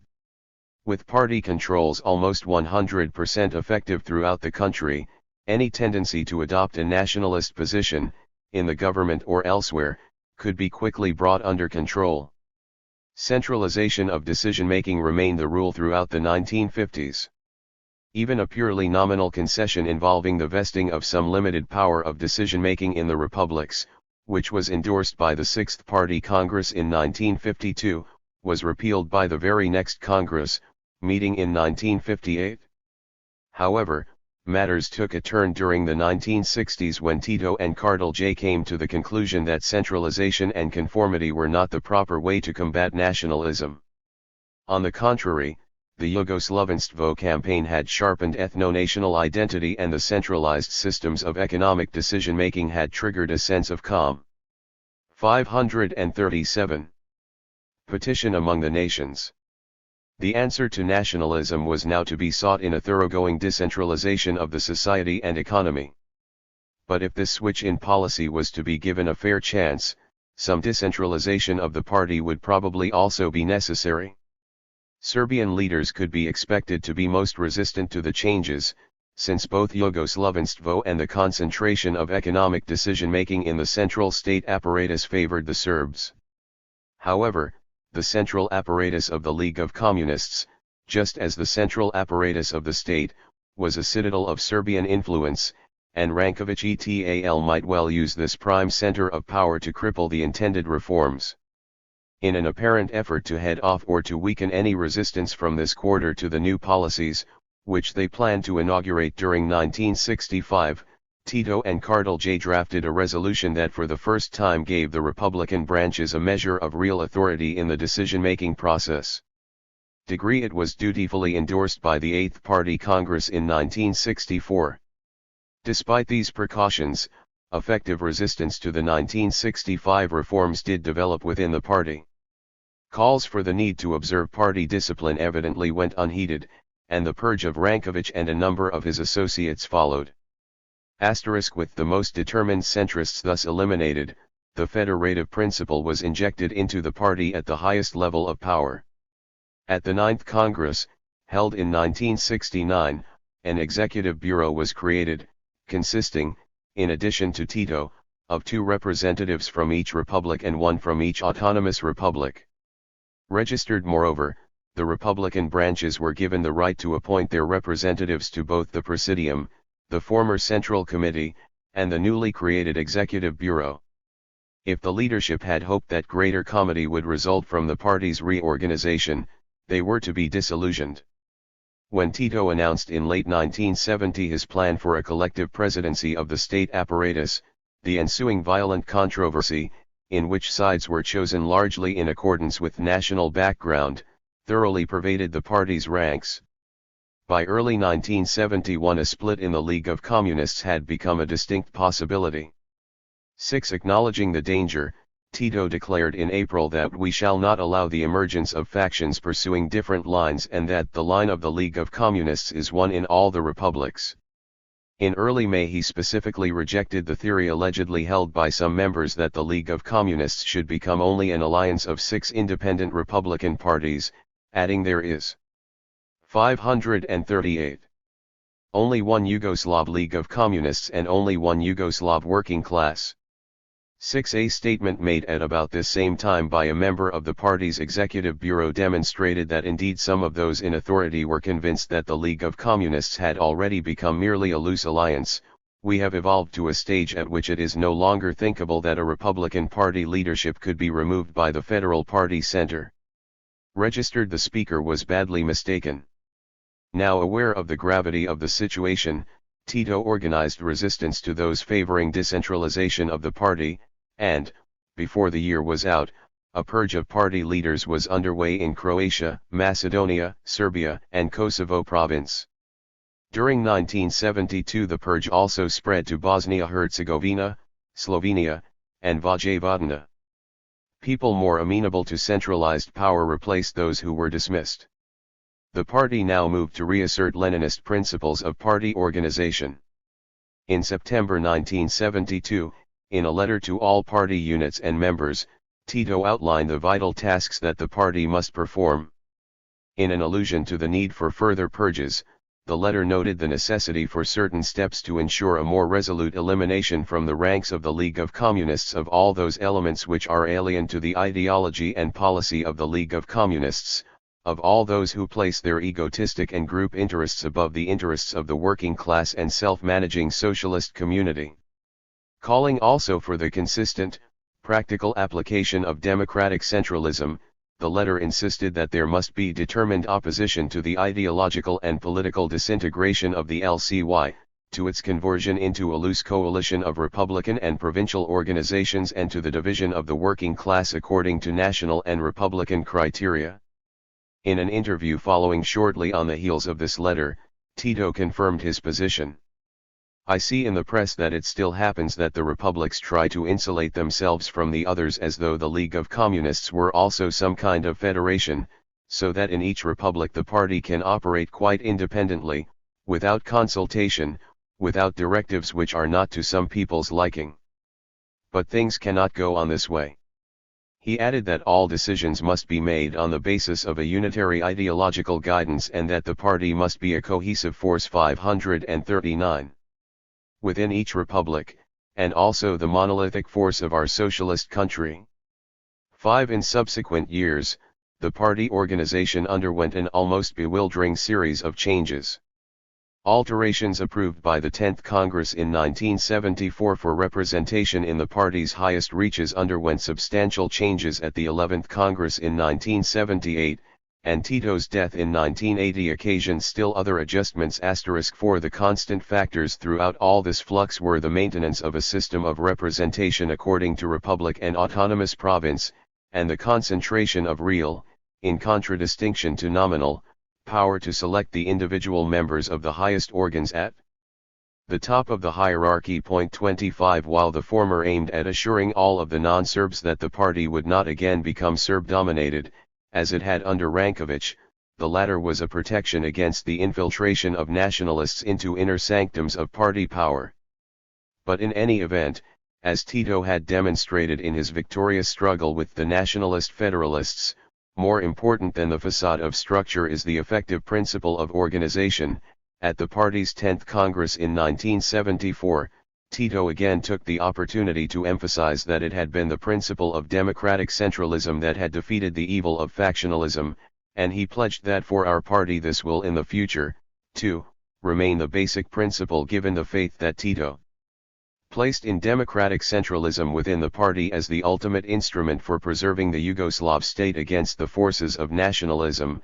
It is perhaps not surprising that 4 years later, in what would be his last address to a party congress, Tito should conclude his last testament by yet again stressing the need of the party to uphold democratic centralism, which must continue to be the basic principle of the internal relations, organizational standards, and entire activity of the LCY. Czechoslovakia offers the final case of a party with a history of branch units. A separate Slovak CP emerged from World War II but was made part of the statewide Czechoslovak CP after the Communists came into power in 1948. While the Slovak Party retained its pre-1948 name, it became in fact a subordinate branch of the statewide party, being officially described as the territorial organization of the KSC Communist Party of Czechoslovakia in Slovakia. Registered Czechs had tended to dominate the parent party. Indeed, the relative unimportance of the Slovak wing, as seen from the center, was demonstrated by the KSC's overall, asymmetrical 540 organization. The dominant Czechs apparently felt no need to create a Czech branch to balance that of the Slovaks. During the euphoric days of outspokenness that characterized the spring of 1968, Slovak party members campaigned for truly federalizing the party, and some of the Slovak leaders requested equality of representation between Czechs and Slovaks in the highest councils of the countrywide organization. As we have seen, the Soviets subsequently approved the nominal federalization of the political structure. But they vetoed the desired reforms within the party. Federalization of the state structure was one matter, federalization of the party was quite another. No other party has permitted national branches. The Chinese Communist Party, for example, at a time when it was still seeking the support of minorities in its struggle to assume power, unequivocally announced in its constitution that THIRD-CP is a unified, combat organization, built on the principle of democratic centralism and cannot tolerate any demand for autonomy within the party. Nor did the party subsequently budge from this stance, even though it would later acknowledge that during both the Great Leap and the Cultural Revolution, minorities had tended to describe the CCP as a Han instrument and to demand their own separate national parties. For the record of communist parties is therefore quite good with regard to respecting Lenin's injunction to keep the party centralized. With the exception of the Yugoslav scene in the 1969 to 1971 period, violations of the injunction have tended to be at the level of form rather than of substance. From a structural perspective, the parties have been orthodox, keeping the party's membership free of the taint of nationalism. But is it enough to keep the party centralized? While in Lenin's view democratic centralism was a necessary precondition for immunizing the party from the virus of nationalism, he realized that it alone was not sufficient to guarantee immunization. In order to have the desired effect, those at the nerve center of power within the party must themselves be impervious to the virus. Otherwise, democratic centralism could become an instrument for implementing programs of national coloration. And, as Lenin was well aware, communists were capable of being seduced by nationalist sirens. Not only the ranks of the labor parties but a number of the EE54 luminaries of the international movement had shocked and angered Lenin by surrendering to just such a seduction on the eve of World War I. And years later, after the revolution, he had found it necessary to warn a party congress, scratch some communists and you will find great Russian chauvinists. Shortly before his death, he wrote to the highest council of the party. I am declaring a war not for life, but to the death, against great Russian chauvinism. As soon as I rid myself of my damned tooth, I shall eat it with all my strong teeth. One must absolutely insist that the United Central Executive Committee be presided over in turn by a Russian, a Ukrainian, a Georgian, and so on. Absolutely registered 7. The implication was clear, even the Kremlin walls surrounding the highest organs of the party could be breached by nationalism. That Marxist elites should be vulnerable to national instincts should not occasion great surprise. No less than others, communists have been born into a national group, and it would be strange indeed were they never to feel the slightest twinge of national pride or resentment. Registered. We have had occasion to comment on the traditional tendency of the Chinese and Vietnamese to consider themselves superior to neighboring peoples. Similarly, the missionary or civilizing role of the great Russian people was woven into the rationale of the Russian Empire. Was it therefore reasonable to expect the new elite, overwhelmingly composed of Chinese, Vietnamese, or Russians, to be unattended totally to the ethnic vibrations with which their traditions and youthful environment were saturated. Solzhenitsyn hoped not, as witness his letter addressed to the Soviet leadership in 1973, "I am writing this letter on the supposition that you, too, are swayed by this primary concern, that you are not alien to your origins, to your fathers, grandfathers, and great-grandfathers, to the expanses of your homeland, that you have not lost all feeling of nationality. If one am mistaken, there is no point in your reading the rest of this letter. A review of the writings and speeches of leaders in the Marxist-Leninist movement supports the thesis that the topmost leadership has not been immune to nationalist tendencies. We have seen that." 542. The writings of the founders of scientific socialism, Marx and Engels, were peppered with national stereotypes and a most unscientific gradation of peoples according to which they were fated for greatness or extinction. Some authorities have perceived strong German nationalism at work in the writings of both men. Indeed, a respected Slovak communist scholar has dared to write that the works of Marx and Engels were not altogether free of German arrogance. As for Lenin, the account of his pre-revolutionary exile written by his wife contains several references to his nationalism. They moved to Austrian Poland because it was closer to, and more like, Mother Russia. Even there, his prejudice for all things Russian prevailed. He starved for Russian literature and greedily perused Russian periodicals. The prejudice extended to art. Volodya is a terrible nationalist. He wouldn't go to see the works of Polish painters for anything, but one day he got hold of a catalogue of the Tretyakov galleries, and he frequently becomes absorbed in it. Stalin offers something of a paradox.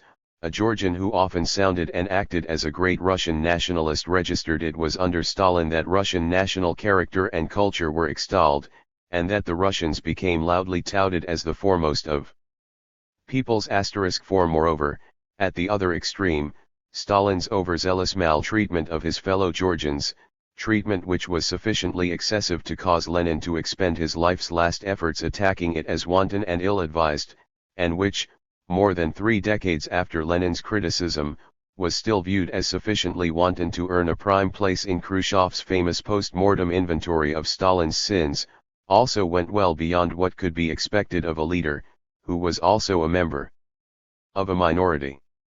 To convince party colleagues and the mass of great Russians that he was personally untainted by nationalism and above favoring the minority from which he had sprung. Furthermore, there is evidence that this public behavior of Stalin did in fact reflect an inner preference for the great Russians even over his own Georgians. Stalin's unnecessarily excessive eagerness to elevate the Russians to an unmistakable level of primus inter pares, even relative to his own nation, is indeed something of a paradox. But it is a paradox often encountered in other societies. In a manner reminiscent of the particular zeal with which converts to a religion often embrace and practice their new faith, individuals who aspire to identification as 543. A member of a nation into which they were not born often become fanatical defenders and promoters of that nation's interests. Stalin's actions appear to offer a case history of this phenomenon of the convert nationalist.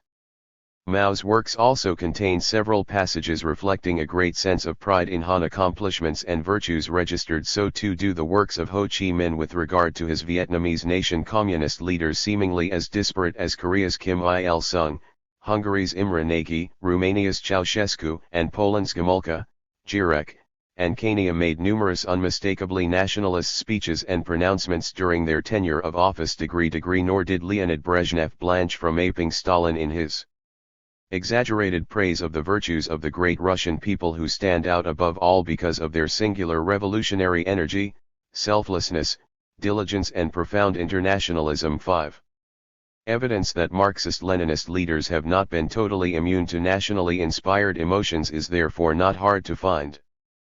But it is dangerous to jump from this general finding to the conclusion that these leaders have allowed their national inclinations to take precedence over the interests of the world movement.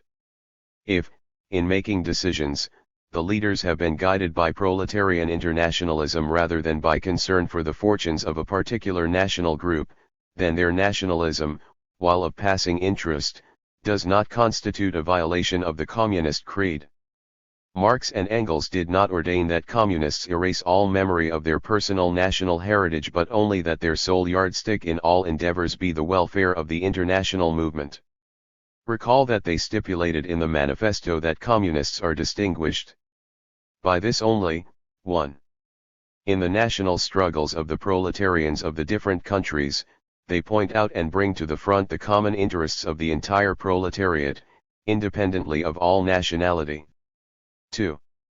In the various stages of development which the struggle of the working class against the bourgeoisie has to pass through, they always and everywhere represent the interests of the movement as a whole.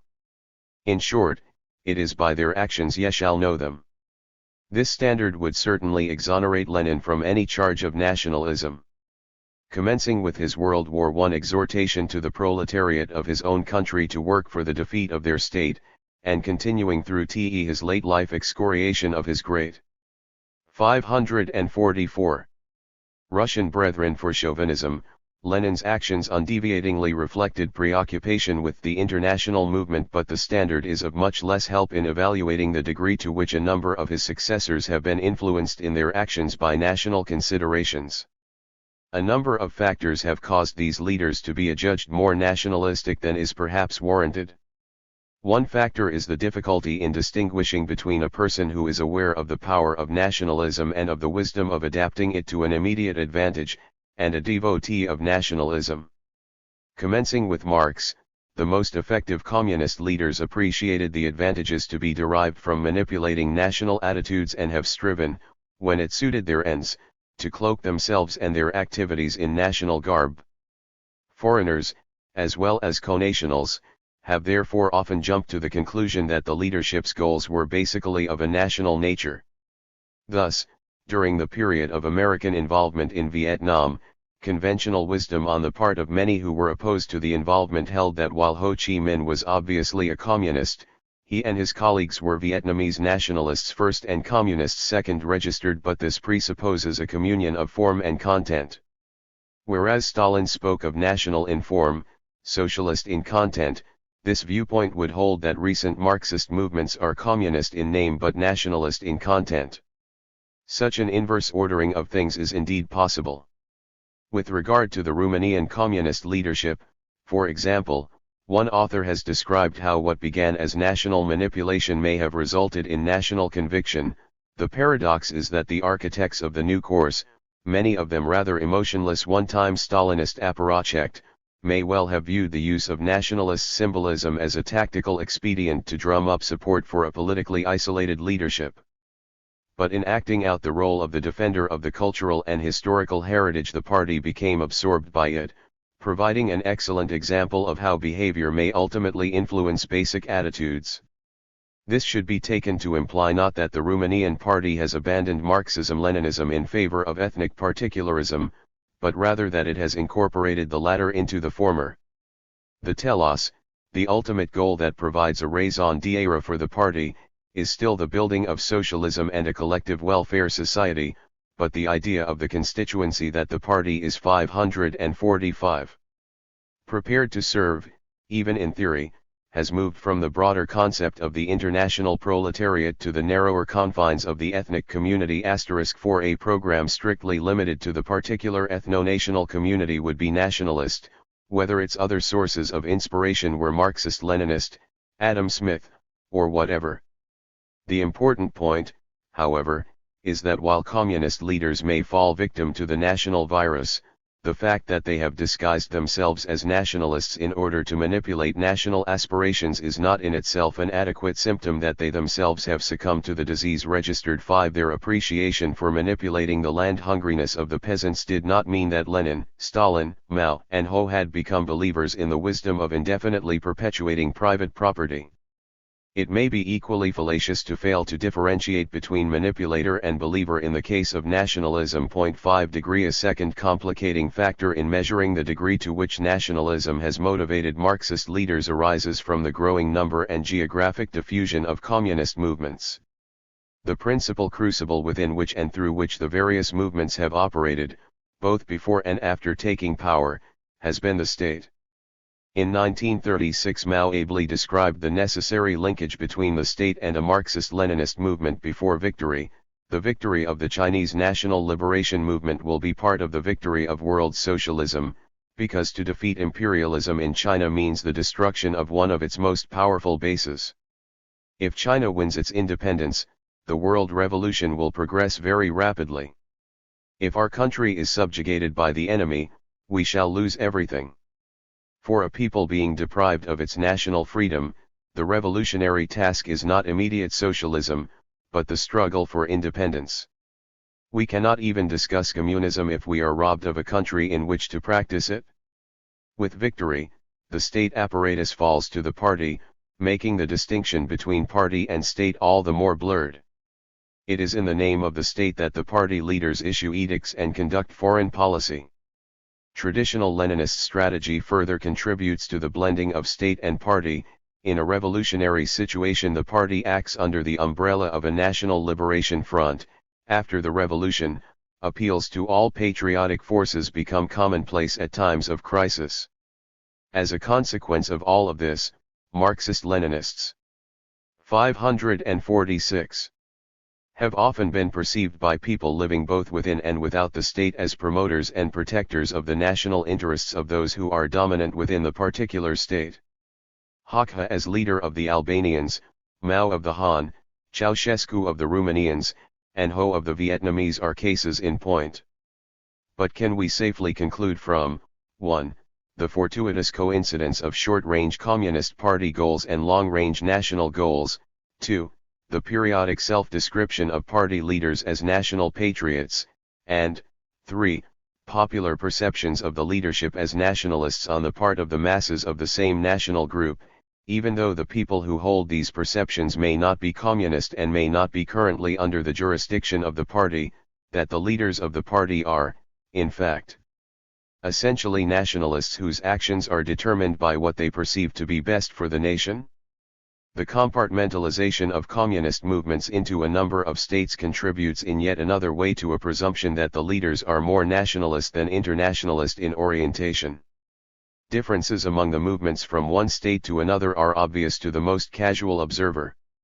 Though ostensibly all are Marxist-Leninist, Chinese society bears little resemblance to the Soviets, and both differ, in turn, from Hungary's .5 registered adoption of Marxism-Leninism as official ideology has not erased the impact of national cultures and traditions.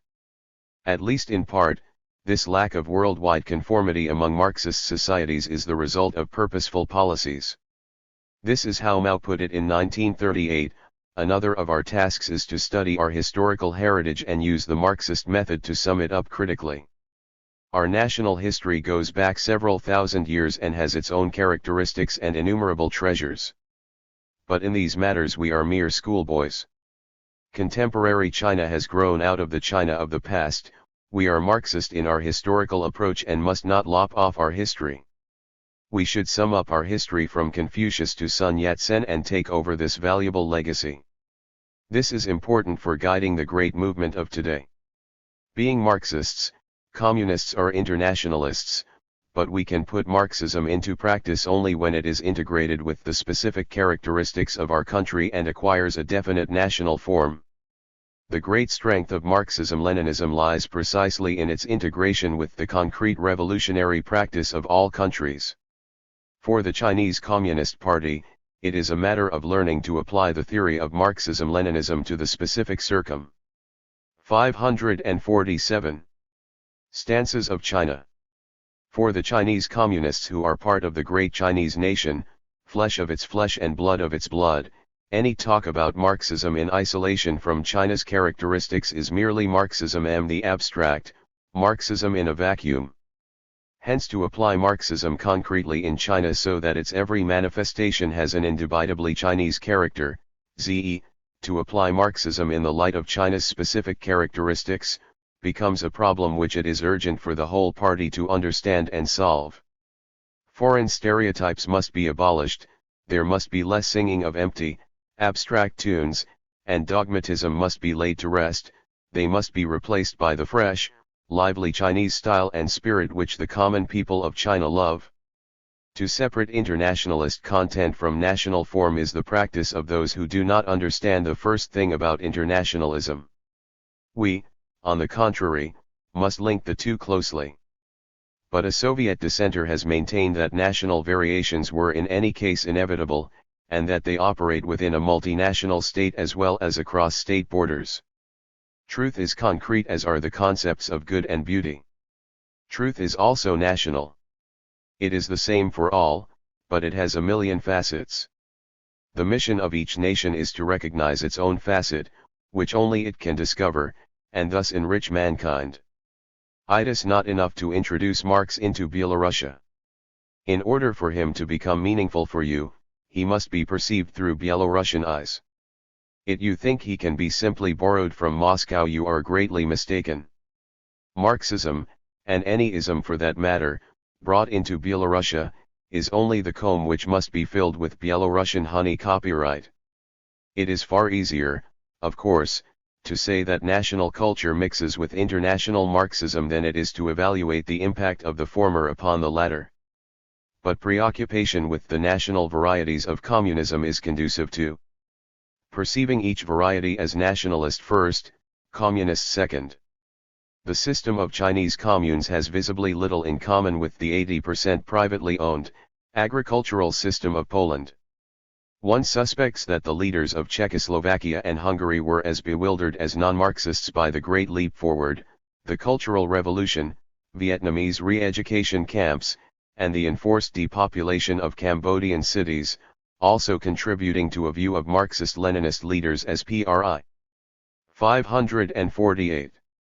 Merely motivated by nationalist considerations are the splits and intense rivalries that have developed. Relations between People's China and the Soviet Union, and between the former and Vietnam, deteriorated to a point at which major border clashes were possible. Vietnamese forces invaded and occupied ostensibly Marxist-Leninist Cambodia. Soviet forces did likewise with regard to Hungary, Czechoslovakia, and Afghanistan. Since Tito's ouster from the Cominform in 1948, descriptions of the Second World that suggested a monolithic structure were self-evidently anachronistic.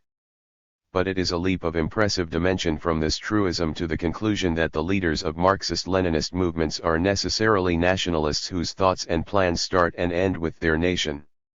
Surely Trotsky and the Trotskyists were no less internationalist in their objectives because of their objection to Stalin's, and therefore Moscow's, direction of the movement. Can Mao and his successors be charged with nationalism simply because they insist that the leadership of the Soviet Union has betrayed the world revolution through their revisionism of Marxism-Leninism? If people who disagree over the content of the national interest can nonetheless be nationalists, then certainly Marxist-Leninists can disagree over the international interest and remain internationalists. The problem of certitude that one is in fact confronting a communist leader who is guilty of nationalist proclivities extends even to the many individuals who have been purged over the years on the charge of nationalism, separatism, splitism, and the like. Are such charges to be taken at face value? Or are they a convenient and therefore often resorted to surrogate for justifying the elimination of an undesirable individual or group, although the accused are in fact innocent of national behavior? Or are the periodic purges of eminent figures a device for warning the general populace against any activities that could be perceived by the authorities as nationalist-inspired? Or some medley of the foregoing? It is certain that the sweeping anti-nationalist purges carried out under Stalin, both within and without the Soviet Union, were often knowingly aimed at innocents. Beginning with Khrushchev's denunciation of Stalin at the party's 20th Congress, it has been acknowledged in several instances that charges had often been fabricated even to the point of falsifying documents registered. Perhaps the best evidence we have that party officials, that is, those with the greatest access to the facts, were convinced that the charges had often been baseless was their subsequent willingness to entrust a 549. Few of those who had been purged with the most powerful positions in their respective parties. A classic example occurred in China, where leaders such as Olenfu, who were purged on charges of nationalism and separatism during the Cultural Revolution, were re-elevated to their former eminence following Mao's demise. Even less satisfactory than purges as evidence of nationalist leanings on the part of party leaders are the charges of nationalism and chauvinism hurled back and forth across state borders in the polemical disputes that have marred relations among a surprisingly large number of Marxist-Leninist states. Such accusations have been most consistently aired in the rivalry between China and the Soviet Union registered, but they have also been prominent in the disputes between China and Vietnam, Romania and Hungary, Hungary and Czechoslovakia, Bulgaria and Yugoslavia and Albania. It would, of course, be safer to impute sincerity to such allegations if they were not meant for public dissemination. As publicly aired, they sound like little more than name-calling. However, it would also be dangerous to presume that the accusers believe the charges to be groundless, albeit useful, propaganda. Thus, the fact that Tito did perceive nationalism to be at work behind the actions of the Soviet leadership that led to the rupture of relations in 1948 is strongly suggested by his semi-private comments made in 1949, "What happened?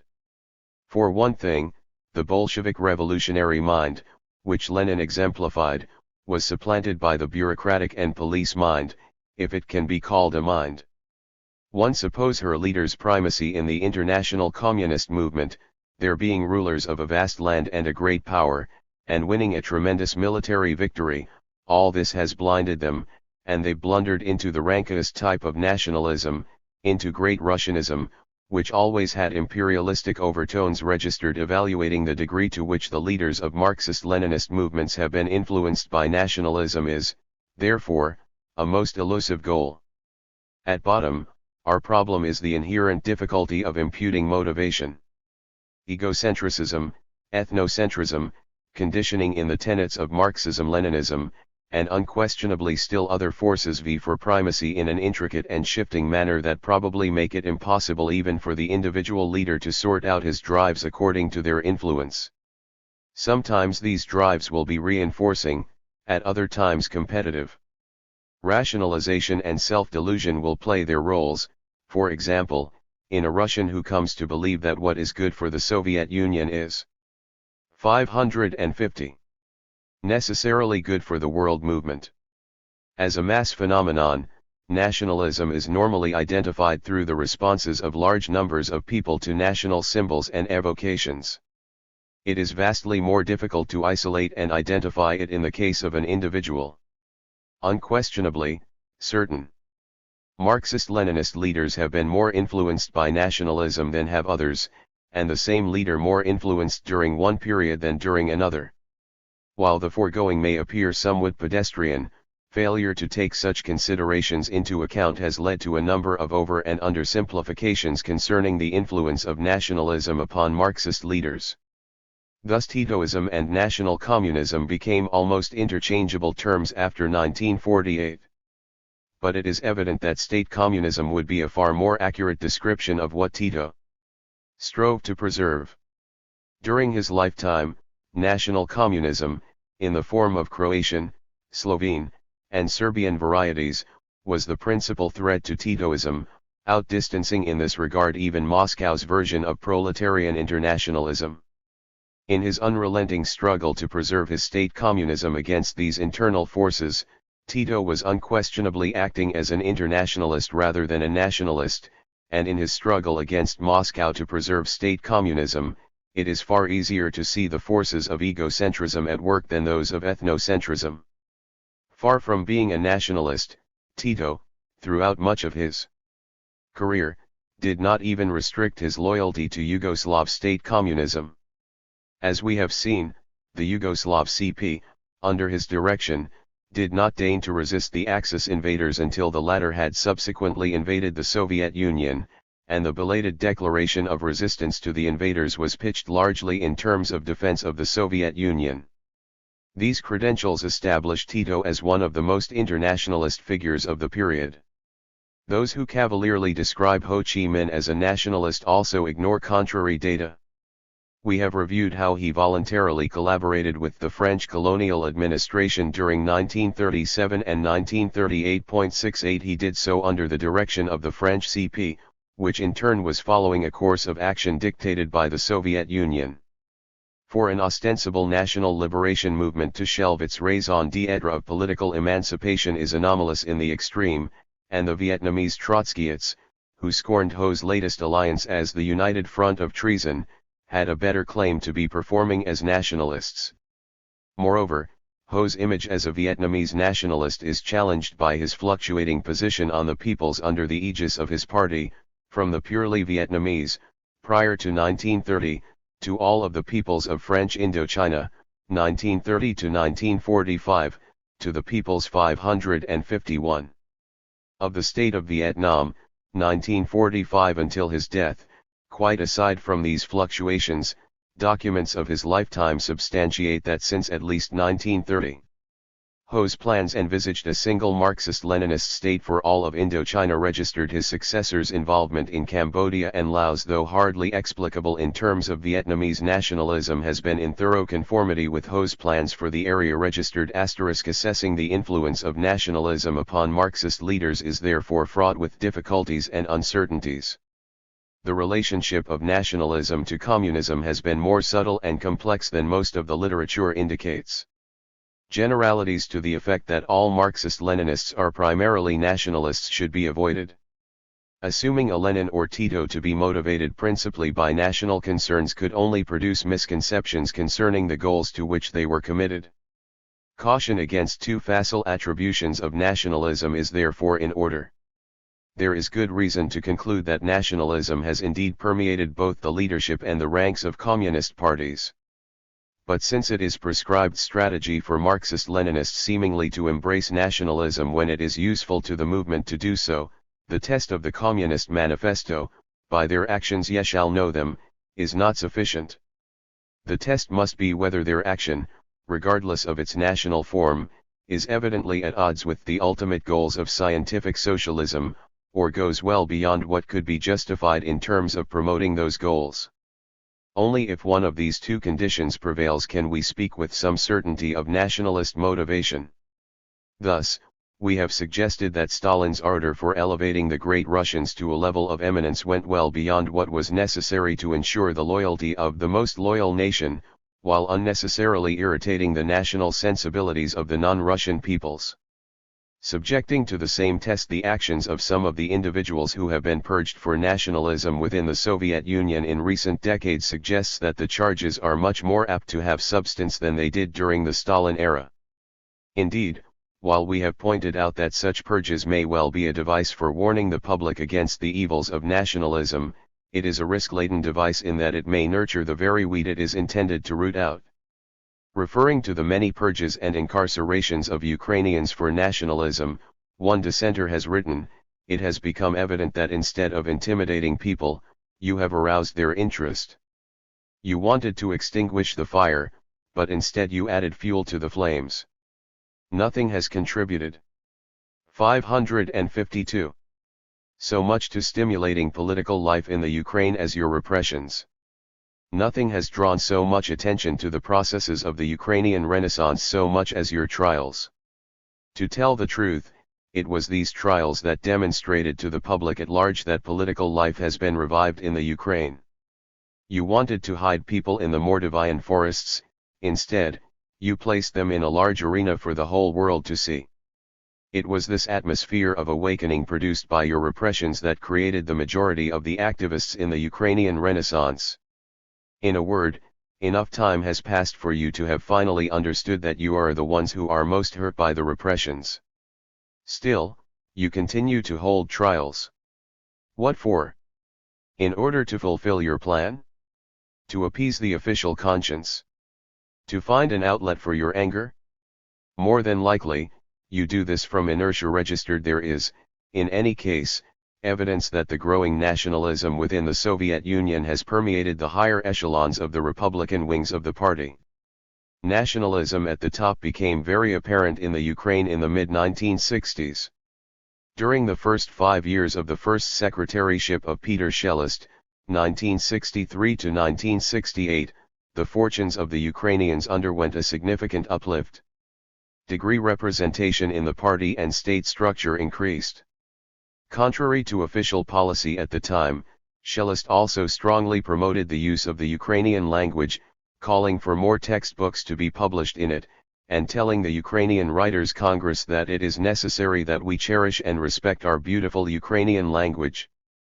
Before a visiting Canadian Communist delegation, he disagreed with remarks of other Soviet spokesmen to the effect that the fate of the nation does not depend upon the health of the language, insisting, in the words of the report, that the development of communist society must permit the fullest and freest economic and cultural development of every nation.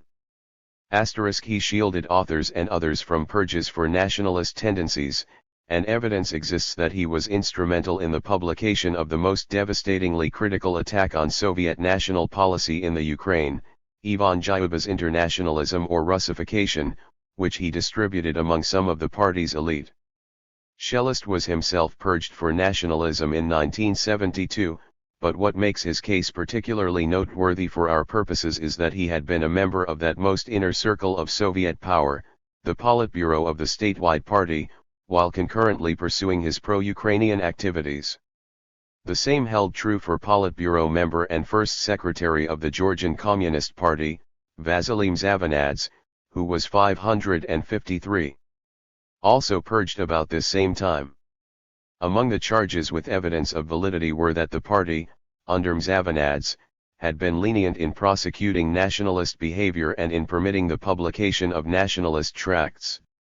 Quite expectedly, symptoms of nationalism within the Republican wings of the party have been most apparent in the case of those Baltic, Caucasian, and Slavic peoples who combine a highly developed sense of a national tradition with relatively good representation in the higher councils of the Republican wing of the party, namely, the Armenians, Estonians, Georgians, Lithuanians, and Ukrainians.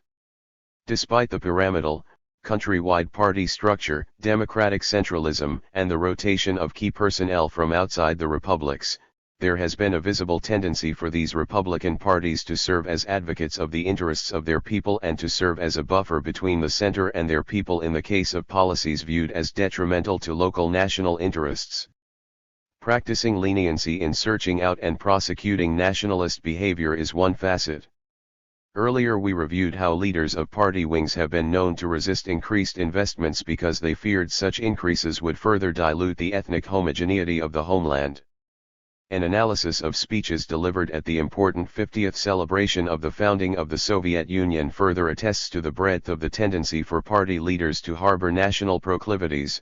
Speeches of the first secretaries of 7 of the Republican wing set forth positions that were in conflict with those enunciated by the first secretary of the parent body, Leonid Brezhnev.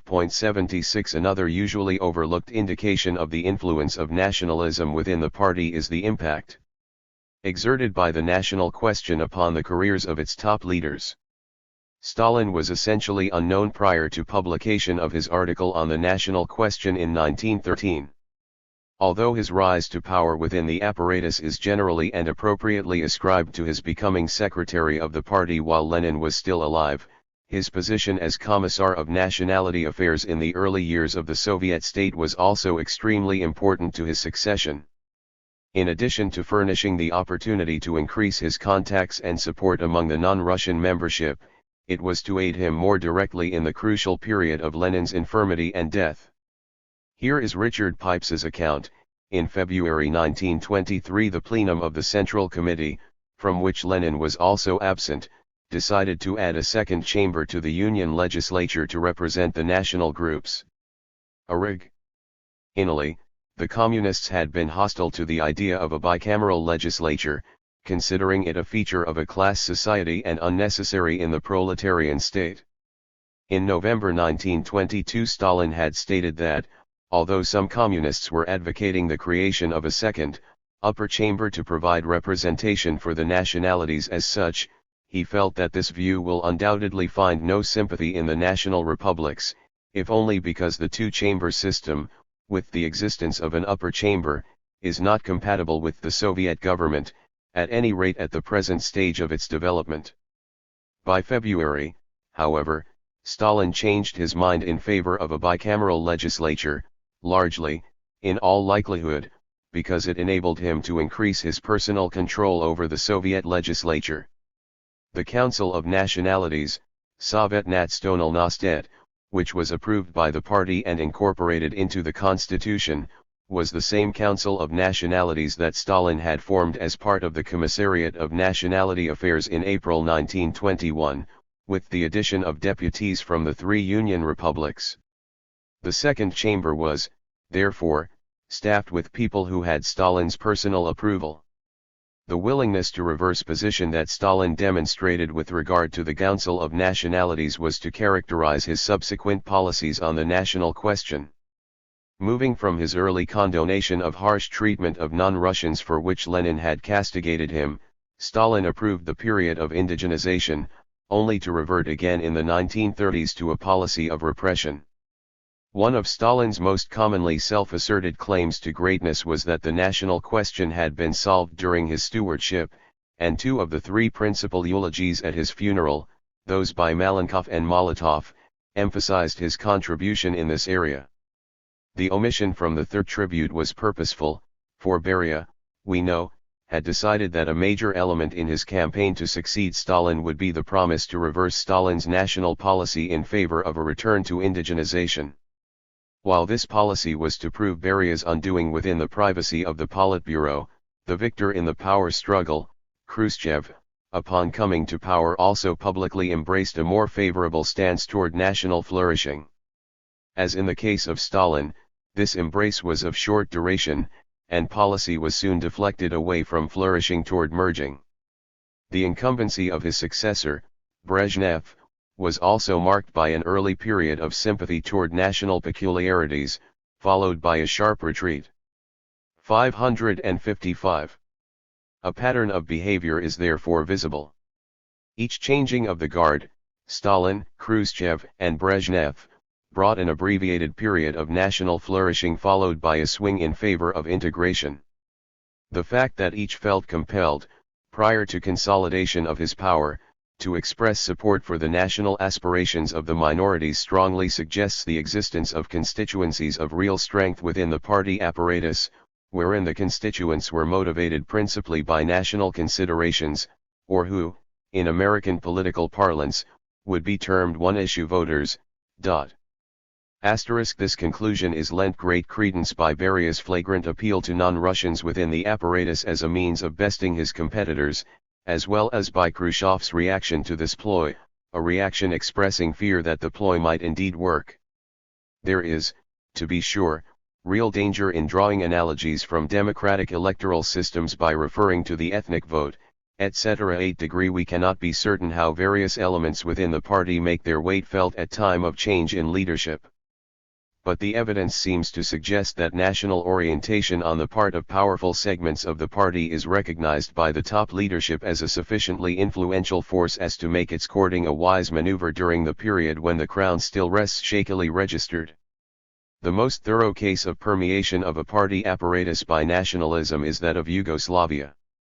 Abetted, as in the case of the Soviet Union, by the organization of the party into republican wings, nationalism not only pervaded that apparatus but, on many occasions, turned the party into the principal battlefield of ethno-national struggle.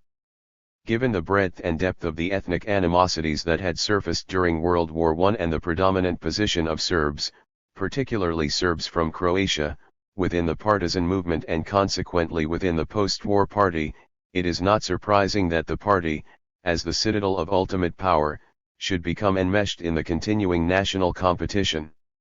Serbs, who dominated the central party structure, would see in the party the means for ensuring that Croat nationalism would not again become a menace. The Croats would perceive their branch unit as a fortress for fending off Serbian domination.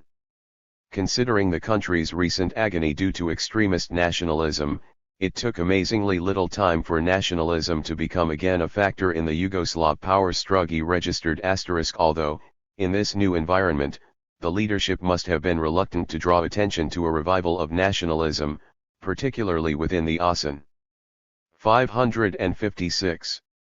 Civil bastion of internationalism represented by the party, they felt compelled to do so in a warning to members as early as 1953.84. The warning failed in its purpose, and in 1958 a letter to all party units from the Executive Committee complained that very often, members of the leading bodies of the League of Communists fall under the influence of the petty bourgeois intelligentsia and are guilty of nationalist and chauvinist influences. Registered additional warnings of this sort had little perceptible impact, and the Republican parties increasingly demonstrated independence with regard to carrying out central directives. Registered Tito was finally forced to take action when it became manifest that the economic decentralization and other reforms that had been approved in 1965 were being frustrated by entrenched Serbian interests at the top of the central apparatus. The public became aware of the remarkable extent to which Serbian nationalism had affected policy, when Ranković, Tito's ostensible successor, along with numerous highly placed Serbian associates, was purged for national chauvinism.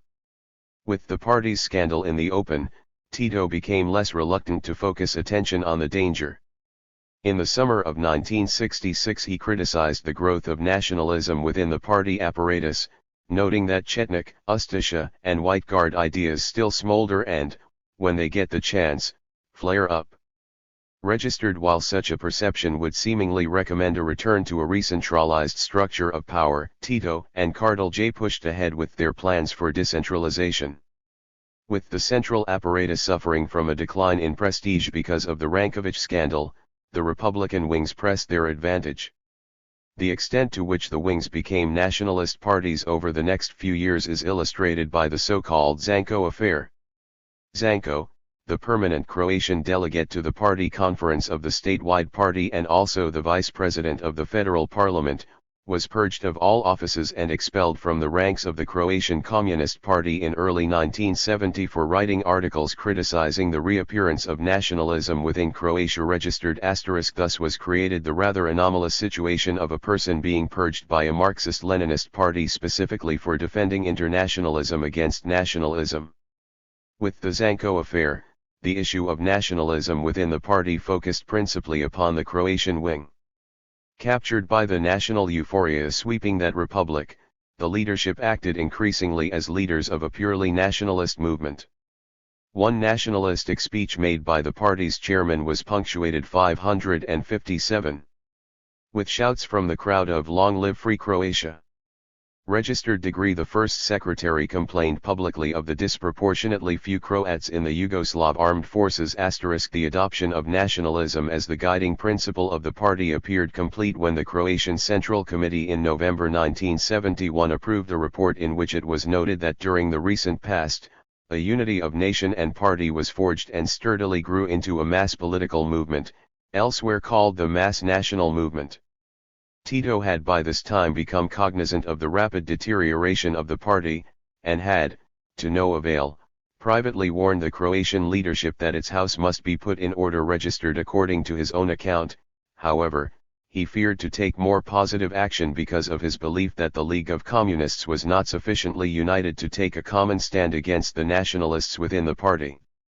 Tito's reluctance is quite understandable, for the Croatian wing of the party was hardly the only section currently under the sway of national emotions. When Tito, with the essential backing of the military high command, finally did mount his successful campaign against entrenched nationalists, the purges that followed affected all branches of the party. The numbers associated with the purge, although not all attributable to national deviations, are impressive rough indicators of the degree to which nationalism had permeated the entire structure. In 1969 the party had 1,146,000 members. During the first stages of the nationalist purge in late 1971 and early 1972, membership dropped by 40,000. Subsequent purges were offset by new members, but in the period 1969 to 1974, 51,370 members were expelled for deviations from the party line, and an additional 92,400 were expelled for inactivity. Included in this group were some of the most prominent communists from all sectors of the country.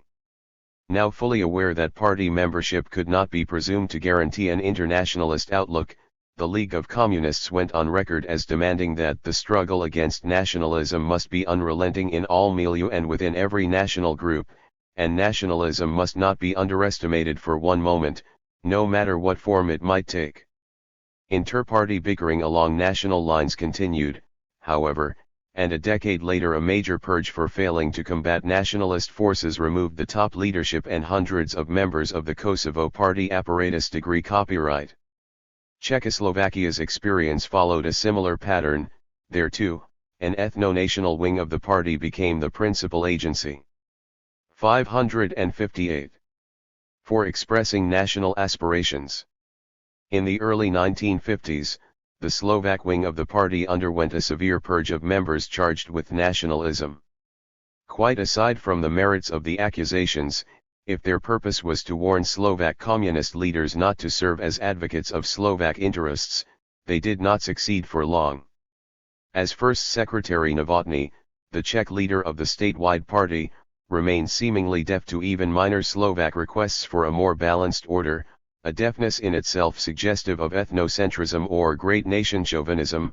Leaders of the Slovak party became increasingly militant. The dispute became public knowledge in September 1967, when the first secretary of the Slovak party, Alexander Dubček, attacked the policies of the Novotný regime before the Central Committee of the parent, Czechoslovak Communist Party.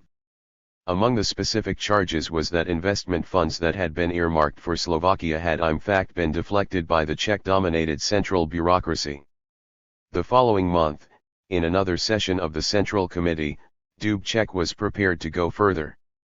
During a discussion of increased economic autonomy for Slovakia, the Slovak First Secretary asserted, "Before we can talk of economic division, we must discuss political division, starting at the top with the party leadership." The degree to which nationalism had permeated the ranks of the Slovak party is indicated by a poll of party functionaries conducted in June 1968. Only 11% of the Slovak party members were willing to accept improvements within the basic present system. 85% wished to go beyond anything ever permitted by a Marxist-Leninist party by introducing a truly federal system within the statewide party. But given the jaundiced communist view of separatist tendencies as the most insidious and extreme manifestation of nationalism, perhaps the most amazing statistic was that more than 4% of the party membership went on record as favoring a totally independent state for the Slovaks. As in the cases of the Soviet Union and Yugoslavia, the national question within Czechoslovakia has also exerted a great impact upon the careers of the top leadership. Novotny's removal as first secretary of the statewide party was made possible only by an alliance of those Czech members of the Politburo who advocated a liberalizing of the regime, and who were in a minority among the total Czech membership, with the Slovak members, all of whom were committed to Slovak interests. This balance of forces, in turn, made it possible for Dubček to become the first secretary of the Czechoslovak Communist Party to be drawn from the Slovak 559 minority. Moscow's subsequent decision to jettison Dubček was therefore a particularly sensitive one in Slovakia. Unquestionably, this was a major consideration in the Soviets' election of Gustav Husak to succeed Dubček. As a person who had been purged from the party in the early 1950s on charges of Slovak nationalism and Titoism, Husak's appointment would neutralize any imputation of anti-Slovak motivation behind Moscow's ouster of Dubček. Tuesday growth of nationalism within communist parties has therefore been abetted by the presence of supposedly subordinate wings. But nationalism has not been confined to such parties. Indeed, the central organs of the parties with unitary structures have, on balance, been more nationalistic. As we have seen, the winged structure of the Soviet, Yugoslav, and Czechoslovak parties arose from the fact that each of the states contained at least two national groups sufficiently numerous and nationalistically motivated to make a unitary system dominated by a single group a risky approach. Since nationalism in these states constitutes a pronounced threat to the cohesion of the state, anti-nationalism has been a key theme in the party line. By contrast, parties in command of a state within which the dominant group's preeminence is beyond serious challenge have not perceived nationalism as a threat that must be constantly castigated. Thus, in a 1971 content analysis of the party newspaper in each of the 8 Marxist-Leninist states of Eastern Europe, Anti-nationalism was found to be the most frequent theme of articles only in Czechoslovakia and Yugoslavia. By contrast, of the 8 themes used in the content survey, anti-nationalism placed 6th in Albania and Hungary, 7th in Bulgaria, and last, 8th, in Poland and Romania. In these more homogeneous states, any loss of influence among minorities can be more than offset by the overall gain in legitimacy that would accrue if the party could convince the masses that it was the legitimate spokesman for the dominant nation. Party leaders have therefore felt a freer rein to express their nationalism.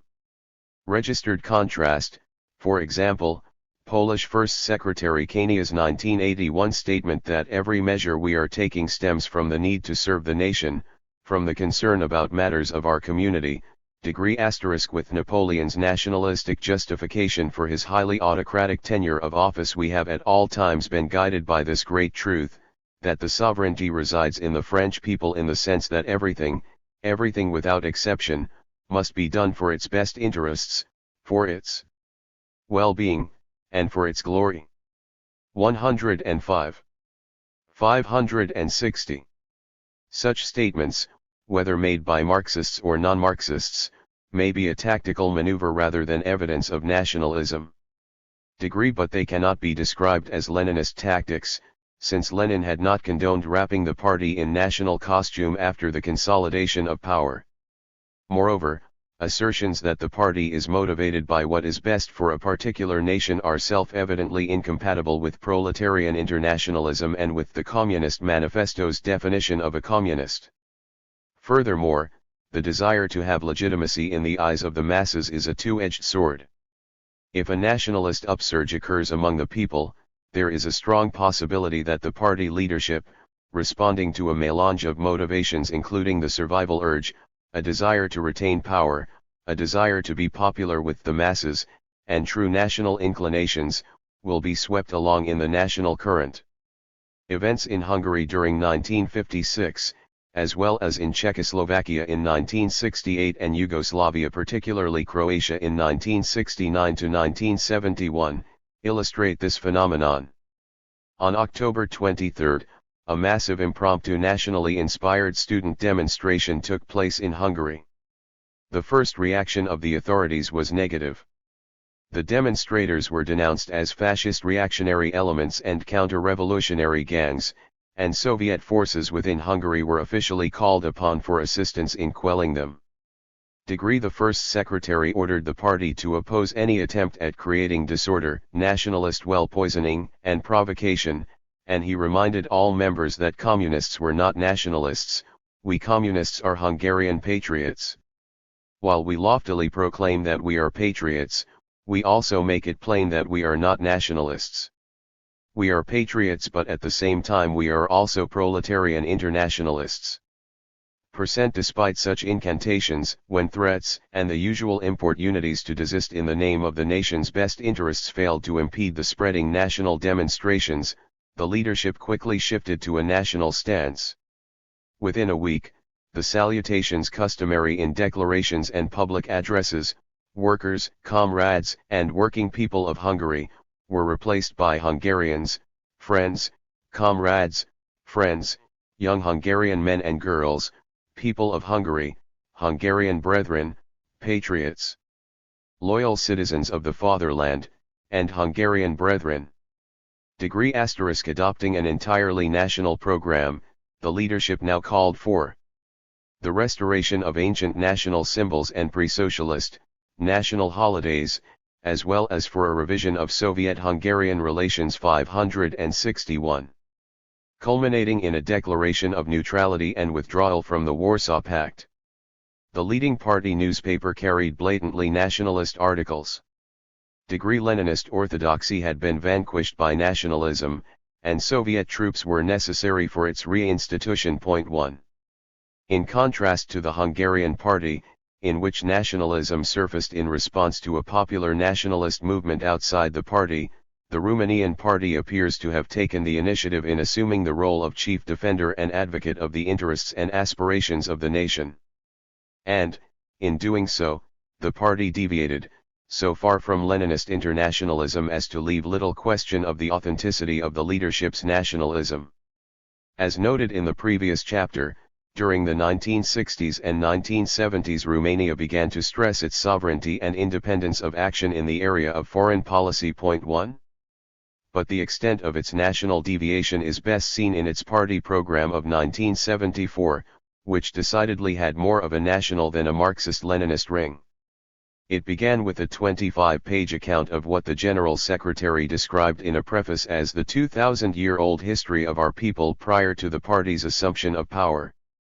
Registered the fact that the beginning date of this history antecedes the creation of the party, 1921, by some 2 millennia is significant, for the party's raison d'être was expressed in the program solely in relation to Romanian national history. By its actions during World War II, the party was said to have established its right to take over the leadership of the Romanian people, thus fulfilling its historic mission of defending the national interests of the entire people. This is surely an odd historical mission for a party that is ostensibly part of an anti-national, international movement. Moreover, the history in the program made clear that our people referred to the ethnic Romanians, a nation said to have been born out of the fusion of the Dacians, an ancient people, with the Romans, during the period when present-day Romania was part of the Roman Empire. Romanian legendary figures, kings, and other earlier national heroes were lauded in the program for their contribution to the unfolding Romanian epic. Registered CLAS Sand epic transcending national characteristics, the Romanian people's way of being and thinking, were described as forged during the nation's peculiar history. There was also a lengthy, ringing defense of the continuing progressive role of nations and national states. Registered it was prophesied that the national state will not even begin to disappear gradually until the stage of mature calm. 562. Munism. Even when this distant plateau is reached, it was stipulated that the nation will continue to exist as a distinct entity, with its own organization, keeping its specificity. Registered all this within the program of a communist party. Degree. In addition to symptoms of nationalism that are peculiar to one party or another, there are symptoms that are common to many or all. One of these has been the tendency of leaders to pose as protectors of the interests of members of their national group dwelling within adjacent states and, in some cases, to set forth a right to reunite the transborder segment of the nation with the larger family by annexing the territory which it populates. When such claims allude to people and territory that are presently within a non-Marxist-Leninist state, raising them can be attributed to sound Leninist strategy. But a number of such campaigns have involved only Marxist-Leninist states. Cases in point include Hungary's position concerning Magyars living within Czechoslovakia, Romania, and Yugoslavia, Bulgaria's claim that the Macedonians are Bulgars and therefore a fit subject for Sofia's concern, Albania's periodic statements with regard to the Albanians within Yugoslavia, the countering Chinese and Soviet propaganda barrages aimed at peoples straddling their mutual border, similar transborder appeals between China and Mongolia, and the Romanian campaign for the return of Moldavia on the basis that most of the people living there are members of the Romanian nation. Such policies are, of course, quite incompatible with Marxism. Marx had maintained that it was life within the economic nexus that determined loyalty and identity. Notions of blood ties as a basis for drawing political borders had no place in classical Marxism. Degree Irredentism is plainly a nationalist, not a Marxist tenet. 76. The infiltration of nationalism into various parties can also be detected in the growing tendency to make national heritage a criterion for membership and leadership. Periodic purges that appear to concentrate on Jews is one dimension of this tendency. During the early 1950s, such purges occurred within the Soviet Union, Hungary, Romania, and Czechoslovakia. Since that time, Jewish membership within the Soviet Party has continued to decline sharply, and the disappearance of Jews from the highest councils of power has been even more dramatic. Moreover, despite a sharp decrease in the number of Jews within Eastern Europe, further attacks upon Jews within the power structure occurred within Czechoslovakia and Poland. 8 degrees. While scapegoating, in contradistinction to nation. SSI 563. Alism is often a and sometimes the key motivation behind such campaigns. National scapegoating itself necessarily implies that national heritage is a legitimate criterion to apply within the party. This sentiment has worked to the disadvantage of several peoples. We have seen how Serbians, particularly under the protection of Ranković, made Serbian background a prerequisite for influence in the statewide as well as in the Serbian party, and how the Croats made their party a bastion of the Croatian nation. 3. Elsewhere, the rank and file of the Slovak party has resisted the admission of Hungarians, even though the Slovak leadership favored such admission as a means of placating and controlling the Hungarian minority. Degree. Both the general membership and the upper echelons of the Romanian party were disproportionately staffed by members of national minorities at the time of achieving political power. 88. The percentage of members represented by minorities subsequently shrunk, and although the authorities maintain that their general membership now more accurately reflects the national composition of the state's population, it is evident that effective power has been transferred to a group who perceive themselves as born out of the fusion of the Dacians with the Romans. We have also seen how the very select few members of minorities who held positions of influence within China were purged during the Cultural Revolution. 34. And in Vietnam. The 1976 purge of old-line communists of non-Vietnamese heritage underlined the monopoly of power enjoyed by the dominant nation. 55. The tendency to restrict access to the fonts of power to members of particular nations harmonizes with our earlier findings concerning Cotter policy. Degree 6. There we found a proclivity to trust the dominant group, the most loyal nation, and to distrust minorities by comparison. 87. When augmented by the personnel practices flowing from bureaucratic ethnocentrism, the result has been to give a distinct national coloration to the power structure, including the Communist Party. 8. In turn, the parties have been known to become identified with goals as unmitigatingly nationalistic as separatism and irredentism. 9. We began this chapter by noting that keeping the party free of all national proclivities was to Lenin an absolute imperative. Only so long as the citadel of internationalism remained impervious to the national antithesis could scientific socialism be secure. When one surveys the disarray today both within and between states led by communist parties ostensibly committed to a single internationalist. 564. Movement. The justifiability of Lenin's fears concerning the consequences of party infiltration by nationalism becomes apparent. But since Lenin was neither inexperienced nor naive regarding the appeal of nationalism, even to communist comrades, the mystery of why and how he believed the party could be protected against infiltration by nationalism remains. Perhaps influenced by his own unquestionable dedication to internationalism, he simply presumed that there would always be a sufficient percentage of those with an international outlook among the leadership to maintain an effective vigilance against any sign of nationalism creeping into the apparatus. If so, he was mistaken, for the true internationalist, whose vision transcends the interest of his nation and state, has been a rarity indeed in the vanguard of the international proletariat.